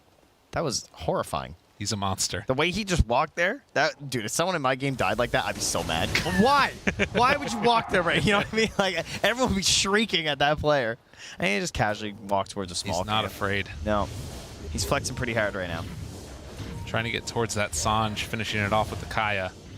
And they do have the spell lifesteal talent. This could be one of those that really turns things around here. Do they have any way to, like, force staff on the die or not? I mean, I don't really see how they can build into it. I feel like they need Blink on Fada, right? Right. They're going to try and go Blink on MSS. And like, how do you actually separate Quinn? Makoto? Oh, they're baiting it perfectly. Spike Carapace finally comes out. Trying to get away. Yawar jumps in, but the Impaled, he gets force staffed away. Really nicely played. Now the combo onto both. Quinn right on top of him, but the hook out catches onto the Razor. 23 Savage doing a great job. Oh, Makoto finds the leash onto 2. Well, Zephyr, Abba toss onto 3. They finally bring down Fada, but Zephyr also going to fall. Big Boy has shown up, though, and 23 Savage looking for the hook. Good dodge by Leslau, and maybe they can finally bring him down. 4-step forward, trying to get the finish. Oh, nice. Can they bring him? Yes. KP gets one big swipe from Yawor, who's toggling through it all. But so too is, well, Makoto trying to clean up Leslau. Will they be able to get him? Another couple punches is all he needs. Miss uphill, doesn't even need it. Survives through. The Witchblade proc came too late. Yawor couldn't finish the toggles. But there's the stun. He needs one more hit. One more hit. Oh, they got him. DOT. Yeah. Always one more hit. All right, so the foolproof initiation plan of sack MSS comes into play once again here with the Carapace. And if that's the best you got, well, you're just going to have to take it. I mean, again, for Soniqs, this is absolutely everything. You lose this game here, you drop down 0-2 against the teams that you're trying to outcompete to not get eliminated in the group stages, and it all comes down to these next couple of minutes here. If they can manage to get Roche, it changes everything. And likewise for Talon, they might be able to pull themselves out of the hole if they can finally deny a couple of these big objectives. Yep. And I feel like similar to last game where Talon were able to sort of pull themselves over the hump with their Medusa, it's a very similar thing for Soniqs in this game, where they just need to get a little bit more on the items, and their scaling should be significantly better than Talon. Of course, there's always going to be the issue of displacement when you're getting these hooks and you're getting these big tosses that can really nullify a net worth advantage in itemization. But, you know, Quinn's getting much stronger this game. Oh, there it is, though. He goes back in. Friends? MSS wanting to help. Where is he? The Spike Carapace there. The turnaround comes out in time. They've got him isolated. Everybody join around the fudge. We're coming to take down the fat man as Hyde will try and escape. Fata able to survive through the initiation from Makoto. And just like that, Talon lose another fight. MSS there with the Spike Carapace waiting. Stun, perfectly timed. MSS always clean, but can they bring him down in the end? He's actually getting out of there. Makoto, this hero is not fair. Puck is still so insane. But a huge win there for Soniqs. Yeah, and this Carapace versus the Pudge, just so much of a nuisance, right? For obvious reasons. You know, he wanted this damage. You understand this is probably partially why he wanted BKB first. Right. Thinking like, how am I ever going to get off anything if this Nyx Assassin's just here and there's other stuns in this game? So it gets a bit rough there for them. But now they're into the Roche pit, and again, this is something that they just finally need that win, and they're into the pit. And I remember so many of the interviews with this team that Soniqs have, these ideas that they had of, all right, you know, it doesn't necessarily matter if it's the perfect fight. It doesn't matter if it's the best initiation. We know we're strong, so we're just going to take it. And that was that Quinn moment there. He depended upon his team to come in and help him, and he just ran into everybody. And MSS was there. But regardless, Talon now going to have to push out these side lanes. They're going to need to take that perfect fight, and it might need to be around their own high ground. Yeah, and now they've lost a ton of the strength of this displacement of the hooks and the tosses because there is a Blink Dagger on the Wyvern, a Blink Dagger on the Nyx Assassin. So that's just another hurdle that they've now accomplished themselves right over on Soniqs, and should be feeling like the stronger team in this game. Despite being just a small net worth advantage, I say that like tactically, they definitely have the edge here. Right. And now, if you want to break this as Talon, you need the big picks. Need the big picks and need that BKB for the Pudge. Yeah. If he can get to that, we've seen a lot of the time it's been like, you know, the Wraith King staying on top of Pudge, but a good chunk of damage has come from Quinn as well. Yeah, no doubt, no doubt. Unfortunately for them, though, Leslau also closing in on the best item on this hero, and that is the Refresher. You know, you build right up into that. BKB Refresher, pretty good. Razor, after the tier 2 tower goes down, Soniqs will take this outpost and try and claim the Radiant jungle. I love this Basher, by the way. Oh, yeah. That was a great choice. Knowing that the BKBs are going to be coming out for the Pudge and the Night Stalker, right, at some point. Mm-hmm. Yeah, that's really important. Because like if the Night Stalker's standing on top of you, right, with the silence, you can't chuck your little Q there. You just keep swinging. Just keep on going. Eventually, things are going to work out. True. Mid lane. 23 Savage. Do they want to go on him? Hook and a catapult. It's a bit much.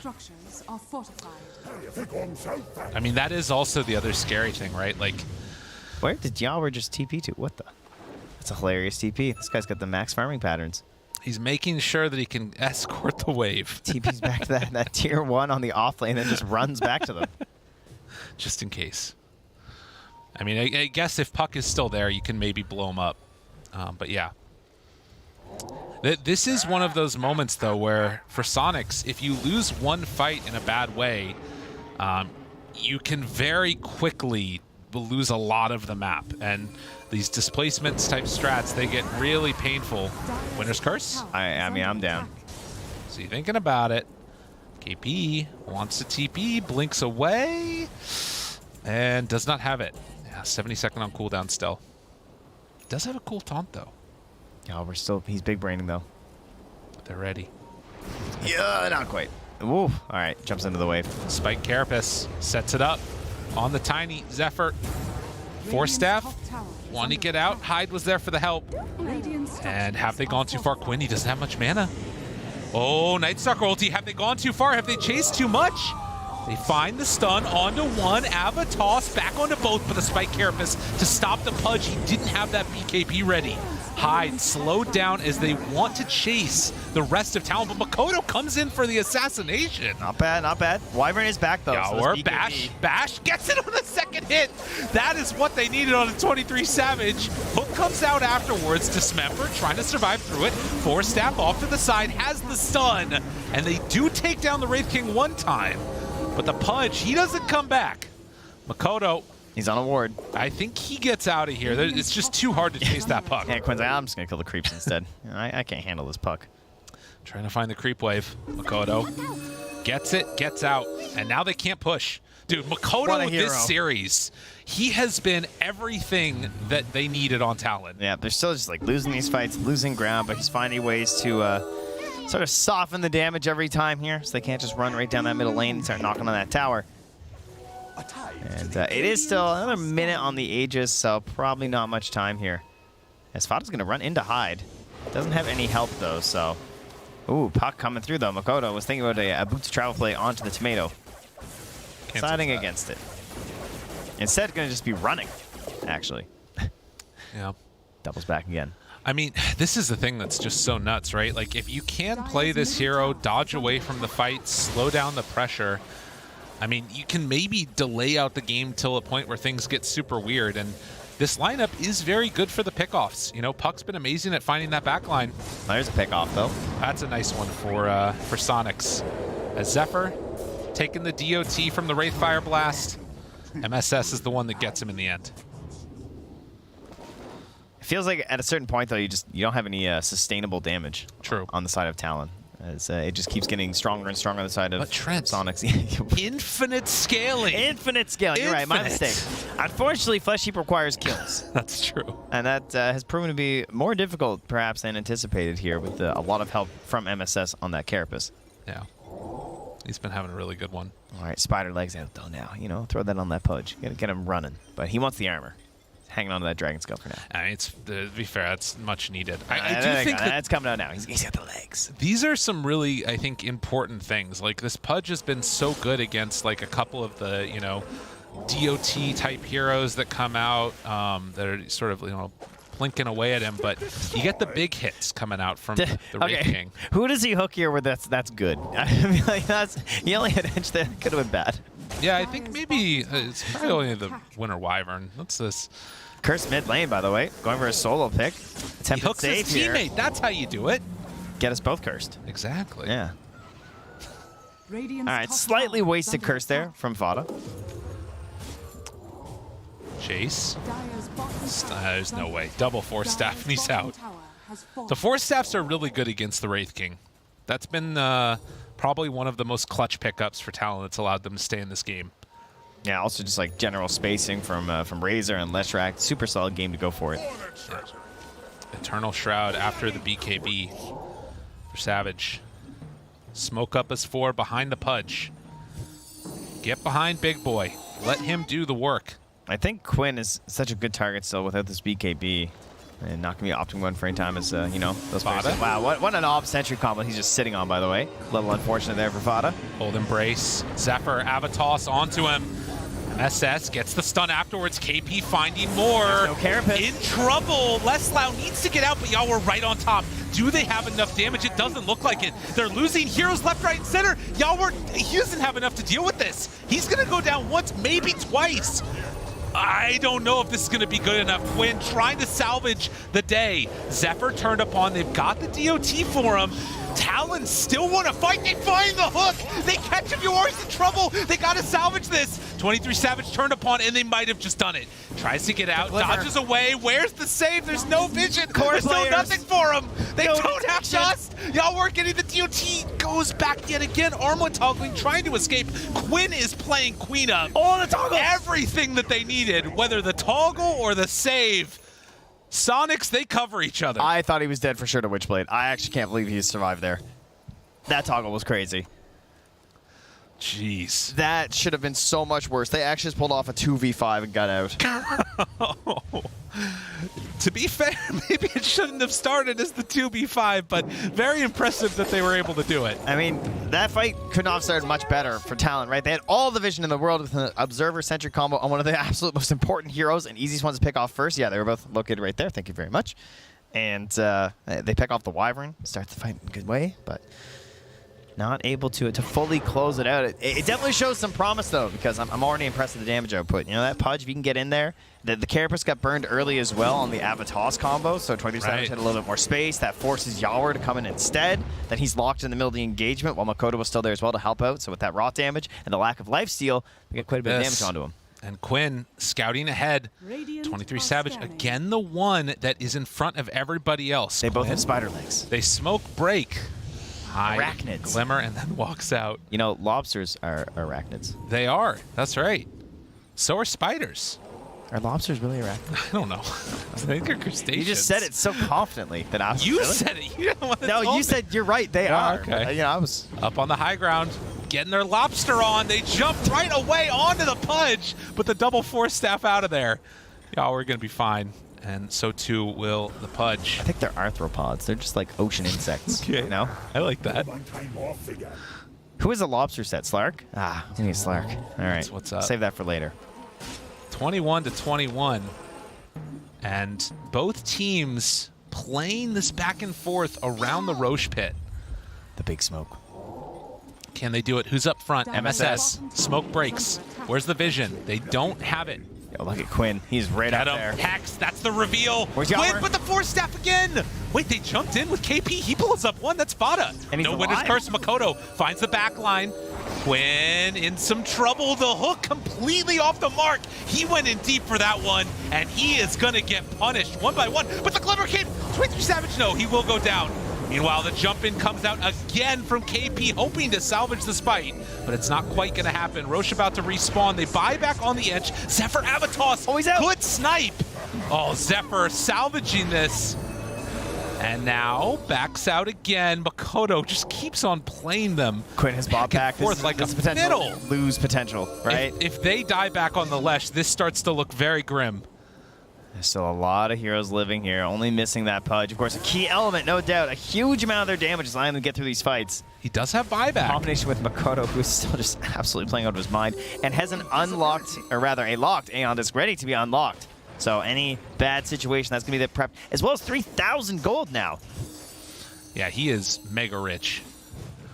I mean, this is where things get really scary. It's going to get weird. Buyback status, that's going to be the most important thing to watch for. And you can see they only have it on Puck and Tiny. Meanwhile, it's just the right thing. He actually buys out now for the Vanguard. He's trying to get the Abyssal. It's such a Soniqs game. This is just, why is it always like this? Now, here's the thing. In the past, when these Sonic games have happened, it has been heartbreak. It has been a heartbreak city, and if they lose this one, it is going to feel terrible, but they do have the tools right now to close this game out. And on the other side, for Talon, they have been struggling for so long. Div 2 through 2 tours, finally make it up into Div 1, make it to the Major, and they want to make a spot to actually get into that playoff bracket. Yeah. And a win here would put them in that well position. I mean, this gameplay is just like the same kind of perseverance they've shown throughout the entire season, where it just, I don't feel like they should be allowed to win these fights. And they're just pulling it off. KP playing so well in this Night Stalker, perfect positioning and spacing, taking off one of those key targets in the Winter Wyvern, and that's with a Blink Dagger. Fada's got to find that spacing. He's got the assemble if he needs it. Makoto about to break. Quinn in the wave. He knows that he's up here. They know that the Puck is there. Looking for the Hex. They need to find him. Jumps in. Dude, there. Like a magician with the Abyssal Blade, it's there, but the Assemble, he gets it out. Now the turn, silence onto 3. Jump in, Zephyr there, trying to break the kill. They kill off MSS. He doesn't have buyback. Can they find any more afterwards? The jump Fada. There is no Winter's Curse this fight. Is it Heartbreak City? Can they find a target? Leslau in trouble, trying to survive. They find him too. Makoto, he's not dying. He just won't go down. As they find Quinn again, Yawar, they've got to back out. They need to escape, but can they? Oh, Abyssal Blade back up again. He saved his BKB for this moment, able to dodge that hook. The buyback comes now from Fada. Is 23 Savage going to get glimmered and back away? We reset again. Talon in a much stronger position. Oh, these buybacks. Nothing. That's it. Dude, no damage done. They didn't do anything. What? He just got caught. That was actually on the wave. Okay. That Splinter Blast. He was just hitting the creeps, but I mean, KB does nothing but hunt for him, right? He's a little cliff racer, right? Wait. Wait, what? Are they going in for Roche? They're smoking. They're in there. They don't know what they're doing. Quinn, I mean, you got to be careful, but they find him. Where's the Force Staffs? Gets up to the high ground, he gets away. Dude, hides a god. He's got Leslau. Oh, the Winner's Curse is finally done. They find Makoto. MSS sets him up to take him down, but isn't it enough? He dodges the phase shift to toss away. Zephyr able to save Makoto. Oh, it's some pretty Dota. It is some pretty Dota, but can they take Roche? They just have so many tools. Like, they don't have the damage, but they got tools. They got Force Staffs. They got these beautiful tosses back out from Zephyr. But they're in the pit. They have the deeps. There's no doubt about that. They're trying to finish this off desperately. Look at the Harpy Scout. The vision is there. They see absolutely everything. Leslau gets saved. Cold Embrace. Does he have a BKB? Does he have what he needs? I don't think so. Yawar caught to the side. KP is there as well. The stun from MSS. It's not going to be enough. The coil catches onto everybody. Leslau is dead for 2 minutes with no buyback. Quinn now turns. Hex there onto the puck. Gotta kill Makoto, but it's never quick enough. He just keeps living. He won't die! They buy back on MSS. Spot in trouble as Makoto continues to tear apart the Home of the Dreams. Where is the punch? It's not even there. The hook lands. Who phase shifts a right click? What was that? Listen, they might have bashed. And now Talon go in to take Roche. Oh, man. All right, I don't even know. Makoto's insane. It has actually been pretty insane. Dota. I do not expect to see Makoto playing puck again for a while, because this is a clinic. And now he has an Octarine core. I mean, they're straight up just outplaying them. Like, the way these fights are starting, they look so bad for Talon. Like, they're in the worst possible positions, and these glorious Force Staffs back to the high ground, saving 20 Savage at the very beginning, and this whole secondary engagement suddenly comes out here. KB, of course, like, doesn't have to focus Fada this time with the Winner's Curse, since it was already used earlier. He's able to just jump in, help out, grabs the rune in the middle of the engagement too, and then, of course, it's just the Makoto show. Dude, unreal, absolutely. Like, he actually got hexed. It did happen, guys. And it came out just a second too late. Oh, and then the phase shift coming up here in a second that you're talking about. Just in case they might have. like boom. And the hook just to finish him off too. The easy T-ball setup provided from Makoto, forcing that cold embrace. And now Talon marching forward here. Don't look at the win percentage. Don't do it. Don't look at the graph. Hurts. It's a painful one. It does. We don't want to show it to the Soniqs fans. Thank you. Keep that one out of there. Oh my goodness, 5K gold lead, and the more important thing, you've got this Aegis on the Pudge now. To be honest, they've been doing a lot of like dodging the Pudge, and some of the big wins have come from killing him at the start, Quinn. But these Force Staffs. Yeah, I think now they just can't lock onto him. There's too much stuff that just gets him away because it takes so long to actually kill him. Yeah. We have to find some itemization They need a nullifier. Yeah, they need tools like that, exactly. Like nullifiers, maybe try and deal with this. Oh, well, stun on 20 Savage. Hide there. Glimmer. Okay, this Glimmer is just invisibility is invincibility. Where's the vision? They find the backlines, but they keep Makoto alive. He eats him. They used it. They saved him. And now, Soniqs need to back out. It's not, I mean, it's only 40 minutes into the game, but it feels like one of those super late game ones. You know what's crazy? He hooked him before the Aeon just popped. So he actually saved his Aeon. And of course, that's a huge deal these days, right? Right, that of course. cooldown gets crazy. Unreal. 40 minutes in, and Soniqs needing to come up with some more answers. And I mean, in a way, it almost feels like you have to go on hide. He's doing so much with just 4-staff Glimmer. Yeah, and just the damage, too. That's another thing I definitely was not taking into account, right? As the game gets later and later, Ench, she suddenly becomes this big damage dealer because the pure damage is cutting through all of this defensive items that you're purchasing and all the armor and everything else. It's just cutting right through in that flat HP pool. To be fair, I really feel like they need to get that nullifier, but this might be enough. Is he too far forward? Well, you don't get invis next to a tower. KP finding Fada yet again, tries to force him off, but it won't come in time. Quinn now turns on to KP. There's a Dismember on the backside, catching MSS and going to find him for the finish, but 23 Savage backs away. Yawar tries to turn on to Hyde, can't get onto him. Couldn't kill him. Stun, it's not there. Leslau continues to beat into this Pudge. It's only going to be round 1. Can they do it a second time? Makoto able to phase shift that stun that came out. Silence afterwards. Again, only Fada's gone down. KP very low, is going to fall. Meanwhile, Razor also drops 90 seconds without him in this fight. Quinn's out of mana, though. And Yawar's getting slowed. He turns. He knows he has to battle. You can't run away from the punch, but the taunt and the stun right in the midst of it. But another 4-staff, 23 Savage. The Ghost Scepter to live through it, and he goes down. They have to buy back on this. They need to get back into the fight, but it's going to come too late. As Quinn, Hex tries to run. Not going to happen. And MSS, the only one left alive in that fight. That is 2 minutes of no Leshrac here. That buyback, it is not anywhere close to returning, and just what a team effort. You can't beat it. Like the overall team playing coordination, these 4-staff saves, the toss is just. What more to say? You know, you don't have these defensive items. You don't have these helping tools inside of Soniqs, and it's really hurting them. It's so tough right now. They're just getting kited like crazy. I mean, he's at a 3rd HP, and he's just still running in. Does not appear to care. He doesn't have an Aegis. Who cares? And now he has an E-Blade done too. Oh, man. It's wild that, like, this guy's 2,400 mana on Leshrac, but these fights are taking so long, and this Pudge has so much damage, and the way that they're just kiting in and out, you've got the regen on the Pudge, you've got the Night Stalker going through and eating the jungle creeps, so, like, this mana to health conversion of him actually removing them, it's not working. They have too much health for his mana pool somehow. And now the regen rune to be back up to full. Still a minute without the Lesh. No way for him to come back into this fight. And it's because of gold. Needs 1,000 to have the buyback. Wraith King is back up in 20. They don't push hard. They don't push quickly. But if you're all dead, they're going to take your base. This is a pretty pathetic siege, I have to say. You know? It's real bad. Well, you know who did get a nullifier is the Night Stalker as well. So they'll have more and more answers. Someone get this guy a Moonshard. And Talon going to continue to grace us with a hell of a show here. They're going to back out. Don't want to push their luck with Lesh respawning soon. So it's still only 1 lane of racks, but the momentum of this game is heavily swung into the favor of Talon. Yeah, you have to think that mentally, you know, Soniqs are feeling pretty terrible at the moment. I mean, I would be. Yeah. This is pretty rough at this stage of the game. But there are still problems with Talon at this point versus some of these heroes on Soniqs. You already just saw it when they went high ground. Despite such a massive fight when they're only able to get a single lane of racks. That is an issue, no doubt.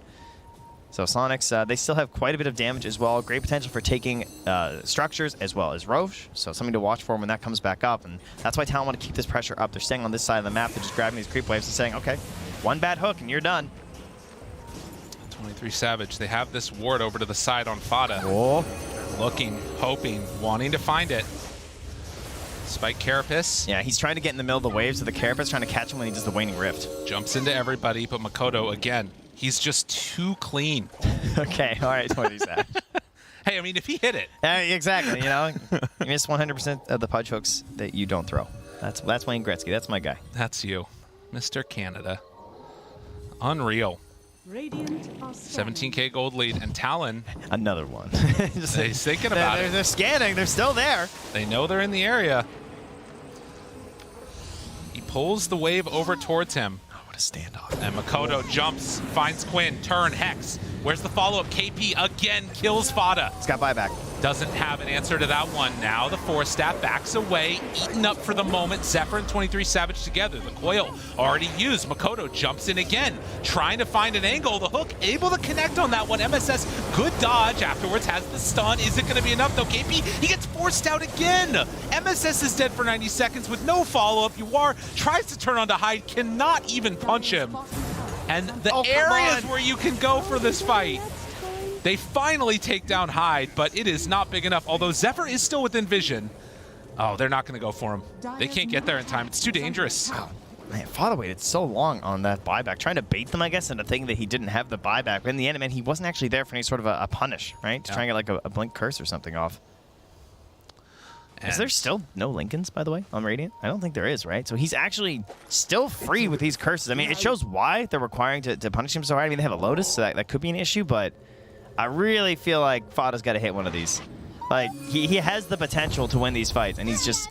It's not obviously his fault because they're doing a great job on Talon of scouting him out and finding him, but at some point, you got to just like, I'm just going to solo smoke and sit way over here with Blink. Right. You know? Every time that they catch the Wyvern at the start of the fights, it's basically over unless he has a buyback. Yeah. And now with the DD for KP, I mean, he could focus other people. This is going to be, what, 500 damage roughly that he's going to be dealing? That is smidge of damage. That is devastating. Well, it's a middle of the pack Roche timer here. Another minute and 20 seconds before that's going to be up. Overwhelming Blink on both the Puck and the Wraith King. They've got AC done on the Razor as both sides gathering themselves for that next Roche fight that you're talking about. 1 minute. A Night Stalker, if he could finish off and get towards the AC as well before that next fight, that would be huge. God, it is just so much stuff to deal with. And, I mean, the way these fights are playing out, it so often feels like they're trying to catch the puck with MSS, and it's just not working. Oh, my God, Quinn! They catch him, but interrupted, turned upon. They find him again. Fada in the back lines every single time. Zephyr, Avatos, MSS trying to get away. 23 Savage runs into all of them, but they get the stun. Where's the follow-up? They don't have it.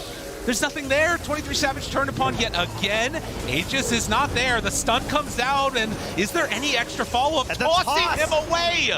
Toss requires no target. Why is his health going up every time? Every single round, they turn again onto the Night Stalker and do finally burn through him, but Makoto comes in for the snipe with the overwhelming blink.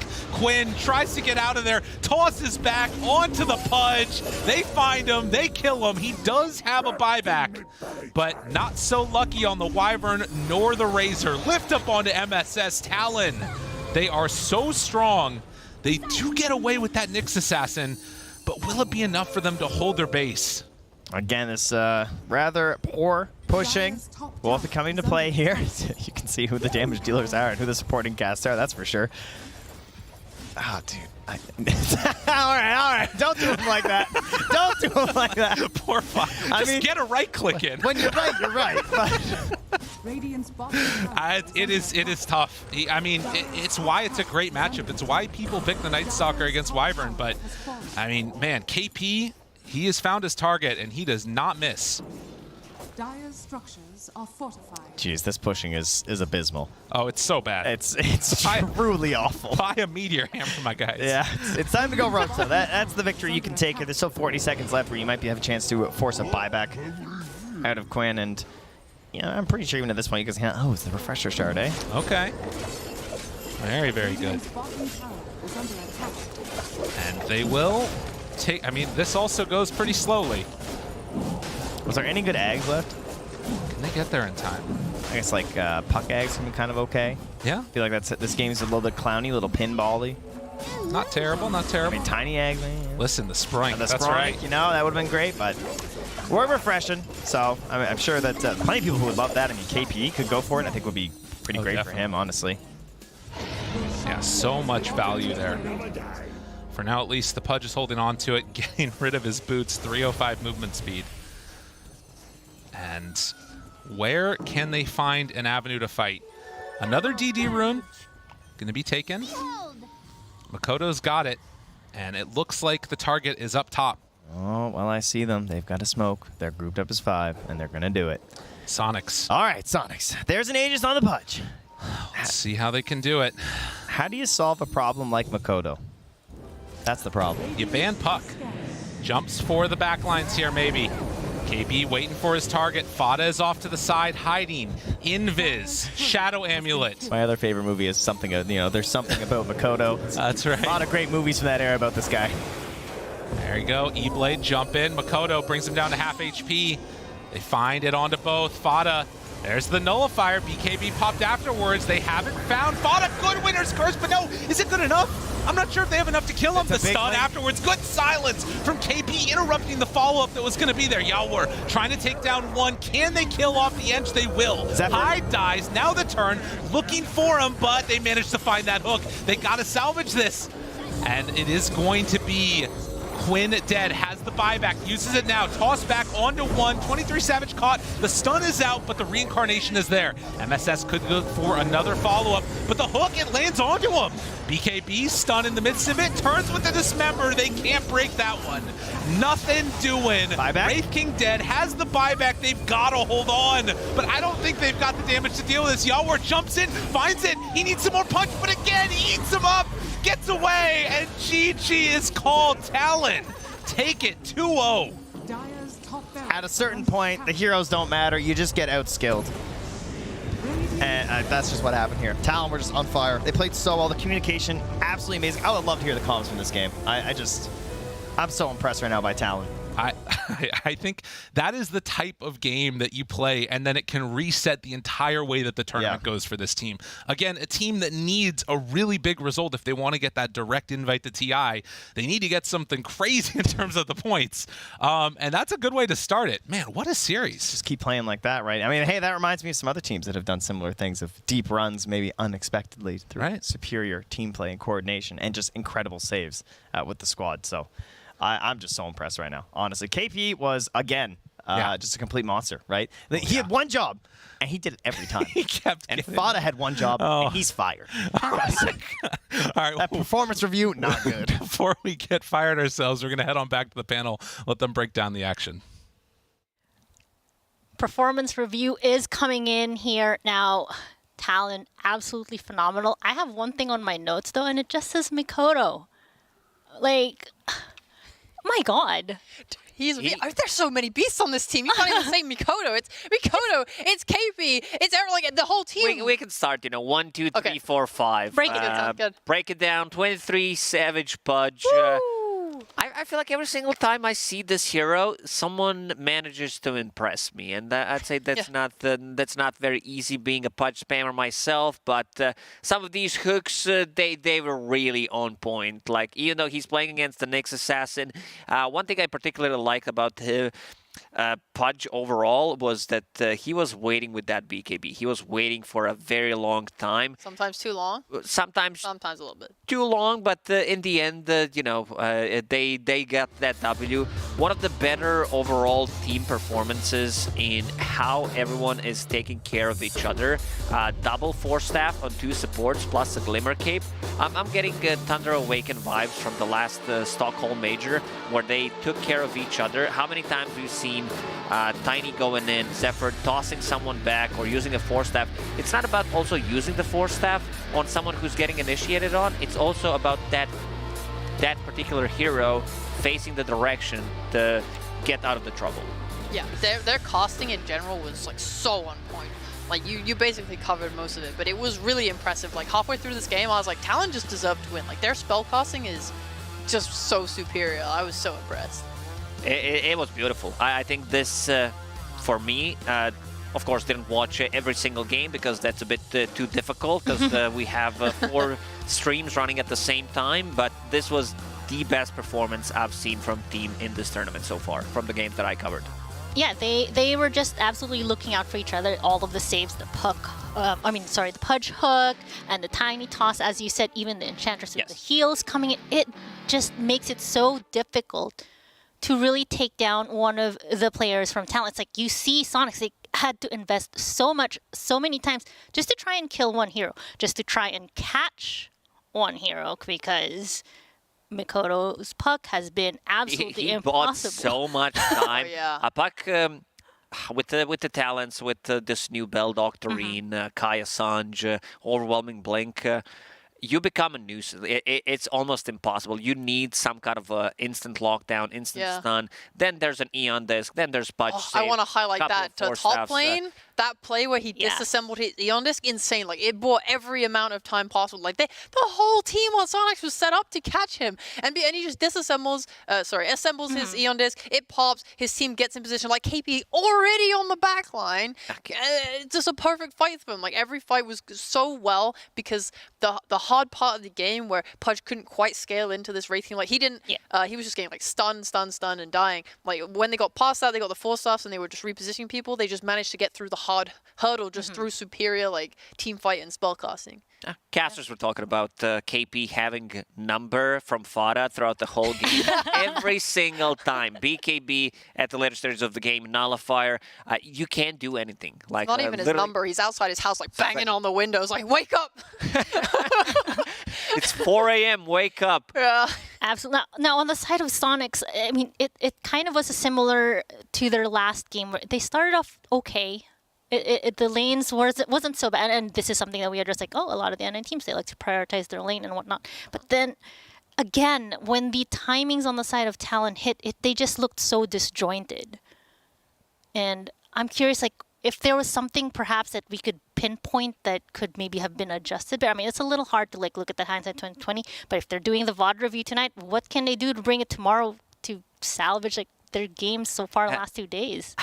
For this particular game, I think I don't think they can take too much away from it because how good Talon played in terms of team fights, focusing which hero, and just overall saving with those 4 staffs that we mentioned. But for Soniqs, they might need to go back to the drawing board and start thinking a little differently about their picks as well, because a lot of the times they needed to go in and just lock onto a target, but the fights are way too difficult, they're prolonged, and this is the one that you talked about, Cheapo. Yeah, it's just a rough one. It is definitely a rough one. Well, with that said, you know, Talon will take this series 2-0 against Soniqs. We do have one more series for you to close out this day. So with that, we'll take a quick break and see you on the other side.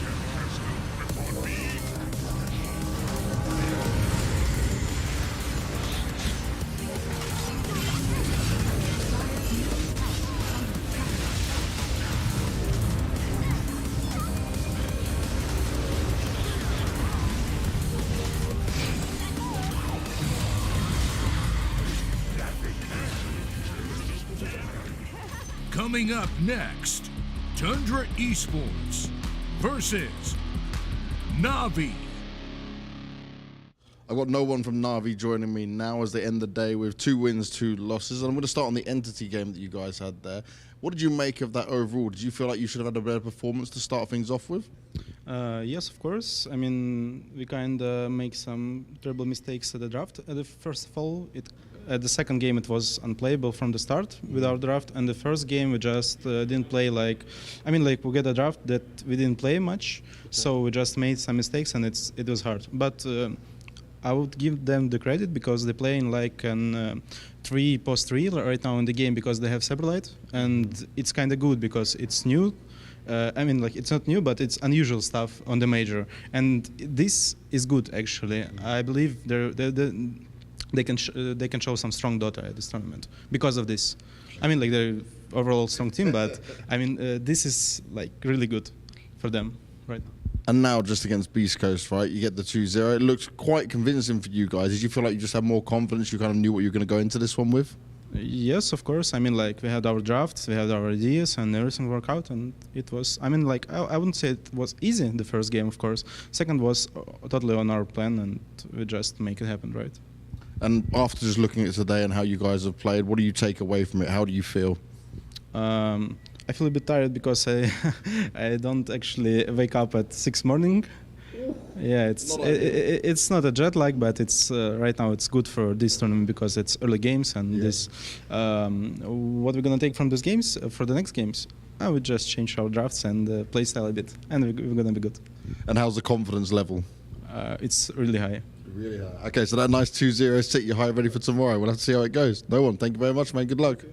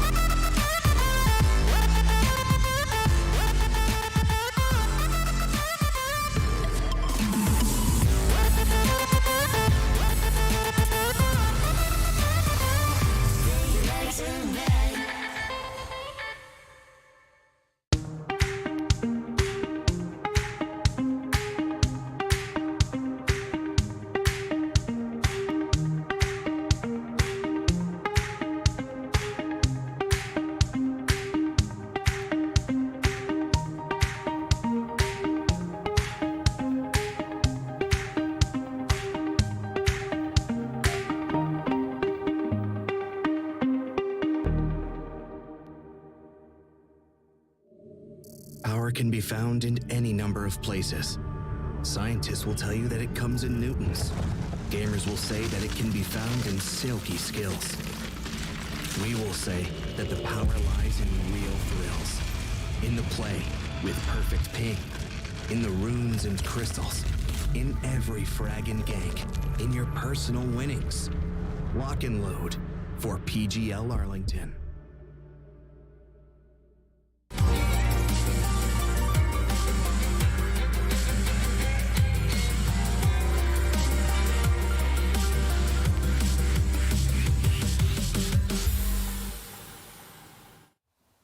Welcome back, everyone, to the final series of today's group stages here at the Arlington Major. Joining me this time around is Lizard and Sheep.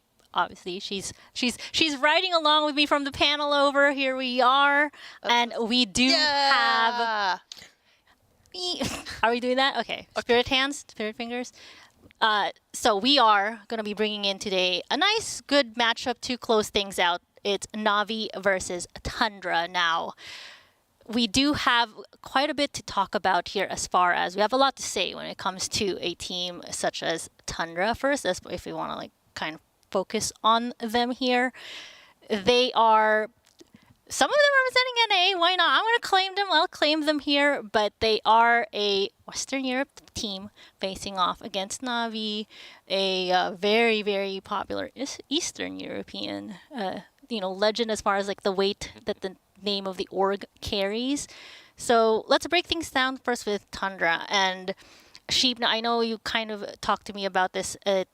The break is the team attitude and what the Tundra tends to bring, like when it comes to like their games. Yes. What concern? I think Tundra, their attitude is fantastic. Fantastic. I love listening to like Skitter. He will open his mouth and never stop. This guy is churning out interviews on the daily. Like, I swear to God, I consumed all of it. And this guy is like legit. Just like him because he's a weeb. Like. No, I don't like it. They're all great. Dude, when they signed my...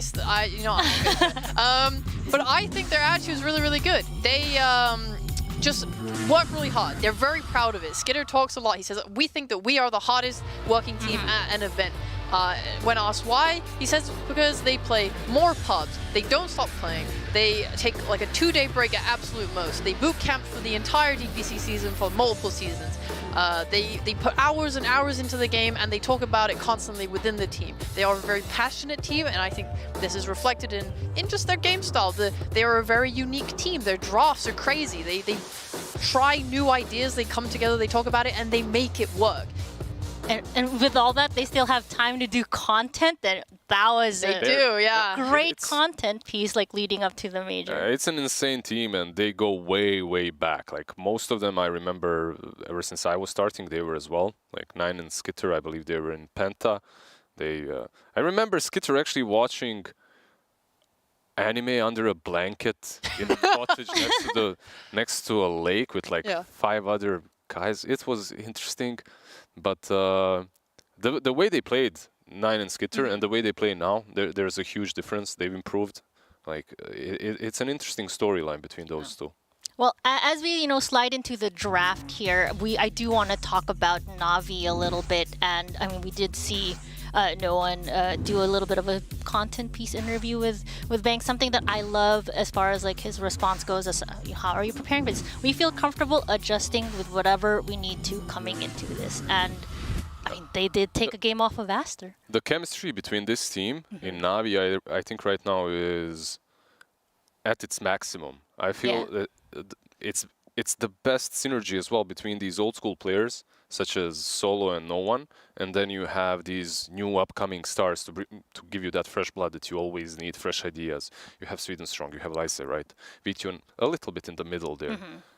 Overall, No One said that they're feeling very confident, and I'm not surprised because he's on his A game, and he's been on his A game for the last couple of months, and not a single midder in the world can compare to him when he's... I mean, they can compare, but they can't expect to win the lane against him when he's at his best. And speaking of the confidence, right, look at this opening on the side of Navi. It is clockwork coming into this against the tiny Alchemist of Tundra. I mean, I'm expecting it's probably a 5 on the Alchemist this time. Maybe 4. I mean, we don't know. It's a Tundra draft. It's a Tundra. They will play a lot of heroes on a lot of different roles.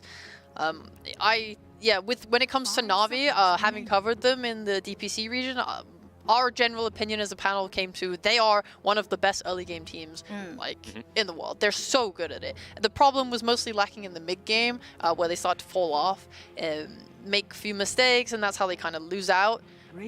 We saw them against outsiders dumpster them in like 20 minutes. Wow. But yeah, they need to carry that momentum in. I like them picking heroes that can play this early game, and kind of the clock, it could go on pause 5, it could go on pause 4 usually. I like, right now they have a lot of aggression, ways to initiate. I think that matches that play style. The thing I like already for them is this puck that they first faced for No One, most likely, because sometimes they do win games with heroes such as Kotl and Viper on No One, but I just love to see him on these more playmaking style of mid laners. However, there's a chance for Tundra, like Shippo said, it's Tundra. There's even a chance for them to put the Alchemist mid lane. Like, that's also an option. There's just, the hero is very versatile. Like ever since it came into the Chinese scene as a common pick, it was at first position 5. Then teams started picking it offlane, started picking it safe lane, because it can work. But you need to be very careful when it comes to that laning stage. This clock enables you to pick something like a Viper if it's not banned out. Clock plus Viper will not allow Alchemist to do a lot, if anything, in the lane. Right. So you have to protect your bases if you want to make him into a core. If not, the game is much easier. You can combo it with something like a Weaver for that minus armor. Right? Yeah, I'm curious just because like just looking at this is like a similar opener to I brought it up earlier. Navi took a game off of Aster. This was very similar. They had a puck, they had a clockwork, and eventually they locked in, you know, a gyrocopter and an IO as well. So we're seeing that IO ban coming out right now on the side of Tundra. So they had to have done their homework. Yeah, looks pretty good. I know coming into this, Tundra said that they wanted to focus on the fundamentals. In like the major, they said they might bring out some fun new hero picks. I don't know if they're going to reveal them here, probably later on the main stage. When it comes to Alk, I know Ame has talked about the hero in the past and said that he likes it when he feels the enemy won't invade his jungle, because then he can just farm up like a really fast Radiance and get that timing. So Navi already looking like they can apply that pressure. They can hunt. Yeah, they can hunt, exactly. With the puck with the clock, there's definitely Yeah. some hunting potential. So maybe this does just get thrown to the 5 like you said. I feel like Snake can do a lot. I mean, there's a chance that it is just cool though, and it is just a confidence pick. How do we like the Dazzle? Like, I love I'm just so happy that the hero is being picked all the time. Yeah. It's just one of those top picks in my opinion at the moment. Brings a lot of sustain to fights. The shard is no joke. So true, yeah. Right? How do you like being hexed? Your whole team hexed? I love being sheepsticked. Yeah, it's my very It's her name. She love being hexed. She got it. God, that's disgusting. I think Dazzle is awesome because I like the way he's aggressive in lane. He applies a lot of pressure. I think the burst heal is very important when you get the Grave off and you buy like a Holy Locket. The ability to use the Shadow Wave heal plus Locket, it just really just brings a hero back into a fight when you don't expect, you expect to kill them usually after a Grave.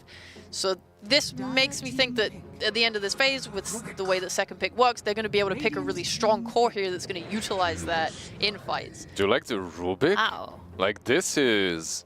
Yeah, we were expecting something wild from Tundra, but I did not expect Rubik. Like this is... Okay, something... Is this the first pick at the major? I believe it is. I haven't seen, at least from the games that I have watched, which isn't every single game, obviously, but I have not seen Rubik so I'm far. not sure, but I know that Soniqs loves it. Like in Tour 3, it was his most picked hero. So this isn't like wild in terms of Tundra pick, but in terms of the major, yeah, it's the first I've seen as well.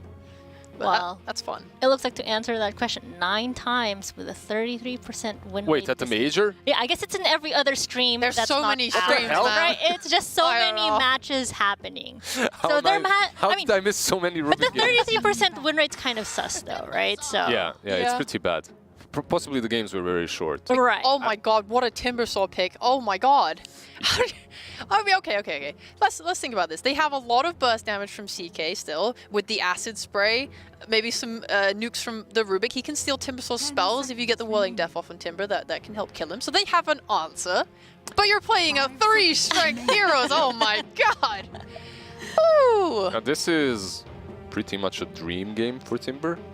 I know that she tried to make it not look exactly that way, but yeah, this is your last pick needs to be an answer to the Timber. That's how you're looking at it from Tundra, because this Timbersaw will just take over the game, and you do not have ways of dealing with him.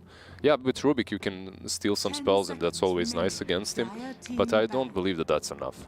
Bat was my priority #1 ban. He's now gone. What else is there? They don't have I mean, they have a lot of magic bursts on Navi, but maybe Necrophos? You run like some healing alongside your CK Alk so you can group more better? I don't know. Yeah. I don't know. Doesn't sound great, but maybe. Okay. Maybe a Wyvern for 9? It is a hero he liked. It's a hero he... Percentage-based damage Yeah. is decent, yeah. And you can maybe go a Vessel on it too. I mean, right now I don't see a Vessel buyer for Tundra unless Rubik wants to buy it. The problem is a lot of these heroes that could work against Timber are usually not that great versus Puck as well on the mid lane. So you're already in this conundrum in which you kind of have to have a little bit of a worse lane in order to deal with with the Timber later on. Oh, maybe we could see the 9 Coddle. That's a lot of magic damage, and you just trade farm with the puck mid. So whilst it's kind of iffy, he is just going to free farm mid. It does become a problem in the mid game when you have Clock and Puck trying to kill you, but maybe with like a 4-staff, Vessel 4-staff. Yeah, that would have. You would have to buy that pretty much. Yeah, I can see that. It is 9. What about Navi, by the way? For VTune, they need their last pick carry. Okay. Like, he's your casual classic carry that has grown up watching streams. Like, literally, those are his words. He just was watching streams of mostly Eastern European carries. 5 seconds remaining. And Terrorblade, these kind of heroes, Juggernaut that's been banned out. The most default ones are usually his get-go. Yeah, I saw he played a lot of Lifestealer. Yeah, a ton of it. So much Lifestealer. I don't know if it's like the best against CK, but they do have a lot of magic, like damage, and none. I think so. Maybe it's doable because you already have the Timber to deal with that AOE damage. I was. What about the Troll as well? That could be cool. Yeah, for sure. I was noticing, like, I know you mentioned yesterday, and I'm not really seeing him right now, so I guess I'm curious as to why would that be viable or not viable. Is the, what am I thinking of? Bristleback. Oh, for Navi? I mean, 100%. Why not? Yeah, like, absolutely. I would love it. Oh, Coddle got banned. That's so sad. Oh. They took Edge. Oh, wow, that's fun. Okay, wait. So who's the core? Is this how are they laning this? Alchemist offlane, I suppose. Alchemist offlane with the Rubik Tiny mid Ancient, Ancient CK safe lane, and then they go with the Lifestealer, who should not suffer versus the Alchemist at all. Yep. Can pressure him. So CK at least is Skidder's favorite hero. I love to see it. I'm very hyped for that. It looks like they're just going for an extreme kill lane there. Like, just go on Timber. I wouldn't even be surprised if Success like started in that lane and they just try and like kill the Timber Saw and like get out. Okay, my question is, 33 is playing the offlane Alchemist. Okay. Who is he giving the Aghanims? He might just go Radiance build. That has been like a trend, like Alex offlane just going the normal carry-ish build. Okay, yeah. Just Are we feeling confident then on the picks from either one as far as like who's going to be taking this first game? I've been... For Navi, I think that my confidence is significantly higher than for Tundra Esports. For sure. I think Tundra could execute and win, but yeah, Navi's I really like, and they're so good at early game, so. Gotcha. Well, there you have it. The panel has ultimately decided it is most likely Navi. Can Tundra prove us wrong? We will find out.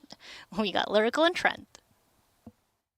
Thank you so much, Nikki. Man, yeah, it's looking pretty good to be a Navi fan right now, too. The Timbersaw pick looks unreal. Yeah, it's a solid. You come pretty late, too, and then I mean, there was like maybe this threat of this Alchemist being the safe lane, and you're just like, well, nope. I don't think Timber would have to worry about that. So Alex gets shoved off to the off lane for 3-3, but it's something he's done before. Yeah. And like Cheapo was mentioning there, we got these opportunities between you can go for like the Radiance build or perhaps an Aghanims if it fits for the team, but doesn't look too great this time. So I think he's just burning and trying to find themselves a victory here. We'll see if they can do it. I do not hold out a ton of hope, but there's always hope. Always. As evidenced by the last game that we saw. That was looking wild, and they were able to pull it back as well. But we'll hop into the game now. Game number 1. Navi facing off against Tundra. Both teams that are looking to continue their progress here through the Arlington Major. And I think that this is another one of those where like it can get a little bit testy as to like where you feel like these teams rate against each other. Western Europe versus Eastern Europe, there's been sort of this like not seeing each other that much, but throughout a lot of the DPC season, Navi is looking really good. We'll see if they can maintain that here or not. Yeah, they may not have been like the #1 team in their region, but the region itself just looks strong on a whole, right? Like everyone coming into the tournament rating outsiders very highly, as well as Team Spirit being up there pretty high in a lot of the lists too. But Navi is not far behind them, especially when you've got someone like No One who he feels like he's like back in his form. Right. That's what I see. Definitely. You know, guy's looking good. I saw him out by the pool the other day when they're filming some stuff. He was looking, had hunger in his eyes. He didn't come for a swim though. No, he did not. I can confirm he was not in. That's a little sad, though, if we think about it. He's a busy guy. You know, he's got to play some Dota. True. Skidder, you know, he goes through a whole freaking major, looks good, and he's still getting CK. How does he keep doing it? After all of the shenanigans that went on over in Stockholm, that's what happens. But Navi, they're going to get 2 of the bounty runes. Man, already Snaky doing some pretty good deeps there, but likewise Sweet and Strong throwing it back up against Skitter. And a couple more impetus shots along with a follow-up stun here. V-Tune was who they could have gone on. Instead, turning now onto the Dazzle as Lay's also throwing out the stuns, the damage. We might get First Blood across 2 different heroes. First Blood goes to the Alk, and Lay's just barely able to get away from that. Oh, and that's a hero who you really don't want to hand that over to, huh? No. This was supposed to be a tough one for him. Oh my god, Lays. Yeah, no. I mean, this get away! Ring Oh, of they Protection. just shots! Woo-hoo-hoo. Okay, all right, chill. Yeah, Ring of Protection start on Timber. You know, not something you generally want to have to do.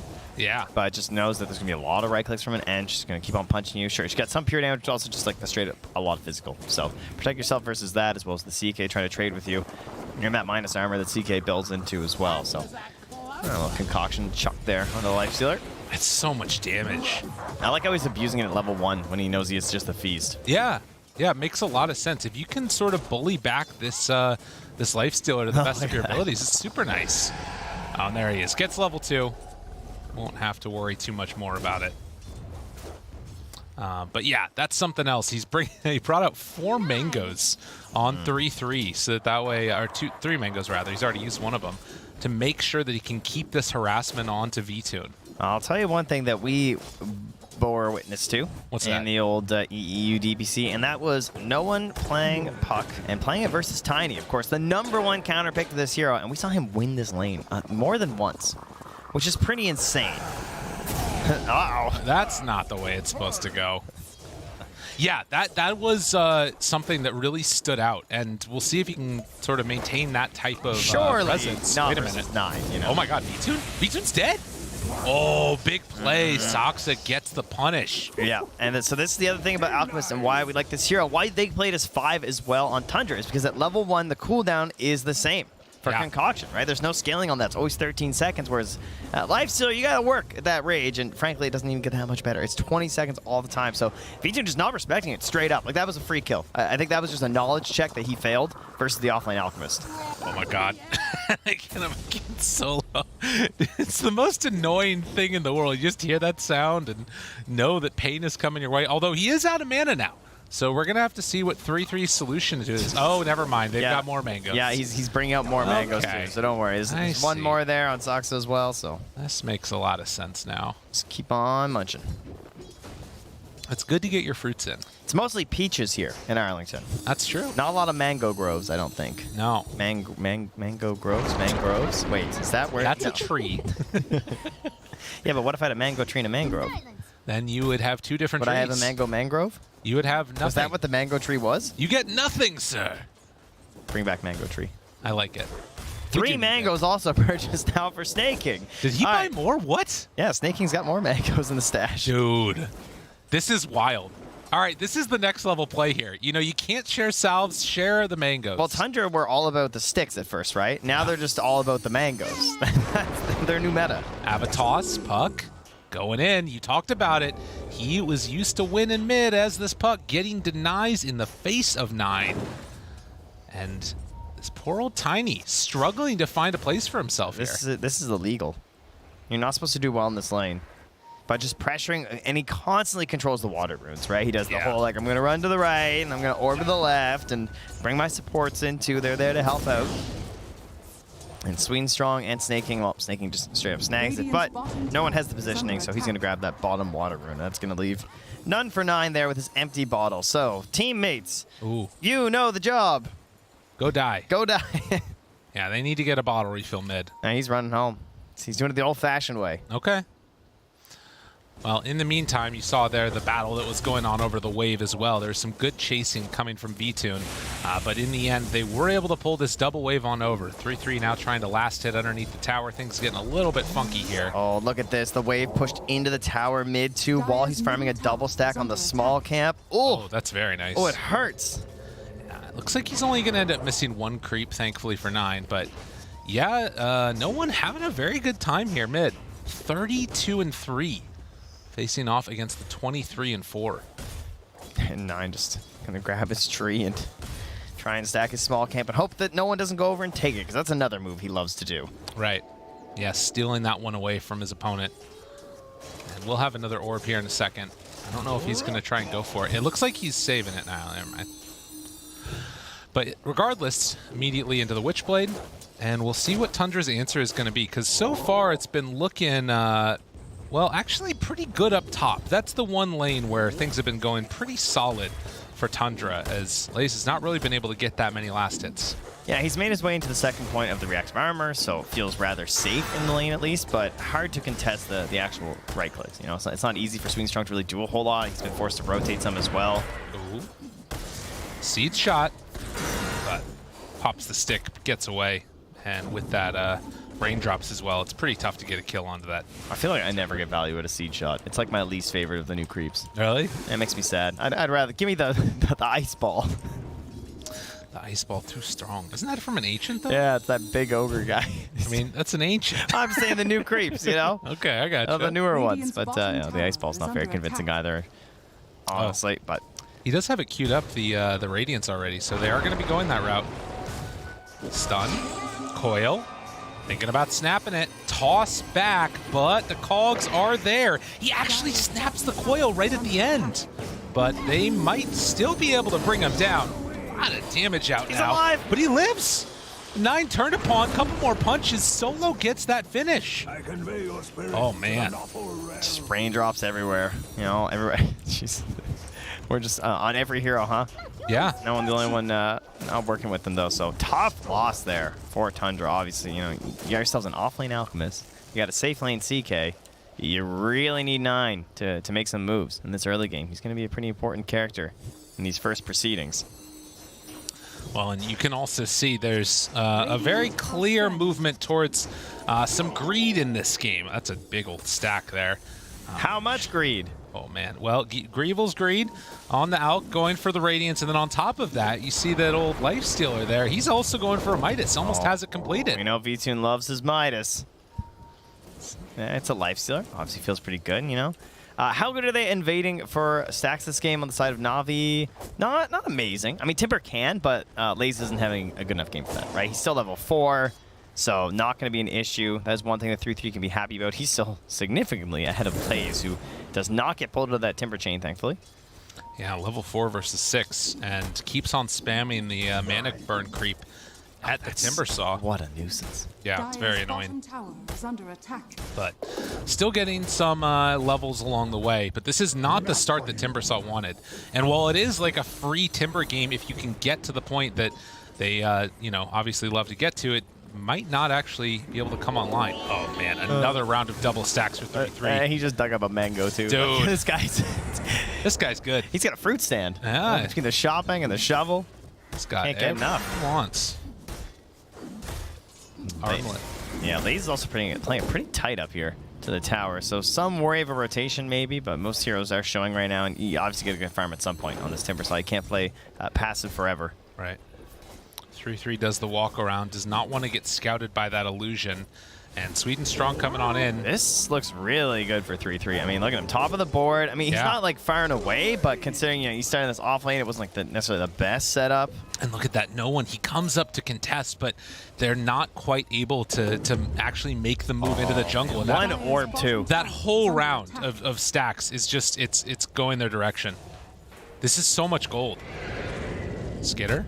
I mean, what are they missing out on, I guess, in this case? Because they have a lot of manpower just guarding the stacks, right? They are giving free farm over to V2, and he's just like straight up behind the tower, down bottom. It forces the rotation at a 9 to come down here and deal with this.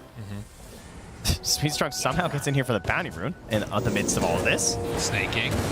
They turn onto him. Good chunks of damage there, and the follow-up stun is going to connect onto Swedenstrong, but can't do anything afterwards. So they do bring some numbers, get some pressure on, not bad. And we're closing on the 10-minute mark too, so we're going to get those tomes out here for Tundra, which they really need, particularly for this Rubik, of course. Yeah. So Soniqs can get a bit more involved. He's level 3. Oh my god, Swedenstrong. It's all right. That's the power of clockwork. A little off the mark there. Soniqs able to dodge it. So Tundra able to get away from the most dangerous of ganks coming their direction, and like you said, they're off to a hot start. It has come at the cost of Lifestealer having a good game, but Timber has just not really been able to pull ahead or even coming close to even. Well, we're so used to seeing him hit level 6 and like threatening the enemy core. Yeah. To the point where they kind of have to leave and just like run away to the other side of the jungle out of fear, and not feeling that fear. And Skitter right now could easily have a rotation from an ally come up. See a bunch of these camps stacked and farmed up on the side of Tundra. Same number stacked just by 3-3 as the entirety of NAVI right now. Now, mind you, that looks like it could be bad, but in reality, it's because the NAVI heroes are just straight up farming lanes, which are just more valuable. So it's not actually that much of a deficit or a downside. Right. Just because there's more stacks on the enemy team, that's not always the best thing. Yeah. Skitter decides to reality rift the creep and get the last hit on it. Not bad there. That's rubbing salt in the wound right there. This is the full armlet coming out. They also made the move up top for the Dazzle. We So got a couple heroes. Puck here too. Yeah, they're all going up top. They want to kill this CK. Ench in the way. Can they find them both though, or is Snaking going to be that little stalwart defender? They need to make this move because Alk doesn't want to rotate into these fights right now, right? They should be just straight up down a hero. Oh, no 6 from Sweet and Strong, but Skitter pops the ulti, turns now onto the Clockwork and just going to beat the crap out of him. Will go for the TP away. No one. Still trying to live through this. 9 shows up. The roll through. Lays throws out the Chakram afterwards. Skitter trying to survive, gets the stun. Armlet toggle out and out of there. And now Soxo with the Chakram. Doing some good counter damage. Oh, but the Armlet toggle was not the way they needed it. Big 9 now looking for the follow. NAVI, they're doing what they need. The Chakram again off the mark. And oh, no one. He is looking crispy on his puck right now. He's wearing the sawmill right now, too, with Lays. Able to charge back and forth through all of it, and Snaking dies. Lays with a triple kill. Come Buzz lazier. At 11 minutes, he is right back in it. That's Infinity and Beyond, baby. This guy, bad game, 0 to hero right now.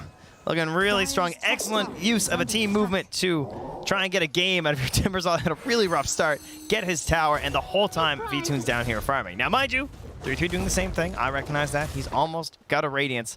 How strong is this Radiance going to be, and what are they going to do with it? Can he fight instantly with this Radiance, or does he want that next item? Yeah, I don't think that he's going to be able to go right away. I mean, again, you're playing into this Timber Saw, and maybe if the Timber had not had that huge round of, like, experience boost and everything else, but now, you know, level 8, he's caught back up with a lot of the other cores and starting to get in some items. It could be scary. But we'll have to see. I mean, do NAVI really want to fight? At this point, all they've got on their Lifestealer is a Midas Armlet. Oh, well, they're thinking about a fight down here. Of course, Clockwork, level 6. Hooks in. DD on Skitter. Cogs pushback. Doesn't get it as the silence is out.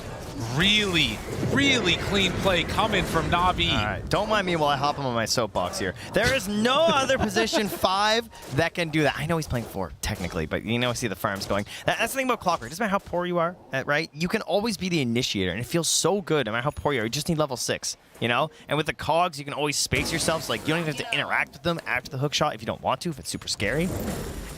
It's very reminiscent of like the way Snapfire just provides the damage with some sort of initiation by getting 6. Right. Clockwork gives you initiation, which is something that's so hard to get. Like outside of Puck, the other initiators and like the spirits, there's just not that many great ones. No, it's definitely a toolkit that very few other heroes are capable of achieving, particularly out of that support role you're talking about. Like Earth Spirit's the other one, but even that's not super easy. Well, I did hear though. I heard Mr. Bobica. He's doing some things. Yeah. Baboka. Bobica? Bobica. Bobica. Bobica. Baboka. Bobica. That's one of the best videos ever.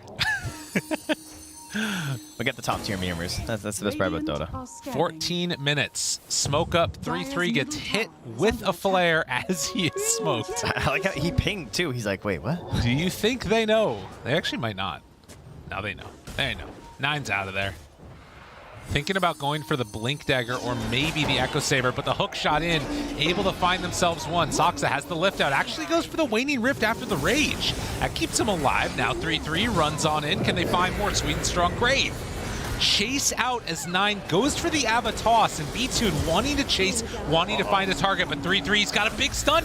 No phase shift for the Puck, able to connect onto him. Burn, baby, burn. Silence stolen from the Rubik ends up killing him. Yeah, he's looking good. That was so much AoE damage.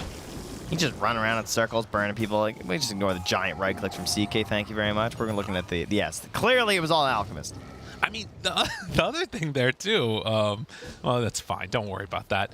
I mean, as a puck, you think I can just play my way out of there, but what happens if the Rubik steals a silence? Now all of a sudden you don't have a way to get out. Why didn't they do that to Makoto? I don't know. It would have been a good call. Big plays. So again, back and forth. The tally is that you've got these heroes on NAVI that are great at dealing with the Tundra heroes, but Alka's getting farmed. They're getting into their items. Oh, a little replay here, too, of just... I mean, remember, this was initially a smoke from Tundra, and then Navi ran into them. They start this fight, but that wasn't an escape by Soniqs. The rage into the Waning Rift, that's just beautiful. And he's like, guarded by 3-3 in this whole fight. He's just high-noting in behind, ready to cast his spells whenever he wants. And it felt like Navi just can't really pick a target. Yeah. Like, what are we trying to achieve here right now? No, I mean, killing 9 is good, but you sort of need to make sure your glass cannons don't get taken out afterwards. And hook shot, oh, it's into everybody but the lip. Saksa again there for the save. The silence out afterwards, but it's not going to be enough. 9 still goes down. They can't get a counterplay. And 3-3 is going to stun himself. Lays just out of vision. Yeah, he doesn't want to keep going. Dire's middle tower has fallen. Interesting. All right, so I like how they keep killing 9 because he is like a pretty easy target. Obviously, it's very important because of the toss. Because if you leave him alive, he's gonna like toss someone out, and then the fight breaks up. But the only issue is he's not actually that important. He's probably the least important core of this game for Tundra. Yeah, and I think like he has what he needs. It's definitely a lot on at a bare level. Yeah, he really does. I am Zephyr now. Oh, that's so frustrating. The DD spawning outside of the pit means. Even though Tundra smoke, it just goes down a little bit too quickly, and they get an Aegis on that Lifestealer. Yeah, they missed their chance for a BKB fight with this Alchemist, too.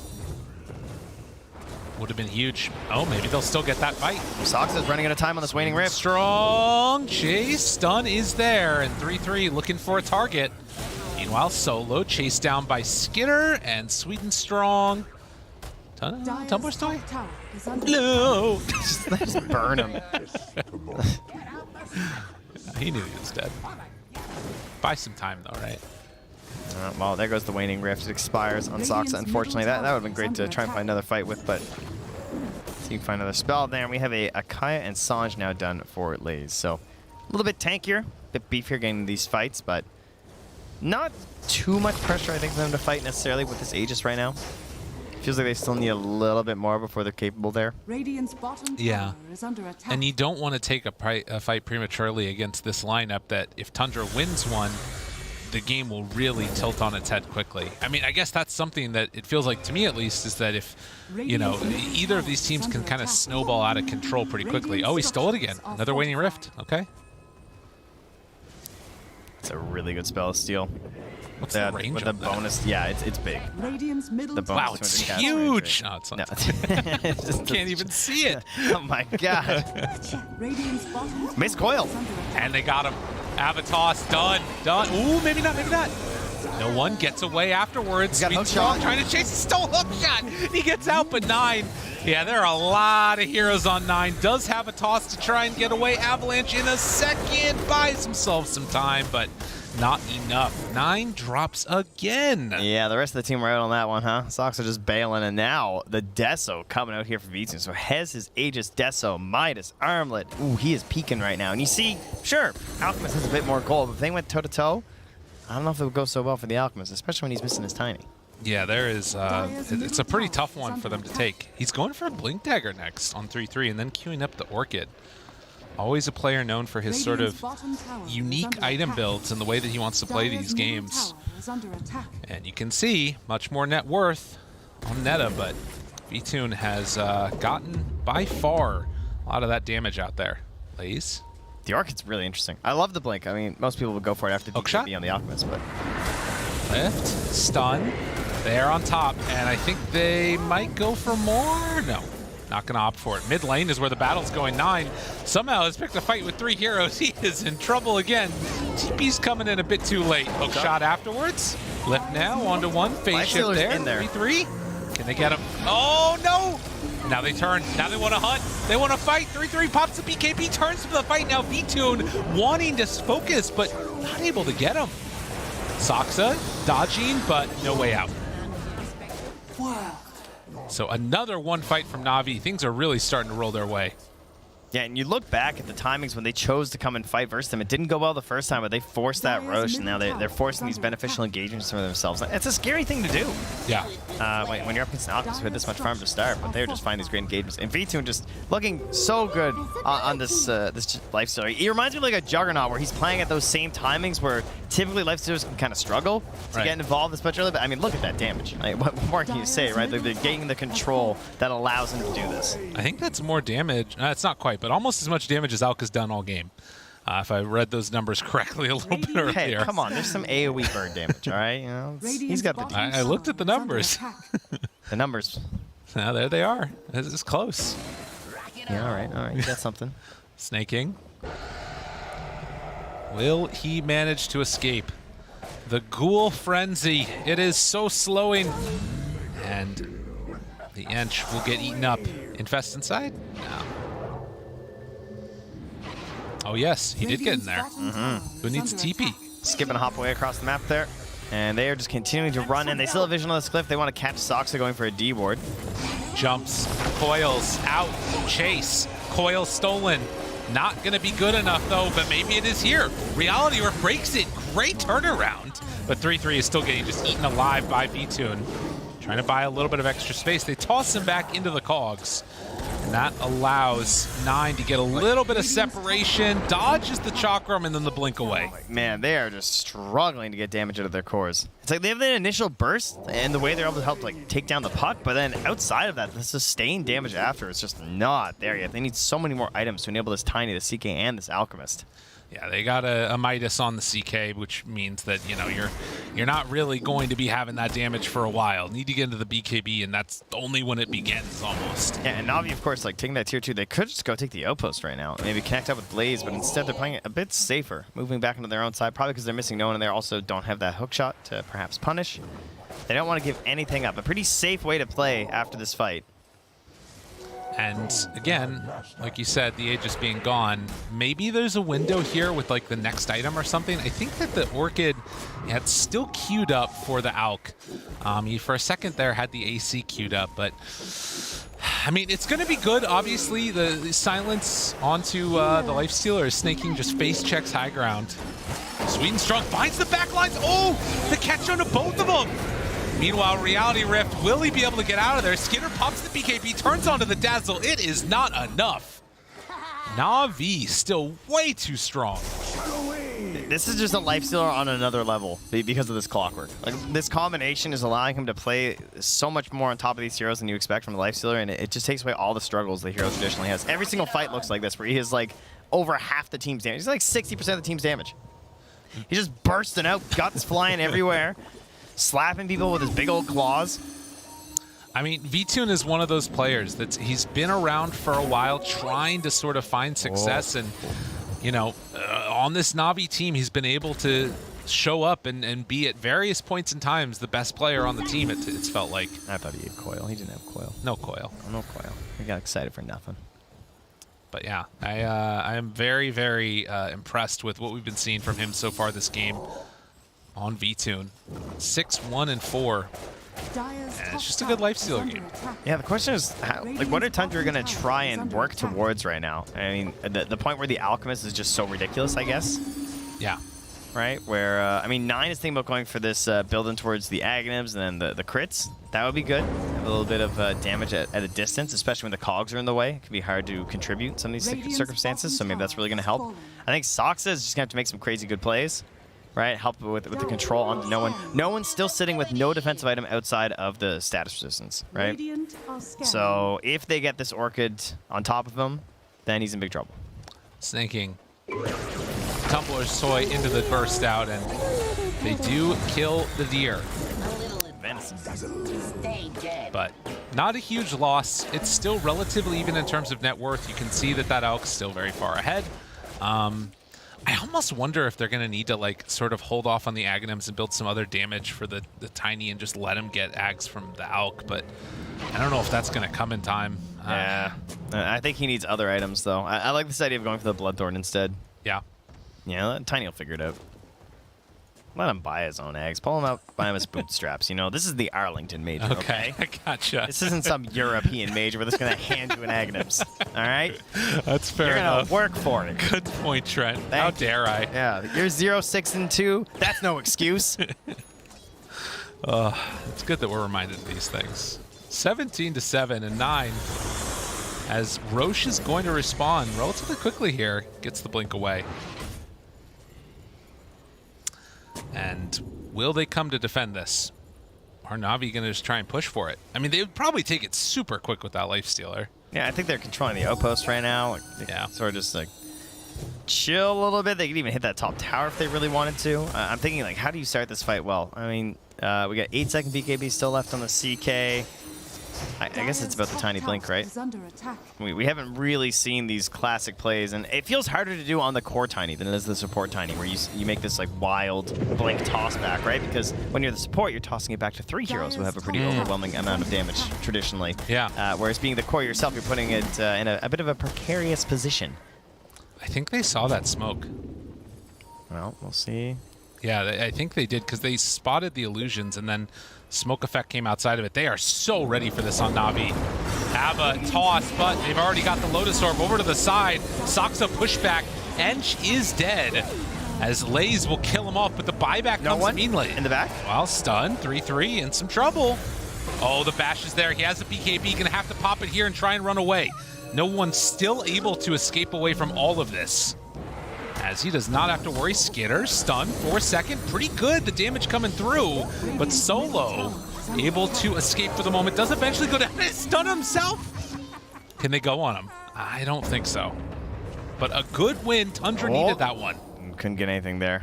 So the vision, right? They controlled the pillar for that whole fight. That's why that goes well for Tundra, because initially both of the supports were kind of squished. Soxa and Snaking right on the top of that staircase. I thought they were going to die, but Soxa manages to get the turn, the force staff. He starts playing around the pillar, and he's like, oh, they actually can't see me.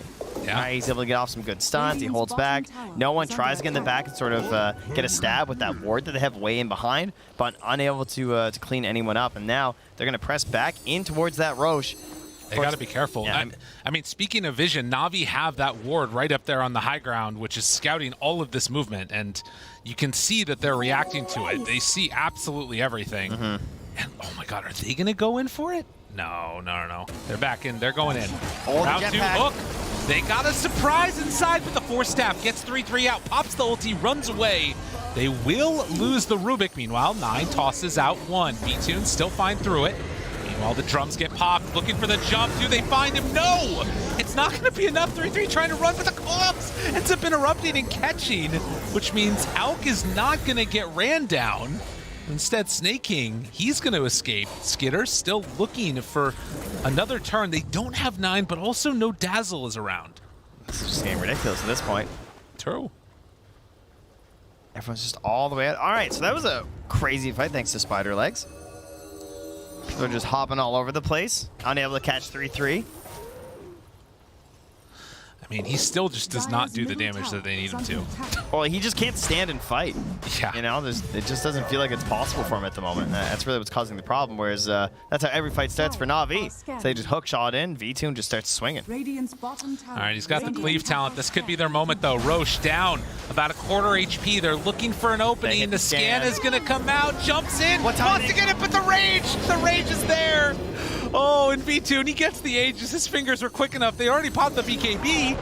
That scan enabling them to get the Aegis before the stun came out, but maybe a turn. No, it's not going to come in time. 3-3 throws out the stun onto the clock. It's not nearly enough. Skitter does manage to get the blink out, but 3-3 under fire. Good Orchid. That stops the jaunt forward. And 3-3 able to get the blink out. I mean, he didn't buy it for a defensive Orchid, but it is going to work out in this case. Still, Navi 4K gold lead, 5K gold lead against an Alk. That's not good numbers at this point. And I mean, he's said at the very start of the game, but no one, this guy, that mid matchup, not a problem for him, it seems. No. Because he had a fantastic time. I'm sure it's a team effort too as well because of how much they're helping to like control the runes and everything too, and just ensuring that Nine's going to have a bad start, but forcing him to run all the way back home, stacking, farming the small pit camp, getting that edge, and then the combination of Sweet and Strong, V-Tune, and no one just starting every fight with these big bursts has worked so well for them. And now the catch as well. On the Skitter, they got a surprise inside again. No illusions for you, sir. V-Tune dismantles Skitter. You know, we talked about it earlier, the fact that he played that hero so often, a lot of teams got to look at it and come up with some answers. Feels like Navi has the solution. Are they back? Well, I mean, they're just straight up executing really well, too, with the lineup that needs it, you know? And to me, it comes back to the earlier part of the game where they all rotated up to lays. And maybe they brought, like, one hero too many, you could say. It's like, oh, they brought tons of numbers. But that's what's important in those situations, because the hero was not enabled, right? He was in a similar situation to 9, where you're not going to hit this first peak that if you get it and you jump off that, you get this big height on the hero, right? But if you stumble and you fall off that first jump, you just become a support for the rest of the game. Look at that. 981 with 670 GPM. What? This is a top-down view. Currently leading the map.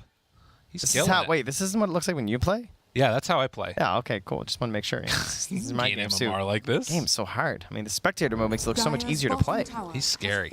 What a spooky life stealer.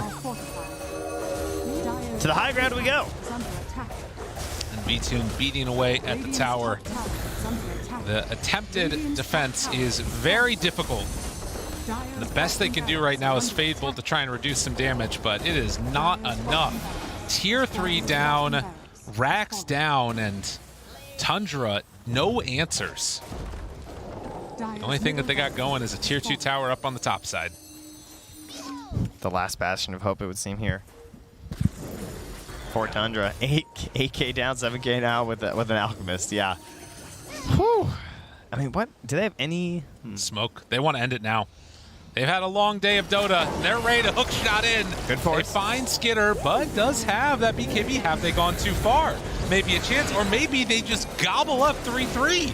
Roll through him. The BKB gets blocked out by the Cog. Sweet and Strong taking the impetus shots.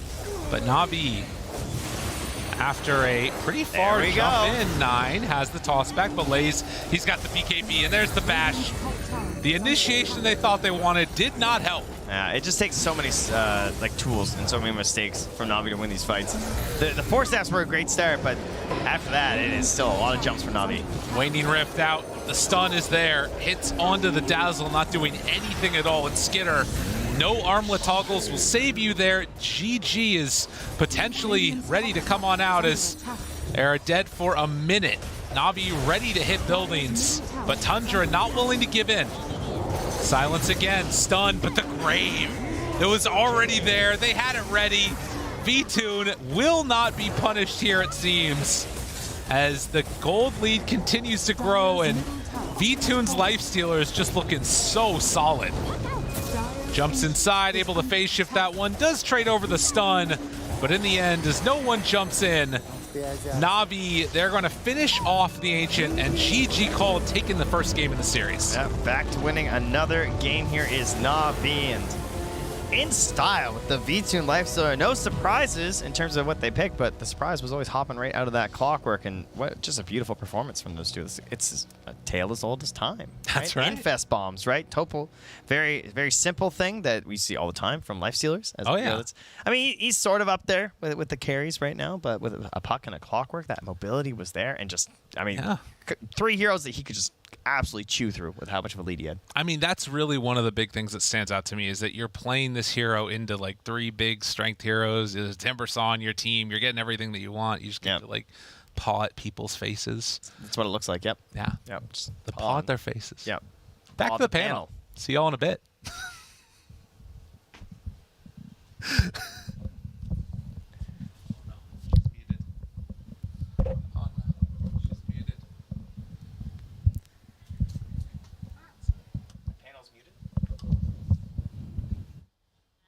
Their execution pretty much gave you both little kudos points in calling the game for this first series. So break it down for me here as far as What was the standout like hero coming into this? Because to me, it was Timbersaw is the one that I was like looking at a lot. How many kudos points are we getting here, Sheeple? How many what points? Kudos points. Kudos points? Oh, yeah. How many are we? I guess 5 for now. That's okay. I'll take 5. Yeah. I could buy it. It adds up. It adds up. Yeah, yeah. Yeah, I don't know. I think Timber obviously was the hero that they had to deal with, and they didn't. They chose to put the 3 things that it countered as their cores and not really deal with it. And then on top of this, you have VTune with a minus on Lifestealer farming up and becoming his own type of problem. I have to say that I'm actually pleasantly surprised by the impact that 33 has had in this game on his Alchemist. He is the standout player overall of the team, one of stronger off-laners, I would say, at the moment in the world. However, like the impact that he can have versus the impact that Timbersaw has in this game, it's just complete 2 different worlds. But it's not about the Timbersaw really, it's also about the Lifestealer. Timbersaw is just a nuisance, he's creating space for the Lifestealer to come online. It's one of VTune's most played heroes, one of his favorites. They were picking Lifestealer when even the game isn't that great for him, and this was a great Lifestealer game, so they pick it up. VTune knows what he's doing, he's 9-1-9 after the end, and probably the MVP too. Really? I mean, he was strong for sure, but I will give a massive props to the support duo plus no one. Obviously, you give no one his puck. You don't do that. I mean, he's so good at it. He loves to play that hero. It's like his most played in Tour 3. He decimated so many games with it. He's obviously super comfortable. He made everything happen. His supports understand that they're playing with him. You look at the KDAs, all of the kill participation is on those 3 because they know they can just go as a trio. Timber's taking up some space somewhere being unkillable. Lifestealer's farming. They made things happen. Solo having only 5 deaths. That's pretty impressive, honestly. Right. He's really out there. that is good. I mean, I also like want to bring up like that clockwork, like also doing the initiations. A lot of like really good hooks coming out from Sweden Strong. I mean, all of them were just playing to the role and absolutely like just like doing it. And something that I'll circle back, is this something perhaps that we'll be seeing more often from NAVI, perhaps maybe as we get ready for game number 2. They saw the success of that opening with Aster. They're seeing that same success here now. Now, I guess like if you're Tundra and if you're a Tundra fan, you're like, well, okay, how do we address this if this is what we're expecting? Because it is a little different than what it has been the common pick and bans. I feel that their opening is strong, but the last 3 picks were even better. Yeah. When you look at how they've countered Tundra and what they've picked against them, I think the last 3 picks are actually the full story here. The first 2, the opener, obviously, very solid. From Sweden Strong, you can expect a lot of wild heroes. He had a couple of zoning hooks this game. Wasn't that great? Some of them, but overall, grade is A. Yeah. And I'm looking forward to seeing some different picks from him, like a bounty hunter. They play a that was so fun, yeah. It's different, right? So. Yeah. Yeah, absolutely. Now, as far as like as Tundra on their side here, like. I don't want to necessarily want to say like what went wrong, because it did feel like watching them, at least like you said, it might be a little skewed with that Alchemist constantly farming, but it didn't really feel like they fully felt their stride.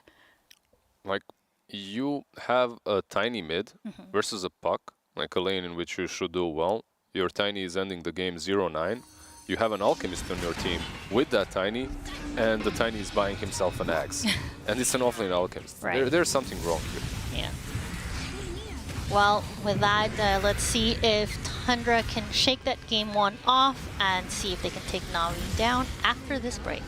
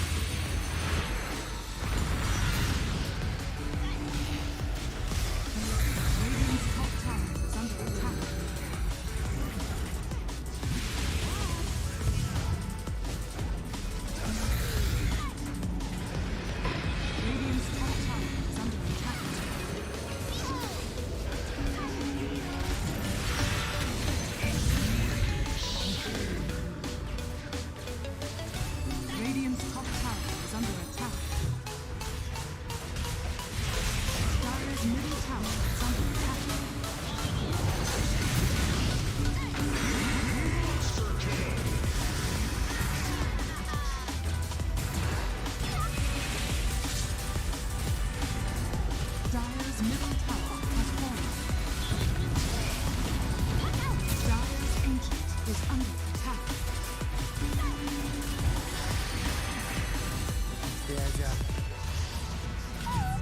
Radiant It's time to build our ultimate team for Dota with just $15. And this time I've got Navi's, no one joining me. Here is the iPad to check out your team. And we're starting with a carry. Where are you going to spend your money to start off with? I mean, it's hard one. I should understand which one I can buy right now. Okay. And for what cost. I mean, for this money, I'll take Yatra, of course, for $3. $3? Yeah, All right. of course. I think I'll take Nothing to Say. It's costly, but... $5, man. So we're already there. We're going $8 deep in two. It's fine, it's fine. For offlane, of course, I'll pick Seriously for $3. All right, that's nice. Puts us 11. 11, right. I cannot pick. Maybe it's. I can just pick Crit and it's gonna be 4 players and it's fine. So Crit's good enough that he'll count for 2 players in your eyes. Okay, yeah. Okay, so I will take. I'm not sure now. I cannot pick Crit and Xinq, so I'll take like MSS. Yep. And that leaves you $1. $1, so I'll take Solo. That's your team. So we got Yotaro, Nothing Say, 33, MSS, and Solo. Now, where would this dream team place at the next TI? I mean, of course, like first. Oh, okay. Look at you. Your dream team would definitely come first. I like the start. I like to see how it gets done. We'll have to see how other people do when it comes to doing the dream team. But that's your $15 spent. Congratulations.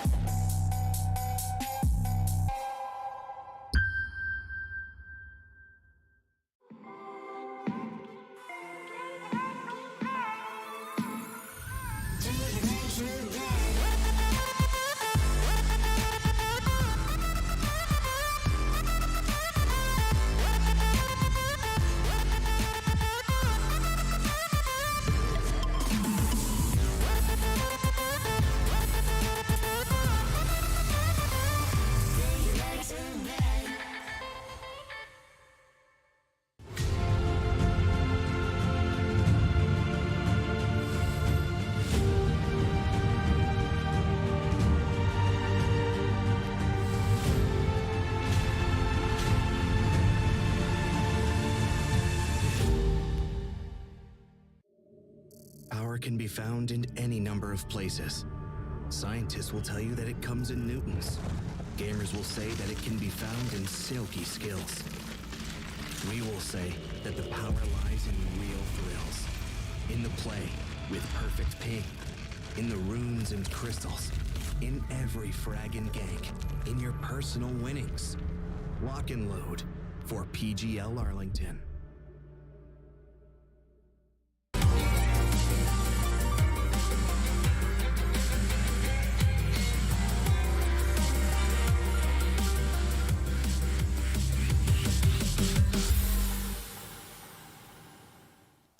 And we're back. It is game number 2 between NAVI and Tundra. Oh, NAVI took that game in a very, very fancy, nice, and convincing fashion here. So if you are Tundra, what do you have to do to come to this game number 2 to tie this series up 1-1? Joining me to break that down and talk about it all is Break it down. Shipstick and Lizard. Break it. I can't do. I don't want to break it down. But all right, you brought it up, so I want to start with that right off because you brought up the team attitude that is Tundra, and how they come into everything with such positive PMA, right?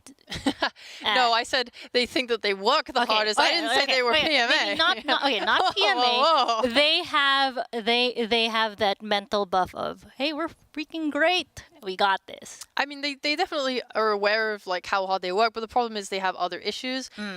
They have publicly talked about their weaknesses. Like Skitter, he mentioned like mentally, they kind of suffer in that regard, they have actually suffered to the point where I think they were working with a psychologist because of that, which is like rough, you know. They need to get better at recovering from losses. They talked about consistency, but that was more in the DPC. They were actually quite happy with. But what's up with the LAN? Is it jet lag? But like, maybe they don't like. Maybe they don't like LAN. the food, like artichokes and croutons. Please stop bullying me. There's a hate campaign being spread online right now by Sir Action Slacks. Don't look at his Twitter. Don't. And I don't know what you're talking you're about. referencing bad things right now. Anyways, no, it's gone. All right, God, I hate you so much. Reset it. Reset. Tell me, you said that it's something interesting. They don't really have, what was it, like a coach? A coach. No, not a coach. Sorry, a captain. captain. Yeah. So Snaking is the team's captain. But he has said that he struggles with it. He's like kind of unsure about himself as a captain. He has a voice, and he has in the past, but he doesn't feel as confident as a captain, and he's been getting help from AUI, who is their coach, to try and get better at it. But who has been a captain before too? Yeah.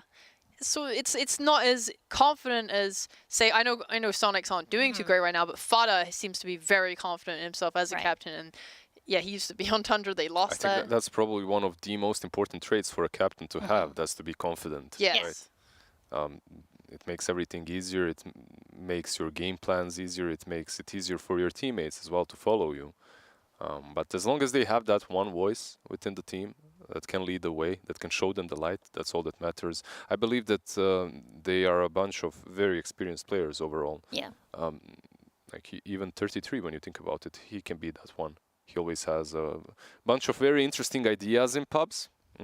So I'm sure that they can find their way and organize it when it comes to that.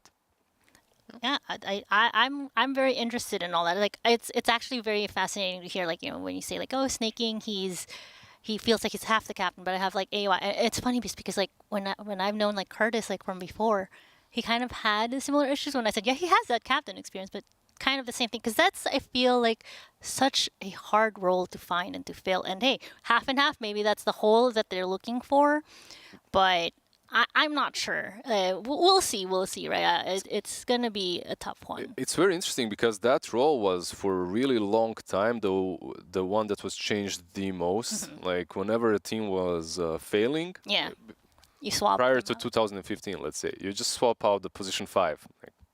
It's his fault. He's not doing anything, right? SMG are doing that a lot. Meanwhile, the poor guy is just buying all the wards, all the sentries, the dusts, telling you what to do. Nah, it doesn't matter. Yeah. So I'm kind of glad that we do have a lot of respect to captains at the moment. Captains are big. Like I see a lot of vocal players will talk about how they aren't that good at captaining and how much they appreciate having that voice. Like I think like Lelis was saying I can say things, but I'm just not an innate captain. It's hard. It is hard. Absolutely. Very rare quality. Yeah. And as we get ready for the draft here, that's part of like on par with the captain in the drafter situation is figuring out what do I pick to elevate my team and my roster and encourage them to be able to do everything. We're seeing these openings here.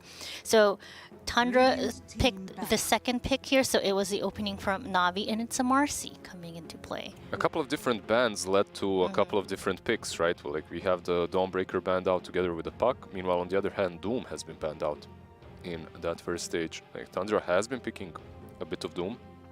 So respect ban there for Navi, but I think both of these teams are very satisfied with what they've got. Like Tiny and Razor on one side. The only two, I would actually say that these openings are so similar in what these heroes do. It's almost identical. It's a mirror effect right here. Yeah, you ban one out, you let the other one through, and like they had, Tundra had to get rid of that puck. It's just been absolute dominating, not just in this game and how comfortable Navi have been playing with it, but in just like across like all the different games. But that allows for even like things like Winter Wyvern still in the pool, for example. I think there is like a couple of differences though that are really nice. I think Viper will crush his lane harder. Usually that's what you want to do with him. I think that Marcy enables a lot of heroes in an insane way. This combo's not here, right? But if you have the rebound with the Razor and he's so friggin' fast, and he gets so much more lifesteal off of his static link. Like, that's amazing. You can pair her with like a Visage, and you get like the birds can get sidekicked and stuff, and that does like loads of damage. I feel like Marcy enables a lot of heroes in a way that Tiny doesn't. He's more like he has a lot of like defensive tools with the toss bags. His initiation may be different because Marcy will throw you back, but Tiny's repositioning is a lot worse sometimes because he throws you further. Right, it's like, let me throw you to die. Yeah, let me just like hide the airlines. Like, yeet. Goodbye. Yeah. It's rough.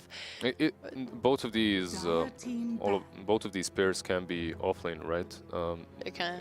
One difference is that Viper can still be played as a 5 or something similar. But Razor and Viper are very versatile, so we might not even know the lanes, even though that I would suspect both of them to be 3 and 4s, or 4 and 3s actually, as we see them on the screen.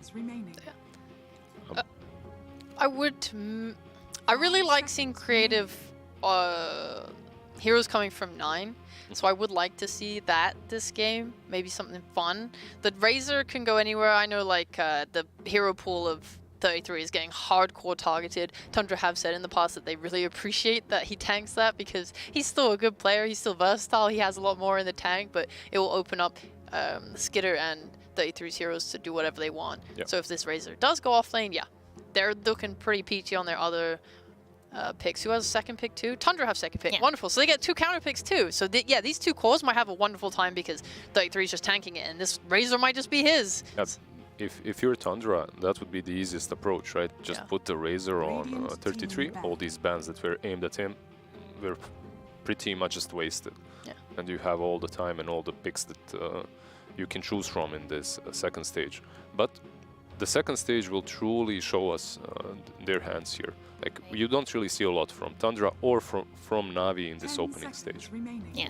I mean, we're kind of like taking a look at right now, like the bans that are coming into play both on the side of Navi and Tundra. I mean, Tundra, they're getting rid of some of the carries here, whereas Navi, it's Coddle, Lycan, Batrider, and makes me curious, like, what is it about like these heroes that they're really concerned about? So like Sheep said earlier, the first 4 bans are pretty much basically 33. They're just eliminating him. When it comes to Coddle, I think it's a hero that Navi values perhaps a little bit more than anyone else at the moment. They just love that hero. They still play it on the mid lane. And if they feel that that's a good Coddle game, they might just ban it out, right? It's this bias that you get from just playing a certain hero that much. Even though Coddle overall, like... I mean, 9 is like an absolutely godlike mid Coddle player. He's Winter Wyvern, Coddle, all his style as well. He like just invented that, man. It was insane. So this Wyvern, I was going to say that they will pick their 5 here because of the second pick strength. They get to see 2 picks now, and then they decide, do we want like to pick what core do we think is best here? Alternatively, it is Tundra. The Wyvern could be going mid. So yeah, they see 2 picks. They decide, do we want Wyvern to go mid? Do we want to pick a core here? They could potentially pick their carry at the end of this phase, so that they can still decide till the end of the draft if they want the Wyvern to go mid or not. So I think that will probably be how their draft plays out. I will note though that, because I was just like looking at it, like if they're banning out some of the carries on the side of Tundra, like who can Retune play? And I was going to suggest like maybe the Nature's Prophet, but he's now gone too. So I mean, he does have a pretty deep hero pool, and we've seen like some of these that like he's done, like the Monkey King, the Medusa, even the Sniper, but instead we're gonna see Void Spirit Snapfire. I know you love the Snapfire. Yeah, I do. I love it obviously against the Wyvern, just because you want a lot of magic damage to get through the heal. It's also nice just if you have a jumping hero like Void Spirit, the ability for a Snapfire to use kisses to keep up with his mobility is great, right? Because you look at a Tiny, he wants to get a blink so he can jump with the rest of his team. Snap doesn't need items, she just needs levels. Yeah, one of the nice things as well, she's a decent combo with Viper too when it comes to taking down objectives. Once he gets that shard, the towers are pretty much melting from the 2 of them alone. But overall, yeah, they're still keeping it very close and hidden for Navi, as they have their last pick carry to be picked. Meanwhile, for Tundra, this most likely puts the Winter Wyvern now on the 5, with Snaking playing it and Pango on the mid lane versus the Void Spirit.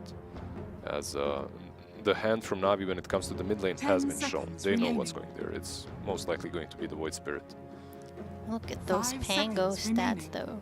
Yeah, V2 will, as a result, have more carries banned out, whereas Tundra might even decide to put the Razor as a carry if they want. They still have, like, things are still a little bit more open for them, but yeah, the carry pool will get smaller. V2 still has his Gyro in the pool. I don't think he will be playing Bristle into these heroes. The thing with the Gyro is they played it with that Wisp, With right? the Wisp only. So I'm not sure if they're that comfortable playing it alone. Maybe they are. Yeah. Like we said, V2 is the kind of a carry player that, even if it's not the greatest lifestealer in game, Into Wyvern Razor, though? Is no, I'm not saying about lifestealer this game. Okay. But when you look at it that way, even the Gyro might not be that great into the Razor, right? So that's true, yeah. It's hard. I'm like looking for things, but it's difficult because a lot of like the good illusion carries are like countered out by the Wyvern and Pango. A lot of the single target carries are kind of dealt with the Razor. It's like I look at V2 and I've notably seen him on stuff like PL, which is like a bit out there when we leave like the core hero pool, but I don't think that's good this game. I'm trying to generate something that's good. This Razor is always posing a problem, right? Like, you know that any sort of a melee carry will be struggling against him. So a hero that's crazy that we have seen today already played by an Eastern European squad is obviously the Sniper. It's perhaps an option. They have minimal catch on their side when it comes to getting to that. And he has played it in the past. I mean, they have played it, yeah. It was on my mind, but I'm just thinking that if Pango gets a blink and there's a tiny with a blink, it is quite scary. And maybe Tundra can last pick something that At least it's not Spectre Puck. Like, the Sniper today had a really rough time versus those two. Yeah. That's true. Yeah, Spectre has been fun. She's getting picked more and more in this tournament. Like I saw, was it RTZ playing it earlier? Yes, it was. Yeah, like, because this was primarily a Chinese hero coming into the tournament, and now other region teams are starting to play with it. What else is there, like, for Navi that's not banned out? Because Tundra has wasted, Would what, 4 or 5 Bristle bans? be something that they can utilize in this kind of roster, or is it still tough? It's a little rough, but still possible. You do have some percentage-based damage coming from the Winter Wyvern, right? Perhaps something with some mobility could be a Morphling, but that hero is very out of meta, so it's not something that every team is comfortable playing. You're forcing yourself into Linken's as well versus Razor. But TA? TA is pretty decent. I think it fits an idea, like a theme. You have Snap, who's going to enable your Roshan. You have a playmaking mid, you have a fast offlane that's going to crush their lane. Like, you should basically take your momentum from the laning stage, and TA will enable you to take objectives to end. Isn't any illusion hero right now for Tundra a godsend? Yeah. TA? Yeah, Like, I mean, they could PL, right? PL, CK, I think Naga. PL, CK, Naga, they all sound great.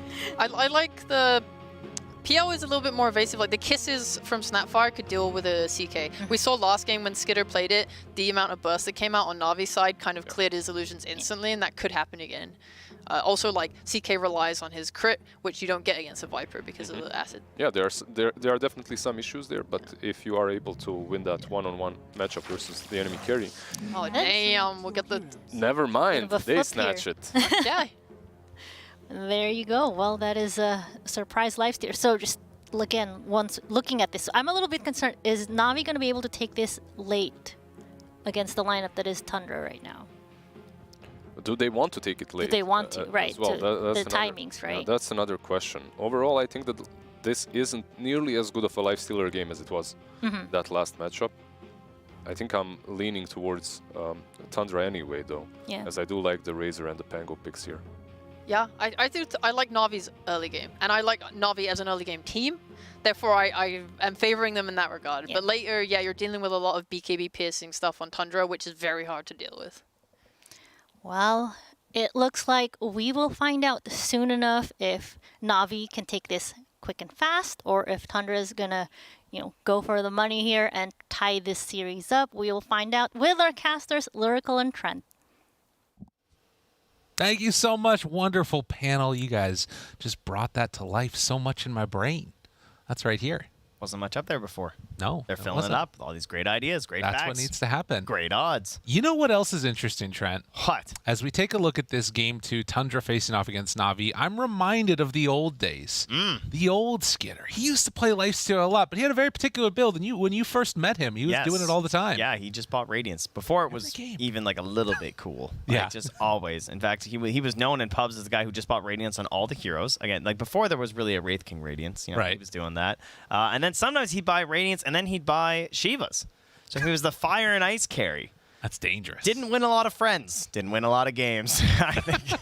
But you know, he's on the come up. He is grinded. I met him an extremely long time ago at a tier 2 tournament that was like super small in Germany. Right. And I remember him just like getting on teams and like wondering like, oh, I wonder, this guy's pretty good. You know, maybe someday. But you know, I saw lots of players who I thought were really good and they never made it. But this guy, he's been on the grind for an extremely long time. And well, now we're both here and he made it a little further than me, I think. That's true. Sorry, I hope I didn't spit on you there. But regardless, we do have a game that we're going to hop into here. The reason that I bring it up is I'm wondering where all of them are going to end up. Let's go get into the game now, quick. So wet, moist. No, what have I done? I was remembering back to the old days of Lifestealer Radiance, you know, going against the TA, the Refraction. Is there any world where that could happen? I was pining for the old days. That's a hard pine right there. I think we're more for the solid, sturdy oak. Okay. All right, and that's Armlet. That's Midas. You know, that's what he's looking at right now. It seems. He knows what he wants to do. Skitter on the job. A whole heck of a lot of stuff still on the line here for both Tundra and NAVI, hoping to get in if they can through that upper bracket. That would be a huge win for both of these squads. NAVI, again, one of those teams that's looking to break in to that ranking for TI, the direct invite. They would love to be able to dodge the Eastern European qualifiers, which is going to be insane. Yeah. And I mean, yeah, that's the region we covered. We spent a ton of time in this year, and this is a lineup that just perfectly exemplifies what that region was all about. Sweden Strong, definitely someone who's, as you can see, was grinding that Marcy already up to the Platinum Dota Plus levels. He was on the grind train. Great Coddle as well, but he's all about just like enabling that core from either of those two heroes. So we'll see some great save plays there. And all of these roles, like some of the best heroes in each role across this team on NAVI. So I have a lot of faith in this draft. I do think that the last pick on the Lifestealer was pretty good. Obviously, they just saw what V-Tune was up to in the previous match, so good way to round it out. They sort of protected it with the earlier Razor themselves, the Wyvern. A lot of the heroes that he doesn't like playing against are actually on his team right now. So that's the way to do it. You know, make sure that you can take away the counters right from the get-go. And I mean, for both of these teams needing to make their way out of this, they're currently bottom of the ticket. 1-1-1 for NAVI and Tundra 0-2-1, hoping to sort of catch back up to EG and Entity after the last couple of games that we've seen where they've been able to rise up to the occasion. But enough about the full standings, which again get updated every day and things switch around a lot. The big thing to watch for is how are these lanes going to work out? You do have that Void Spirit facing off against the Pangolier in the mid lane. And meanwhile, over here to the side, Soxa trying to get the pull, and with the rebound, Sweden Strong's going to be able to harass a little bit, but can't really do that much more. Well, take a look at what they've done on the side of Tundra, right? They have their Razor up here, and they're like, wait a second, what's going on here? Because they put the Razor in the offense like you expect, so Lays comes up top on NAVI, putting the Viper versus the Razor, and then they send the Templar Assassin into an aggressive dual lane versus the Lifestealer. So they both just kind of want to farm. Right.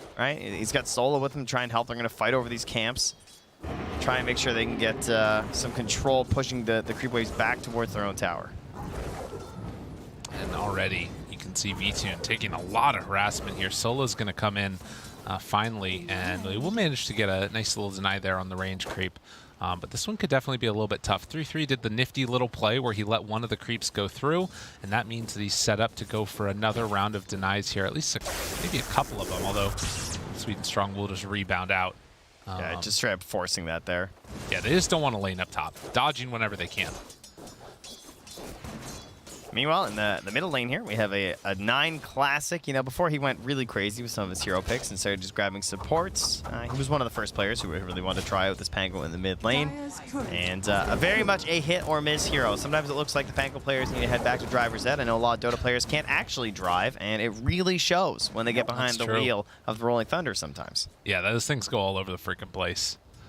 Yeah, and I think that, you know, that comfort that he's going to have on it, you're going to need to make sure that those rotations come out earlier on here. You need to shut down this TA if possible. That's one of the benefits of playing it in this sort of like pseudo off-lane role is much closer access to the Ancients for Vtoon. If he needs to, can just head on out there and stack just get to that point. Yeah, I like that idea. And, well, I really like that. Taking down a Razor in the lane. Wave bye-bye. Talked a lot about Marcy being paired with the Razor. Oh, Soniqs maybe going to die too.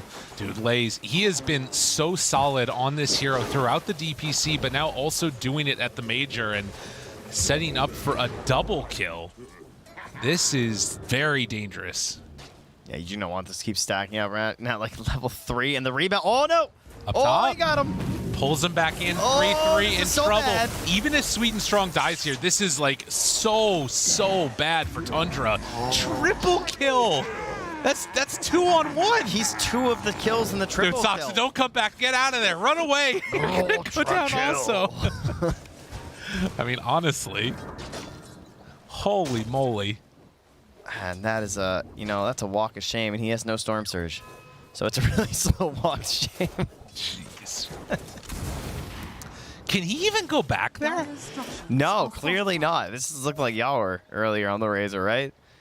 He's running mid. Nine's like, sir, what are you doing here? What do you think is going to happen? He's like, you didn't TP, man. I don't actually need you. Like, if you can't fill my bottle, get out of my lane. Is he ganking? Is he ganking? What just happened? He's taking over. Okay. He need to go home. They lost both the runes for 9, so you know, no one gets a little tip. Hello, welcome to the mid lane. It's just courteous to give a tip when this happens, especially when you're 2 levels above. That's good. That's some good info to let all the other players out there know. Well, I know most people in Twitch chat are 2 levels below the other enemy mid laner. Yeah, that's fair enough. Meanwhile, not able to get that cold embrace out on Snake King, but Vtoon won't go for anything extra after the cookie. Skitter takes some harassment. But yeah, man, that is a scary top lane, and Viper is just going to be left to his own devices. I want to see what Viper ends up doing now. Like, I'm thinking Midas. Oh, jeez. Okay, this is why do I play with you? I think Midas. I could get other items and, like, fight and, like, really take this advantage and pushing on the enemy heroes. Or, now, bear with me for a second. I could get a Midas. Listen. We call that opportunity cost, all right? You know, you miss out on some opportunity to actually like pressure, right? And keep up this heavy push that you're getting into there. And well, getting pushed into danger there with the cookie. Yeah. But what about if you get ahead, you get even more ahead? You know, with a Midas. 9, run, or go back in, find Sweet and Strong, a little swashbuckly action. Just battling it out, but no one shows up. Level 6. Oh, 9. You do not have level 6. You are dead, sir. No one. A little bit of help from Sweet and Strong just takes him down. Yeah. Trent, it is not looking good for Tundra. No, it's not. But look what 3-3 had here, right? We had a nice pull all the way back here between the towers again. He is level 3. Okay. I'm positives. All right. Okay, gotcha. He's going to be level 4 if he doesn't die here. That's a good point. And also, Viper did not go Midas. As the rebound. And dispose if they want it. You know, if he had Midas, though, you know. Gets the bounty. Lays be level 6. He ults him. That's right. 3's just dead. Solo. You were so right. Battling it out against Snake King. Oh, Marcy's coming. They're looking. Oh, 3-3. Look out, buddy. She's there. Yeah. Back behind the tower. Yeah, they need to back out of there. Just hide away. Go do something else. Maybe stack up some camps or something. 4-0. And NAVI came to play. Again, this is the team that needs to go far in this tournament if they want a hope of not having to go through in the qualifiers. And going out in groups is not the way to make that happen. As they are already down towards the bottom of the bracket. Solo manages to get, it looks like both stacked up here. Nice play, gets there in time. Very good, much needed for his TA, as you were pointing out earlier, especially when you're starting down here. And, well, 3-3 is being spotted here, as Soniqs once again drags the wave all the way back. Has a stack, and they can't really contest this right now, so this is great. Now 3-3 asks for a little bit of help, 9 comes over. And so even though they have this ward sort of scouting the area from Navi up above the triangle, they sort of know what's happening here. They can't really contest it. Well, I say that, Laze is coming. Maybe he's starting to make a move. Sweden Strong heads on over. Not able to sap some of that experience, which would have been a nice little win for them. As obviously Razor's starting to play a little bit of catch-up with the help from the Pango. 9's here. Yeah, this could be bad. Can they do something? No, they just jump away. Yeah, rebound. Good luck. That's wild. Yeah, I mean, that's the thing. They bring numbers, dodge away. Good ward off to the side, scouted all their movements. That means Snaking is alone in the mid lane. And Solo able to pick up the kill. 9 in the meantime will push him to the low ground. Oh, Solo. He did that very niftily. Unfortunately for Solo, will get brought down as 3-3 and Soniqs make the rotation. No one. Thinks about going back in. Finds 9 now underneath the tower. Has to be careful. Sweden Strong. Oh, doesn't see an angle. On about a rebound, but doesn't opt for it. It's a bit tough catch there, right? Because you have to wait out the swashbuckle. If you jump during that, you're just going to get away. Very unlikely you get the dispose after, so lets him go. And 2 points in the sidekick. So I feel like we haven't been seeing that many of this build, right? The sidekick builds from the Marcy's today. I feel like we've seen more of like when Tim's was playing there. I remember he went more points than rebound. Oh, 3-3. Down low, burning. Is he going to get brought for the deal? He is. Laze, does he get punished though? Sweden Strong there for the help. Turns with the sidekick, it won't be enough. And can they get this kill on a Sweden Strong? This would be a big one. Soxa has another Ava toss in 3, trying to get towards his buddy. No one is there and can't quite get it in time, although no one, he might be able to play cleanup, or is he going to feed also? Soxa down low, no, they get the kill there. And then Dissimulate out and away.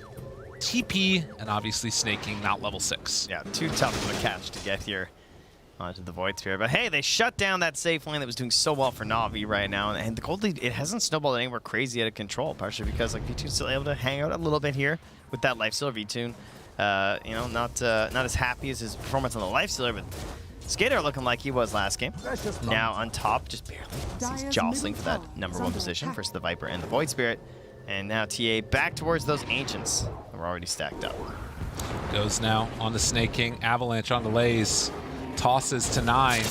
Has the jump with the roll-in. Cookie afterwards, hoping to get some separation. 9. A little bit suspect on a couple of these rolls here. And he's just going to have to get out, although no one's still chasing. Waits, jumps round 2, pulls back onto 9. Really good catch. Dispose and the finish. So Navi able to find some more kills. They're just so mobile. Snaking checking for wards here. Sorry, Solo checking for wards here too. Is thinking, you know, I still got Cookie. I got level 3 Scatter Blast. He's a lot of burst damage. So if someone like Snaking wants to stick around low HP, he's got to be careful. Yeah, I mean, and I think the story of this game so far has been Razor's inability to catch back up. And of course, the dominance that we saw from Viper. But the other thing that might start trending soon is going to be, what does this Lifestealer do? He's going for the fighting items. Yeah, we've seen this game before, huh? Yeah. 3-3 back on the Midas, just like Yawar was on the Razor. That's true. That didn't work out too well for Soniqs, unfortunately. And oh my. Oh, that stutter step into the fog. Gave him Yannis. And toss back. Able to connect. Sweet and Strong goes down, but from downtown, the kisses, they're trembling. Snaking, hoping to get out of there. Is he going to burn to death?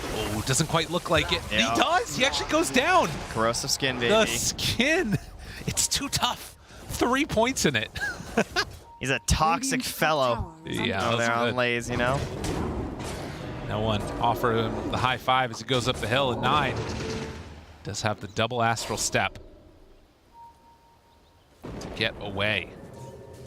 Yeah, no one looking to build up some pretty chunky damage with that Witchblade. Already feeling quite a bit stronger, of course, versus a lot of these heroes on Tundra, especially level-wise, right? So picking off some of these supports are still struggling a little bit. That'll be the plan. Down bottom. They eventually kick the Lifestealer out of lane. He wants to head to higher priorities up at the top, so it's going to give V2 in the tower as they all jostle in the mid.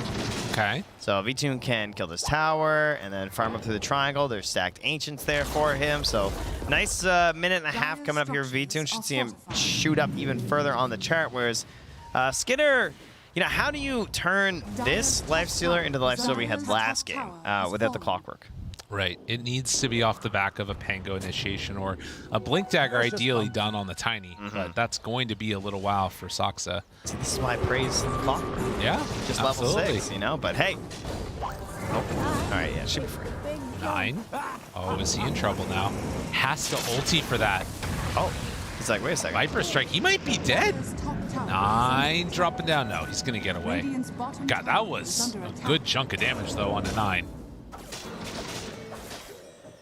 I'll be able to back it on up there and, well, maybe even consider a move back in. If he just hit a little bit more in the tank. Unfortunately, no regen left in anyone, so. But he's heading towards the boundary and he's going to get it. That's good. Yep, has the regen that he needs. Trying to get towards that Diffusal Blade.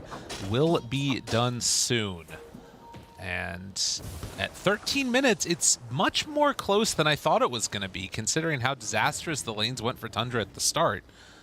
You can see a lot of these camps stacked up, and Navi will eventually be trying to finish off the rest of those. As TA clearing through the Ancients right now. No one continuing to be the person making all of the moves early, but this could be the punish that they're looking for. But after the rebound, they've got Mortimer's Kisses going, trying to bring down Snake King. Has to jump to the low ground. Toss back. Maybe a chance. Sweet and Strong disposed. Turns with the Unleashed, looking for a battle. No one. Jumps through onto 2. Skitter out, but catches him right on the edge of that one. Wait, he lived? Oh, he smokes. Oh, well played. So freaking good. Avalanche looking for a toss back. Misses. Hits the creep instead. Careful, now 9. 9 gets demolished. I think we all saw that coming, right? Oh, no. 9. The tips are coming out, and Soxa chase through. Sweet and Strong. Does he get tossed and killed? He will.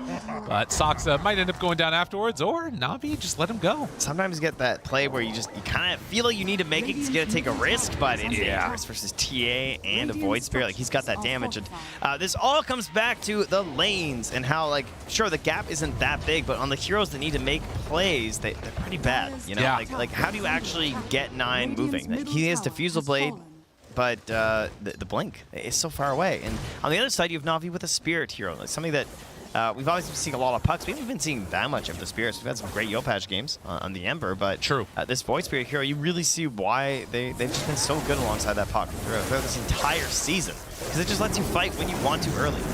No one finds him.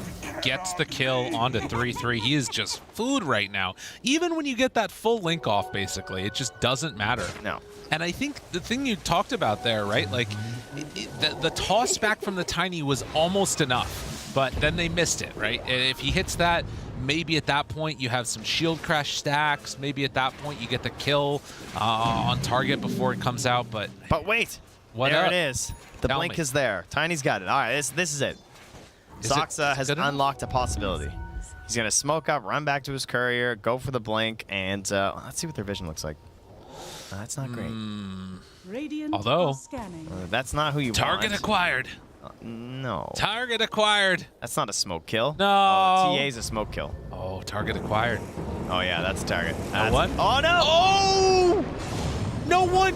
He goes back in. This guy is crazy. Will get comboed. Does he get away afterwards? Astral step to jump out. Dodges away from 9. Oh! Able to assimilate. Oh, he did it to him. He did it to him. It's not fair. Oh, 9 dropping down. Sorry. That was dirty. Yeah, that's I'm just choking over here. You know how it is. That was unbelievable. He was one step ahead of him every round of that fight. I don't even know what to say. He had so much vision on the side of Tundra as well to do that. Like, that initial play, he dissimulates with he used the Resonant Pulse on the max level there too. That shield. Oh, no one. He tanked all their damage. Then they had nothing left. And then they missed him again. Oh, to give him the weight. The high five. Goodbye. While they're taking Roche too. This guy's too cool. I mean, what in the heck? He walks away while you're dying and just waves. Look at this. Yeah, and we'll take a look at this one again. TPing in, able to tank the gank. Oh, jeez. I mean, that instant assimilate, he was so ready for it. And then, look at all these heroes he hits with Resonant Pulse. So he's so tanky, right? Like, can't magic damage, but they can't right-click him. And then, oh, give me that last assimilate. Little. Whoo! He knew it was coming. God. That was filthy. No one, he's back, baby. You know, now he's back, whatever. No one is back, all right? This guy, he looks just like his old self on the puck, on the Void Spirit. 5-0 on 5. That is a dangerous proposition for a lot of these teams. Avatos onto 2. Sweden strong rebound. Guess what? They're out of there because that hero is broken. Lays finds snaking. No one kills 3-3. And everywhere Tundra go, they find a Navi brick wall. Oh, he just had to go back for that one creep, huh? Wanting to get out, hoping to escape. Do they have anything to catch him in time? All right. I mean, they see him underneath the tower. Sweden strong chasing. Meanwhile, they find another. No one solo kills 9. There's nobody on that side of the map. He has so much damage right now. Oh, they're going to find him. This is the thing about Pango. We've seen this constantly in this being picked, too. I feel like we had a game exactly like this already that we were casting, where like the Pango was it Tundra? I feel like it might have been. They just got off to a bad start on the Pango, and then your HP pool is just so puny because he buys the same 2 items every time, right? He goes Brown Boots into Diffusal and Blink. He has 1,350 HP. All right, so if he doesn't hit a shield crash because he's getting solo killed on a meaningful number of units, he just gets blown up. Oh, look at. No one. He's ready to go ham. Spots 3-3 right at the start. Dissimulate. Ulti out. He's out. I mean, that's the thing, right? It's conditioned helplessness. That's what we're seeing right here. You got to pop an ulti to try and do something, and afterwards, can they actually make the pressure happen on mid? Hoping to get this tower down. All right, well, now that we've sung the praises of Navi enough, what does Tundra need to do to find themselves back in this game? We talked about the Blink on the Tiny. That's obviously a pretty huge key tool. We also have the Winner's Curse versus a Templar Assassin. Versus the Void Spirit, try and lock him in place because he is going straight for that Aghanim. So there's a duality here. If he's not buying a defensive item, but, you know, he's also going to silence this Winter Wyvern. You want to wind up like some of the earlier games where I felt like Wyvern just couldn't have an impact whatsoever. Yeah, and I think that just cursing him at this point is going to be really, really important. 606 in terms of the deaths. He has been absolutely everything for him. That's a lot of commands issued. That is. 9,647 commands issued. And meanwhile, you put that up while he's standing perfectly still. Hey, look, they're keeping the number the same. Oh, no, never mind. Not anymore. You bug this guy out or something? What's going on? All right. He's good to move. Just, you know, I like that. There we go. God, it's only been 19 minutes. That's a lot of clicks. Oh, you know how we are. All these Dota players, like click, click, click, click, click. It's true. Wear out mice very rapidly. Blink Dagger done on Pango. They need that full lockdown. And, you know, you think about those, like, little dodges and things that came out from Void Spirit earlier. That is something that can get punished with the Pango Blink Dagger. If you can get that full chain stun, it's going to be good. But, I mean, this is really the problem. 1-2, he's done. And Tundra lose another hero just ripped apart. Got him with that Fey grenade, though. Oh, yeah. Yeah. So they know where he's at. They know where to not go. That's right. Stay away. I think that Tundra are doing the right thing here, though. You've got to just push out the side lanes. You can't afford to take this fight head on until you get into these items. 3-3 needs to get into that BKB. He's got it home now. Radiant's middle tower has fallen. Couple courier snipes, too. Skitter has Rage TP to get out. All right, so everyone just keeps Fairy String it forever, right?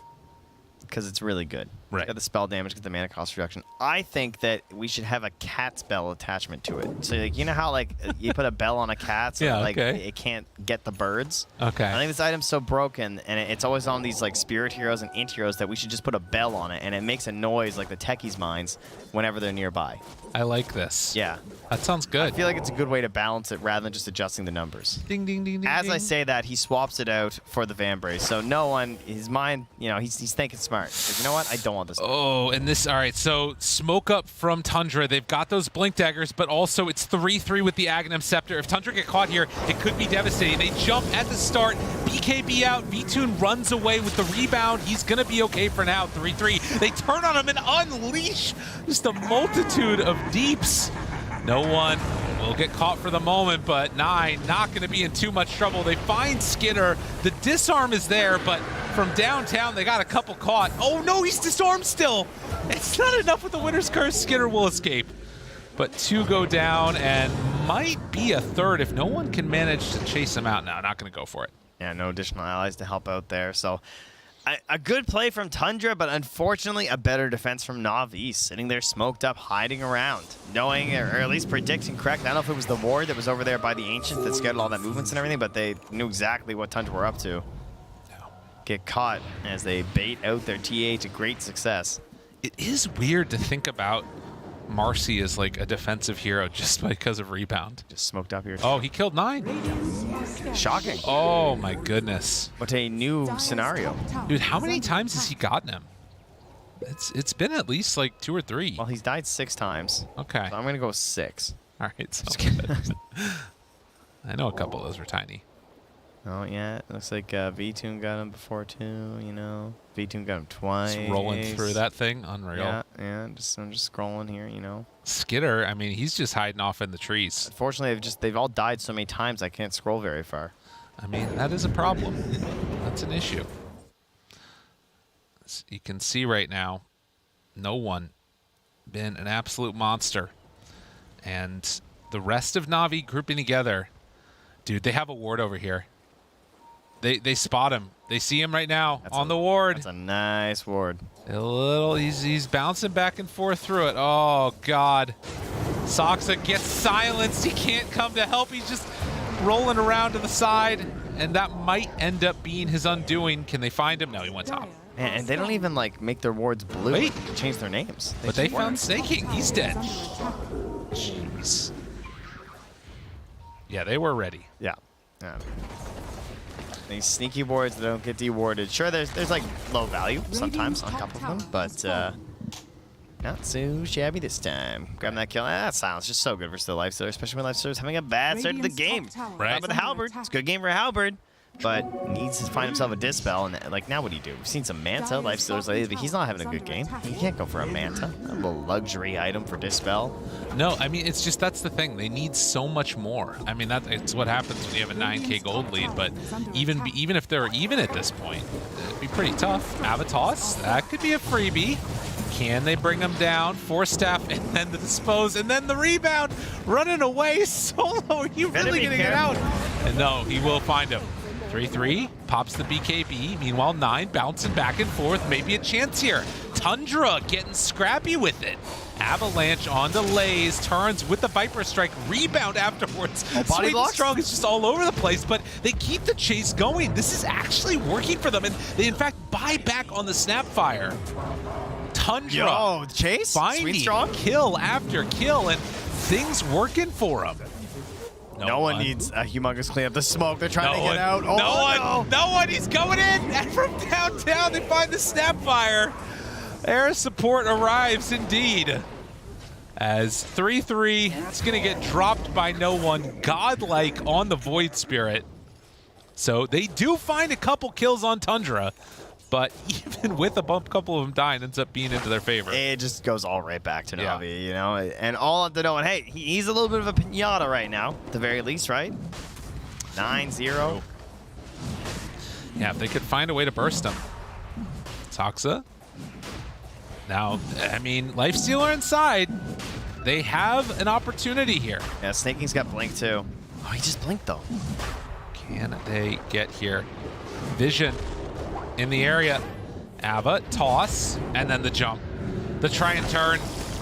The damage out. Cold Embrace keeping him alive for the moment. Sweet and Strong, a cliff. He pulls him up there as well. Soniqs will get dropped. V2 turns to simulate dead on 2. Wow, one of those situations where the Aether was actually better than the Blink. Yeah. By being up there, he's able to reach and pull, because the way that Dispose works, it interacts with the Z-axis as well. And so that's why he got stuck on that lift. Oh, right? my goodness. He didn't go all the way behind. It just pulls them up next to you.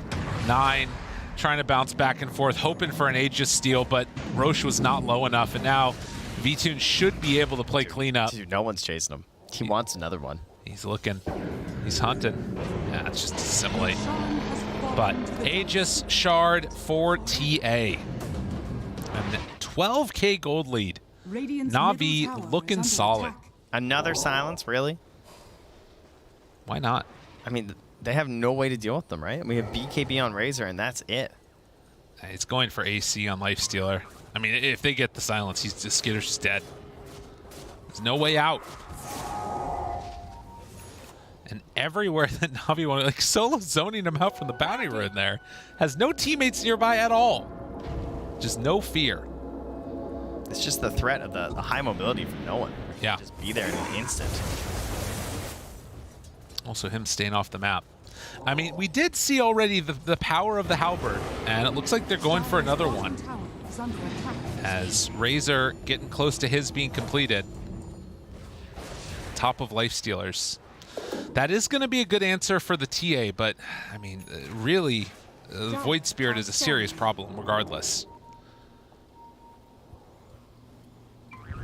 Well, we did have a game like this, I recall, from Tundra, because we talked about how Tundra are pretty good at this, right? Yeah. They're well known for going across, and look at that ward, though, again, exactly, and probably partially why they have this ward in the first place. They know they're well ahead, and they know how Tundra loves to play these tree lines, but they are catching them in the trees. Over and over. Oh, hi. 3-3. He knew. He's going to chase him. Needs a couple more punches. Oh, V-Tune godlike, beyond godlike for no one. 9. Has the life stealer inside of him. I thought maybe. There was a chance. There was a chance? There was an attempt. And then you're like, oh, that's a Midas. That's not a plate mail. God. The game from difficult to even worse. As Navi have turned around their fortunes after a little bit of a frustrating day number 1 and looking significantly better here in this one. Meanwhile, they jump in. They find one. A good dispose. And already, where'd they go? It's just, there's nothing there. Silence onto 2. Winner's Curse, an opportunity. Is he going to go down? This is going to be a ton of gold if they can make it work, and they get him. That's a gem. 1,500 gold. That's not bad. Who got it? That is exactly what they needed. No, they got it on staking. Oh, no. Dude, that's so rough. Eke by a glimmer, I guess. I mean, they stole their gem. This is why you don't leave games. Persevere. Stay through it. Yeah, you keep trying to convert them.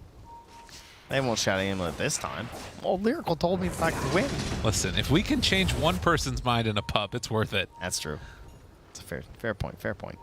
Be the change you want to see in the world. That's what they said. I saw you abandon a game when you got slacks on your team accidentally. Listen, I don't want to talk about that, okay? This is not the point. Wish I got that Overwatch case. Griefing. All right.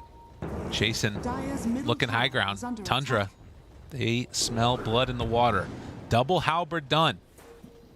Void Spirit still gone, but you can see Navi playing it just so safe. Even with the Aegis, they're back in their base. Yeah, it's a lot of respect. I mean, they know how much they rely on no one in these fights, and they know the power of the silence and how they don't have the itemization versus it. But now Tundra, of course, they've itemized pretty well versus this Templar Assassin. So if you miss out and then suddenly she's halberded, and that's 20,000 gold down the drain for a little bit where she just can't help because that's the nature of her hero at the moment, could be a problem. Back towards mid again they go. Completely alone on the bottom side of the map right now is this TA. Although they are starting to rotate over with some help from the Snapfire. 9. Calculating. Can he do it again? Snake King is nearby, ready for the... Oh, no. Oh, no. Calculation complete. Oh, man. There's nothing for you. All right, so in case you guys are wondering, he can do 2,287 damage just by himself like that. That is insane. Avatos, though, a chance. They blow up Sweden strong. Disarm now onto TA. Buyback. They buy back on Marcy. V-Tune still wanting to play a bit aggro. 40 seconds on this Aegis. He wants to try and punish, but there's not enough allies to just instantly chase. And if they can delay this, again, the Aegis expiring soon. I think they want to push and force the buyback on 9. Okay. I assume that's why he'd buy back, unless he really thought there was a chance they kill V2, which is also fair. He's just like, yeah, my buyback's not that expensive. I'm not that close to Blink necessarily. I mean, I will say this is one area where Navi have sometimes struggled. This team in particular, they push the envelope a little bit before everything is all hunky-dory and fine and dandy, and then suddenly they get punished. They're not feeling so good. Do they get ahead of themselves in this one? As the Aegis is going to expire. I mean, it's not outside of the realm of possibility to turn this around for Tundra. You've got a winner's curse. The Pango roll is going to be pretty devastating. But they also have an MKB on TA. They do. She is hitting very hard right now. Basher completed for Pango. So off of one swashbuckle, oh no, not again. All right, he's okay. Living. Jeez. The skin of his teeth. I'm just going to control up that Radiant Ancient right now. Yep. Grab themselves, the last of the Tier 3 neutrals. Quickly charm to pass around to the team. Playing it a little bit safe. 2 minutes till Roche is capable of respawning. And on the side of Tundra, it's all about farming up and getting those neutrals themselves. Only have 3 out of 5 of them. But Navi? Yeah, I mean, you gotta buy her 9 here, you know. Having an absolutely abysmal game. 5-8-4. Having a real rough go. Void Spirit keeps blowing up. Does he build defensive? No.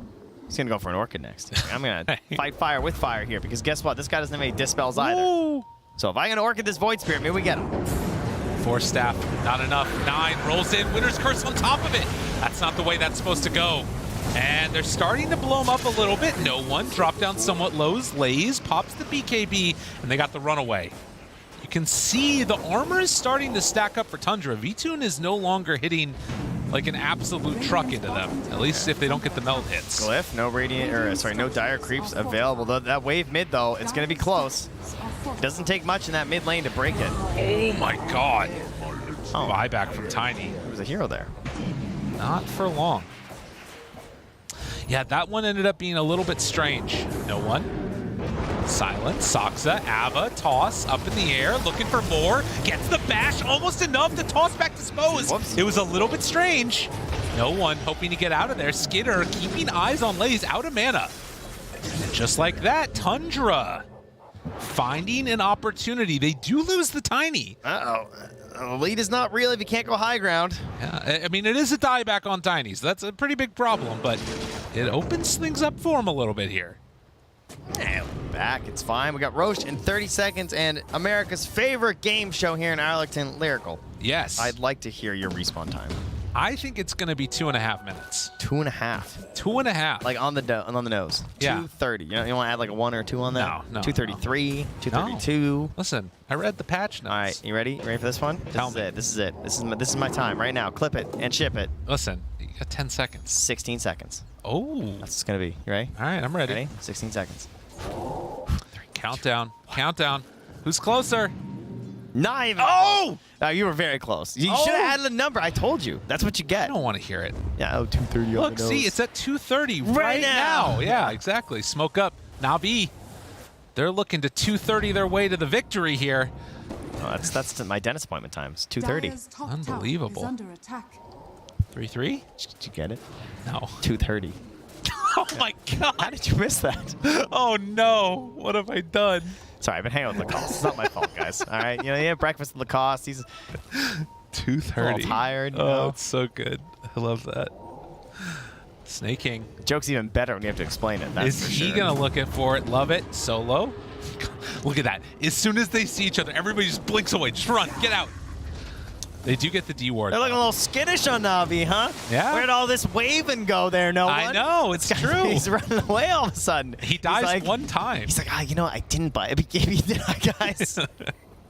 He does have that disassemblate stun. That's pretty nifty. Yeah, I like does. that one a lot. What's the next highest level here? On 24 TA. Yeah, but on Tundra, it's 21. Yeah. On 3-3 of all people, and that's because he bought a Midas. Scan. Connect. Sox is there along with 3-3. I mean, this is one of those moments. You find the right pickoff. You get a good winner's curse. Game is looking not absolutely horrible. 20% is bigger than I thought it would be on that win probability. In solo, he's on the Roche, the scan lasting, and the scan dissipates being red. So Okay. there is some threat for for Tundra to think like maybe Skidder jumps in. Watch out. Where's the winner's curse? It comes too late. On top of the Pango roll, it's not good enough. That is not good enough at all. They lose their life stealer. No one's stuck in the trees, but he's got Dissimulate to get out. And they can't quite connect. Navi recognized their moment and hit it perfectly. Oh my god. Snake King. He did the long TP, I think. No, it's also just like no defensive item, just means his reach is insane. And they find another. 9 also going to drop. It was looking good just a second ago, and suddenly Navi blow it wide open. Sox are just going to run mid and catch away. Oh, he got the tower. Let's go. That was needed. Ava toss away. Sox up. Oh! I'll take that as a voice line. Thank you. That'll be great. Tier 3 tower goes down. 16k gold lead, and VTune has had enough. Does not care about Roche, only cares building. I'm surprised he cares Rax at this point, you know? That's true. God, he is slicing it. Oh, let me help you out there, says Solo. As NAVI looking to close this one out in style. Off the back of Couriers killed and Dreams broken. Tundra, can they salvage this? The link immediately broken. BKB out afterwards, but they're just getting tossed all around. VTune turns onto one. Ghost Scepter is out and away. They do have the Mortimer's Kisses. 4 heroes gone. They buy back on the Razor as Skitter has to just back himself out. But Navi not deterred. They're going to play it safe still and hold on back and probably finish off the Roche here. Well, a little bit low on the old mana pools. Yeah. Don't want to face the full force of the Razor there, and as he said, might as well head back to the Roche. We saw how fast they take down the Rax, and it is the Aghanim Scepter here on this Roche, man. So we can get all kinds of fun stuff happening. Jeez, look at the hero damage dealt in this one. All right, I wager they will put it on Solo. What do you think? That'd be pretty cool. I think it's Solo. I feel like it's probably better on VTune. Nah, it's better on Solo. Okay, these fights? Come on. Not Marcy. Oh, they're gonna put on VTune. Yeah. Come on, Carries always take it. Live a little. Oh, interesting, interesting. Yeah, the carry always takes it. There's no way he doesn't. I earned it. It's mine. I carried you. Where does he need a TP to? Well. Oh, okay. Not that far. Oh, geez, that is a risky play from 3-3. Oh, my goodness. Jumps into all of them. 3-3. The roll back and forth, controlling. Connecting, trying to kill him off. No one, nowhere left to go. Down low, and Silence dead. They actually killed him. 9, doing so much damage. All right, this was sick. Wait, what? All right, so this was all, well, we'll wait until it's over. Is it going to matter? Lace, toss now, continuing to punch. Where's the halberds? The cheese eaten afterwards, that keeps him alive. 3-3 giving the applause. 9 in some trouble, but the Mortimer's Kisses come in, and the Pango will die. Okay, so they don't win the game off this, obviously, from Tundra, but this is really genius when you look at it as a play. Because the whole idea is it's hard for them to get a good fight inside their own base. So where can we create a situation where a fight will occur where we're going to have the better vision? And we know that, right? Because they can protect that cliff ward, and they know fighting that whole tree is just the only ones who can see anything. Which is a huge advantage, even if you are down this much gold. Unfortunately, they're down a lot of gold. And they're ready to go in for some more. Soniqs going to get brought down. Pretty low, but not low enough for a full finish.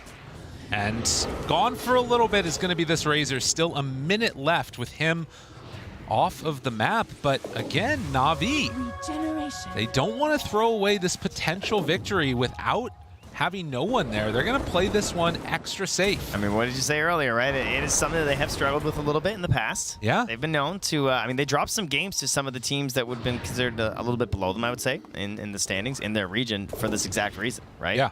They dropped games to some of the teams on the lowest on the table. They also beat the best teams, and that's what ends up happening, right, with Navi. Solo, I mean, these types of pickoffs, if you can get it, nah, Soniqs are not going to go for it. Too afraid. You know, if he had eggs, though. That's true. Ava. Toss up, pulls him back in. Do they get the winner's curse in time? They do. Look at the damage. Lays down. Soniqs tries to TP. He actually gets away. What? Skitter, Halberd. Can they escape? 9, rolling. They don't want to test fate. All right, no one's coming, though. Gotta be careful. Yo. I mean, they're literally outplaying them. Tundra down 26,000 gold. And there's these moments, these inklings, these possibilities of a turnaround. Don't tease me, Tundra. Can it happen? Dare we see it occur? No one jumps in, finds, disposes. God. That's a big chuck. He's a chucker. He pulls him pretty far out there, 1:10. Yeah, with the Aether Lens and the Keen Optics still. Oh, 3-3. BKB, link up. Halberd. They got him once, I think. Tossing in, trying to chase, hoping for the kill. Skitter staying on target. Dash. Dead one time. Where's the second round? Snaking is going to drop now. And in the meantime, 3-3, no more BKB left. Trying to TP out of there. Couple more punches and he's done. And with no buyback, Skitter, can he do it all on his own? The disarm is out, but they got control now. Sweet and Strong unleash, punches. Snake King still off to the side there. Does have backup. I mean, they're playing 3v3 still. All right, wait to see Psionic projection though on that trap. Ooh. Yeah, can I get some jumps? No, they're too close. They have Winter's Curse back up. Bounty. No vision. Tundra do have it though. No one. Thinking about it. Ooh. Do not cliff yourself. No one. Yeah, dissimulates. He's playing that safe. That's the play. Skitter jumps inside, ready to jump. No one chasing. Force staff away. Winter's Curse still ready. And everybody's back together now. So yeah, Tundra has to get back in the base. They got to run. There's the projection. V2 going to try and catch. Plants another one right back down. But they bought time. I mean, the gold lead continues to surmount. Oh, I like this. All right, they just need to actually get grouped too, right? They have this, the Wraith backed as well. There's no reason. See, they're not grouped again. Winter's Curse. No one dropping. Is he going to die? Oh, barely gets the dissimulate out of there. No one is so low. They can't quite finish him. Skitter slowed. Sweet and Strong pulls. Trying to avalanche, trying to buy some time. The cold embrace, everything used. Skitter in trouble and going to fall. 9 back alive, but with Snake King dead and no life sealer for 90, do they have enough left in the tank? I don't think so. Rolling back and forth, hoping to stop the pain, but with the BKB out and now the chase down, 9 is going to drop. Couple more shots from the TA. He's done. Double kill for V-Tune. 3-3. The last core left alive, but GG is called. NAVI end it with a 2-0. Emphatically here. Takes a while in game number 2, sure, but a lot of that just being extra safe to ensure because every single game matters so much in this group stage. And NAVI is so happy, all those NAVI fans out there as well, to see them 2-0 here versus Tundra. One of the top teams on most people's lists coming this event, right? They've been very strong all year. And we know a lot of the strategies like, oh, they're so hard to draft against. Like, how do we handle these guys? And NAVI just say like, well, how about no one just pops off? Huh? Like some of that? Yeah. 2 games in a row? I mean, again, a team that hadn't been able to make it to the majors in NAVI and now getting an opportunity here. They're putting on really good performances. I am kind of worried about how solid they're looking. And for Tundra, I mean, this is really scary. You're now down towards the bottom of that group. We'll see what ends up happening. I mean, in terms of like, was it just an outdraft, or did you feel like there was the outplay components too? Definitely not just an outdraft. I mean, sure, there were some difficult situations. I like the way they flipped around at the end. The lane matchups, like more so than the outdraft, the way that they set up those lanes, right? Yeah. It's huge. Playing V2 down on the bottom with the Templar Assassin, and the way they perfectly balance this idea of having no one move around the map on the Void Spirit in combination with the Viper getting that early gold and using it to fight, not buying Midas, but buying Dragonlance and fighting and giving space for V2 to hit the Ancients and then become a hero as well. And, I mean, you can expect a lot out of your mid lane or any game, but, I mean, no one just... That was a crazy show. Game 1, we can give more props like V2 and Sweet and Strong. I feel like they really did well, but game 2, I got to give it to no one. No one doing it on the big stage. For now, we're going to head on back to the panel as we close out day number 2, Arlington Major. NAVI, absolutely phenomenal showing right there. I mean, we don't have any shellacking experts on the panel right now, but I feel pretty confident saying that was a pretty good stomp, even if it did look shaky in the end. Now, my lovely panel over here with their big brains and big brimmed hats did bring up howdy. We got some expert paneling. I'm going to stop that right now. Hey, oh, no. Yeah, boy. Oh, no. Yeah, boy. Is that your best cowboy impression? Y'all boy. Calm down now. Okay, let's talk about the NAVI draft. We did talk. There was a timing situation. The laning phase is strong for them, but the mid game was kind of a bit of a concern. However, they just absolutely steamrolled this. No, they sucked. You're meant to off you so I can flame them. Okay, let's flame. Okay, my bad. Rewinding. Let's not get ahead of ourselves with, well, they're good mid-game. What was that? They had a dominant lineup. They were owning it. He was beyond godlike on Void Spirit, and the game went nearly 50 minutes. There was so many throws. They were. They took their time, you know. They played with their food. That's what happened. They were Oh, okay, sorry. Yeah, my bad. I want to take it back. They were so good in the mid game. They toyed with them. They played with them. It was an insane all outplay. The mental. Now, bad manners left and right. I just have to say that I'm super excited to be watching no one playing like it's 2019 once again. Absolutely. Chef's kiss all around. I mean, Caster said it. Everybody in the green room said it. You're seeing it on your screens once again right now. Just look at how absolutely phenomenal he has been on that Void Spirit. This was so insane. Like, I was so sure he was dead. The timing. Oh, yeah. It's just that, like, when you these kind of plays win you team fights because you commit so hard in taking someone down, you failed at that, and because of that you're out of position because you've committed so many spells. So many times in this game as well, you see a really good snaking Winter's Curse, but that Winter's Curse is just about to kill the hero. It doesn't. Because it's just about to kill it, everyone commits, gets out of position, and actually gets baited by their own spells. It's like something that repeats in Dota all the time, the same storyline in many, many games, across many games at least. This game, Mossy was a masturbator. He really, he was so good. Like, did you see that play where, like, it was Marshall, honestly. Like, the Snapfire was out of position. Mossy throws him back. Like, he full stops himself first of all. Then Mossy throws him back. Then the Mossy like rebounds him, so they're both running away at like super speed. Then on top of that, like then Tundra are like super hard committing. They really want this kill, and it just never happens because the Mossy just keeps rebounding away with this ether lens, extra range, and he had the keen optic from the opening. Neutral items, both these combined, he pulled them all the way from like Tundra's mid lane to like far top side, and at that point Navi were able to re-engage and punish that really hard. They were very good at moving. 4 staffs again, highlight of the day for me. This item was insane. I'm a big fan of how Navi played a lot of these mid game fights. It almost feels like the theme, at least like for today on the streams that I've watched. Sorry, I can't dispose of no one. Of course. This pose is just too golden. It is. There you go, right? He's seducing me right now, looking over his shoulder. He's got the gamer pose, his arms are crossed, but you can't see, it's mysterious. He's so mysterious. So good. He's an enigma right now for me, and I'm captivated by his gaze. Yeah, I'm looking deep into his eyes as he kills me as Void Spirit. No one can catch him, but he's caught your eye. There you go. Oh, sheesh. Oh, sheesh. Oh, gosh, let's not... Okay, I can't do the Zoomer talk, but yeah, the thing that I was saying here, no one can catch no one. Like, we saw the puck even banned out. Now no one can catch the Void Spirit, the Marcy. So there always seems to be just that chase that seems to constantly happen, and it's a taunt.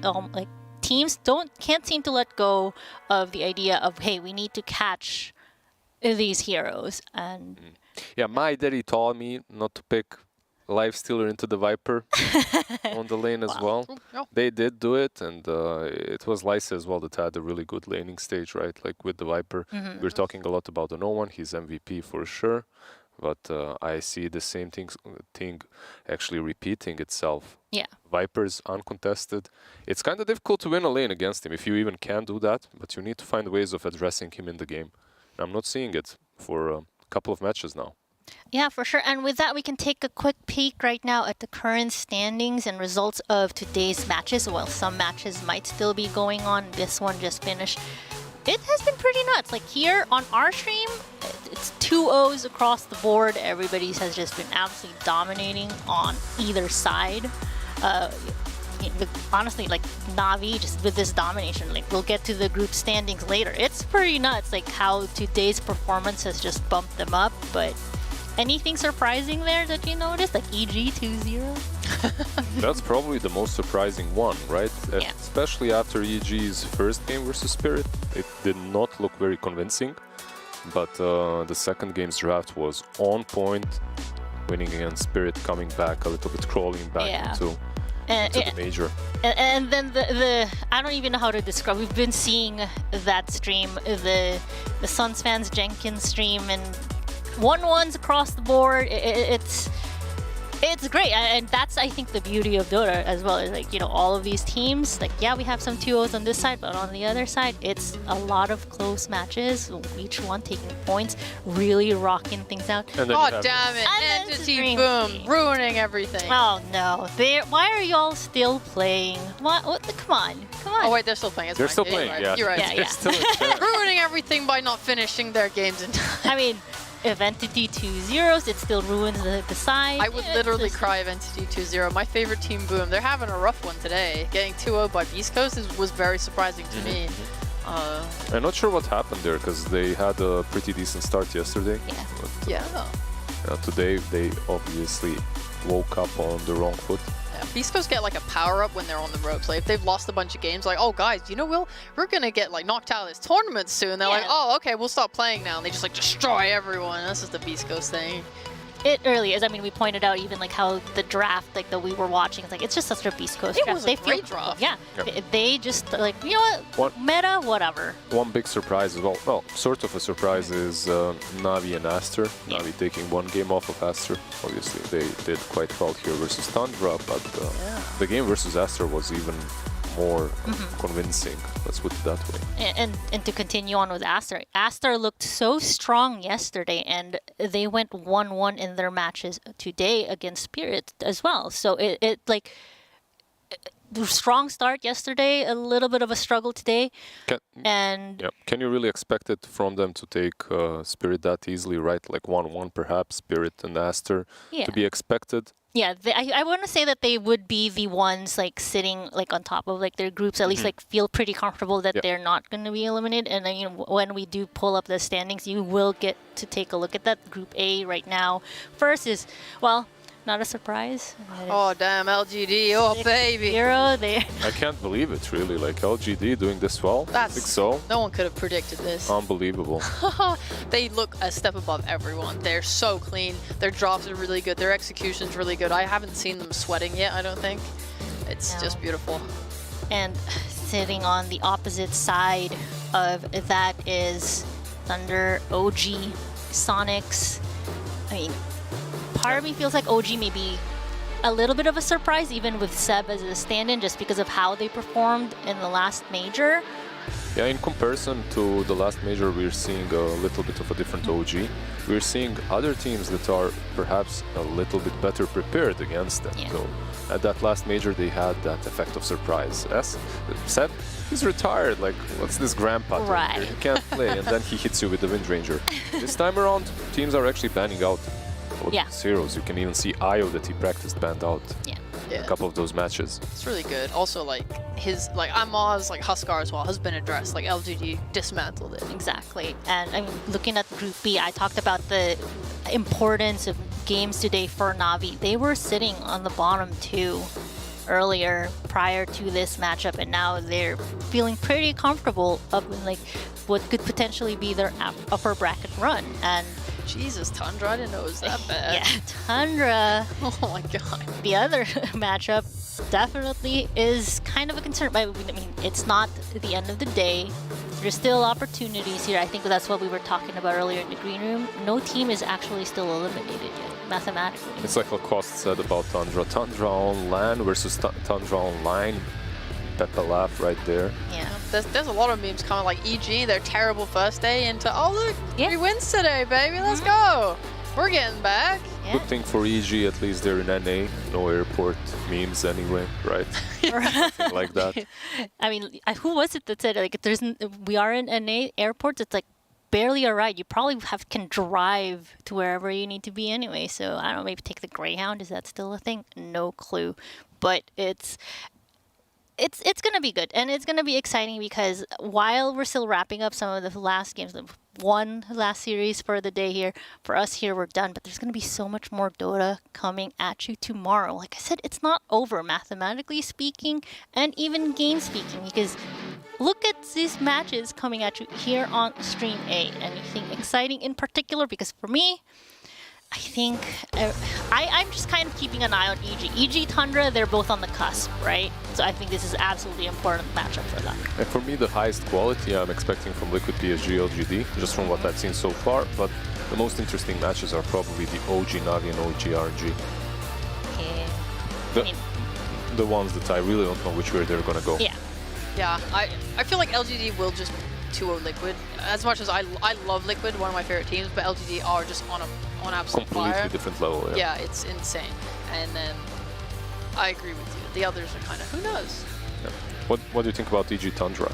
Right. Probably EG is favored, right? But with Tundra, with Tundra being this pushed against the wall, perhaps they'll figure out some different approach to the meta tomorrow.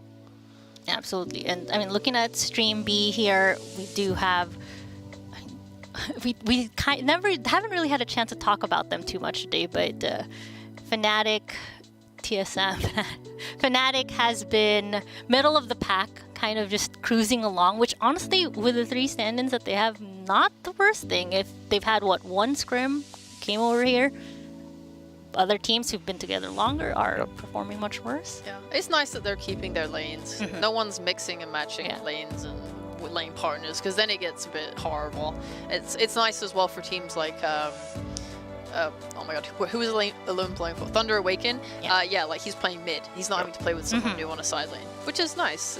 Similar storyline with Entity as well, getting Saberlight in. Like, well, kind of different because he's supposed to be the off lane, but he plays the carry. But I really like what no one, I believe, said about it. It fits. It's completely fine. I've seen in a bunch of other majors as well, in which if you have these 3 playmakers, it can work. Will it bring you to the end, like to the grand finals? Probably not, but it gives you a very good chance if you master that style.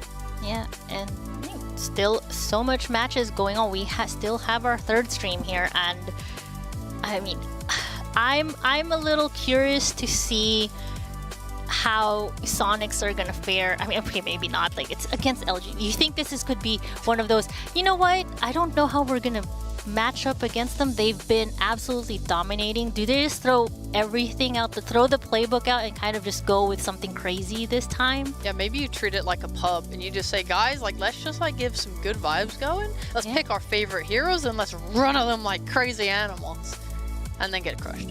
And then get crushed, yeah. But at least you had fun. You can't let that get you down. Like, this is just the hardest series for anyone in that group. Yeah.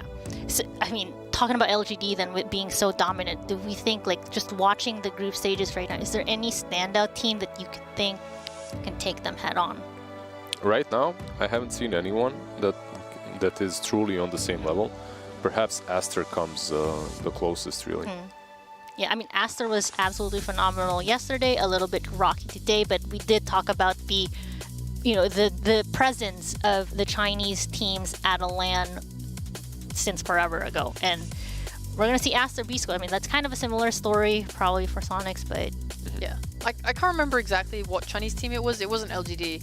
It might have been Aster saying that they feel awkward going against international teams just because there is that lack of practice against the teams. And I think the same thing applies back, especially to LGD. Like, these Chinese teams, they might be the ones that match up the best because they have been playing against them the entire DPC season. They do all the regional finals together. Like, they know them, they know how to play against them, they're very comfortable.